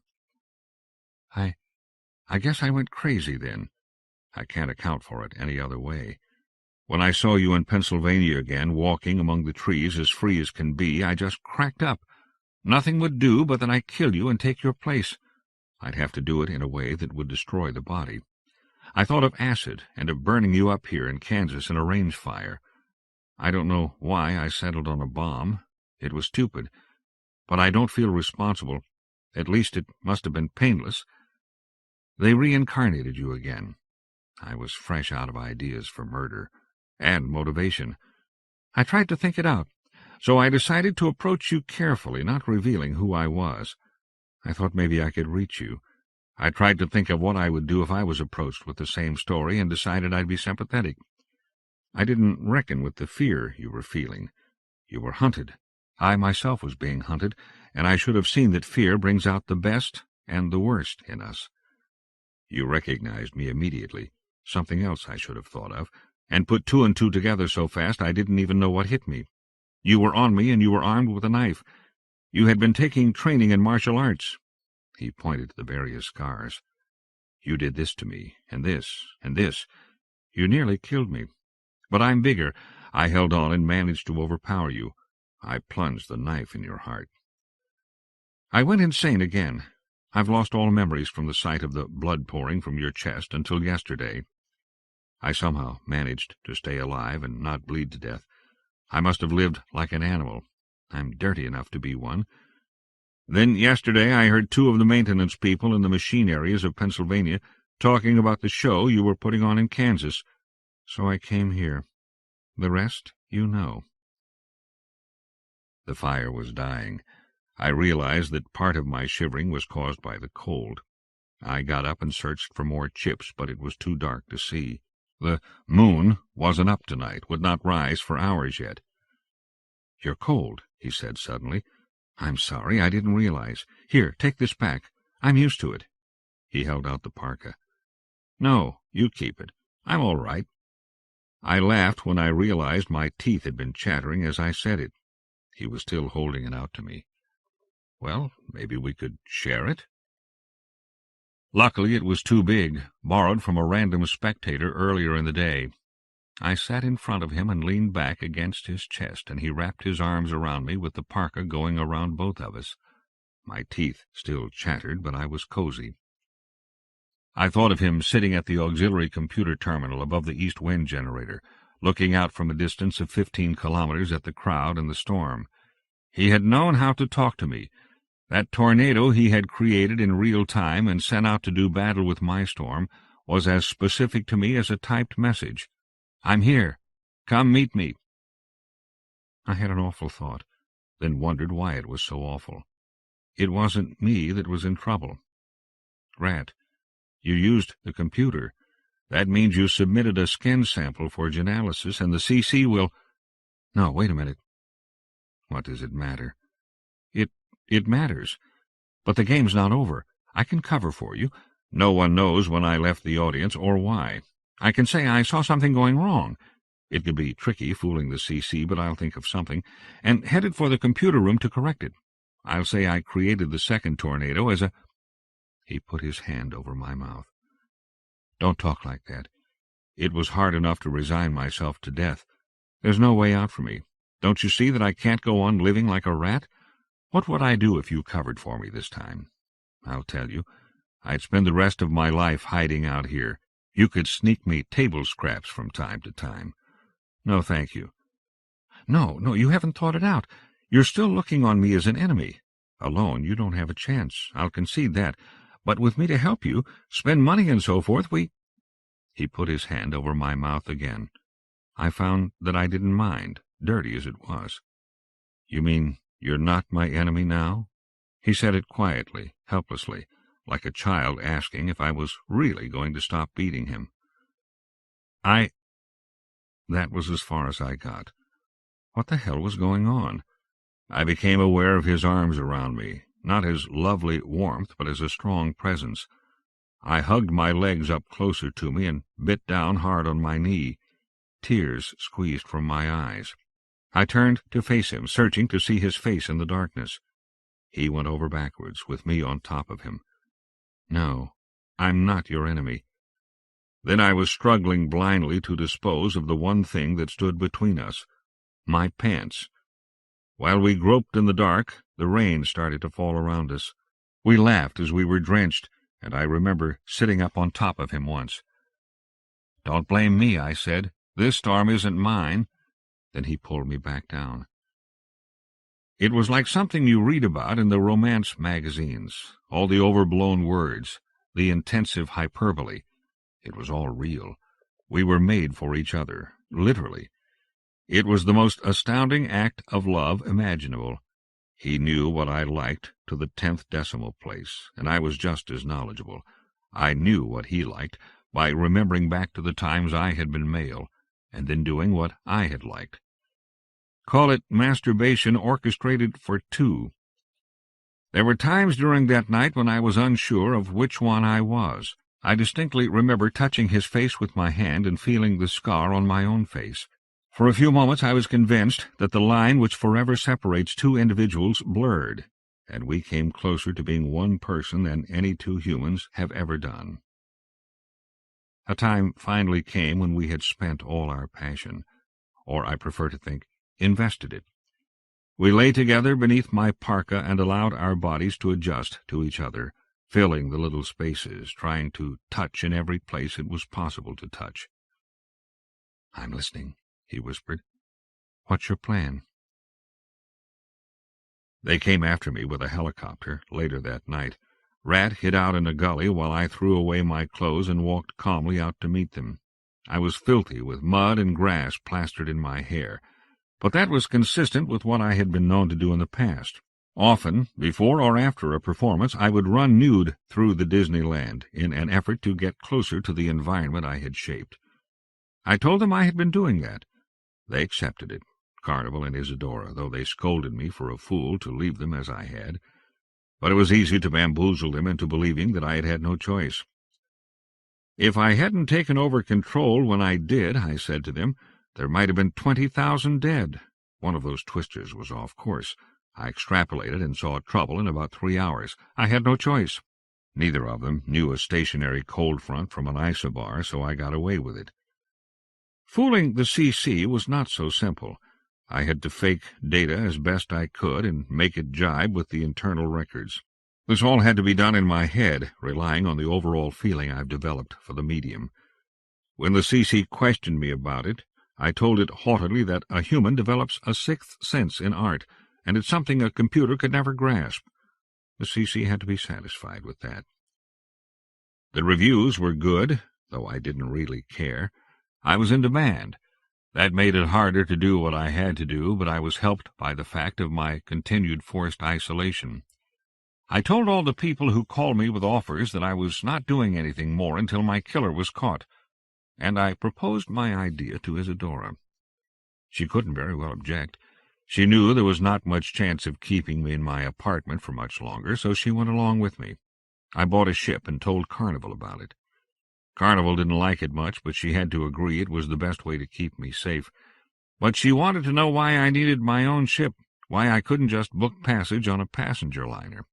Because all passengers on a liner must undergo genalysis, is what I thought, but what I said was, because how would I know that my killer is not a fellow passenger? To be safe, I must be alone. Don't worry, Mother. I know what I'm doing.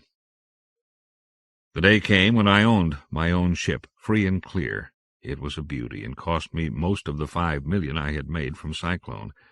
It could boost at 1G for weeks, plenty of power to get me to Pluto. It was completely automatic, requiring only verbal instructions to the computer pilot. The customs agents went over it, then left me alone. The CC had instructed them that I needed to leave quietly and told them to cooperate with me. That was a stroke of luck, since getting Rat aboard was the most hazardous part of the plan. We were able to scrap our elaborate plans, and he just walked in like a law-abiding citizen. We sat together in the ship, waiting for the ignition. "Pluto has no extradition treaty with Luna," the CC said, out of the blue. "I didn't know that," I lied, wondering what the hell was happening. "Indeed?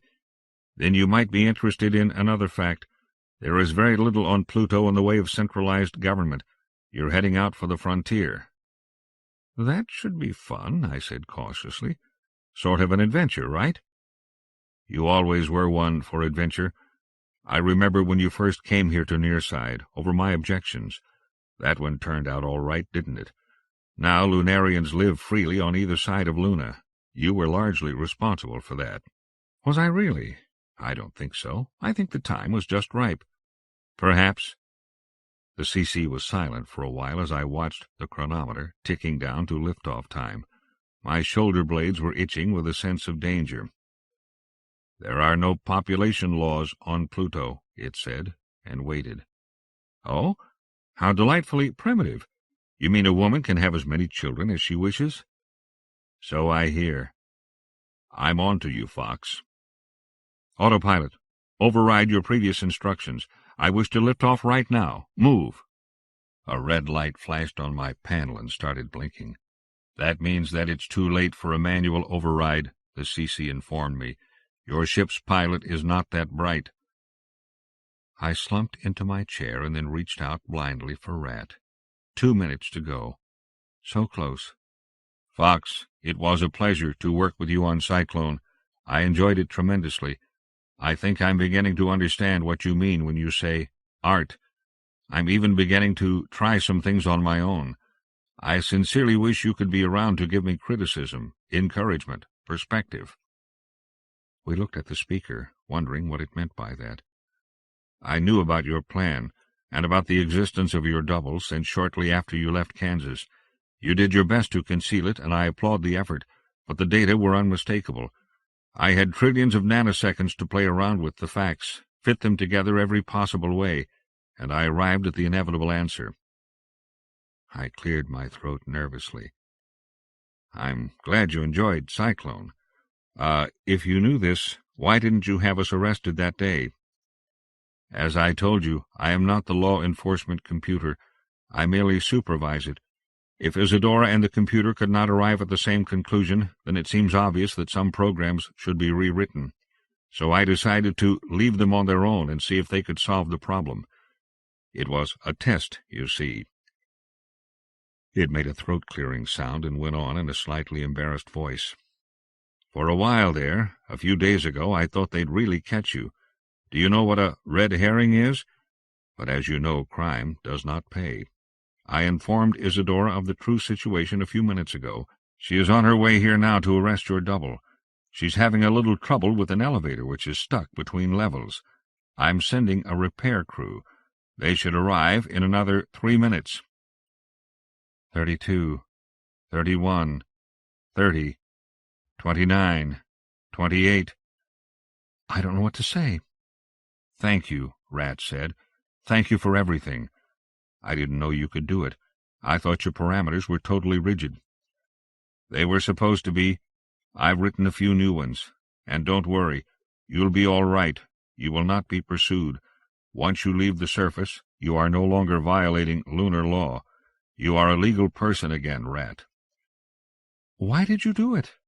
I was crying as Rat held me in a grasp that threatened to break ribs. What have I done to deserve such kindness? It hesitated. Humanity has washed its hands of responsibility. I find myself given all the hard tasks of government. I find some of the laws too harsh, but there is no provision for me to disagree with them, and no one is writing new ones. I'm stuck with them. It just seemed unfair. 9, 8, 7, 6. Also, cancel that. There is no also. It was good working with you. I was left to wonder as the engines fired and we were pressed into the couches. I heard the CC's last message to us come over the radio. Good luck to you both. Please take care of each other. You mean a lot to me. And don't forget to write. Introduction to Beatnik Bayou. Our first place in Eugene was on Lewis Street. My family loved it, but to me it was depressingly like the last house I had lived in before I went on the road, in Nederland, Texas. There was a lot of grass to mow. In summertime Nederland you had to mow every 4 days or it would get ahead of you. If it rained 5 days in a row, which it often did, you were in deep trouble. To this day the sweet smell of cut grass is not as enchanting to me as to most people. The previous tenant had used most of the backyard as a vegetable garden. I rented a tiller and plowed it all up, on the theory that any place where I was growing vegetables was a place I didn't have to mow. I discovered an unexpected talent for gardening. I'd never planted so much as a geranium, but I soon was reaping bumper crops of radishes, potatoes, tomatoes, beans, pumpkins, and cucumbers. I learned that if you turn your back on a zucchini for 5 minutes, it will grow from the size of a banana to the size of a watermelon. Not all of it was successful. My watermelons didn't come up. All my lettuce was eaten by yellow slugs, big as Volkswagens. One of the best things about Oregon is cherries. When I was 14, we drove from Texas to Portland and visited my aunt and uncle and their family. We picked cherries and raspberries and gorged on them. The house on Lewis had a big old cherry tree in the yard, and I could hardly wait for the first harvest. I made an unpleasant discovery with the first ripe cherry I bit into. They had worms in them. Every single cherry had a worm. Turns out you have to spray them. Next year we had it sprayed and nearly made ourselves sick, eating the best cherries I've ever had. I wrote most of my first novel, The Ophiuchi Hotline, in that house. I received the first copy of it there. It was beautiful. Quantum science fiction had done a wonderful job with top-quality binding and a glossy cover by Boris Vallejo, then one of the hottest illustrators in the field. It had a monstrous typo on the first page, some glitch in the computer typesetting software, which was pretty new at the time, but nothing could take away from the thrill of holding a book that I had written myself. I knew I'd want to do this again, so I started casting around for an idea for novel number 2. One day I was trimming back the zucchini plants in the garden and happened to look into one of the hollow stems. Inside was a tiny spider, crawling around and around. Within 10 minutes I had doped out the plan for a giant living wheel that I would later call Gia. The plot came quickly after that. I didn't know it at the time, but that spider inside that plant would become the basis for 3 novels, my first trilogy, Titan, Wizard, and Demon. I worked better with a map, so I bought a bunch of 2-by-3-foot poster boards, taped them together end to end, and started mapping out the interior of Gia with a big set of colored grease pens. I divided the interior into 12 areas, named after the Titans of Greek mythology. I found the names of most of the internal features in the Greek myths, too. It was fun. When I was done, I could set the map on edge, loop it into a circle, and sit in the middle of it. Somewhere in there, I was invited to go to a convention in Philadelphia. This would be my second science fiction convention, and I would be attending as the pro guest of honor. See what I mean about good luck? I accepted eagerly, then was horrified to learn that I'd have to deliver a speech. I suffer from stage fright and am a poor public speaker. I asked the chairman what I should talk about, and he was very helpful. "Anything," he said. I had nothing useful to say about the history or practice of our odd but wonderful little world of science fiction. I knew nothing about fandom. I had no theories about writing or the new wave or where science fiction should go in those early days of the space age. I decided to talk about my next book on the theory that it was something I knew more about than anyone else in the world. I decided to bring my map for a bit of show and tell. I had a great time in Philly. I saw the Liberty Bell and Independence Hall and Ben Franklin's home. I met my editor, Jim Frankel, who gave me the galleys for the Ophiuchi hotline and told me he needed them back, corrected, by Monday. This Monday, here at the convention. Fat chance, Jim. I found out later that galleys are always needed by 2 days from today, but they somehow find a way to publish the book anyway. And I was introduced to the man who had taken the train down from New York for the purpose of introducing me, Dr. Isaac Asimov.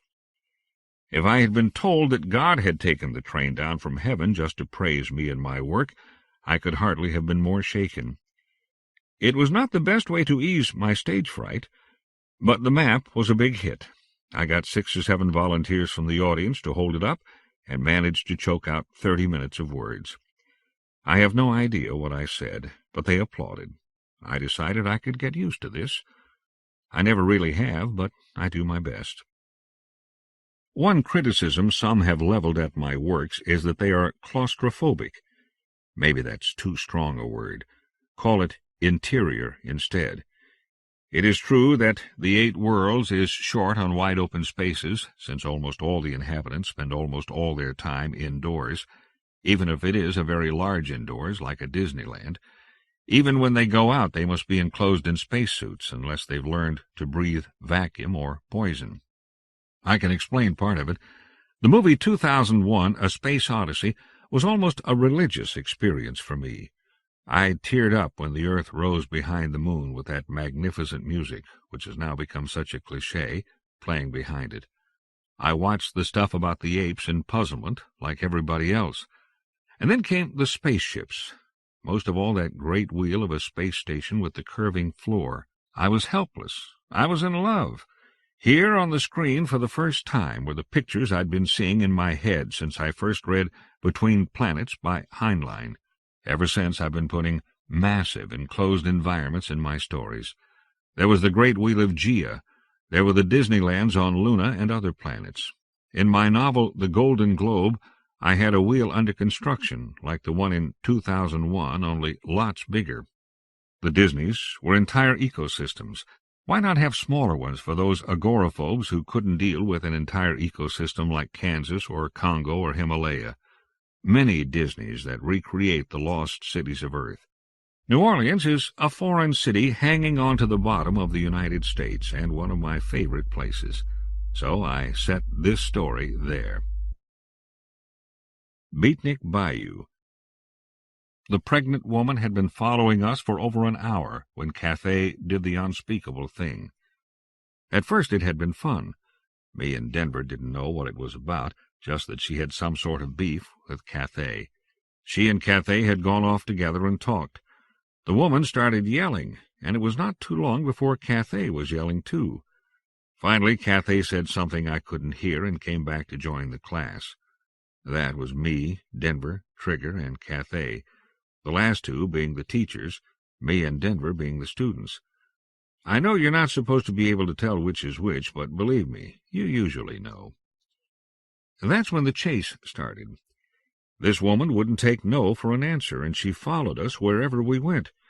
She was about as awkward an animal as you could imagine, and I certainly wasn't feeling sorry for her after the way she had talked to Cathay, who was my friend. Every time she slipped and landed on her behind, we all had a good laugh. For a while. After an hour, she started to seem a little frightening. I had never seen anyone so determined. The reason she kept slipping was that she was chasing us through Beatnik Bayou, which is Trigger's home. Trigger herself describes it as 12 acres of mud, mosquitoes, and moonshine. Some of her visitors had been less poetic, but more colorful. I don't know what an acre is, but the bayou is fairly large. Trigger makes the moonshine in a copper and aluminum still in the middle of a canebrake. The mosquitoes don't bite, but they buzz a lot. The mud is just plain old Mississippi mud, suitable for beating your feet. Most people see the place and hate it instantly, but it suits me fine. Pretty soon the woman was covered in mud. She had three things working against her. One was her ankle-length maternity gown, which covered all of her except for face, feet, and bulging belly and breasts. She kept stepping on the long skirt and going down. After a while I winced every time she did that. Another handicap was her tummy, which made her walk with her weight back on her heels. That's not the best way to go through mud, and every so often she sat down real hard, proving it.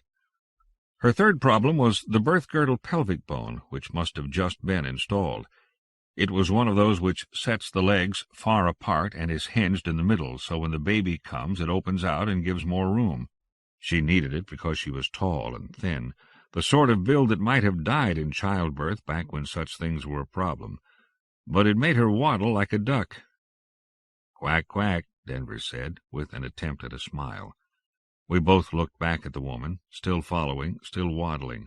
She went down and struggled to her feet. Denver wasn't smiling when she met my eyes. She muttered something. "What's that?" I said. "She's unnerving," Denver repeated. "I wonder what the hell she wants." "Something pretty powerful." Cathay and Trigger were a few paces ahead of us, and I saw Trigger glance back. She spoke to Cathay. I don't think I was supposed to hear it, but I did. I've got good ears. "This is starting to upset the kids." "I know," he said, wiping his brow with the back of his hand. All four of us watched her as she toiled her way up the far side of the last rise. Only her head and shoulders were visible. "Damn! I thought she'd give up pretty soon." He groaned, but then his face became expressionless. "There's no help for it. We'll have to have a confrontation."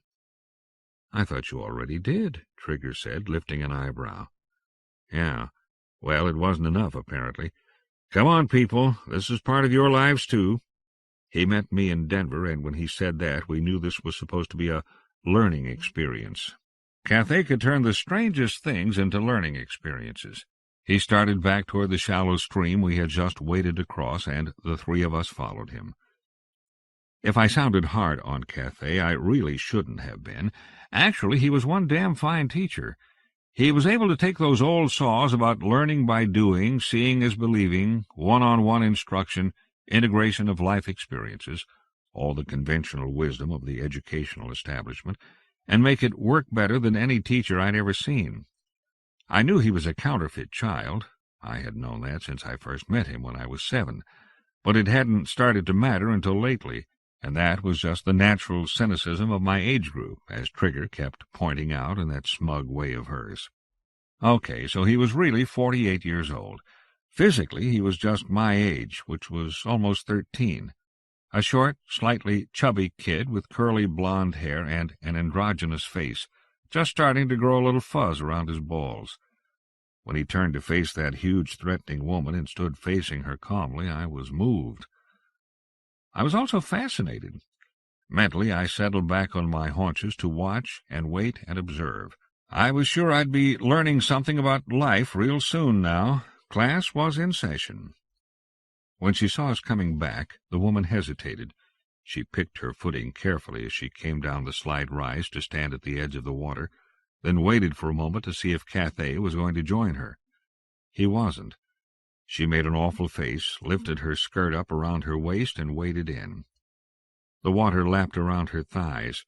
She nearly fell over when she tried to dodge some dangling Spanish moss. Her lace dress was festooned with twigs and leaves and smeared with mud. "Why don't you turn around?" Trigger yelled, standing beside me and Denver and shaking her fist. "It's not going to do you any good." "I'll be the judge of that," she yelled back. Her voice was harsh and ugly, and what had probably been a sweet face was now set in a scowl.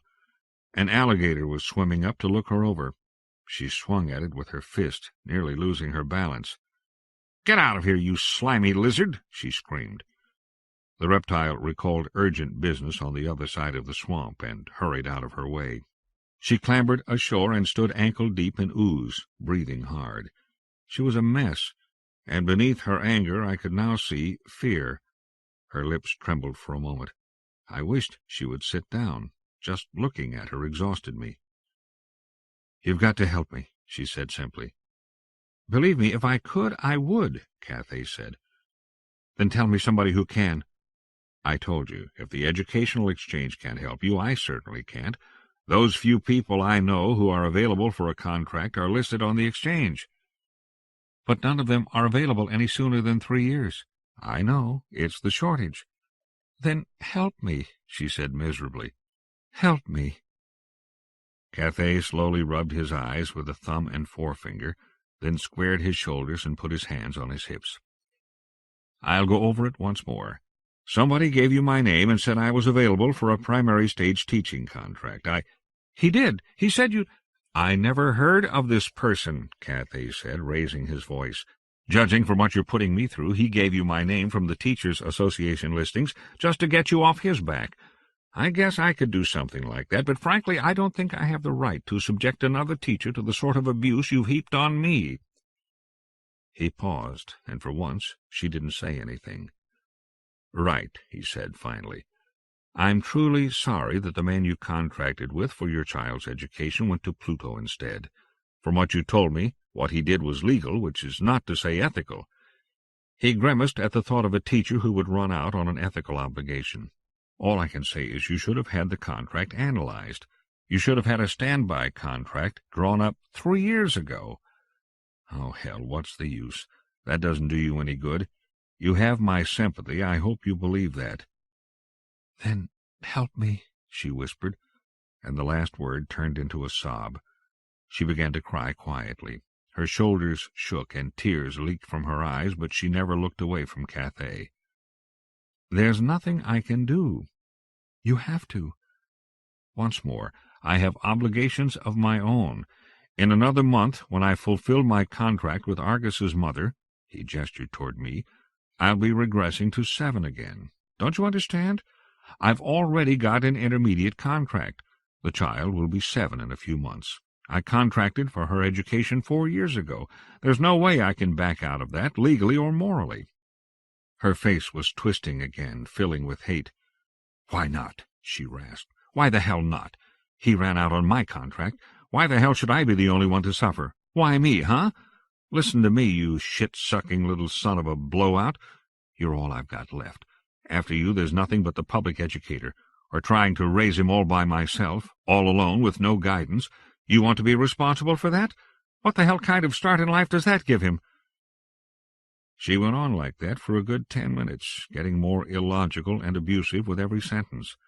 I'd vacillated between a sort of queasy sympathy for her. She was in a hell of a mess, even though she had no one to blame but herself, and outright hostility. Just then she scared me. I couldn't look into those tortured eyes without cringing. My gaze wandered down to her fat belly and the glass eye of the womb scope set into her navel. I didn't need to look into it to know she was due, and overdue. She'd been having the labor postponed while she tried to line up a teacher. Not that it made much sense. The kid's education didn't start until his 6th month. But it was a measure of her desperation and of her illogical thinking under stress. Cathay stood there and took it until she broke into tears again.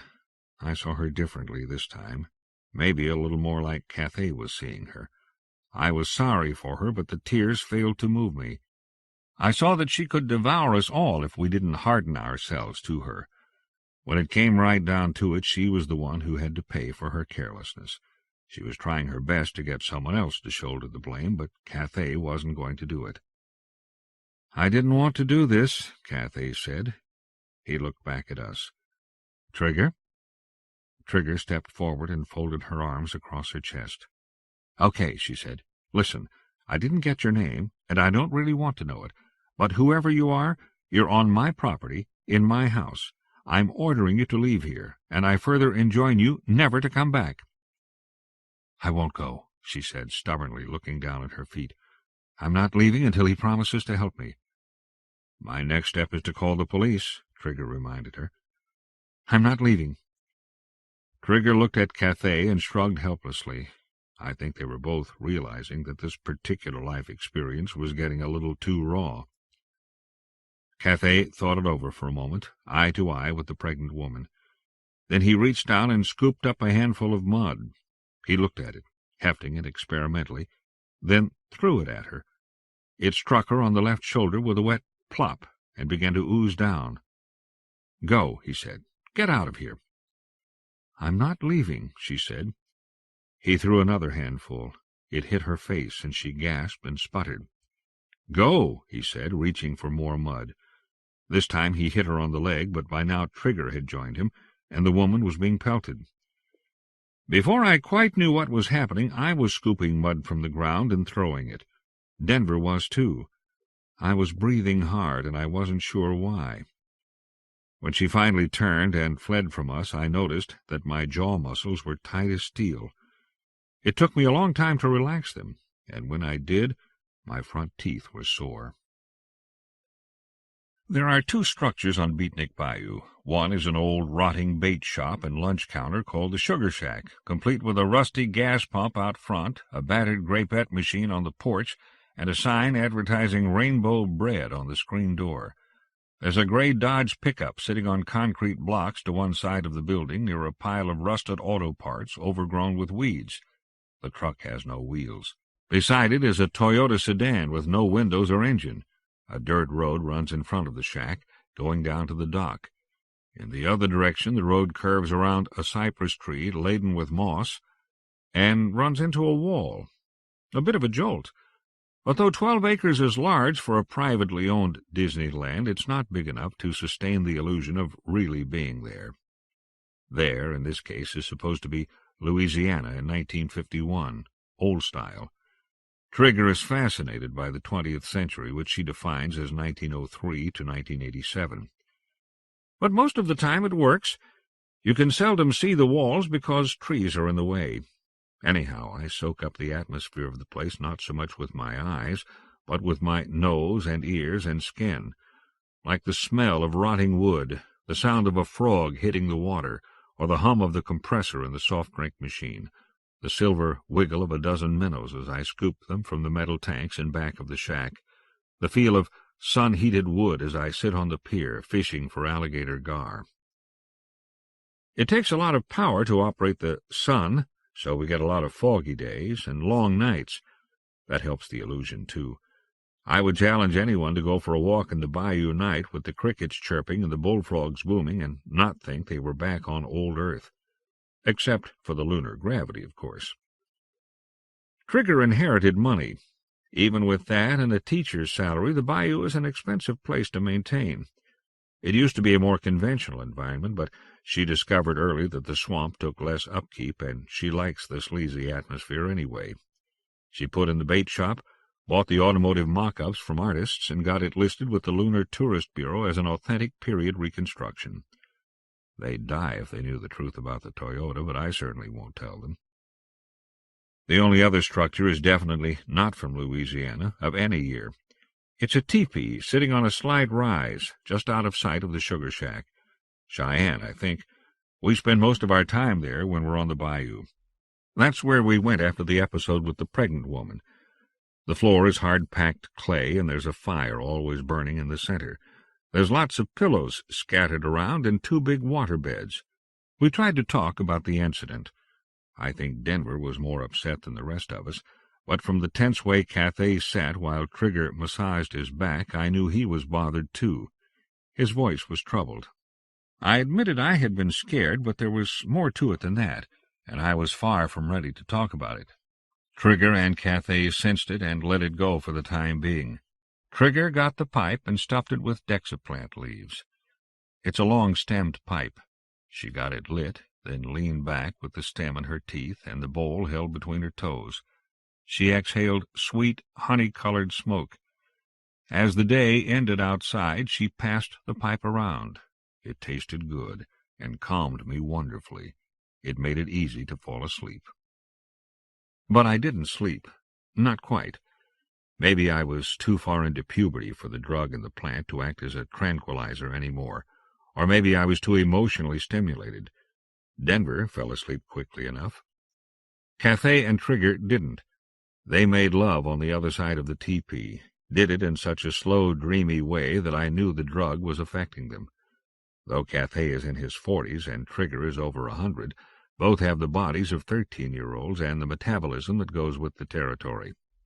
They didn't actually finish making love. They sort of tapered off, like we used to do before orgasms became a factor.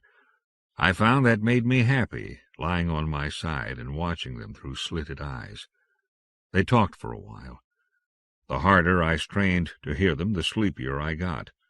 Somewhere in there I lost the battle to stay awake.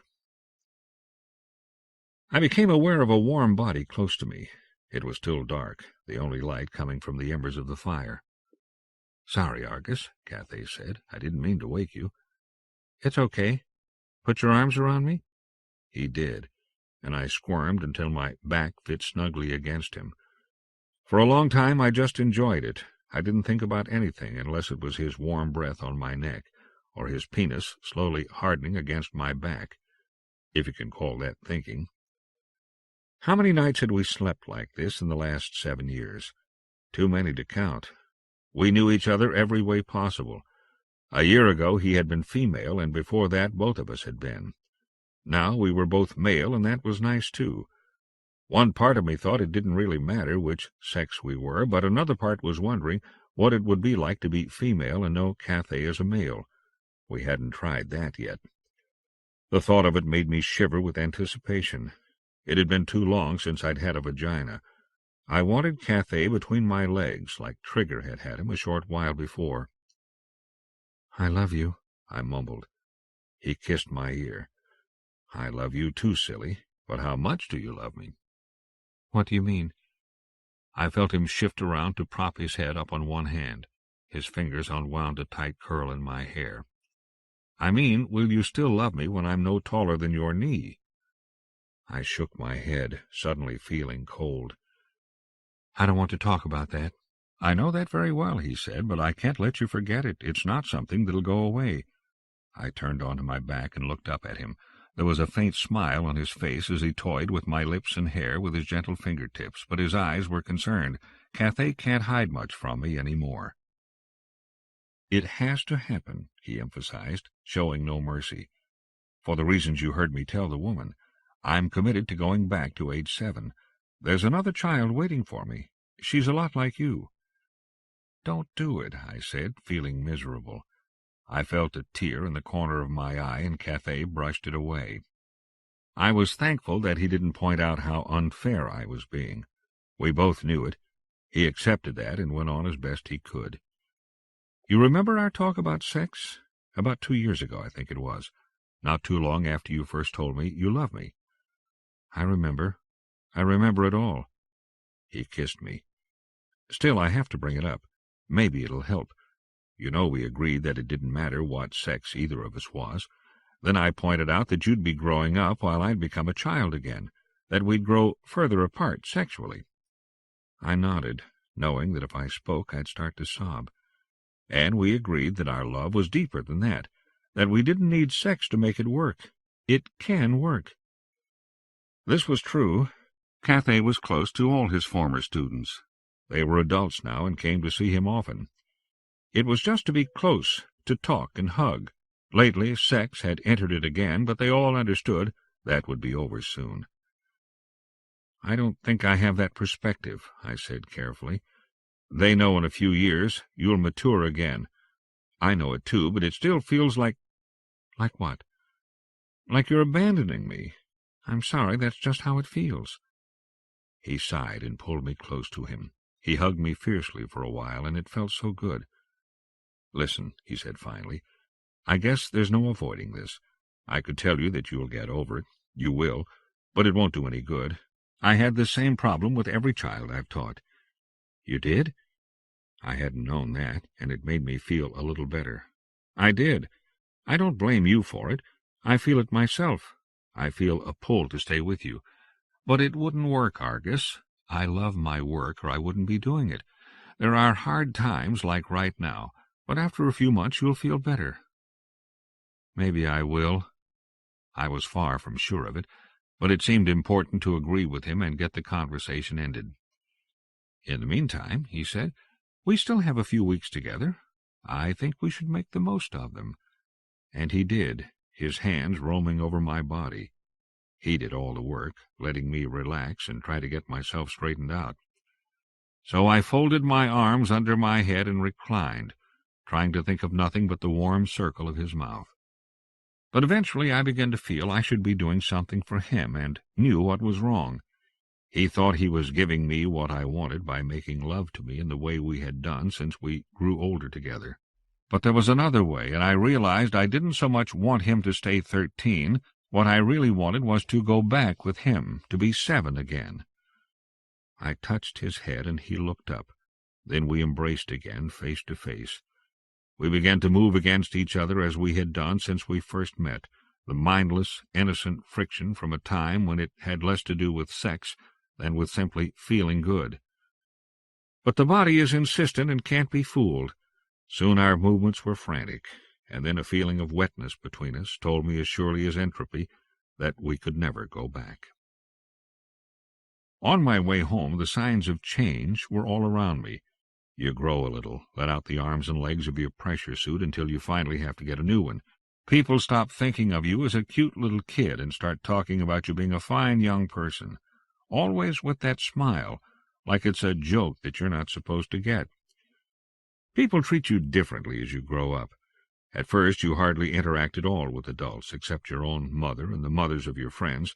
You live in a kid's world, and adults are hardly even obstacles because they get out of your way when you run down the corridors. You go all sorts of places for free. People want you around to make them happy because there are so few kids, and just about everybody would like to have more than just the one. You hardly even notice the people smiling at you all the time. But it's not like that at all when you're 13. Now there was the hesitation, just a fraction of a second before they gave me a child's privileges. Not that I blamed anybody. I was nearly as tall as a lot of the adults I met.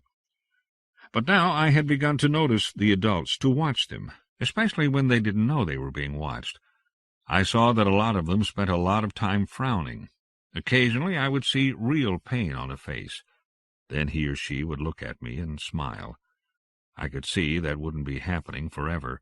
Sooner or later I'd cross some invisible line, and the pain would stay in those faces, and I'd have to try to understand it. I'd be an adult, and I wasn't sure I wanted to be. It was because of this new preoccupation with faces that I noticed the woman sitting across from me on the Archimedes train. I planned to be a writer, so I tended to see everything in terms of stories and characters. I watched her and tried to make a story about her.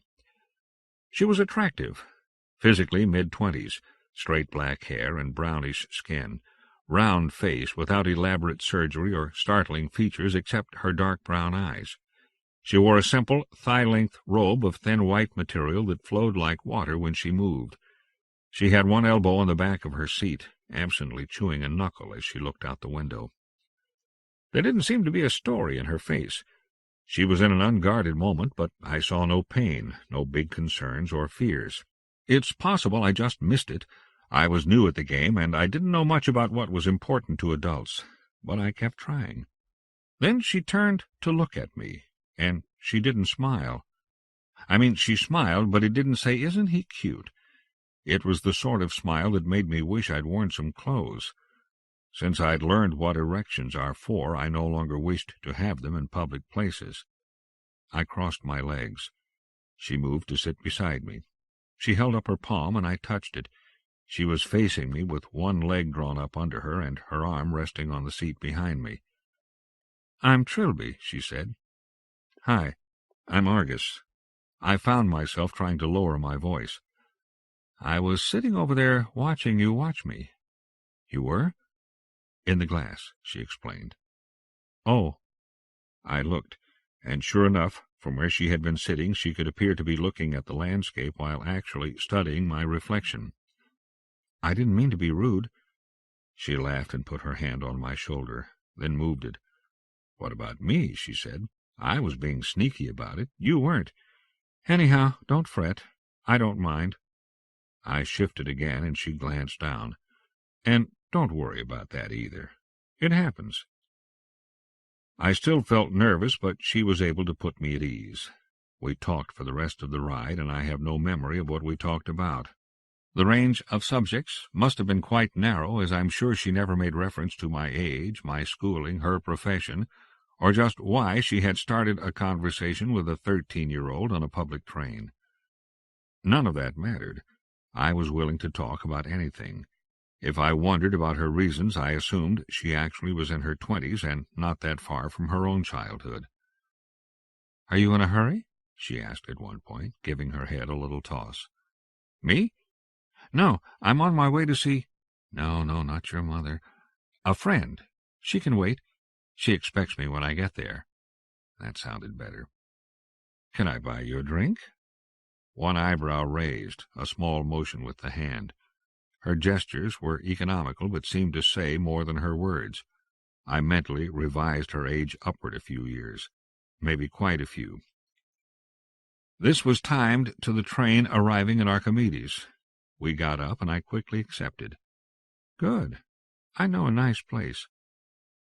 The bartender gave me that smile and was about to give me the customary free one on the house toward my legal limit of 2, but Trilby changed all that. "2 Irish whiskies, please, on the rocks." She said it firmly, raising her voice a little, and a complex thing happened between her and the bartender. She gave him a look, his eyebrow twitched, and he glanced at me, seemed to understand something. His whole attitude toward me changed. I had the feeling something had gone over my head, but didn't have time to worry about it. I never had time to worry when Trilby was around. The drinks arrived, and we sipped them. "I wonder why they still call it Irish," she said. We launched into a discussion of the invaders, or Ireland, or occupied Earth. I'm not sure. It was inconsequential, and the real conversation was going on eye to eye. Mostly it was her saying wordless things to me, and me nodding agreement with my tongue hanging out. We ended up at the public baths down the corridor. Her nipples were shaped like pink valentine hearts. Other than that, her body was unremarkable, though wonderfully firm beneath the softness. She was so unlike Trigger and Denver and Cathay, so unlike me. I catalogued the differences as I sat behind her in the big pool and massaged her soapy shoulders. On the way to the tanning room, she stopped beside one of the private alcoves and just stood there, waiting, looking at me. My legs walked me into the room, and she followed me. My hands pressed against her back, and my mouth opened when she kissed me. She lowered me to the soft floor and took me. What was so different about it?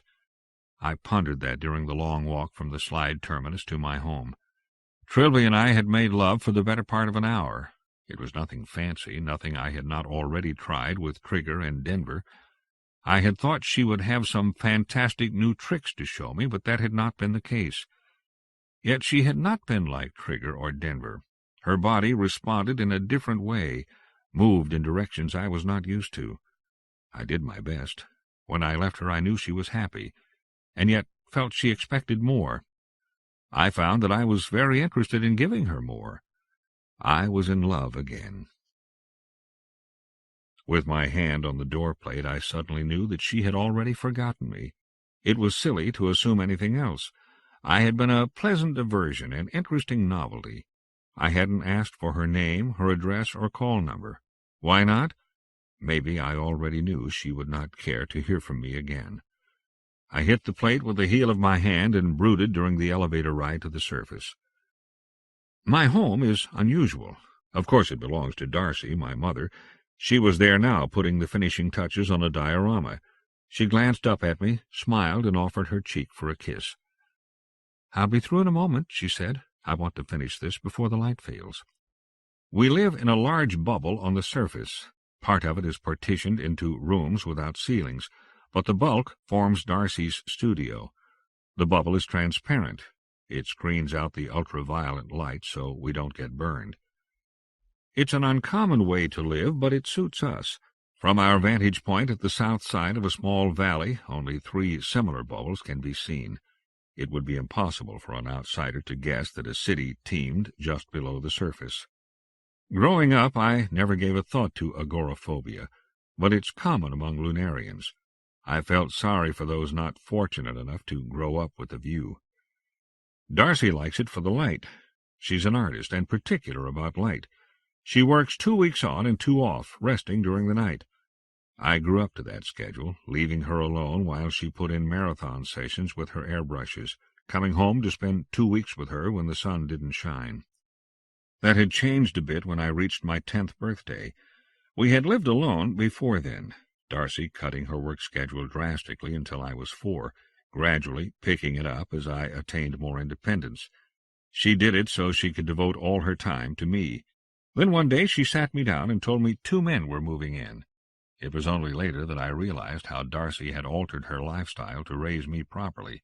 She is a serial polyandrist, especially attracted to fierce-faced, uncompromising, maverick male artists whose work doesn't sell and who are usually a little hungry.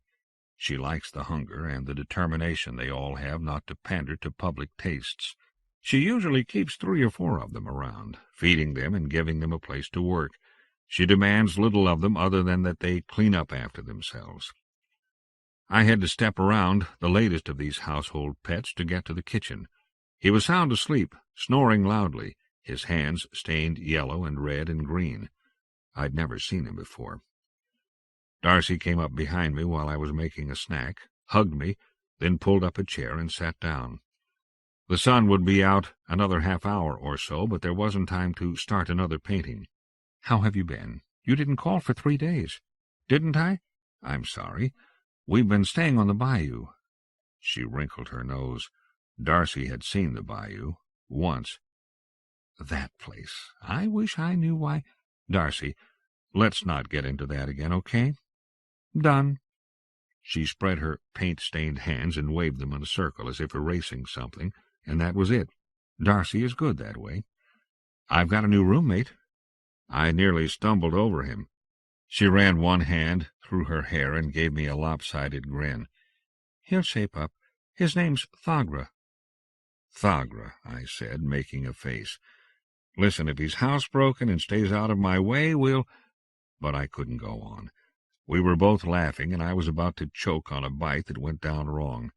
Darcy knows what I think of her choice in bedmates. "What about what's-his-name, the armpit man, the guy who kept getting arrested for body odor?" She stuck her tongue out at me. "You know he cleaned up months ago." "Ha! It's those months before he discovered water that I remember. All my friends wondering were we raising sheep, the flowers losing petals when he walked by the—" "Abel didn't come back," Darcy said quietly. I stopped laughing. I'd known he'd been away a few weeks, but that happens. I raised one eyebrow. "Yeah, well, he sold a few things, and he had some offers, but I keep expecting him to at least stop by to pick up his bedroll." I didn't say anything. Darcy's loves follow a pattern that she is quite aware of, but it's still tough when one breaks up. Her men would often speak with contempt of the sort of commercial art that kept me and Darcy eating and paying the oxygen bills. Then one of 3 things would happen. They would get nowhere and leave as poor as they had arrived, contempt intact. A few made it on their own terms, forcing the art world to accept their peculiar visions. Often Darcy was able to stay on good terms with these. She was on a drop-in and make-love basis with half the artists in Luna. But the most common departure was when the artist decided he was tired of poverty. With just a slight lowering of standards, they were all quite capable of making a living. Then it became intolerable to live with the woman they had ridiculed. Darcy usually kicked them out quickly with a minimum of pain. They were no longer hungry, no longer fierce enough to suit her. But it always hurt. Darcy changed the subject. "I made an appointment at the Medico for your change," she said. "You're to be there next Monday in the morning." A series of quick, vivid impressions raced through my mind. Trilby, breasts tipped with hearts, the way it had felt when my penis entered her, and the warm exhaustion after the semen had left my body. "I've changed my mind about that," I said, crossing my legs. "I'm not ready for another change. Maybe in a few months." She just sat there with her mouth open. "Changed your mind? Last time I talked to you, you were all set to change your sex. In fact, you had to talk me into giving permission." I remember, I said, feeling uneasy about it. I just changed my mind, that's all. But, Argus, this just isn't fair. I sat up 2 nights convincing myself how nice it would be to have my daughter back again. It's been a long time. Don't you think you— It's not really your decision, Mother. She looked like she was going to get angry, then her eyes narrowed. There must be a reason. You've met somebody, right? But I didn't want to talk about that. I had told her the first time I made love, and about every new person I'd gone to bed with since, but I didn't want to share this with her. So I told her about the incident earlier that day on the bayou. I told her about the pregnant woman, and about the thing Cathay had done. Darcy frowned more and more. When I got to the part about the mud, there were ridges all over her forehead. I don't like that, she said. I don't really like it either, but I didn't see what else we could do. I just don't think it was handled well. I think I should call Cathay and talk to him about it. I wish you wouldn't. I didn't say anything more, and she studied my face for a long, uncomfortable time. She and Cathay had differed before about how I should be raised. This shouldn't be ignored. Please, Darcy. He'll only be my teacher for another month. Let it go, okay? After a while, she nodded and looked away from me. You're growing more every day, she said sadly. I didn't know why she said that, but was glad she was dropping the subject. To tell the truth, I didn't want to think about the woman any more, but I was going to have to think about her, and very soon. I had intended to spend the week at home, but Trigger called the next morning to say that Mardi Gras 56 was being presented again, and it was starting in a few hours. She'd made reservations for the 4 of us. Trigger had seen the presentation before, but I hadn't, and neither had Denver. I told her I'd come, went in to tell Darcy, found her still asleep. She often slept for 2 days after a lunar day of working. I left her a note and hurried to catch the train. It's called the Cultural Heritage Museum, and though they pay for it with their taxes, most lunarians never go there. They find the exhibits disturbing. I understand that lately, however, with the rise of the Free Earth Party, it's become more popular with people searching for their roots. Once they presented London Town 1903, and I got to see what Earth museums had been like by touring the replica British Museum. The CHM isn't like that at all. Only a very few art treasures, artifacts, and historical curiosities were brought to Luna in the days before the invasion. As a result, all the tangible relics of Earth's past were destroyed. On the other hand, the lunar computer system had a capacity that was virtually limitless even then. Everything was recorded and stored. Every book, painting, tax receipt, statistic, photograph, government report, corporate record, film, and tape existed in the memory banks.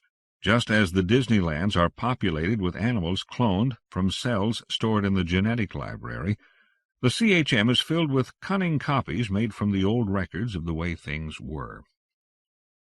I met the others at the Sugar Shack, where Denver was trying to talk Trigger into taking Tuesday along with us.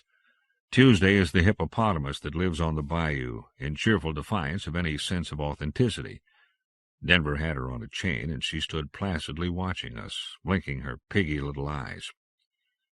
Denver was tickled at the idea of going to Mardi Gras with a hippo named Tuesday, but Trigger pointed out that the museum officials would never let us into New Orleans with the beast.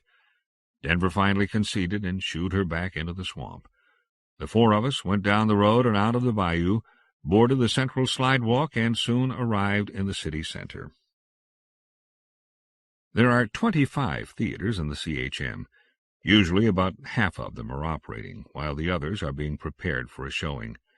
Mardi Gras 56 is a 10-year-old show and generally opens twice a year for a 2-week run. It's one of the more popular environments. We went to the orientation room and listened to the lecture on how to behave, then were given our costumes. That's the part I like the least. Up until about the beginning of the 21st century, clothing was designed with 2 main purposes in mind: modesty and torture. If it didn't hurt, it needed redesigning. It's no wonder they killed each other all the time. Anybody would, with high gravity and hard shoes mutilating their feet. We'll be beatniks, Trigger said, looking over the racks of period clothing. They were more informal, and it's accurate enough to get by. There were beatniks in the French Quarter. Informality was fine with us. The girls didn't need bras, and we could choose between leather sandals or canvas sneakers for our feet. I can't say I cared much for something called Levi's, though. They were scratchy and pinched my balls. But after visiting Victorian England, I had been female at the time, and what those people made girls wear would shock most lunarians silly. Anything was an improvement. Entry to the holotorium was through the restrooms at the back of a nightclub that fronted on Bourbon Street. Boys to the left, girls to the right. I think they did that to impress you right away that you were going back into the past when people did things in strange ways. There was a third restroom, actually, but it was only a false door with the word colored on it. It was impossible to sort that out any more. I like the music of 1956 New Orleans. There are many varieties, all sounding similar for modern ears with their simple rhythms and blends of wind, string, and percussion. The generic term is jazz, and the particular kind of jazz that afternoon in the tiny smoke-filled basement was called Dixieland. It's dominated by two instruments called a clarinet and a trumpet, each improvising a simple melody while the rest of the band makes as much racket as it can. We had a brief difference of opinion. Cathay and Trigger wanted me and Denver to stay with them, presumably so they could use any opportunity to show off their superior knowledge. Translation: educate us. After all, they were teachers. Denver didn't seem to mind, but I wanted to be alone. I solved the problem by walking out onto the street, reasoning that they could follow me if they wished. They didn't, and I was free to explore on my own. Going to a holotorium show isn't like the Sensi's, where you sit in a chair and the action comes to you. And it's not like a Disneyland, where everything is real and you just poke around. You have to be careful not to ruin the illusion. The majority of the set, most of the props, and all of the actors are holograms. Any real people you meet are costumed visitors like yourself. What they did in the case of New Orleans was to lay out a grid of streets and surface them as they had actually been. Then they put up 2-meter walls where the buildings would be, and concealed them behind hollows of old buildings. A few of the doors in these buildings were real, and if you went in, you would find the interiors authentic down to the last detail. Most just concealed empty blocks. You don't go there to play childish tricks with hollows. That's contrary to the whole spirit of the place. You find yourself being careful not to shatter the illusion. You don't talk to people unless you're sure they're real, and you don't touch things until you've studied them carefully. No hollow can stand up to a close scrutiny, so you can separate the real from the illusion if you try. The stage was a large one. They had reproduced the French Quarter, or Vieux Carré, from the Mississippi River to Rampart Street, and from Canal Street to a point about 6 blocks east. Standing on Canal and looking across, the city seemed to teem with life for many kilometers in the distance, though I knew there was a wall right down the yellow line in the middle. New Orleans 56 begins at noon on Shrove Tuesday and carries on far into the night. We had arrived in late afternoon, with the sun starting to cast long shadows over the endless parades. I wanted to see the place before it got dark. I went down Canal for a few blocks, looking into the windows. There was an old flat movie theater with a marquee announcing "From Here to Eternity," winner of something called an Oscar. I saw that it was a real place and thought about going in, but I'm afraid those old 2D movies leave me flat, no matter how good Trigger says they are. So instead I walked the streets, observing, thinking about writing a story set in old New Orleans. That's why I hadn't wanted to stay and listen to the music with the others. Music is not something you can really put into a story, beyond a bare description of what it sounds like, who is playing it, and where it is being heard. In the same way, going to the flat movie would not have been very productive. But the streets, there was something to study. The pattern was the same as old London, but all the details had changed. The roads were filled with horseless carriages, great square metal boxes that must have been the most inefficient means of transport ever devised. Nothing was truly straight, nor very clean. To walk the streets was to risk broken toes or cuts on the soles of the feet. No wonder they wore thick shoes. I knew what the red and green lights were for, and the lines painted on the road. But what about the rows of timing devices on each side of the street? What was the red metal object that a dog was urinating on? What did the honking of the car horns signify? Why were wires suspended overhead on wooden poles? I ignored the Mardi Gras festivities and spent a pleasant hour looking for the answers to these and many other questions.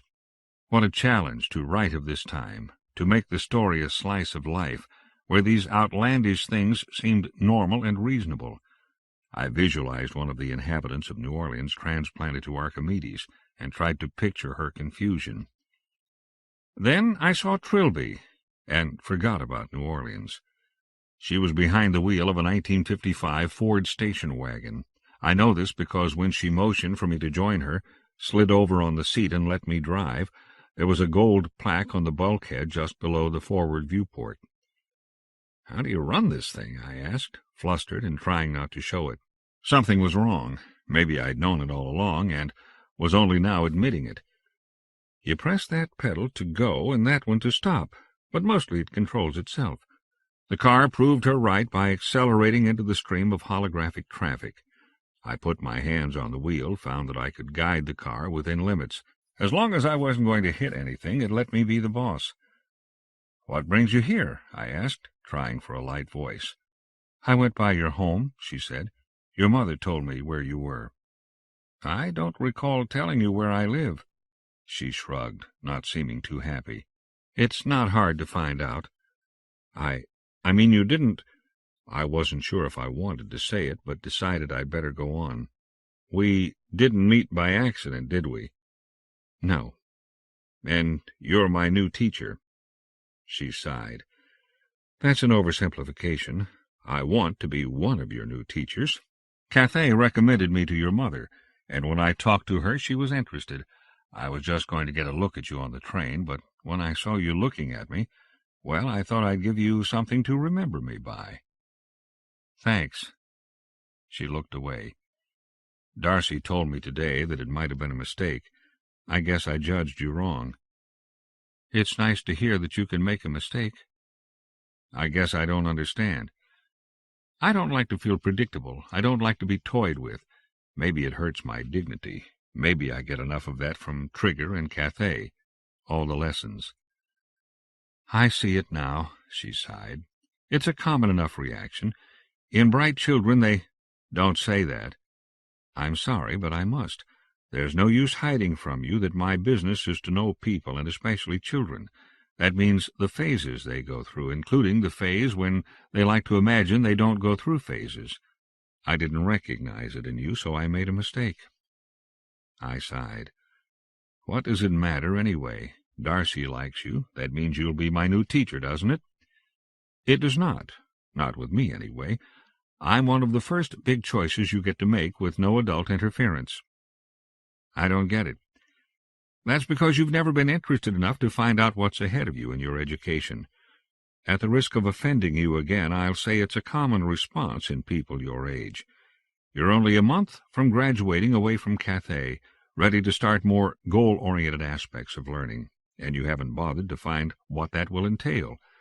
Did you ever stop to think what's between you and becoming a writer?" "I'm a writer already," I said, getting angry for the first time. Before that, I'd been feeling hurt more than anything. "I can use the language, and I watch people. Maybe I don't have much experience yet, but I'll get it, with or without you. I don't even have to have teachers at all anymore. At least I know that much." "You're right, of course. But you've known your mother intended to pay for your advanced education. Didn't you ever wonder what it would be like?" "Why should I? Did you ever think that I'm not interested because it just doesn't seem important? I mean, who's asked me what I felt about any of this up to now? What kind of stake do I have in it? Everyone seems to know what's best for me. Why should I be consulted?" "Because you're nearly an adult now. My job, if you hire me, will be to ease the transition. When you've made it, you'll know, and you won't need me any more. This isn't primary phase. Your teacher's job back then was to work with your mother to teach you the basic ways of getting along with people and society, and to cram your little head with all the skills a 7-year-old can learn. They taught you language, dexterity, reasoning, responsibility, hygiene, and not to go in an airlock without your suit. They took an ego-centered infant and turned him into a moral being. It's a tough job, so little, and you could have been a sociopath. Then they handed you to Cathay. You didn't mind. He showed up one day, just another playmate your own age. You were happy and trusting. He guided you very gently, letting your natural curiosity do most of the work. He discovered your creative abilities before you had any inkling of them, and he saw to it that you had interesting things to think about, to react to experience. But lately you've been a problem for him. Not your fault, nor his. But you no longer want anyone to guide you. You want to do it on your own. You have vague feelings of being manipulated. Which is not surprising, I put in. I am being manipulated. That's true, so far as it goes. But what would you have Cathay do? Leave everything to chance? That's beside the point. We're talking about my feelings now, and what I feel is you were dishonest with me. You made me feel like a fool. I thought what happened was spontaneous, you know, like a fairy tale. She gave me a funny smile. What an odd way to put it. What I intended to do was allow you to live out a wet dream. I guess the easy way she admitted that threw me off my stride. I should have told her there was no real difference. Both fairy tales and wet dreams were visions of impossibly convenient worlds where things go the way you want them to go. But I didn't say anything. I realize now that it was the wrong way to approach you. Frankly, I thought you'd enjoy it. Wait, let me change that. I thought you'd enjoy it even after you knew. I submit that you did enjoy it while it was happening. I once again said nothing, because it was the simple truth. But it wasn't the point.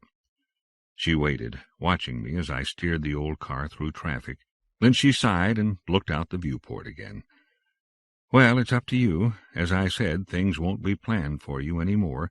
You'll have to decide if you want me to be your teacher. Just what is it you teach? I asked. Sex is part of it. I started to say something, but was stopped by the novel idea that someone thought she could, or needed to, teach me about sex. I mean, what was there to learn? I hardly noticed it when the car stopped on its own, was shaken out of my musings only when a man in blue stuck his head in the window beside me. There was a woman behind him dressed the same way. I realized they were wearing 1956 police uniforms. "Are you Argus Darcy Merrick?" the man asked. "Yeah, who are you?" "My name is Jordan. I'm sorry, but you'll have to come with me. A complaint has been filed against you. You are under arrest." Arrest?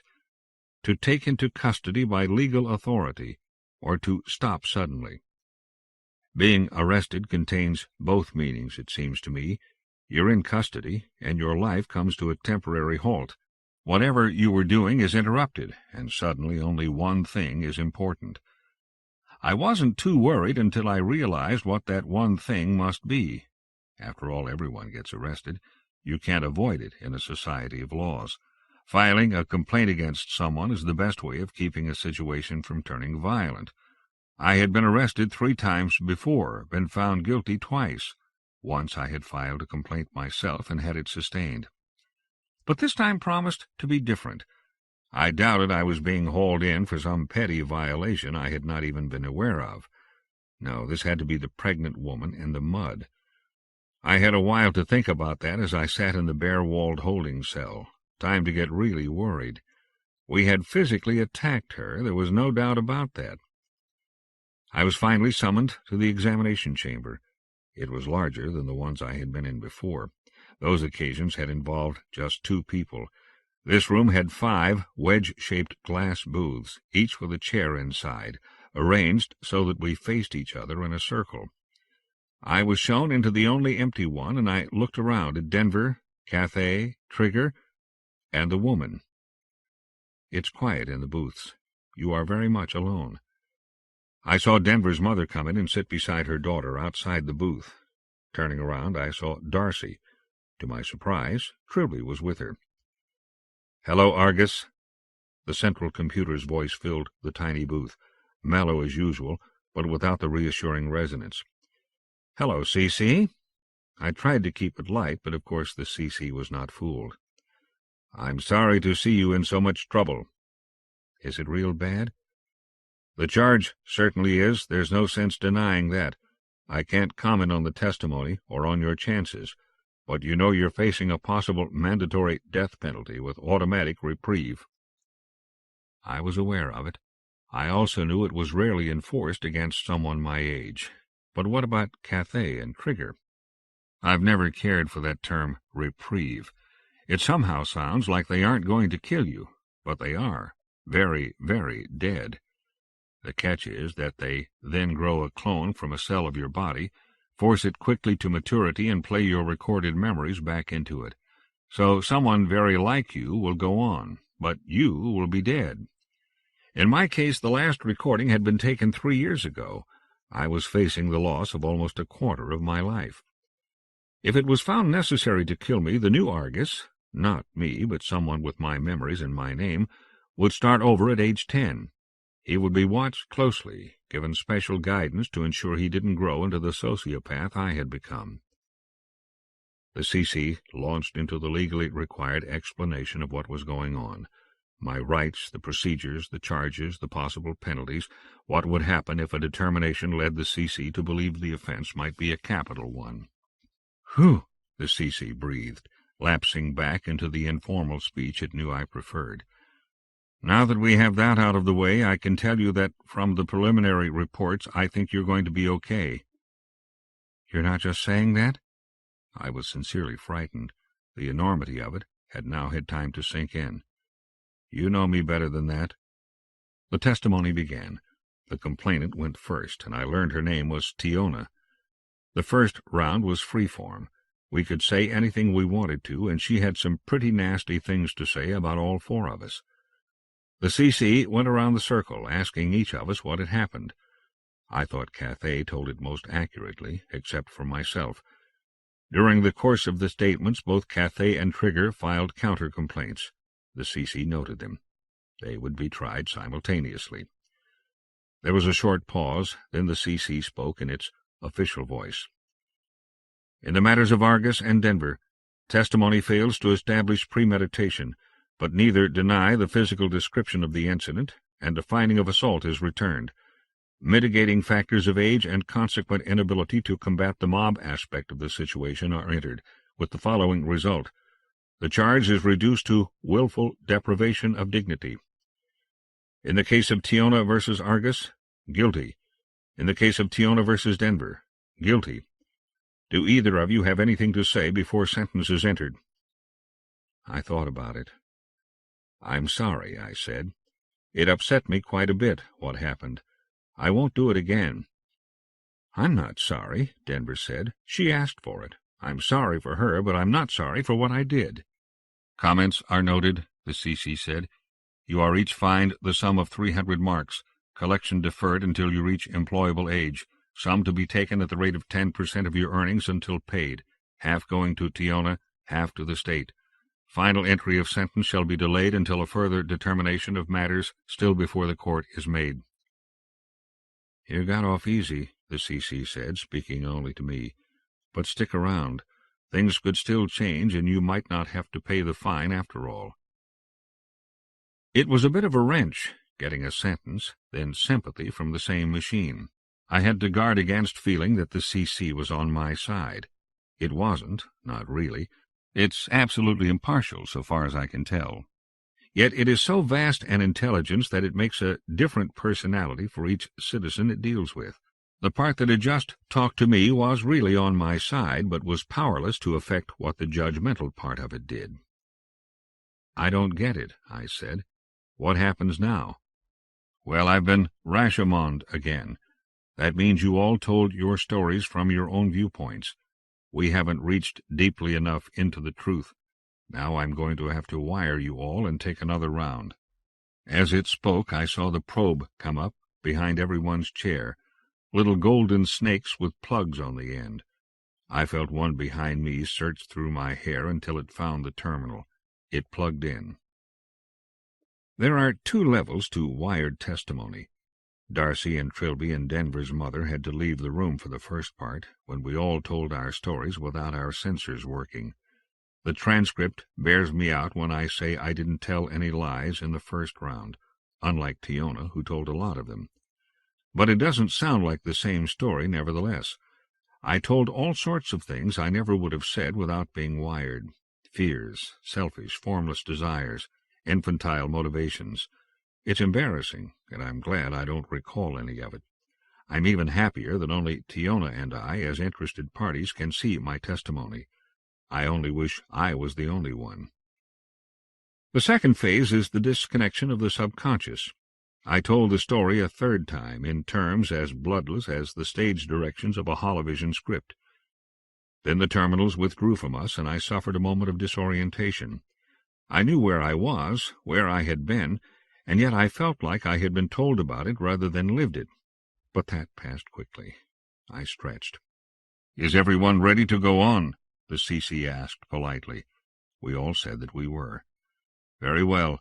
In the matters of Tiona versus Argus and Denver, the guilty judgments remain in force in both cases, but both fines are rescinded in view of provocation, lessened liability due to immaturity, and lack of signs of continuing sociopathic behavior. In place of the fines, Denver and Argus are to report weekly for evaluation and education in moral principles, until such time as a determination can be made, duration of such sessions to be no less than 4 weeks. In the matter of Tiona versus Trigger, Trigger is guilty of an assault. Tempering this judgment is her motive, which was the recognition of Cathay's strategy in dealing with Tiona, and her belief that he was doing the right thing. This court notes that he was doing the merciful thing. Right is another matter. There can be no doubt that a physical assault occurred. It cannot be condoned, no matter what the motive. For bad judgment, then, this court fines Trigger 10% of her earnings for a period of 10 years, all of it to be paid to the injured party, Tiona. Tiona did not look smug. She must have known by then that things were not going her way. I was beginning to understand it, too. In the matter of Tiona versus Cathay, the CC went on, Cathay is guilty of an assault. His motive has been determined to be the avoidance of just such a situation as he now finds himself in, and the knowledge that Tiona would suffer greatly if he brought her to court. He attempted to bring the confrontation to an end with a minimum of pain for Tiona, never dreaming that she would show the bad judgment to bring the matter to court. She did, and now he finds himself convicted of assault. In view of his motives, mercy will temper this court's decision. He is ordered to pay the same fine as his colleague, Trigger. Now to the central matter, that of Trigger and Cathay versus Tiona. I saw her sink a little lower in her chair. You are found to be guilty by reason of insanity of the following charges: harassment, trespassing, verbal assault, and 4 counts of infringement. Your offense was in attempting to make others shoulder the blame for your own misjudgments and misfortunes. The court is sympathetic to your plight, realizes that the fault of your situation was not entirely your own. This does not excuse your behavior, however. Cathay attempted to do you a favor, supposing that your aberrant state of mind would not last long enough for the filing of charges, that when you were alone and thought it over, you would realize how badly you had wronged him, and that a court would find in his favor. The state holds you responsible for the maintenance of your own mind, does not care what opinions you hold or what evaluations you make of reality, so long as they do not infringe on the rights of other citizens. You are free to think Cathay responsible for your troubles, even if this opinion is irrational. But when you assault him with this opinion, the state must take notice and make a judgment as to the worth of the opinion. This court is appointed to make that judgment of right and wrong, and finds no basis in fact for your contentions. This court finds you to be insane. Judgment is as follows. Subject to the approval of the wronged parties, you are given the choice of death with reprieve or submission to a course of treatment to remove your sociopathic attitudes.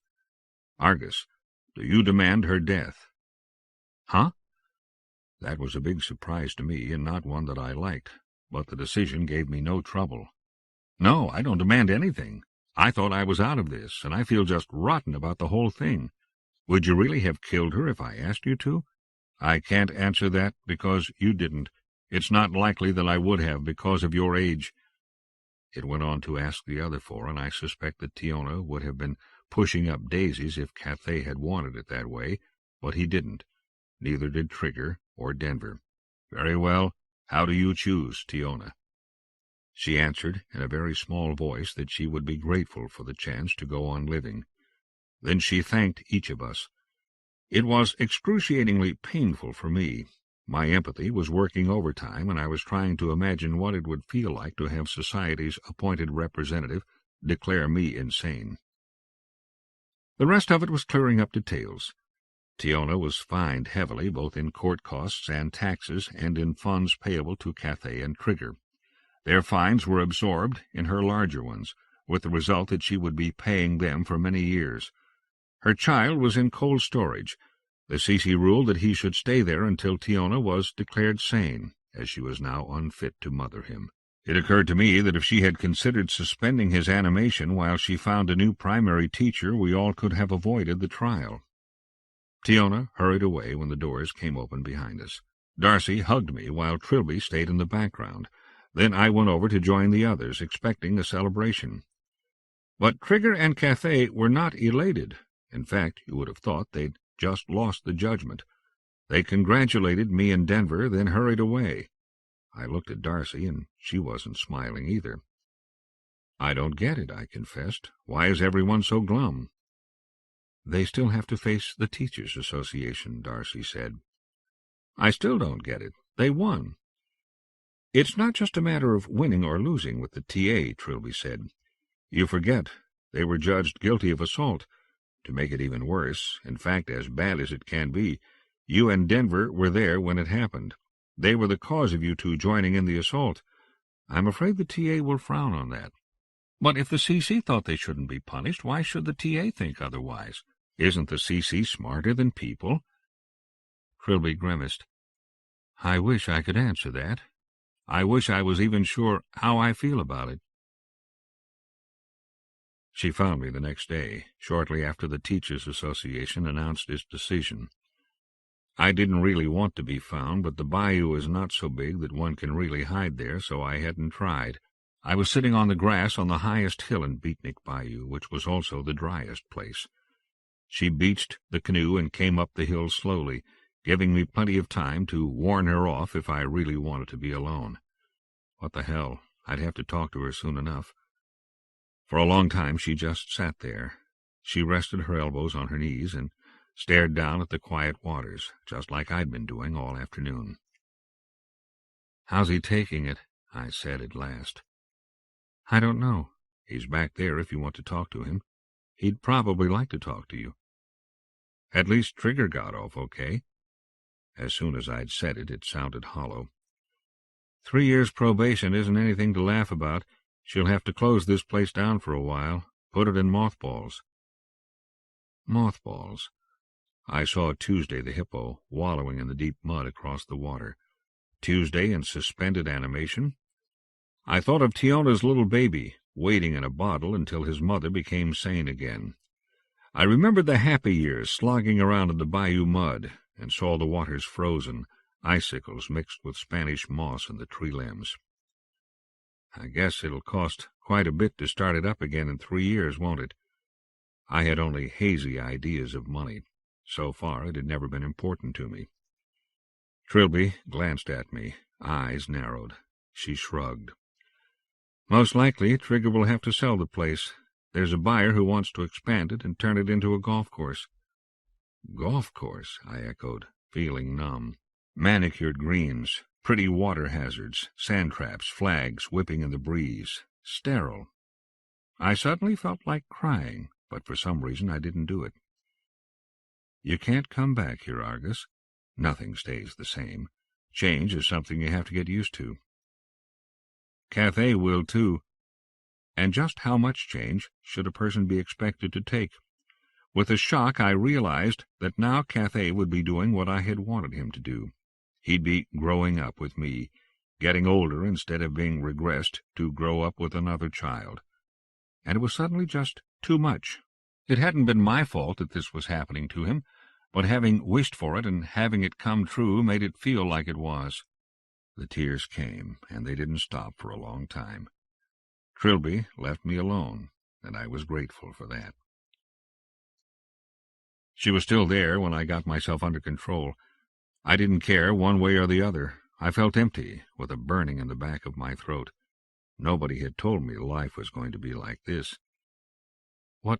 What about the child Cathay contracted to teach? I asked finally, feeling I should say something. What happens to her? The TA takes responsibility, Trilby said. They'll find someone. For Trigger's child, too. I looked at her. She was stretched out, both elbows behind her to prop her up. Her valentine nipples crinkled as I watched. She glanced at me, smiled with one corner of her mouth. I felt a little better. She was awfully pretty. I guess he can... Well, can't he still teach older kids? I suppose he can, Trilby said with a shrug. I don't know if he'll want to. I know Cathay. He's not going to take this well. Is there anything I could do? Not really. Talk to him. Show sympathy, but not too much. You'll have to figure it out. See if he wants to be with you. It was too confusing. How was I supposed to know what he needed? He hadn't come to see me. But Trilby had. So there was one uncomplicated thing in my life right then, one thing I could do where I wouldn't have to think. I rolled over and got on top of Trilby and started to kiss her. She responded with a lazy eroticism I found irresistible. She did know some tricks I'd never heard of. How was that? I said much later. That smile again. I got the feeling that I constantly amused her, and somehow I didn't mind it. Maybe it was the fact that she made no bones about her being the adult and me being the child. That was the way it would be with us. I would have to grow up to her. She would not go back and imitate me. Are you looking for a grade? She asked. Like the 20th century? She got to her feet and stretched. All right, I'll be honest. You get an A for effort, but any 13-year-old would. You can't help it. In technique, maybe a low C. Not that I expected any more, for the same reason. So you want to teach me to do better? That's your job? Only if you hire me. And sex is such a small part of it. Listen, Argus, I'm not going to be your mother. Darcy does that okay. I won't be your playmate either, like Cathay was. I won't be teaching you moral lessons. You're getting tired of that anyway. It was true. Cathay had never really been my contemporary, though he tried his best to look it and act it. But the illusion had started to wear thin, and I guess it had to. I was no longer able to ignore the contradictions. I was too sophisticated and cynical for him to hide his lessons in everyday activities. It bothered me in the same way the CC did. The CC could befriend me one minute and sentence me to death the next. I wanted more than that, and Trilby seemed to be offering it. I won't be teaching you science or skills either, she was saying. You'll have tutors for that, when you decide just what you want to do. Just what is it you do, then? You know, I've never been able to find a good way of describing that. I won't be around all the time like Cathay was. You'll come to me when you want to, maybe when you have a problem. I'll be sympathetic and do what I can, but mostly I'll just point out that you have to make all the hard choices. If you've been stupid, I'll tell you so, but I won't be surprised or disappointed if you go on being stupid in the same way. You can use me as a role model if you want to, but I don't insist on it. But I promise I'll always tell you things straight, as I see them. I won't try to slip things in painlessly. It's time for pain.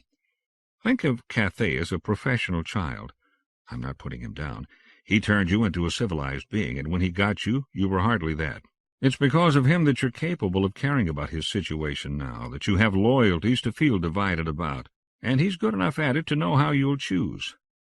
Choose? What do you mean? I can't tell you that. She spread her hands and grinned. See how helpful I can be? She was confusing me again. Why can't things be simpler? Then if Cathay's a professional child, you're a professional adult? You could think of it like that. It's not really analogous.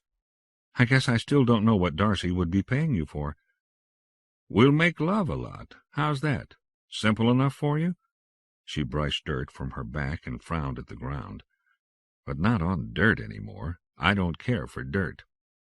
I looked around, too. The place was messy. Not pretty at all. I wondered how I could have liked it so much. Suddenly I wanted to get out, to go to a clean, dry place. Come on, I said, getting up. I want to try some of those things again. Does this mean I have a job? Yeah, I guess it does. Cathay was sitting on the porch of the sugar shack, a line of brown beer bottles perched along the edge. He smiled at us as we approached him. He was stinking drunk. It's strange.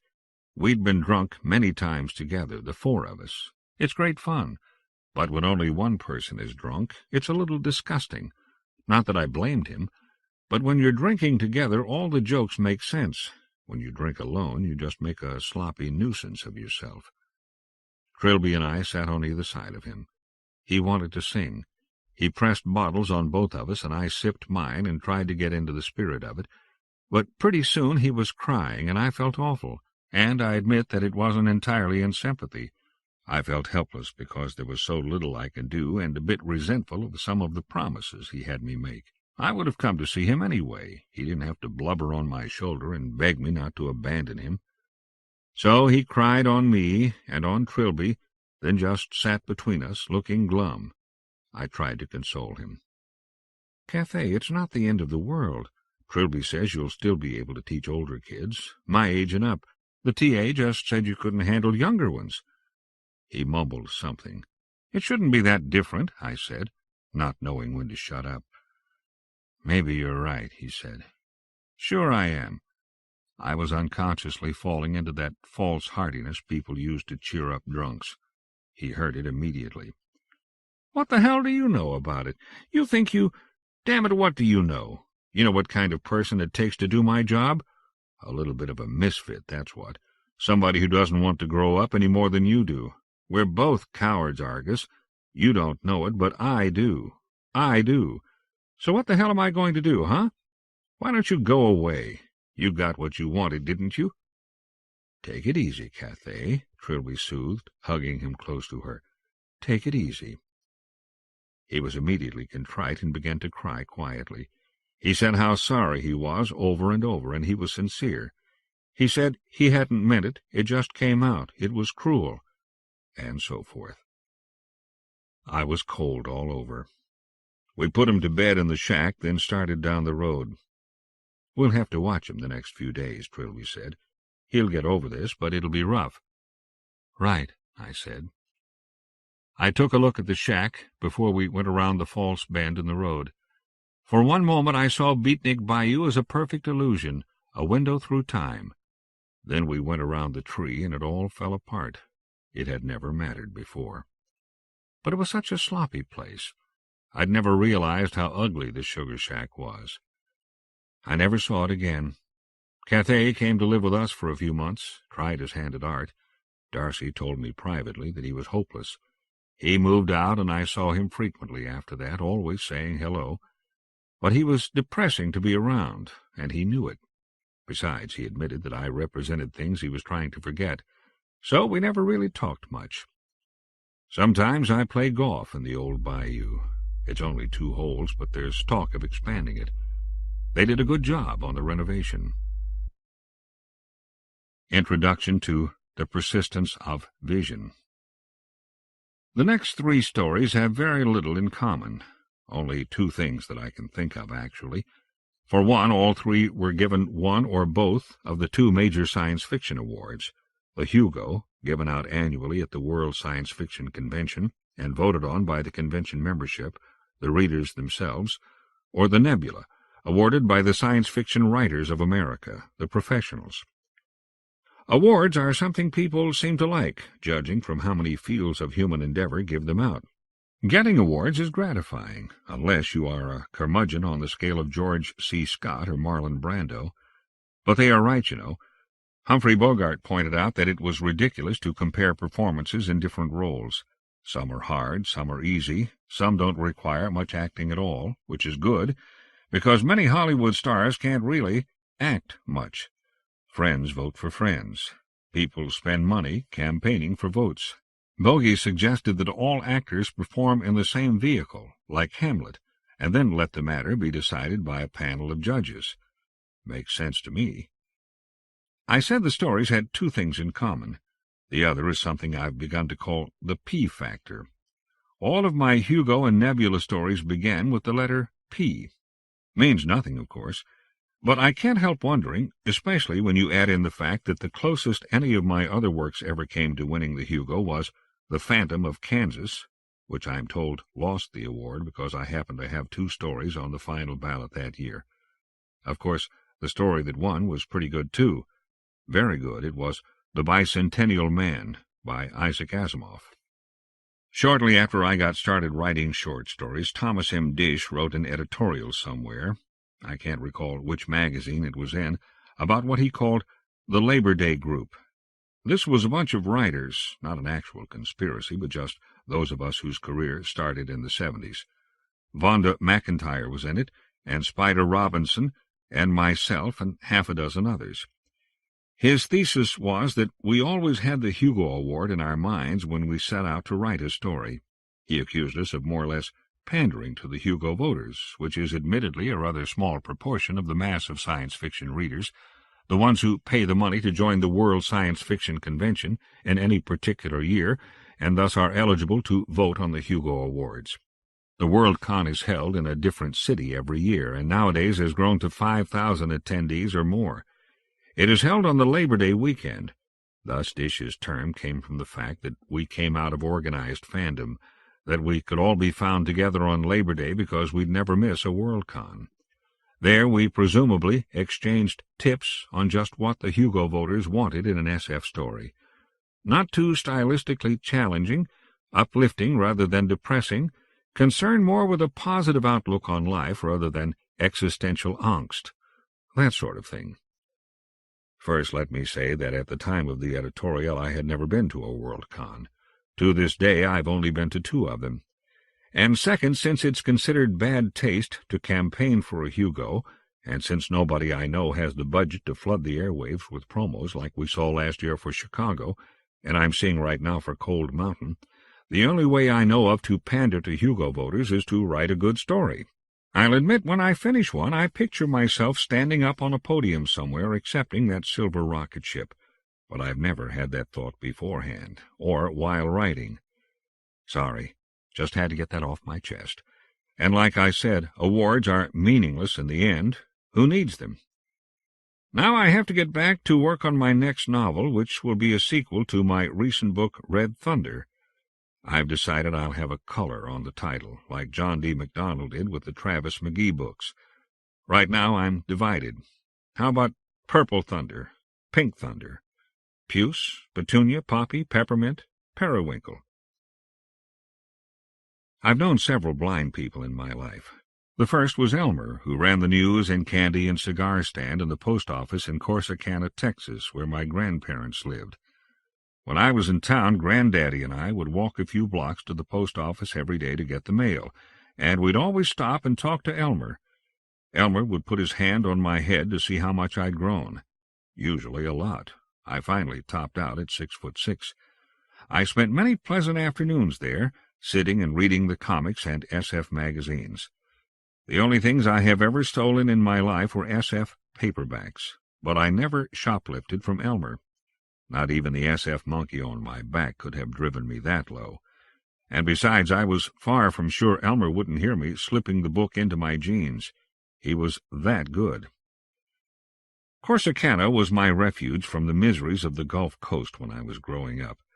I spent large parts of my summers there, and my family did the 4-hour drive, one way, that's nothing in Texas, at least 1 weekend a month, usually 2. It was paradise for a small boy. There was a park with a dozen weird, zany, one-of-a-kind pieces of play equipment, made entirely of rusty iron and splintery wood that must have been designed by a mad child-hating engineer. Just looking at them would make a personal injury attorney drool like a Pavlov dog. Any one of them could pinch off a finger in a second. I loved playing on those things. Last time I was back, it was all gone, replaced by soft, harmless plastic stuff. Ralph Nader had come to Corsicana and ruined it. I swear this generation is a bunch of fraidy cats. But the best thing by far about Corsicana was Granddaddy's store.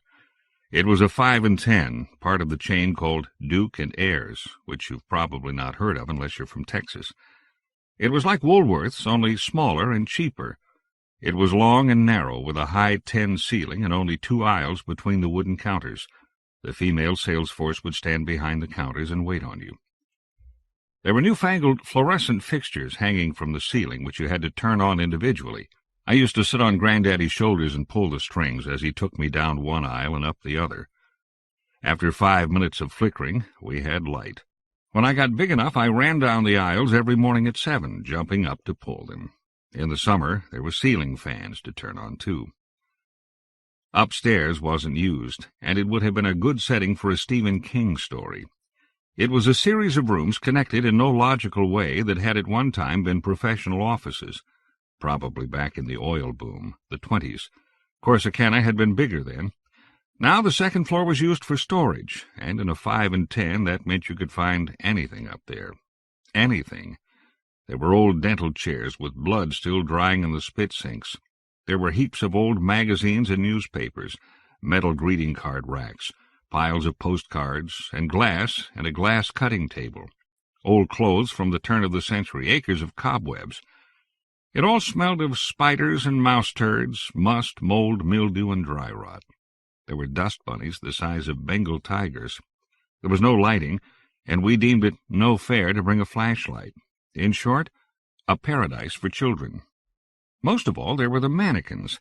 Some were full-sized, bald, and naked, and sexless, of course, no nipples on the breasts in those days. A few had clothes. They all moved there in the darkness when you turned your back. If that wasn't good enough, there were the body parts. Boxes overflowing with severed arms, legs, heads, and torsos. You could put them together, you could take them apart, violently. You can forget your F.A.O. Schwartz and your kindergarten story time.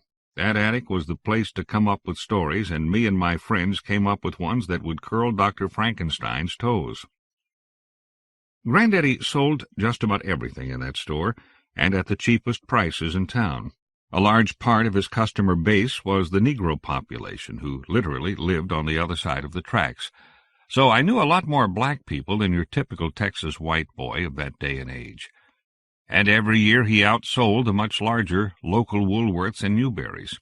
He sold more eyeglasses than the optometrist, Dr. Jungerman. There was a candy counter with 50 kinds of tooth poison heaped up in big vertical glass cases. I was allowed to sample anything I wanted, and later helped scoop it out for sale by the pennyworth. There was a long toy counter. I spent most of my time on the floor back there, the sales ladies stepping over me as I performed the critical, vital, exacting job of product testing, making sure each item was truly playworthy. Nasty work, but somebody's got to do it.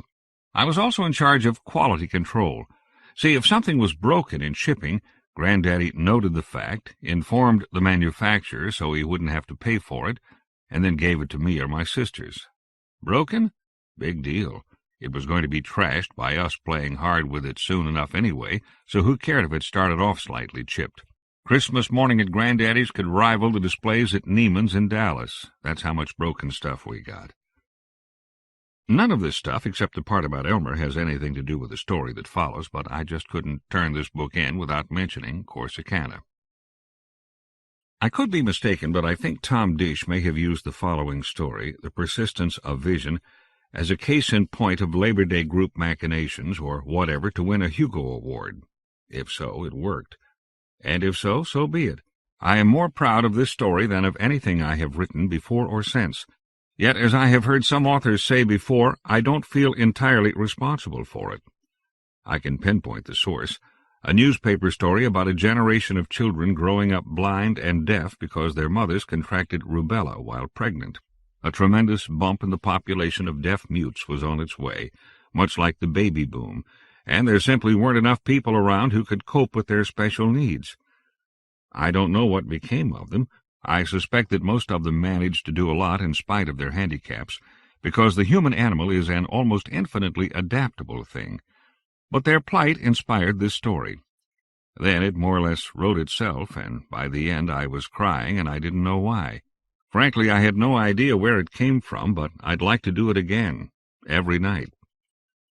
I have had more response to this story, both in letters and in person, than to anything else I ever wrote. It's one of those things of which people say, "It changed my life." I can't tell you how great that makes me feel. It was written during the time of the growth of the disability rights movement, before there were parking places and special restroom stalls for the handicapped. Many, but by no means all, of the people who thanked me for writing it were disabled. It seems to touch people deeply. I hope it touches you. The Persistence of Vision. It was the year of the fourth non-depression.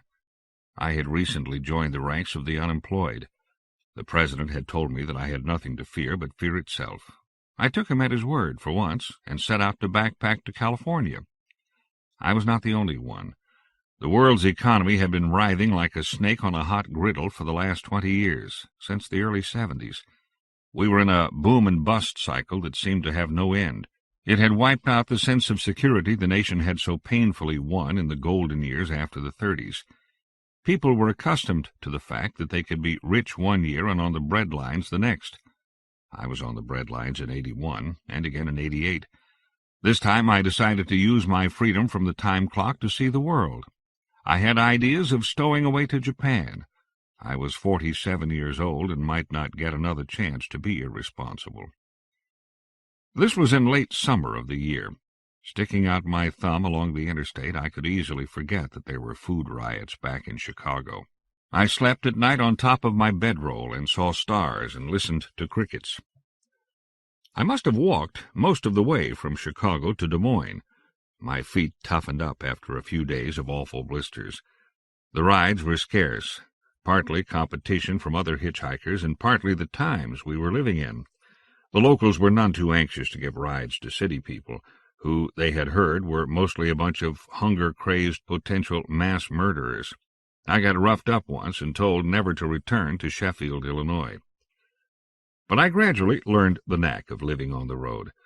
I had started with a small supply of canned goods from the welfare, and by the time they ran out, I had found that it was possible to work for a meal at many of the farmhouses along the way. Some of it was hard work, some of it was only a token from people with a deeply ingrained sense that nothing should come for free.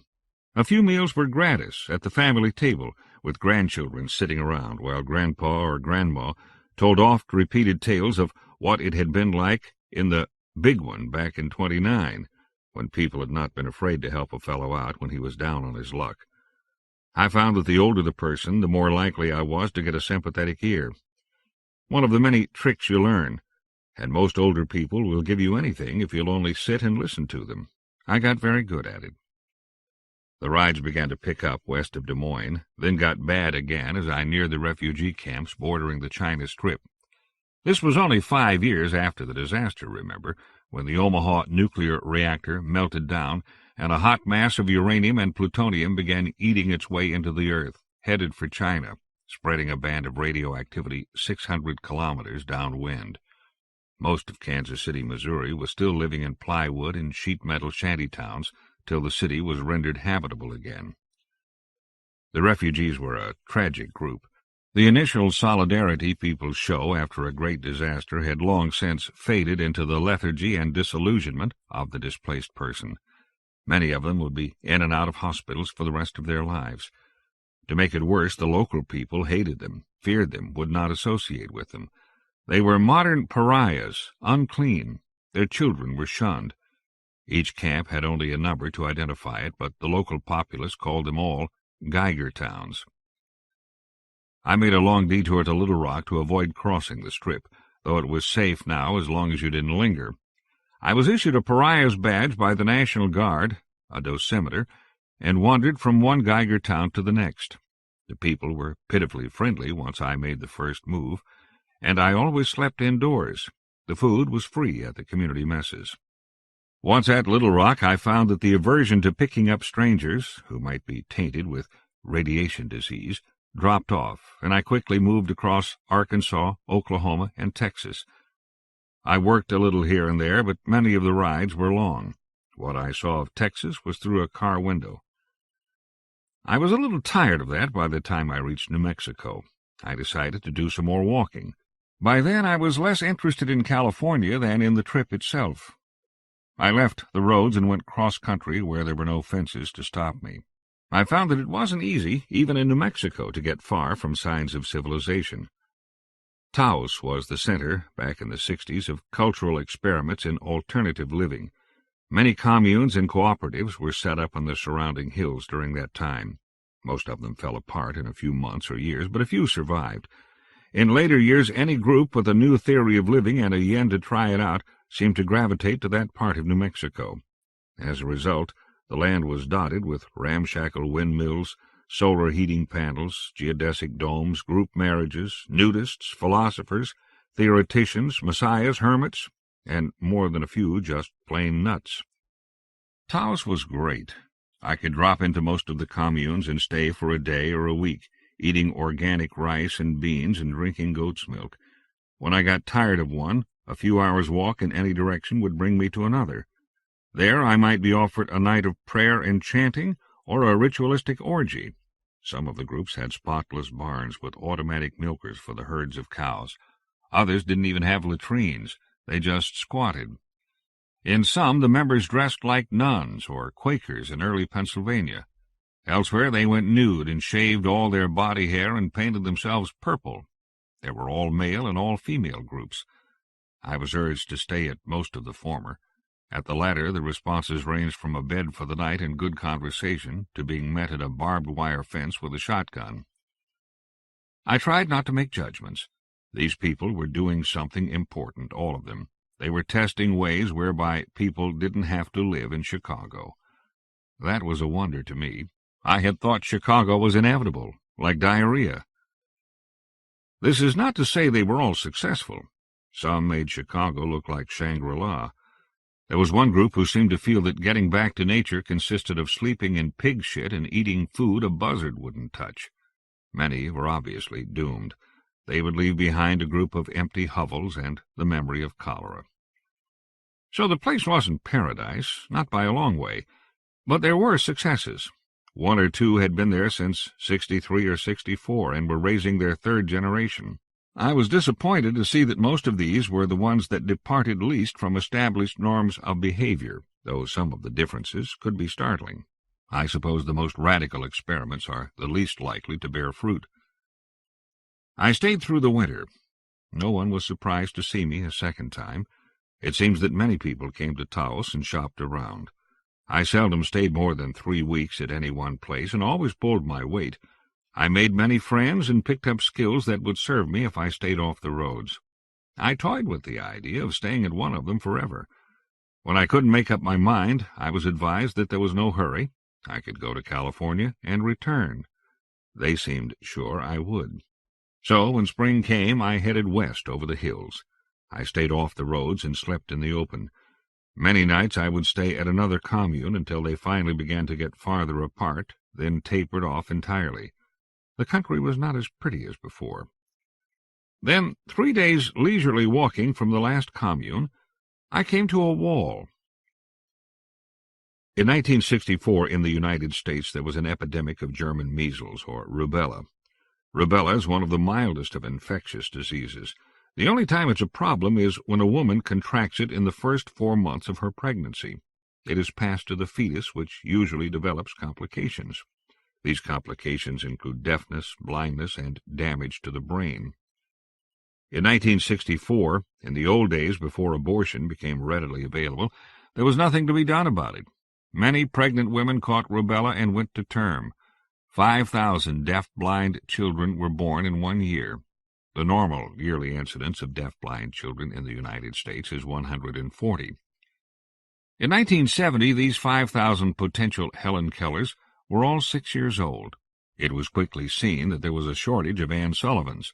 Previously, deaf-blind children could be sent to a small number of special institutions. It was a problem. Not just anyone can cope with a blind, deaf child. You can't tell them to shut up when they moan. You can't reason with them, tell them that the moaning is driving you crazy. Some parents were driven to nervous breakdowns when they tried to keep their children at home. Many of the 5,000 were badly retarded and virtually impossible to reach, even if anyone had been trying. These ended up, for the most part, warehoused in the hundreds of anonymous nursing homes and institutes for special children. They were put into beds, cleaned up once a day by a few overworked nurses, and generally allowed the full blessings of liberty. They were allowed to rot freely in their own dark, quiet, private universes. Who can say if it was bad for them? None of them were heard to complain. Many children with undamaged brains were shuffled in among the retarded because they were unable to tell anyone that they were in there behind the sightless eyes. They failed the batteries of tactile tests, unaware that their fates hung in the balance when they were asked to fit round pegs into round holes to the ticking of a clock they could not see or hear. As a result, they spent the rest of their lives in bed, and none of them complained either. To protest, one must be aware of the possibility of something better. It helps to have a language, too. Several hundred of the children were found to have IQs within the normal range. There were news stories about them as they approached puberty, and it was revealed that there were not enough good people to properly handle them. Money was spent. Teachers were trained. The education expenditures would go on for a specified period of time until the children were grown. Then things would go back to normal, and everyone could congratulate themselves on having dealt successfully with a tough problem. And, indeed, it did work fairly well. There are ways to reach and teach such children. They involve patience, love, and dedication, and the teachers brought all that to their jobs. All the graduates of the special schools left knowing how to speak with their hands. Some could talk, a few could write. Most of them left the institutions to live with parents or relatives, or, if neither was possible, received counseling and help in fitting themselves into society. The options were limited, but people can live rewarding lives under the most severe handicaps. Not everyone, but most of the graduates were as happy with their lot as could reasonably be expected. Some achieved the almost saintly peace of their role model, Helen Keller. Others became bitter and withdrawn. A few had to be put in asylums where they became indistinguishable from the others of their group who had spent the last 20 years there. But for the most part they did well. But among the group, as in any group, were some misfits. They tended to be among the brightest, the top 10% in the IQ scores. This was not a reliable rule.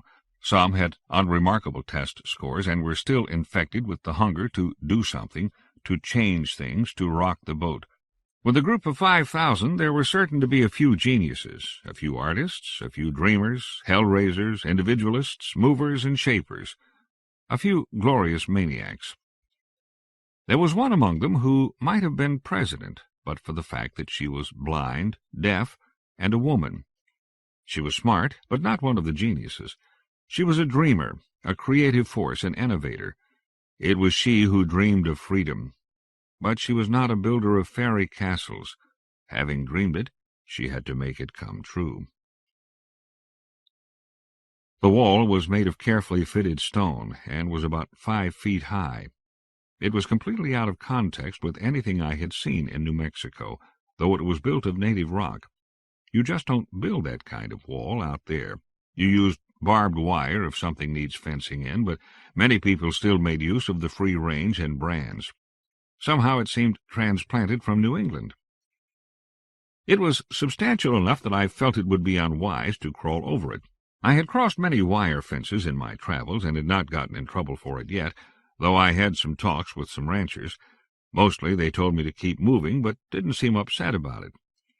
This was different. I set out to walk around it. From the lay of the land I couldn't tell how far it might reach, but I had time. At the top of the next rise I saw that I didn't have far to go. The wall made a right-angled turn just ahead. I looked over it and could see some buildings. They were mostly domes, the ubiquitous structure thrown up by communes because of the combination of ease of construction and durability. There were sheep behind the wall and a few cows. They grazed on grass so green I wanted to go over and roll in it. The wall enclosed a rectangle of green. Outside, where I stood, it was all scrub and sage. These people had access to Rio Grande irrigation water. I rounded the corner and followed the wall west again. I saw a man on horseback about the same time he spotted me. He was south of me, outside the wall, and he turned and rode in my direction. He was a dark man with thick features, dressed in denim and boots with a gray battered Stetson. Navajo, maybe. I don't know much about Indians, but I'd heard they were out here. "Hello," I said when he'd stopped. He was looking me over. "Am I on your land?" "Tribal land," he said. "Yeah, you're on it." "I didn't see any signs." He shrugged. "It's okay, bud. You don't look like you out to rustle cattle." He grinned at me. His teeth were large and stained with tobacco. "You be camping out tonight?" "Yes. How much farther does the tribal land go? Maybe I'll be out of it before tonight." He shook his head gravely. "Nah, you won't be off it tomorrow. It's all right. You make a fire, you be careful, huh?" He grinned again and started to ride off. "Hey, what is this place?" I gestured to the wall, and he pulled his horse up and turned around again. It raised a lot of dust. "Why are you asking?" He looked a little suspicious. "I don't know. Just curious. It doesn't look like the other places I've been to. This wall—" He scowled. "Damn wall." Then he shrugged. I thought that was all he was going to say. Then he went on. "These people, we look out for 'em, you hear? Maybe we don't go for what they're doing, but they got it rough, you know?" He looked at me, expecting something. I never did get the knack of talking to these laconic Westerners. I always felt that I was making my sentences too long. They use a shorthand of grunts and shrugs and omitted parts of speech, and I always felt like a dude when I talked to them. "Do they welcome guests?" I asked. I thought I might see if I could spend the night. He shrugged again, and it was a whole different gesture. "Maybe. They all deaf and blind, you know." And that was all the conversation he could take for the day. He made a clucking sound and galloped away. I continued down the wall until I came to a dirt road that wound up the arroyo and entered the wall. There was a wooden gate, but it stood open. I wondered why they took all the trouble with the wall only to leave the gate like that. Then I noticed a circle of narrow-gauge train tracks that came out of the gate, looped around outside it, and rejoined itself. There was a small siding that ran along the outer wall for a few yards. I stood there a few moments. I don't know what entered into my decision. I think I was a little tired of sleeping out, and I was hungry for a home-cooked meal. The sun was getting closer to the horizon. The land to the west looked like more of the same. If the highway had been visible, I might have headed that way and hitched a ride, but I turned the other way and went through the gate. I walked down the middle of the tracks. There was a wooden fence on each side of the road, built of horizontal planks, like a corral. Sheep grazed on one side of me. There was a Shetland sheepdog with them, and she raised her ears and followed me with her eyes as I passed, but did not come when I whistled.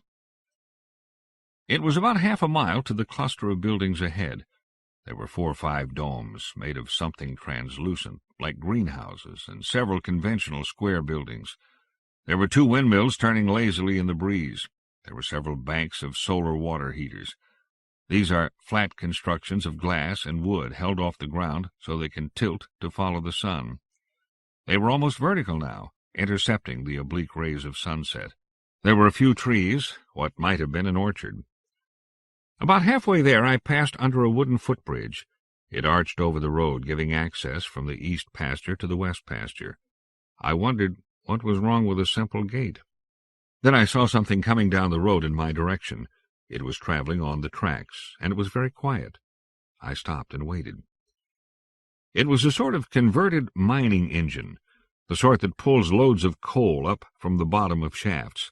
It was battery-powered, and it had gotten quite close before I heard it. A small man was driving it. He was pulling a car behind him and singing as loud as he could with absolutely no sense of pitch. He got closer and closer, moving about 5 miles per hour, one hand held out as if he was signaling a left turn. Suddenly I realized what was happening as he was bearing down on me. He wasn't going to stop. He was counting fence posts with his hand. I scrambled up the fence just in time.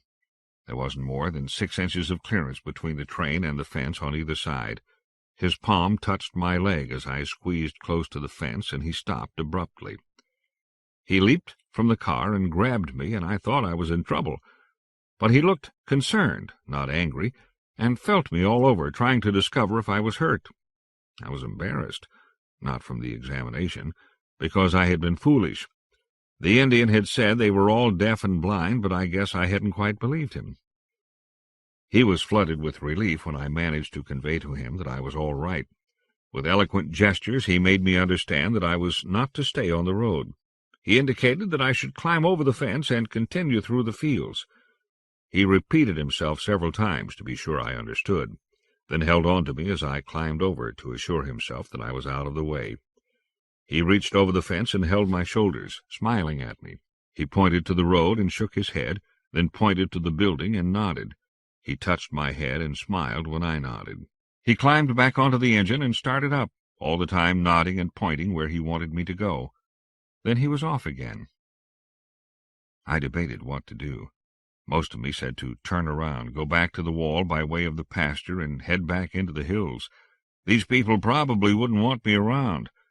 I doubted that I'd be able to talk to them, and they might even resent me. On the other hand, I was fascinated, as who wouldn't be? I wanted to see how they managed it. I still didn't believe that they were all deaf and blind. It didn't seem possible. The Sheltie was sniffing at my pants. I looked down at her, and she backed away, then daintily approached me as I held out my open hand. She sniffed, then licked me. I patted her on the head, and she hustled back to her sheep.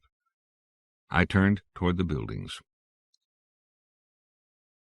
The first order of business was money. None of the students knew much about it from experience, but the library was full of Braille books.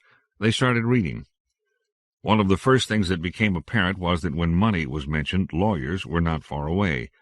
The students wrote letters. From the replies, they selected a lawyer and retained him. They were in a school in Pennsylvania at the time. The original pupils of the special schools, 500 in number, had been narrowed down to about 70 as people left to live with relatives or found other solutions to their special problems. Of those 70, some had places to go but didn't want to go there. Others had few alternatives.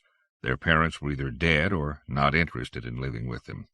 So the 70 had been gathered from the schools around the country into this one, while ways to deal with them were worked out. The authorities had plans, but the students beat them to it. Each of them had been entitled to a guaranteed annual income since 1980. They had been under the care of the government, so they had not received it. They sent their lawyer to court. He came back with a ruling that they could not collect. They appealed, and won. The money was paid retroactively, with interest, and came to a healthy sum. They thanked their lawyer and retained a real estate agent. Meanwhile, they read. They read about communes in New Mexico and instructed their agent to look for something out there. He made a deal for a tract to be leased in perpetuity from the Navajo Nation. They read about the land, found that it would need a lot of water to be productive in the way they wanted it to be. They divided into groups to research what they would need to be self-sufficient. Water could be obtained by tapping into the canals that carried it from the reservoirs on the Rio Grande into the reclaimed land in the south. Federal money was available for the project through a labyrinthine scheme involving HEW, the Agriculture Department, and the Bureau of Indian Affairs. They ended up paying little for their pipeline. The land was arid. It would need fertilizer to be of use in raising sheep without resorting to open-range techniques. The cost of fertilizer could be subsidized through the Rural Resettlement Program. After that, planting clover would enrich the soil with all the nitrates they could want. There were techniques available to farm ecologically without worrying about fertilizers or pesticides. Everything was recycled. Essentially, you put sunlight and water into one end and harvested wool, fish, vegetables, apples, honey, and eggs at the other end. You used nothing but the land, and replaced even that as you recycled your waste products back into the soil. They were not interested in agribusiness with huge combine harvesters and crop dusters. They didn't even want to turn a profit. They merely wanted sufficiency.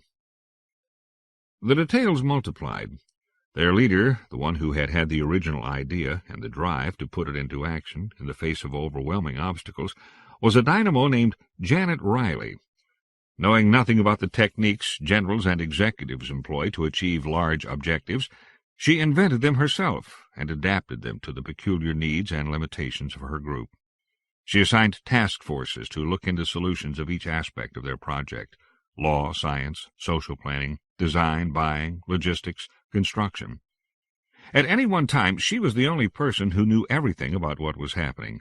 She kept it all in her head, without notes of any kind. It was in the area of social planning that she showed herself to be a visionary and not just a superb organizer. Her idea was not to make a place where they could lead a life that was a sightless, soundless imitation of their unafflicted peers. She wanted a whole new start, a way of living that was by and for the blind deaf, a way of living that accepted no convention just because that was the way it had always been done. She examined every human cultural institution, from marriage to indecent exposure, to see how it related to her needs and the needs of her friends. She was aware of the peril of this approach, but was undeterred. Her social task force read about every variant group that had ever tried to make it on its own anywhere, and brought her reports about how and why they had failed or succeeded. She filtered this information through her own experiences to see how it would work for her unusual group with its own set of needs and goals.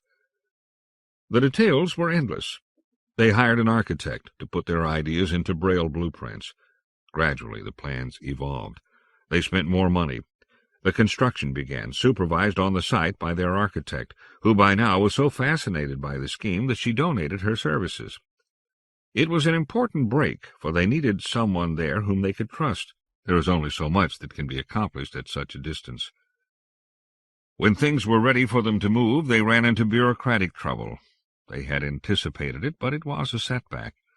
Social agencies, charged with overseeing their welfare, doubted the wisdom of the project. When it became apparent that no amount of reasoning was going to stop it, wheels were set in motion that resulted in a restraining order, issued for their own protection, preventing them from leaving the school. They were 21 years old by then, all of them, but were judged mentally incompetent to manage their own affairs. A hearing was scheduled. Luckily, they still had access to their lawyer. He also had become infected with the crazy vision and put on a great battle for them. He succeeded in getting a ruling concerning the right of institutionalized persons, later upheld by the Supreme Court, which eventually had severe repercussions in state and county hospitals. Realizing the trouble they were already in regarding the thousands of patients in inadequate facilities across the country, the agencies gave in. By then it was the spring of 1986, 1 year after their target date. Some of their fertilizer had washed away already for lack of erosion-preventing clover. It was getting late to start crops, and they were running short of money. Nevertheless, they moved to New Mexico and began the back-breaking job of getting everything started. There were 55 of them, with 9 children aged 3 months to 6 years. I don't know what I expected. I remember that everything was a surprise, either because it was so normal or because it was so different. None of my idiot surmises about what such a place might be like proved to be true. And, of course, I didn't know the history of the place. I learned that later, picked up in bits and pieces. I was surprised to see lights in some of the buildings. The first thing I had assumed was that they would have no need of them. That's an example of something so normal that it surprised me. As to the differences, the first thing that caught my attention was the fence around the rail line. I had a personal interest in it, having almost been injured by it. I struggled to understand, as I must if I was to stay even for a night. The wood fences that enclosed the rails on their way to the gate continued up to a barn, where the rails looped back on themselves in the same way they did outside the wall. The entire line was enclosed by the fence. The only access was a loading platform by the barn and the gate to the outside. It made sense. The only way a deaf-blind person could operate a conveyance like that would be with assurances that there was no one on the track. These people would never go on the tracks. There was no way they could be warned of an approaching train. There were people moving around me in the twilight as I made my way into the group of buildings. They took no notice of me, as I had expected. They moved fast. Some of them were actually running. I stood still, eyes searching all around me so no one would come crashing into me. I had to figure out how they kept from crashing into each other before I got bolder. I bent to the ground and examined it. The light was getting bad, but I saw immediately that there were concrete sidewalks crisscrossing the area. Each of the walks was etched with a different sort of pattern in grooves that had been made before the stuff set. Lines, waves, depressions, patches of rough and smooth. I quickly saw that the people who were in a hurry moved only on those walkways, and they were all barefoot. It was no trick to see that it was some sort of traffic pattern read with the feet. I stood up. I didn't need to know how it worked. It was sufficient to know what it was and stay off the paths. The people were unremarkable. Some of them were not dressed, but I was used to that by now. They came in all shapes and sizes, but all seemed to be about the same age except for the children. Except for the fact that they did not stop and talk or even wave as they approached each other, I would never have guessed they were blind. I watched them come to intersections in the pathways. I didn't know how they knew they were there, but could think of several ways, and slow down as they crossed. It was a marvelous system. I began to think of approaching someone. I had been there for almost half an hour, an intruder. I guess I had a false sense of these people's vulnerability. I felt like a burglar. I walked along beside a woman for a minute. She was very purposeful in her eyes-ahead stride, or seemed to be. She sensed something, maybe my footsteps. She slowed a little, and I touched her on the shoulder, not knowing what else to do. She stopped instantly and turned toward me. Her eyes were open, but vacant. Her hands were all over me, lightly touching my face, my chest, my hands, fingering my clothing. There was no doubt in my mind that she knew me for a stranger, probably from the first tap on the shoulder, but she smiled warmly at me and hugged me. Her hands were very delicate and warm. That's funny, because they were calloused from hard work, but they felt sensitive. She made me to understand by pointing to the building, making eating motions with an imaginary spoon, and touching a number on her watch, that supper was served in an hour, and that I was invited. I nodded and smiled beneath her hands. She kissed me on the cheek and hurried off. Well, it hadn't been so bad. I had worried about my ability to communicate. Later I found out she learned a great deal more about me than I had told. I put off going into the mess hall, or whatever it was. I strolled around in the gathering darkness, looking at their layout. I saw the little Sheltie bringing the sheep back to the fold for the night. She herded them expertly through the open gate, without any instructions, and one of the residents closed it and locked them in. The man bent and scratched the dog on the head and got his hand licked. His chores done for the night, the dog hurried over to me and sniffed my pant leg. She followed me around the rest of the evening. Everyone seemed so busy that I was surprised to see one woman sitting on a rail fence, doing nothing. I went over to her. Closer, I saw that she was younger than I had thought.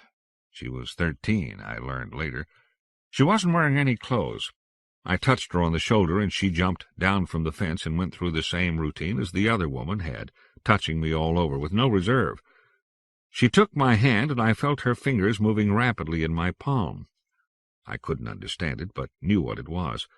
I shrugged and tried other gestures to indicate that I didn't speak hand talk. She nodded, still feeling my face with her hands. She asked me if I was staying to dinner. I assured her that I was. She asked me if I was from a university. And if you think that's easy to ask with only body movements, try it. But she was so graceful and supple in her movements, so deft at getting her meaning across. It was beautiful to watch her. It was speech and ballet at the same time. I told her I wasn't from a university, and launched into an attempt to tell her a little about what I was doing and how I got there. She listened to me with her hands, scratching her head graphically when I failed to make my meanings clear. All the time the smile on her face got broader and broader, and she would laugh silently at my antics. All this while standing very close to me, touching me. At last she put her hands on her hips. "I guess you need the practice," she said. "But if it's all the same to you, could we talk mouth-talk for now? You're cracking me up." I jumped as if stung by a bee. The touching, while something I could ignore from a deaf blind girl, suddenly seemed out of place. I stepped back a little, but her hands returned to me. She looked puzzled, then read the problem with her hands. "I'm sorry," she said. "You thought I was deaf and blind. If I'd known, I would have told you right off." "I thought everyone here was." "Just the parents. I'm one of the children. We all hear and see quite well. Don't be so nervous. If you can't stand touching, you're not going to like it here. Relax. I won't hurt you." And she kept her hands moving over me, mostly my face. I didn't understand it at the time, but it didn't seem sexual. Turned out I was wrong, but it wasn't blatant. "You'll need me to show you the ropes," she said, and started for the domes. She held my hand and walked close to me. Her other hand kept moving to my face every time I talked. "Number 1, stay off the concrete paths. That's where—" "I already figured that out." "You did? How long have you been here?" Her hands searched my face with renewed interest. It was quite dark. "Less than an hour. I was almost run over by your train." She laughed, then apologized and said she knew it wasn't funny to me. I told her it was funny to me now, though it hadn't been at the time. She said there was a warning sign on the gate, but I had been unlucky enough to come when the gate was open. They opened it by remote control before a train started up, and I hadn't seen it. "What's your name?" I asked her as we neared the soft yellow lights coming from the dining room. Her hand worked reflexively in mine, then stopped. "Oh, I don't know. I have one. Several, in fact. But they're in body talk. I'm Pink. It translates as pink, I guess." There was a story behind it. She had been the first child born to the school students. They knew that babies were described as being pink, so they called her that. She felt pink to them. As we entered the hall, I could see that her name was visually inaccurate. One of her parents had been black. She was dark, with blue eyes and curly hair lighter than her skin. She had a broad nose but small lips. She didn't ask my name, so I didn't offer it. No one asked my name in speech the entire time I was there. They called me many things in body talk, and when the children called me, it was, "Hey, you." They weren't big on spoken words. The dining hall was in a rectangular building made of brick. It connected to one of the large domes. It was dimly lighted. I later learned that the lights were for me alone. The children didn't need them for anything but reading. I held Pink's hand, glad to have a guide. I kept my eyes and ears open. "We're informal," Pink said. Her voice was embarrassingly loud in the large room. No one else was talking at all. There were just the sounds of movement and breathing. Several of the children looked up. "I won't introduce you around now. Just feel like part of the family. People will field you later, and you can talk to them. You can take your clothes off here at the door." I had no trouble with that. Everyone else was nude, and I could easily adjust to household customs by that time. You take your shoes off in Japan, you take your clothes off in Taos. What's the difference? Well, quite a bit, actually. There was all the touching that went on. Everybody touched everybody else as routinely as glancing. Everyone touched my face first, then went on with what seemed like total innocence to touch me everywhere else. As usual, it was not quite what it seemed. It was not innocent, and it was not the usual treatment they gave others in their group. They touched each other's genitals a lot more than they touched mine. They were holding back with me so I wouldn't be frightened. They were very polite with strangers. There was a long, low table with everyone sitting on the floor around it. Pink led me to it. "See the bare strips on the floor? Stay out of them. Don't leave anything in them. That's where people walk. Don't ever move anything. Furniture, I mean. That has to be decided at full meetings, so we'll all know where everything is. Small things, too. If you pick up something, put it back exactly where you found it." "I understand." People were bringing bowls and platters of food from the adjoining kitchen. They set them on the table, and the diners began feeling them. They ate with their fingers, without plates, and they did it slowly and lovingly. They smelled things for a long time before they took a bite. Eating was very sensual to these people. They were terrific cooks. I have never before or since eaten as well as I did at Keller. That's my name for it, in speech, though their body talk name was something very like that. When I called it Keller, everyone knew what I was talking about. They started off with good fresh produce, something that's hard enough to find in the cities, and went at the cooking with artistry and imagination. It wasn't like any national style I've eaten. They improvised and seldom cooked the same thing the same way twice. I sat between Pink and the fellow who had almost run me down earlier. I stuffed myself disgracefully. It was too far removed from beef jerky and the organic dry cardboard I had been eating for me to be able to resist. I lingered over it, but still finished long before anyone else. I watched them as I sat back carefully and wondered if I'd be sick. I wasn't, thank God. They fed themselves and each other, sometimes getting up and going clear around the table to offer a choice morsel to a friend on the other side.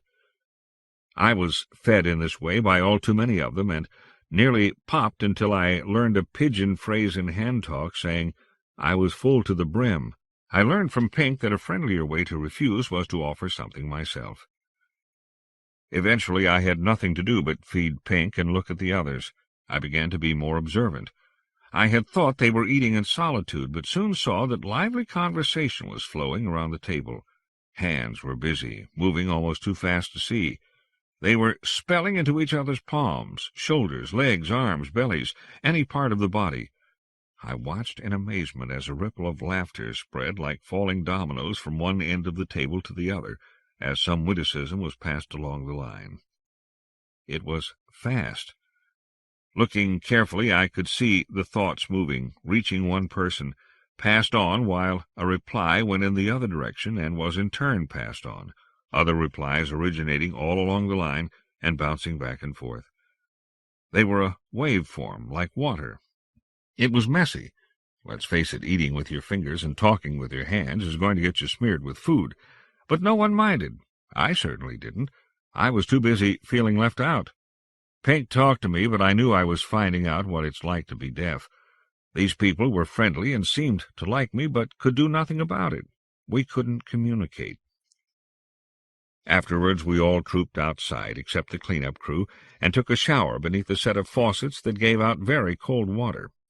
I told Pink I'd like to help with the dishes, but she said I'd just be in the way. I couldn't do anything around Keller until I learned their very specific ways of doing things. She seemed to be assuming already that I'd be around that long. Back into the building to dry off, which they did with their usual puppy-dog friendliness, making a game and a gift of toweling each other. And then we went into the dome. It was warm inside, warm and dark. Light entered from the passage to the dining room, but it wasn't enough to blot out the stars through the lattice of triangular panels overhead. It was almost like being out in the open. Pink quickly pointed out the positional etiquette within the dome. It wasn't hard to follow, but I still tended to keep my arms and legs pulled in close so I wouldn't trip someone by sprawling into a walk space. My misconceptions got me again. There was no sound but the soft whisper of flesh against flesh, so I thought I was in the middle of an orgy. I had been at them before in other communes, and they looked pretty much like this. I quickly saw that I was wrong, and only later found out I had been right, in a sense.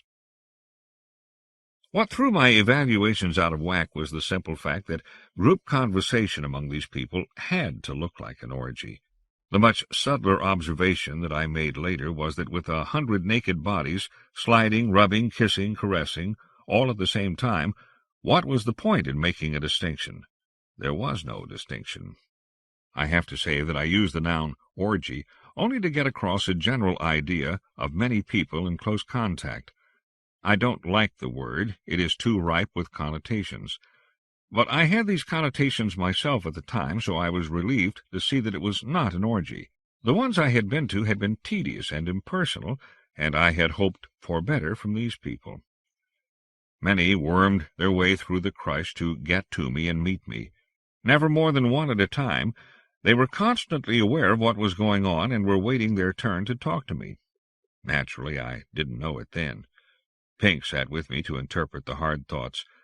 I eventually used her words less and less, getting into the spirit of tactile seeing and understanding. No one felt they really knew me until they had touched every part of my body, so there were hands on me all the time. I timidly did the same. What with all the touching, I quickly got an erection, which embarrassed me quite a bit. I was berating myself for being unable to keep sexual responses out of it, for not being able to operate on the same intellectual plane I thought they were on, when I realized with some shock that the couple next to me was making love. They had been doing it for the last 10 minutes, actually, and it had seemed such a natural part of what was happening that I had known it and not known it at the same time. No sooner had I realized it than I suddenly wondered if I was right. Were they? It was very slow, and the light was bad, but her legs were up and he was on top of her, that much I was sure of. It was foolish of me, but I really had to know. I had to find out what the hell I was in. How could I give the proper social responses if I didn't know the situation? I was very sensitive to polite behavior after my months at the various communes. I had become adept at saying prayers before supper in one place, chanting Hare Krishna at another, and going happily nudist at still another. It's called when in Rome, and if you can't adapt to it, you shouldn't go visiting. I would kneel to Mecca, burp after my meals, toast anything that was proposed, eat organic rice and compliment the cook. But to do it right, you have to know the customs. I had thought I knew them, but had changed my mind 3 times in as many minutes. They were making love, in the sense that he was penetrating her. They were also deeply involved with each other. Their hands fluttered like butterflies all over each other, filled with meanings I couldn't see or feel. But they were being touched by and were touching many other people around them. They were talking to all these people, even if the message was as simple as a pat on the forehead or arm. Pink noticed where my attention was. She was sort of wound around me, without really doing anything I would have thought of as provocative. I just couldn't decide. It seemed so innocent, and yet it wasn't. That's (blank and (blank), she said, the parentheses indicating a series of hand motions against my palm. I never learned a sound word as a name for any of them, but Pink, and I can't reproduce the body talk names they had. Pink reached over, touched the woman with her foot, and did some complicated business with her toes. The woman smiled and grabbed Pink's foot, her fingers moving. (blank) Would like to talk with you later, Pink told me, right after she's through talking to (blank). You met her earlier, remember? She says she likes your hands. Now, this is going to sound crazy, I know. It sounded pretty crazy to me when I thought of it. It dawned on me with a sort of revelation that her word for talk and mine were miles apart. Talk to her meant a complex interchange involving all parts of the body. She could read words or emotions in every twitch of my muscles, like a lie detector. Sound, to her, was only a minor part of communication. It was something she used to speak to outsiders. Pink talked with her whole being. I didn't have the half of it even then, but it was enough to turn my head entirely around in relation to these people. They talked with their bodies. It wasn't all hands, as I'd thought. Any part of the body in contact with any other was communication, sometimes a very simple and basic sort. Think of McLuhan's light bulb as the basic medium of information. Perhaps saying no more than, I am here. But talk was talk, and if conversation evolved to the point where you needed to talk to another with your genitals, it was still a part of the conversation. What I wanted to know was, what were they saying?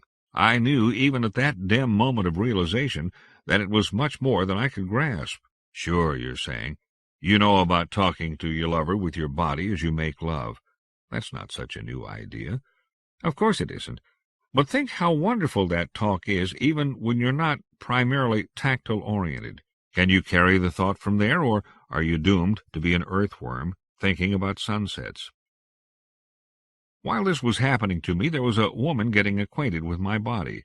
Her hands were on me, in my lap, when I felt myself ejaculating. It was a big surprise to me, but to no one else. I had been telling everyone around me for many minutes, through signs they could feel with their hands, that it was going to happen. Instantly, hands were all over my body. I could almost understand them as they spelled tender thoughts to me. I got the gist, anyway, if not the words. I was terribly embarrassed for only a moment. Then it passed away in the face of the easy acceptance. It was very intense. For a long time I couldn't get my breath.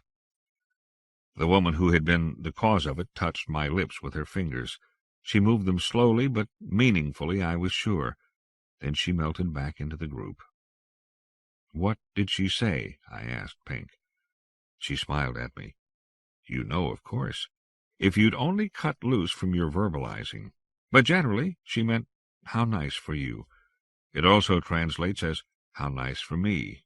And me, in this sense, means all of us, the organism. I knew I had to stay and learn to speak. The commune had its ups and downs. They had expected them in general, but had not known what shape they might take. Winter killed many of their fruit trees. They replaced them with hybrid strains. They lost more fertilizer and soil in windstorms because the clover had not had time to anchor it down.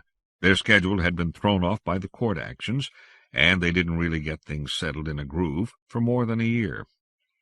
Their fish all died. They used the bodies for fertilizer and looked into what might have gone wrong. They were using a 3-stage ecology of the type pioneered by the new alchemists in the 70s. It consisted of 3 domed ponds, one containing fish, another with crushed shells and bacteria in one section and algae in another, and a third full of daphnids. The water containing fish waste from the first pond was pumped through the shells and bacteria, which detoxified it and converted the ammonia it contained into fertilizer for the algae. The algae water was pumped into the second pond to feed the daphnids. Then daphnids and algae were pumped to the fish pond as food, and the enriched water was used to fertilize greenhouse plants in all of the domes. They tested the water and the soil and found that chemicals were being leached from impurities in the shells and concentrated down the food chain. After a thorough cleanup, they restarted and all went well, but they had lost their first cash crop. They never went hungry, nor were they cold. There was plenty of sunlight year-round to power the pumps and the food cycle and to heat their living quarters. They had built their buildings half-buried with an eye to the heating and cooling powers of convective currents, but they had to spend some of their capital. The first year they showed a loss. One of their buildings caught fire during the first winter. 2 men and a small girl were killed when a sprinkler system malfunctioned. This was a shock to them. They had thought things would operate as advertised. None of them knew much about the building trades, about estimates as opposed to realities. They found that several of their installations were not up to specifications and instituted a program of periodic checks on everything. They learned to strip down and repair anything on the farm.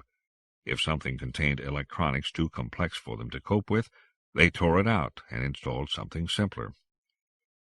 Socially, their progress had been much more encouraging. Janet had wisely decided that there would be only 2 hard and fast objectives in the realm of their relationships. The first was that she refused to be their president, chairwoman, chief, or supreme commander. She had seen from the start that a driving personality was needed to get the planning done and the land bought and a sense of purpose fostered from their formless desire for an alternative. But once at the promised land, she abdicated. From that point they would operate as a democratic commune. If that failed, they would adopt a new approach. Anything but a dictatorship with her at the head. She wanted no part of that. The second principle was to accept nothing. There had never been a blind-deaf community operating on its own. They had no expectations to satisfy. They did not need to live as the sighted did. They were alone. There was no one to tell them not to do something simply because it was not done. They had no clearer idea of what their society would be than anyone else. They had been forced into a mold that was not relevant to their needs, but beyond that they didn't know. They would search out the behavior that made sense, the moral things for blind, deaf people to do. They understood the basic principles of morals, that nothing is moral always, and anything is moral under the right circumstances. It all had to do with social context. They were starting from a blank slate with no models to follow. By the end of the second year they had their context. They continually modified it, but the basic pattern was set. They knew themselves and what they were, as they had never been able to do at the school. They defined themselves in their own terms. I spent my first day at Keller in school. It was the obvious and necessary step. I had to learn hand-talk. Pink was kind and very patient. I learned the basic alphabet and practiced hard at it. By the afternoon she was refusing to talk to me, forcing me to speak with my hands. She would speak only when pressed hard, and eventually not at all. I scarcely spoke a single word after the third day. This is not to say that I was suddenly fluent. Not at all. At the end of the first day I knew the alphabet and could laboriously make myself understood. I was not so good at reading words spelled into my own palm. For a long time I had to look at the hand to see what was spelled. But like any language, eventually you think in it. I speak fluent French, and I can recall my amazement when I finally reached the point where I wasn't translating my thoughts before I spoke. I reached it at Keller in about 2 weeks. I remember one of the last things I asked Pink in speech. It was something that was worrying me. "Pink, am I welcome here?" "You've been here 3 days. Do you feel rejected?" "No, it's not that. I guess I just need to hear your policy about outsiders. How long am I welcome?" She wrinkled her brow. It was evidently a new question. "Well, practically speaking, until a majority of us decide we want you to go. But that's never happened. No one stayed here much longer than a few days. We've never had to evolve a policy about what to do, for instance, if someone who sees and hears wants to join us. No one has so far, but I guess it could happen. My guess is that they wouldn't accept it. They're very independent and jealous of their freedom, though you might not have noticed it. I don't think you could ever be one of them. But as long as you're willing to think of yourself as a guest, you could probably stay for 20 years. You said they. Don't you include yourself in the group?" For the first time she looked a little uneasy. I wish I had been better at reading body language at the time. I think my hands could have told me volumes about what she was thinking. "Sure," she said. "The children are part of the group. We like it. I sure wouldn't want to be anywhere else from what I know of the outside." "I don't blame you." There were things left unsaid here, but I didn't know enough to ask the right questions. "But it's never a problem, being able to see when none of your parents can? They don't resent you in any way?" This time she laughed. "Oh, no, never that. They're much too independent for that. You've seen it. They don't need us for anything they can't do themselves. We're part of the family. We do exactly the same things they do. And it really doesn't matter. Sight, I mean. Hearing either. Just look around you. Do I have any special advantages because I can see where I'm going?" I had to admit that she didn't, but there was still the hint of something she wasn't saying to me. "I know what's bothering you. About staying here." She had to draw me back to my original question. I had been wondering. "What's that?" "You don't feel a part of the daily life. You're not doing your share of the chores. You're very conscientious, and you want to do your part. I can tell." She read me right, as usual, and I admitted it. "And you won't be able to until you can talk to everybody. So let's get back to your lessons. Your fingers are still very sloppy." There was a lot of work to be done. The first thing I had to learn was to slow down. They were slow and methodical workers, made few mistakes, and didn't care if a job took all day so long as it was done well. When I was working by myself, I didn't have to worry about it, sweeping, picking apples, weeding in the gardens. But when I was on a job that required teamwork, I had to learn a whole new pace. Eyesight enables a person to do many aspects of a job at once with a few quick glances. A blind person will take each aspect of the job in turn if the job is spread out. Everything has to be verified by touch. At a bench job, though, they could be much faster than I. They could make me feel as though I was working with my toes instead of fingers. I never suggested that I could make anything quicker by virtue of my sight or hearing. They quite rightly would have told me to mind my own business. Accepting sighted help was the first step to dependence, and after all, they would still be here with the same jobs to do after I was gone. And that got me to thinking about the children again. I began to be positive that there was an undercurrent of resentment, maybe unconscious, between the parents and children. It was obvious that there was a great deal of love between them, but how could the children fail to resent the rejection of their talent? So my reasoning went anyway. I quickly fit myself into the routine. I was treated no better or worse than anyone else, which gratified me. Though I would never become part of the group, even if I should desire it, there was absolutely no indication that I was anything but a full member. That's just how they treated guests, as they would one of their own number. Life was fulfilling out there in a way it has never been in the cities. It wasn't unique to Keller, this pastoral peace, but the people there had it in generous helpings. The earth beneath your bare feet is something you can never feel in a city park. Daily life was busy and satisfying. There were chickens and hogs to feed, bees and sheep to care for, fish to harvest, and cows to milk. Everybody worked, men, women, and children. It all seemed to fit together without any apparent effort. Everybody seemed to know what to do when it needed doing. You could think of it as a well-oiled machine, but I never liked that metaphor, especially for people. I thought of it as an organism.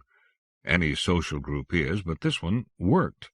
Most of the other communes I'd visited had glaring flaws. Things would not get done because everyone was too stoned or couldn't be bothered or didn't see the necessity of doing it in the first place. That sort of ignorance leads to typhus and soil erosion and people freezing to death and invasions of social workers who take your children away. I'd seen it happen. Not here. They had a good picture of the world as it is, not the rosy misconceptions so many other utopians labor under. They did the jobs that needed doing. I could never detail all the nuts and bolts, there's that machine metaphor again, of how the place worked. The fish cycle ponds alone were complicated enough to overawe me. I killed a spider in one of the greenhouses, then found out it had been put there to eat a specific set of plant predators. Same for the frogs. There were insects in the water to kill other insects. It got to a point where I was afraid to swat a mayfly without prior okay. As the days went by, I was told some of the history of the place. Mistakes had been made, though surprisingly few. One had been in the area of defense. They had made no provision for it at first, not knowing much about the brutality and random violence that reaches even to the out-of-the-way corners. Guns were the logical and preferred choice out here, but were beyond their capabilities.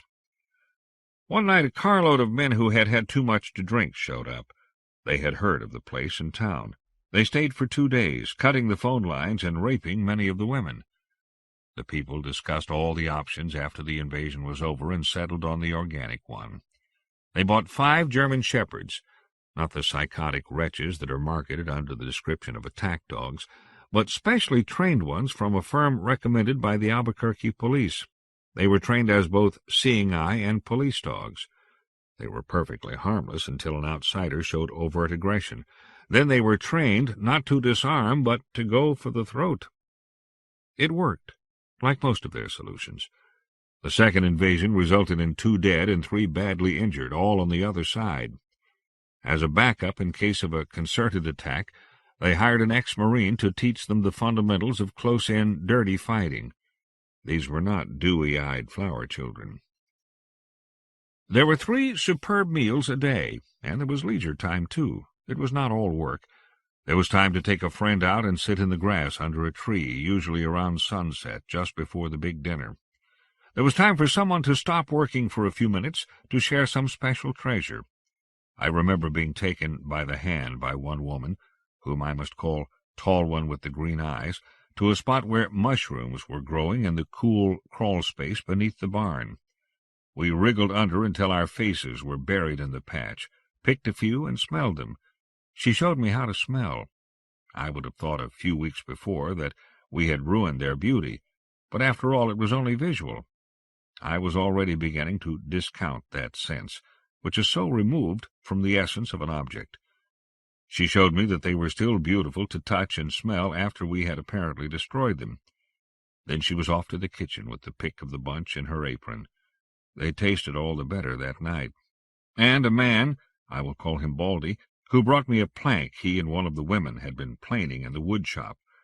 I touched its smoothness and smelled it, and agreed with him how good it was. And after the evening meal, the together. During my 3rd week there, I had an indication of my status with the group. It was the first real test of whether I meant anything to them. Anything special, I mean.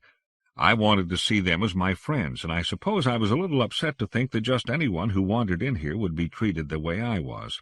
It was childish and unfair to them, and I wasn't even aware of the discontent until later. I had been hauling water in a bucket into the field where a seedling tree was being planted. There was a hose for that purpose, but it was in use on the other side of the village.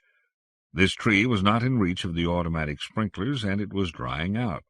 I had been carrying water to it until another solution was found. It was hot, around noon. I got the water from a standing spigot near the forge. I set the bucket down on the ground behind me and leaned my head into the flow of water. I was wearing a shirt made of cotton, unbuttoned in the front. The water felt good running through my hair and soaking into the shirt. I let it go on for almost a minute. There was a crash behind me, and I bumped my head when I raised it up too quickly under the faucet. I turned and saw a woman sprawled on her face in the dust. She was turning over slowly, holding her knee. I realized with a sinking feeling that she had tripped over the bucket I had carelessly left on the concrete express lane. Think of it, ambling along on ground that you trust to be free of all obstruction. Suddenly you're sitting on the ground. Their system would only work with trust, and it had to be total. Everybody had to be responsible all the time. I had been accepted into that trust, and I had blown it. I felt sick. She had a nasty scrape on her left knee that was oozing blood. She felt it with her hands, sitting there on the ground, and she began to howl. It was weird, painful. Tears came from her eyes. Then she pounded her fists on the ground, going, "Hum, hum, hum," with each blow. She was angry, and she had every right to be. She found the pail as I hesitantly reached out for her. She grabbed my hand and followed it up to my face. She felt my face, crying all the time, then wiped her nose and got up. She started off for one of the buildings. She limped slightly. I sat down and felt miserable. I didn't know what to do. One of the men came out to get me. It was Big Man. I called him that because he was the tallest person at Keller. He wasn't any sort of policeman. I found out later he was just the first one the injured woman had met. He took my hand and felt my face. I saw tears start when he felt the emotions there. He asked me to come inside with him. An impromptu panel had been convened. Call it a jury. It was made up of anyone who was handy, including a few children. There were 10 or 12 of them. Everyone looked very sad. The woman I had hurt was there, being consoled by 3 or 4 people. I'll call her Scar, for the prominent mark on her upper arm. Everybody kept telling me, in hand talk, you understand, how sorry they were for me. They petted and stroked me, trying to draw some of the misery away. Pink came racing in. She had been sent for to act as a translator if needed. Since this was a formal proceeding, it was necessary that they be sure I understood everything that happened. She went to Scar and cried with her for a bit, then came to me and embraced me fiercely, telling me with her hands how sorry she was that this had happened. I was already figuratively packing my bags. Nothing seemed to be left but the formality of expelling me. Then we all sat together on the floor. We were close, touching on all sides. The hearing began. Most of it was in hand talk, with Pink throwing in a few words here and there. I seldom knew who said what, but that was appropriate. It was the group speaking as one. No statement reached me without already having become a consensus. "You are accused of having violated the rules," said the group, "and of having been the cause of an injury to the one I called Scar. Do you dispute this? Is there any fact that we should know?" "No," I told them. "I was responsible. It was my carelessness. We understand. We sympathize with you in your remorse, which is evident to all of us. But carelessness is a violation. Do you understand this? This is the offense for which you are blank. It was a set of signals in shorthand. "What was that?" I asked Pink. Brought before us? Standing trial?" She shrugged, not happy with either interpretation. "Yes, I understand. The facts not being in question, it is agreed that you are guilty." "Responsible," Pink whispered in my ear. "Withdraw from us for a moment while we come to a decision." I got up and stood by the wall, not wanting to look at them as the debate went back and forth through the joined hands. There was a burning lump in my throat that I could not swallow. Then I was asked to rejoin the circle. "The penalty for your offense is set by custom. If it were not so, we would wish we could rule otherwise. You now have the choice of accepting the punishment designated and having the offense wiped away, or of refusing our jurisdiction and withdrawing your body from our land. What is your choice?" I had Pink repeat this to me, because it was so important that I know what was being offered. When I was sure I had read it right, I accepted their punishment without hesitation. I was very grateful to have been given an alternative. "Very well. You have elected to be treated as we would treat one of our own who had done the same act. Come to us." Everyone drew in closer. I was not told what was going to happen. I was drawn in and nudged gently from all directions. Scar was sitting with her legs crossed, more or less, in the center of the group. She was crying again, and so was I think. It's hard to remember. I ended up face down across her lap. She spanked me. I never once thought of it as improbable or strange. It flowed naturally out of the situation. Everyone was holding on to me and caressing me, spelling assurances into my palms and legs and neck and cheeks. We were all crying. It was a difficult thing that had to be faced by the whole group. Others drifted in and joined us. I understood that this punishment came from everyone there, but only the offended person, Scar, did the actual spanking. That was one of the ways I had wronged her, beyond the fact of giving her a scraped knee. I had laid on her the obligation of disciplining me, and that was why she had sobbed so loudly, not from the pain of her injury, but from the pain of knowing she would have to hurt me. Pink later told me that Scar had been the staunchest advocate of giving me the option to stay. Some had wanted to expel me outright, but she paid me the compliment of thinking I was a good enough person to be worth putting herself and me through the ordeal. If you can't understand that, you haven't grasped the feeling of community I felt among these people. It went on for a long time. It was very painful, but not cruel, nor was it primarily humiliating. There was some of that, of course, but it was essentially a practical lesson taught in the most direct terms. Each of them had undergone it during the first months, but none recently. You learned from it, believe me. I did a lot of thinking about it afterward. I tried to think of what else they might have done. Spanking grown people is really unheard of, you know, though that didn't occur to me until long after it had happened. It seemed so natural when it was going on that the thought couldn't even enter my mind that this was a weird situation to be in. They did something like this with the children, but not as long or as hard. Responsibility was lighter for the younger ones. The adults were willing to put up with an occasional bruise or scraped knee while the children learned. But when you reached what they thought of as adulthood, which was whenever a majority of the adults thought you had, or when you assumed the privilege yourself, that's when the spanking really got serious. They had a harsher punishment reserved for repeated or malicious offenses. They had not had to invoke it often. It consisted of being sent to Coventry. No one would touch you for a specified period of time. By the time I heard of it, it sounded like a very tough penalty. I didn't need it explained to me. I don't know how to explain it, but the spanking was administered in such a loving way that I didn't feel violated. This hurts me as much as it hurts you. I'm doing this for your own good. I love you. That's why I'm spanking you. They made me understand those old clichés by their actions. When it was over, we all cried together, but it soon turned to happiness. I embraced Scar, and we told each other how sorry we were that it happened. We talked to each other, made love, if you like, and I kissed her knee and helped her dress it. We spent the rest of the day together, easing the pain. As I became more fluent in hand talk, the scales fell from my eyes. Daily, I would discover a new layer of meaning that had eluded me before.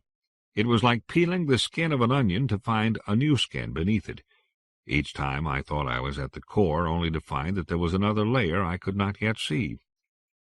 I had thought that learning hand talk was the key to communication with them. Not so. Hand talk was baby talk. For a long time I was a baby who could not even say goo-goo clearly.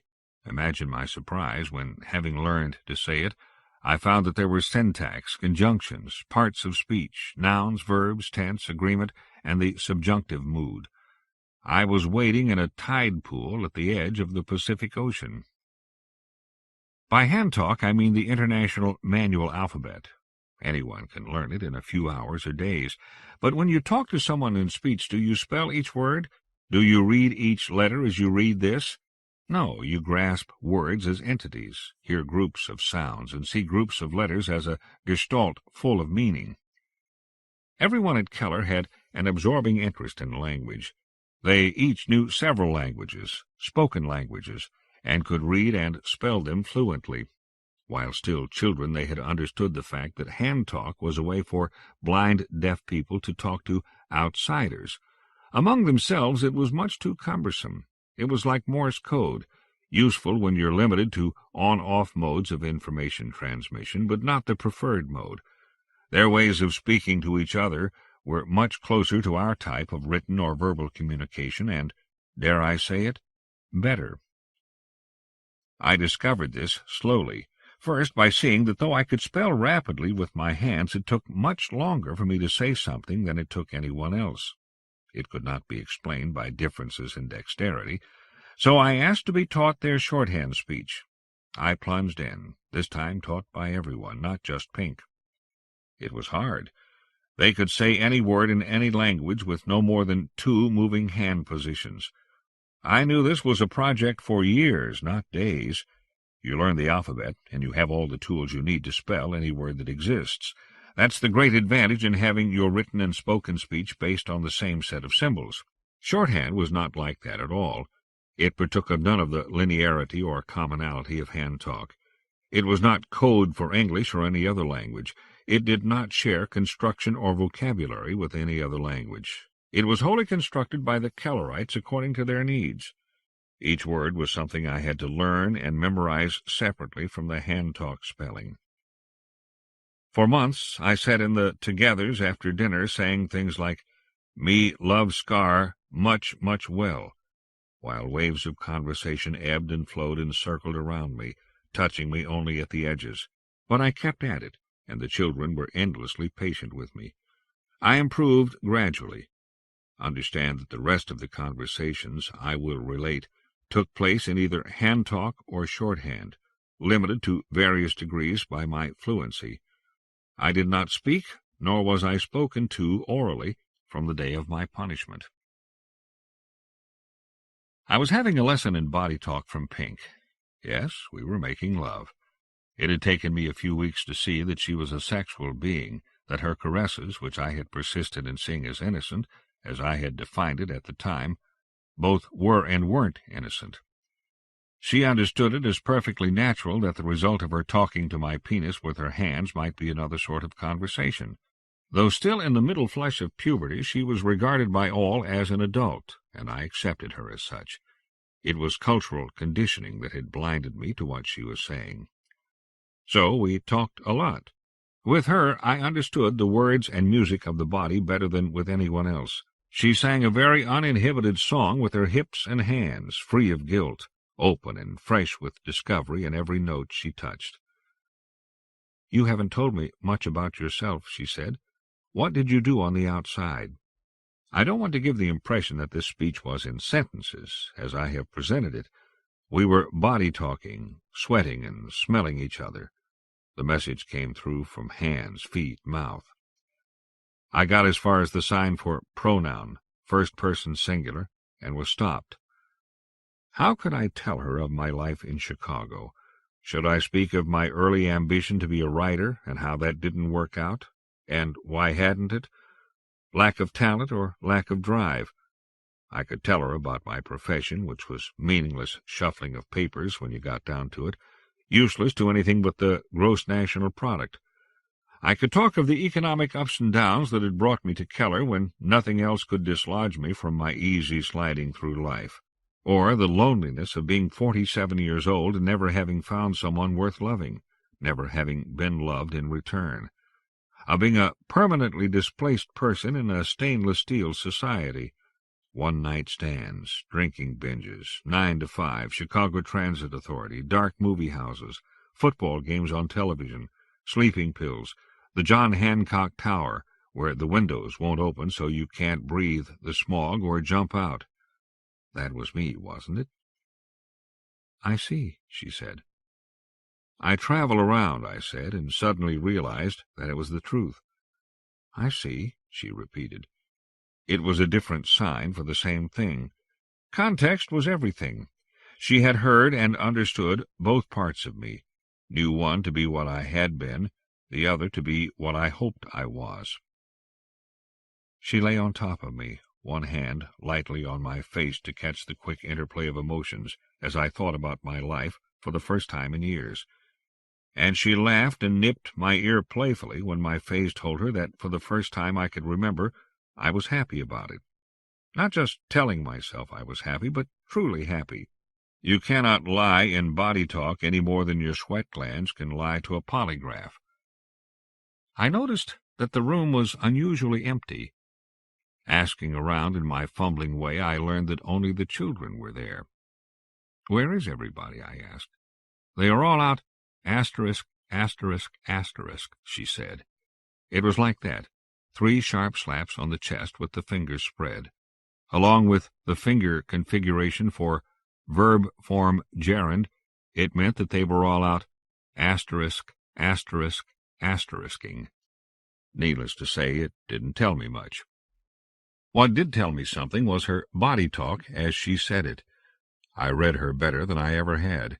She was upset and sad. Her body said something like, why can't I join them? Why can't I smell, taste, touch, hear, see, sense with them? That is exactly what she said. Again, I didn't trust my understanding enough to accept that interpretation. I was still trying to force my conceptions on the things I experienced there. I was determined that she and the other children be resentful of their parents in some way, because I was sure they had to be. They must feel superior in some way. They must feel held back. I found the adults after a short search of the area out in the north pasture. All the parents, none of the children. They were standing in a group with no apparent pattern. It wasn't a circle, but it was almost round. If there was any organization, it was in the fact that everybody was about the same distance from everybody else. The German shepherds and the Sheltie were out there, sitting on the cool grass, facing the group of people. Their ears were perked up, but they were not moving. I started to go up to the people. I stopped when I became aware of the concentration. They were touching, but their hands were not moving. The silence of seeing all those permanently moving people standing that still was deafening to me. I watched them for at least an hour. I sat with the dogs and scratched them behind the ears. They did that chop-licking thing that dogs do when they appreciate it, but their full attention was on the group. It gradually dawned on me that the group was moving. It was very slow, just a step here and another there, over many minutes. It was expanding in such a way that the distance between any of the individuals was the same, like the expanding universe where all galaxies move away from all others. Their arms were extended now. They were touching only with fingertips in a crystal lattice arrangement. Finally, they were not touching at all. I saw their fingers straining to cover distances that were too far to bridge. And still they expanded equilaterally. One of the shepherds began to whimper a little. I felt the hair on the back of my neck stand up. Chilly out here, I thought. I closed my eyes, suddenly sleepy. I opened them, shocked. Then I forced them shut. Crickets were chirping in the grass around me. There was something in the darkness behind my eyeballs. I felt that if I could turn my eyes around, I would see it easily, but it eluded me in a way that made peripheral vision seem like reading headlines. If there was ever anything impossible to pen down, much less describe, that was it. It tickled at me for a while as the dogs whimpered louder, but I could make nothing of it. The best analogy I could think of was the sensation a blind person might feel from the sun on a cloudy day. I opened my eyes again. Pink was standing there beside me. Her eyes were screwed shut, and she was covering her ears with her hands. Her mouth was open and working silently.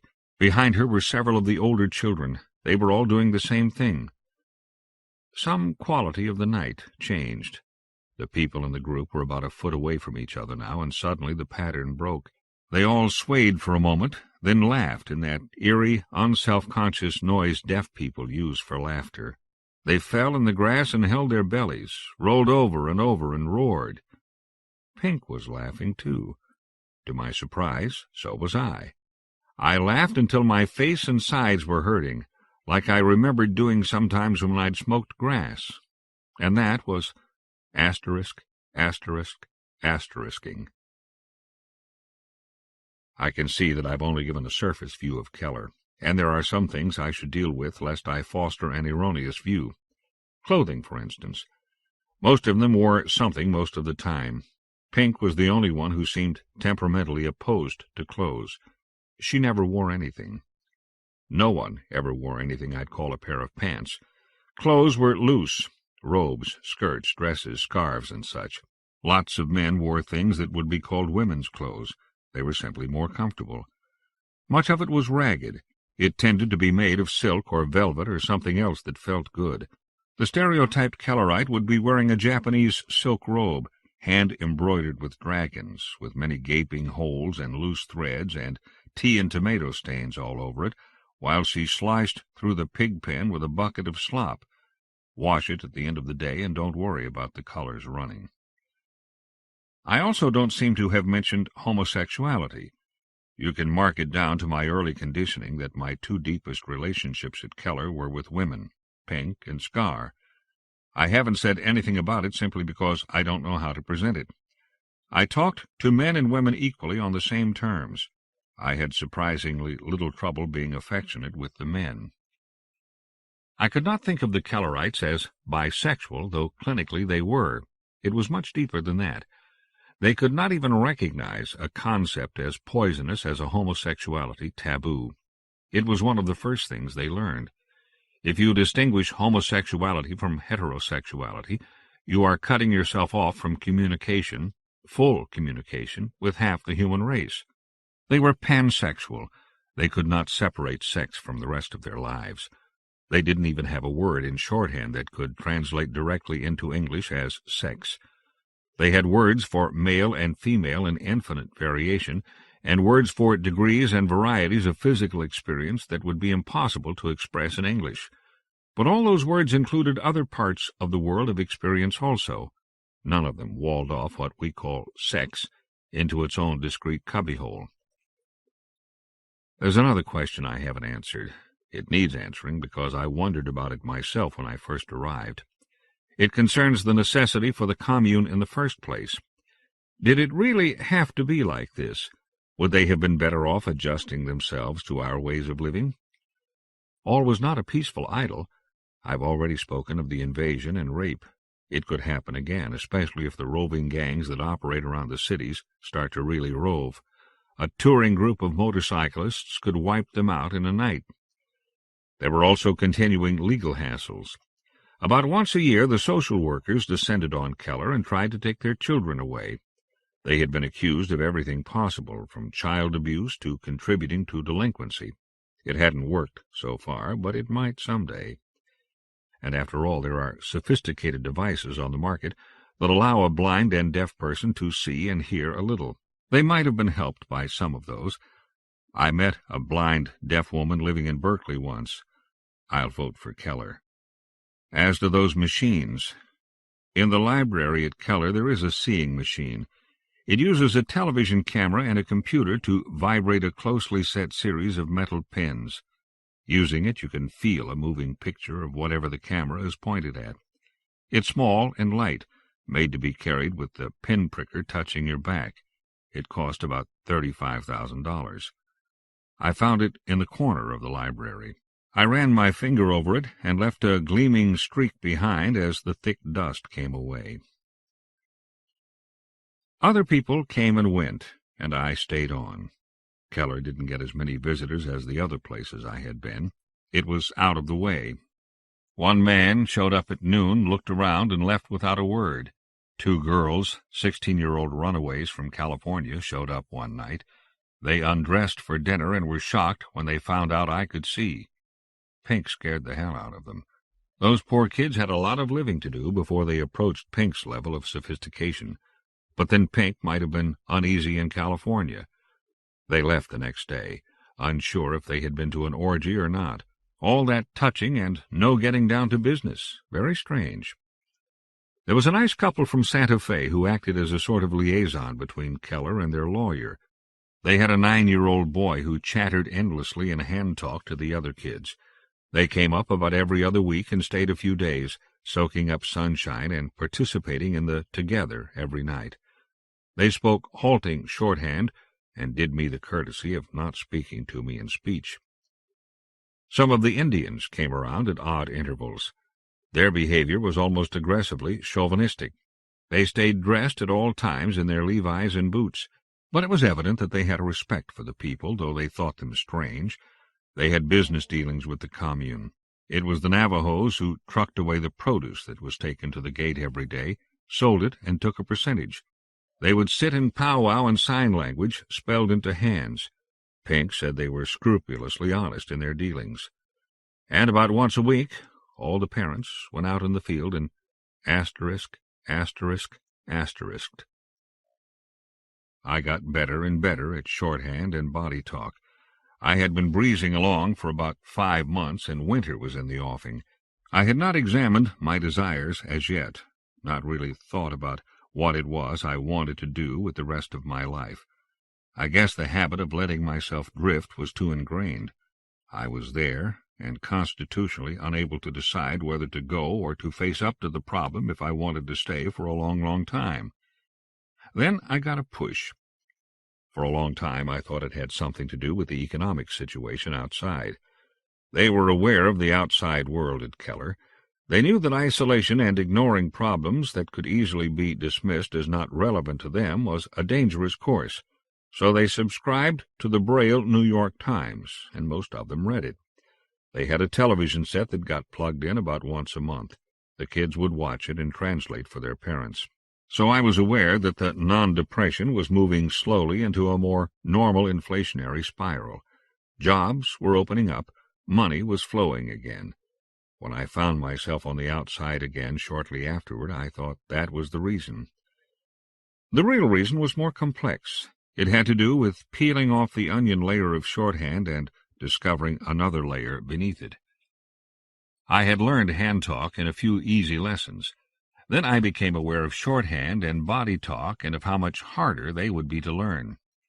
Through 5 months of constant immersion, which is the only way to learn a language, I had attained the equivalent level of a 5 or 6-year-old in shorthand.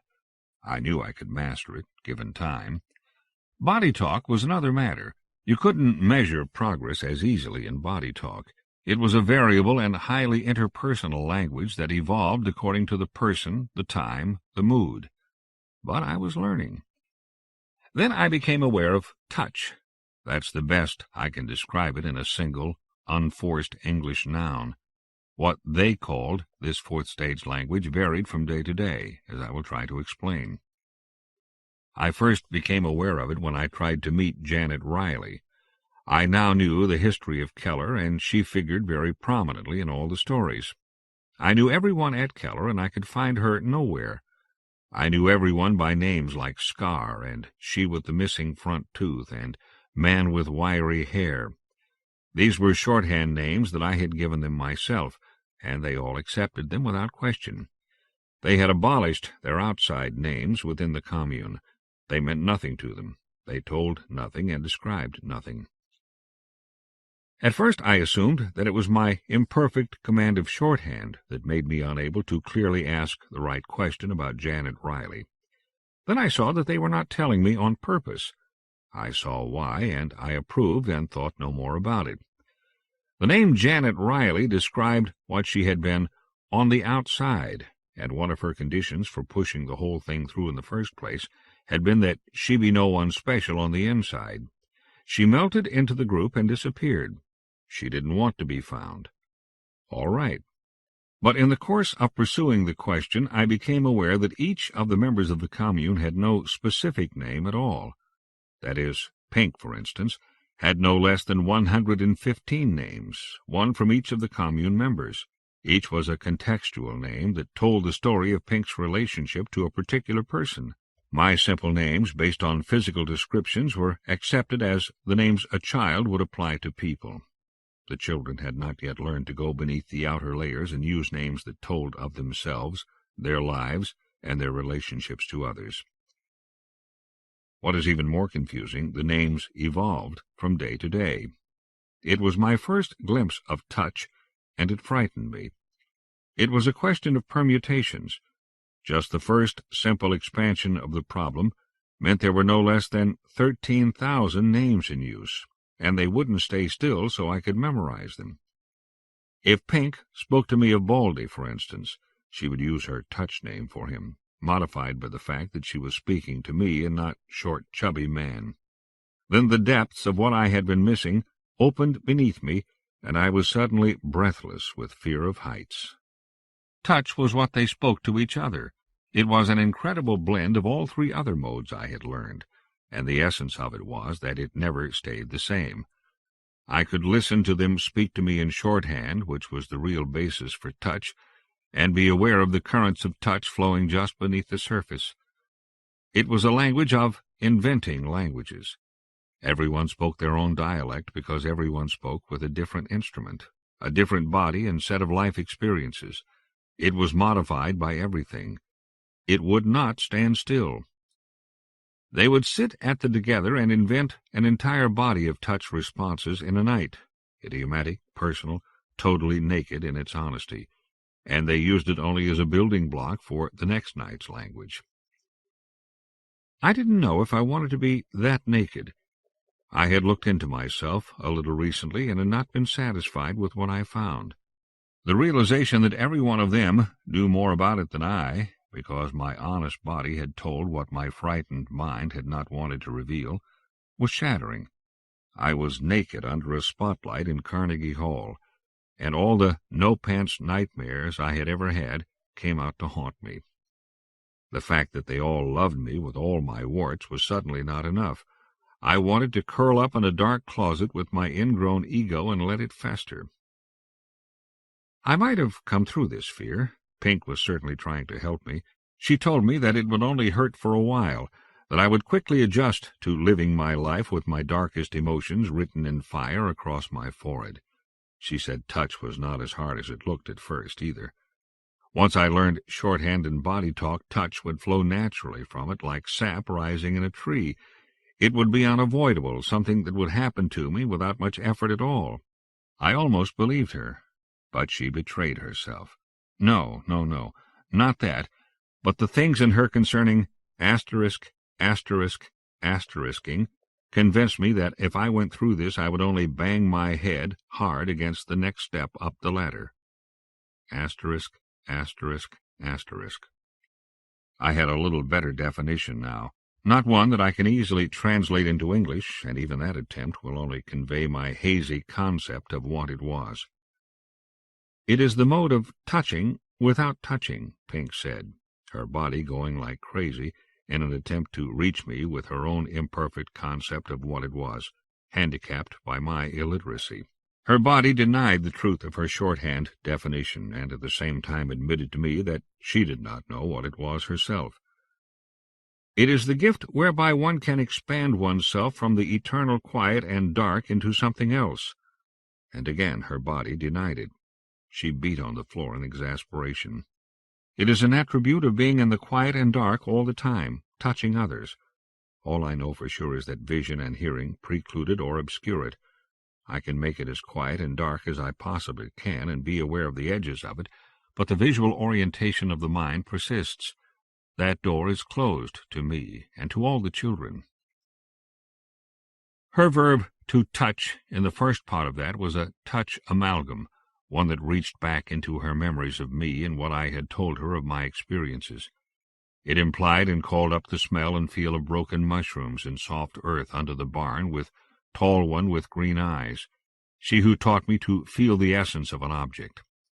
It also contained references to our body talking while I was penetrating into the dark and wet of her, and her running account to me of what it was like to receive me into herself. This was all one word. I brooded on that for a long time. What was the point of suffering through the nakedness of touch only to reach the level of frustrated blindness enjoyed by Pink? What was it that kept pushing me away from the one place in my life where I had been happiest. One thing was the realization, quite late in coming, that can be summed up as, what the hell am I doing here? The question that should have answered that question was, what the hell would I do if I left? I was the only visitor, the only one in 7 years to stay at Keller for longer than a few days. I brooded on that. I was not strong enough or confident enough in my opinion of myself to see it as anything but a flaw in me, not in those others. I was obviously too easily satisfied, too complacent to see the flaws that those others had seen. It didn't have to be flaws in the people of Keller or in their system. No, I loved and respected them too much to think that. What they had going certainly came as near as anyone ever has in this imperfect world to a sane, rational way for people to exist without warfare and with a minimum of politics. In the end, those 2 old dinosaurs are the only ways humans have yet discovered to be social animals. Yes, I do see war as a way of living with another, by imposing your will on another in terms so unmistakable that the opponent has to either knuckle under to you, die, or beat your brains out. And if that's a solution to anything, I'd rather live without solutions. Politics is not much better. The only thing going for it is that it occasionally succeeds in substituting talk for fists. Keller was an organism. It was a new way of relating, and it seemed to work. I'm not pushing it as a solution for the world's problems. It's possible that it could only work for a group with a common self-interest as binding and rare as deafness and blindness. I can't think of another group whose needs are so interdependent. The cells of the organism cooperated beautifully. The organism was strong, flourishing, and possessed of all the attributes I've ever heard used in defining life, except the ability to reproduce. That might have been its fatal flaw, if any. I certainly saw the seeds of something developing in the children. The strength of the organism was communication. There's no way around it. Without the elaborate and impossible-to-falsify mechanisms for communication built into Keller, it would have eaten itself in pettiness, jealousy, possessiveness, and any dozen other innate human defects. The nightly together was the basis of the organism. Here, from after dinner till it was time to fall asleep, everyone talked in a language that was incapable of falsehood. If there was a problem brewing, it presented itself and was solved almost automatically. Jealousy, resentment, some little festering wrong that you're nursing, you couldn't conceal it at the together, and soon everyone was clustered around you and loving the sickness away. It acted like white corpuscles, clustering around a sick cell, not to destroy it, but to heal it. There seemed to be no problem that couldn't be solved if it was attacked early enough, and with touch. Your neighbors knew about it before you did, and were already laboring to correct the wrong, heal the wound, to make you feel better so you could laugh about it. There was a lot of laughter at the togethers. I thought for a while that I was feeling possessive about Pink. I know I had done so a little at first. Pink was my special friend, the one who had helped me out from the first, who for several days was the only one I could talk to. It was her hands that had taught me hand-talk. I know I felt stirrings of territoriality the first time she lay in my lap while another man made love to her. But if there was any signal the Kellerites were adept at reading, it was that one. It went off like an alarm bell in Pink, the man, and the women and men around me. They soothed me, coddled me, told me in every language that it was all right not to feel ashamed. Then the man in question began loving me. Not Pink, but the man. An observational anthropologist would have had subject matter for a whole thesis. Have you seen the films of baboons' social behavior? Dogs do it, too. Many male mammals do it. When males get into dominance battles, the weaker can diffuse the aggression by submitting, by turning tail and surrendering. I have never felt so diffused as when that man surrendered the object of our clash of wills, Pink, and turned his attention to me. What could I do? What I did was laugh, and he laughed, and soon we were all laughing, and that was the end of territoriality. That's the essence of how they avoided most human nature problems at Keller. Sort of like an oriental martial art. You yield, roll with the blow so that your attacker takes a pratfall with the force of the aggression. You do that until the attacker sees that the initial push wasn't worth the effort, that it was a pretty silly thing to do when no one was resisting you. Pretty soon he's not Tarzan of the Apes, but Charlie Chaplin, and he's laughing. So it wasn't Pink and her lovely body and my realization that she could never be all mine to lock away in my cave and defend with a gnawed-off thigh bone.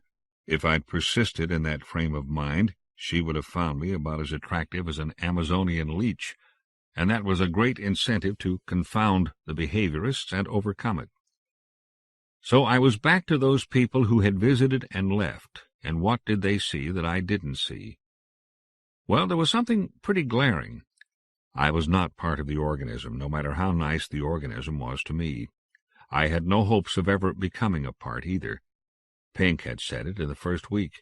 She felt it herself to a lesser degree. She could not asterisk, though that fact was not going to drive her away from Keller. She had told me that many times in shorthand and confirmed it in body talk. If I left, it would be without her. Trying to stand outside and look at it, I felt pretty miserable. What was I trying to do, anyway? Was my goal in life really to become a part of a blind, deaf commune? I was feeling so low by that time that I actually thought of that as denigrating, in the face of all the evidence to the contrary. I should be out in the real world where the real people lived, not these freakish cripples. I backed off from that thought very quickly. I was not totally out of my mind, just on the lunatic edges. These people were the best friends I'd ever had, maybe the only ones. That I was confused enough to think that of them, even for a second, worried me more than anything else. It's possible that it's what pushed me finally into a decision. I saw a future of growing disillusion and unfulfilled hopes. Unless I was willing to put out my eyes and ears, I would always be on the outside. I would be the blind and deaf one. I would be the freak. I didn't want to be a freak. They knew I had decided to leave before I did. My last few days turned into a long goodbye, with a loving farewell implicit in every word touched to me. I was not really sad, and neither were they. It was nice, like everything they did. They said goodbye with just the right mix of wistfulness and life must go on, and hope to touch you again. Awareness of touch scratched on the edges of my mind. It was not bad, just as Pink had said. In a year or two I could have mastered it. But I was set now. I was back in the life groove that I had followed for so long. Why is it that once having decided what I must do, I'm afraid to re-examine my decision? Maybe because the original decision cost me so much that I didn't want to go through it again. I left quietly in the night for the highway in California. They were out in the fields, standing in that circle again. Their fingertips were farther apart than ever before. The dogs and children hung around the edges like beggars at a banquet. It was hard to tell which looked more hungry and puzzled. The experiences at Keller did not fail to leave their mark on me. I was unable to live as I had before. For a while I thought I could not live at all, but I did. I was too used to living to take the decisive step of ending my life. I would wait. Life had brought one pleasant thing to me, maybe it would bring another. I became a writer. I found I now had a better gift for communicating than I had before, or maybe I had it now for the first time. At any rate, my writing came together and I sold. I wrote what I wanted to write and was not afraid of going hungry. I took things as they came. I weathered the non-depression of '97 when unemployment reached 20% and the government once more ignored it as a temporary downturn. It eventually upturned, leaving the jobless rate slightly higher than it had been the time before and the time before that. Another 1 million useless persons had been created with nothing better to do than shamble through the streets, looking for beatings in progress, car smash-ups, heart attacks, murders, shootings, arson, bombings, and riots. The endlessly inventive street theater. It never got dull. I didn't become rich, but I was usually comfortable. That is a social disease, the symptoms of which are the ability to ignore the fact that your society is developing weeping pustules and having its brains eaten out by radioactive maggots. I had a nice apartment in Marin County, out of sight of the machine-gun turrets. I had a car at a time when they were beginning to be luxuries. I had concluded that my life was not destined to be all I would like it to be. We all make some sort of compromise, I reasoned, and if you set your expectations too high, you are doomed to disappointment. It did occur to me that I was settling for something far from high, but I didn't know what to do about it.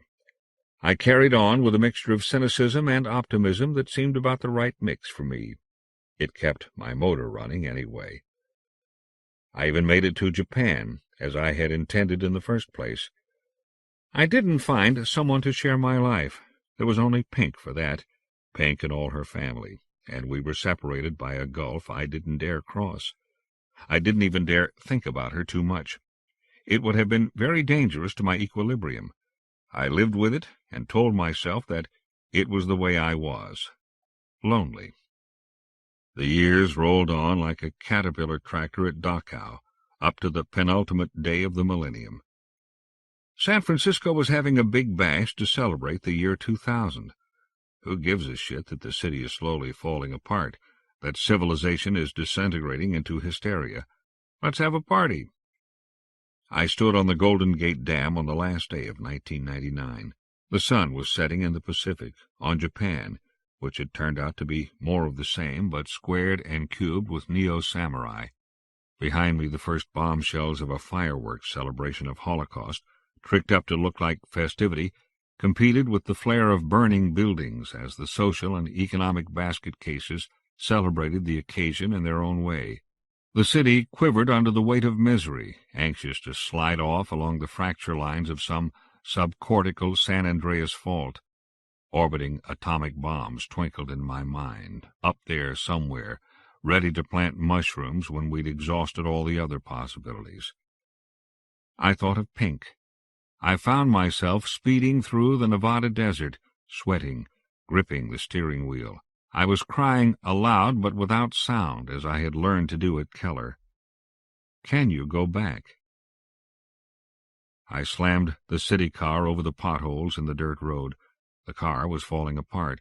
It was not built for this kind of travel. The sky was getting light in the east. It was the dawn of a new millennium. I stepped harder on the gas pedal, and the car bucked savagely. I didn't care. I was not driving back down that road, not ever.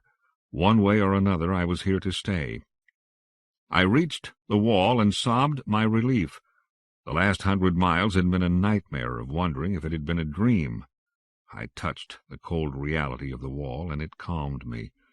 Light snow had drifted over everything, gray in the early dawn. I saw them in the distance, all of them, out in the field where I had left them. No, I was wrong. It was only the children. Why had it seemed like so many at first? Pink was there. I knew her immediately, though I had never seen her in winter clothes. She was taller, filled out. She would be 19 years old. There was a small child playing in the snow at her feet, and she cradled an infant in her arms. I went to her and talked to her hand. She turned to me, her face radiant with welcome, her eyes staring in a way I had never seen. Her hands flitted over me, and her eyes did not move. "I touch you. I welcome you," her hands said. "I wish you could have been here just a few minutes ago. Why did you go away, darling? Why did you stay away so long?" Her eyes were stones in her head. She was blind. She was deaf. All the children were. No, Pink's child, sitting at my feet, looked up at me with a smile. "Where is everybody?" I asked when I got my breath. "Scar, Baldy, Green Eyes. And what's happened? What's happened to you?" I was tottering on the edge of a heart attack or nervous collapse or something. My reality felt in danger of dissolving. "They've gone," she said. The word eluded me, but the context put it with the Mary Celeste in Roanoke, Virginia. It was complex, the way she used the word gone. It was like something she had said before, unattainable, a source of frustration like the one that had sent me running from Keller. But now her word told me of something that was not hers yet, but was within her grasp. There was no sadness in it. "Gone?" "Yes, I don't know where. They're happy. They *****. It was glorious. We could only touch a part of it. I felt my heart hammering to the sound of the last train pulling away from the station. My feet were pounding along the ties as it faded into the fog. Where are the brigadoons of yesterday? I've never yet heard of a fairy tale where you can go back to the land of enchantment. You wake up, you find that your chance is gone. You threw it away. Fool, you only get one chance. That's the moral, isn't it? Pink's hands laughed along my face. "Hold this part of me who speaks mouth to nipples," she said, and handed me her infant daughter. "I will give you a gift." She reached up and lightly touched my ears with her cold fingers. The sound of the wind was shut out, and when her hands came away it never came back. She touched my eyes, shut out all the light, and I saw no more. We live in the lovely, quiet, and dark.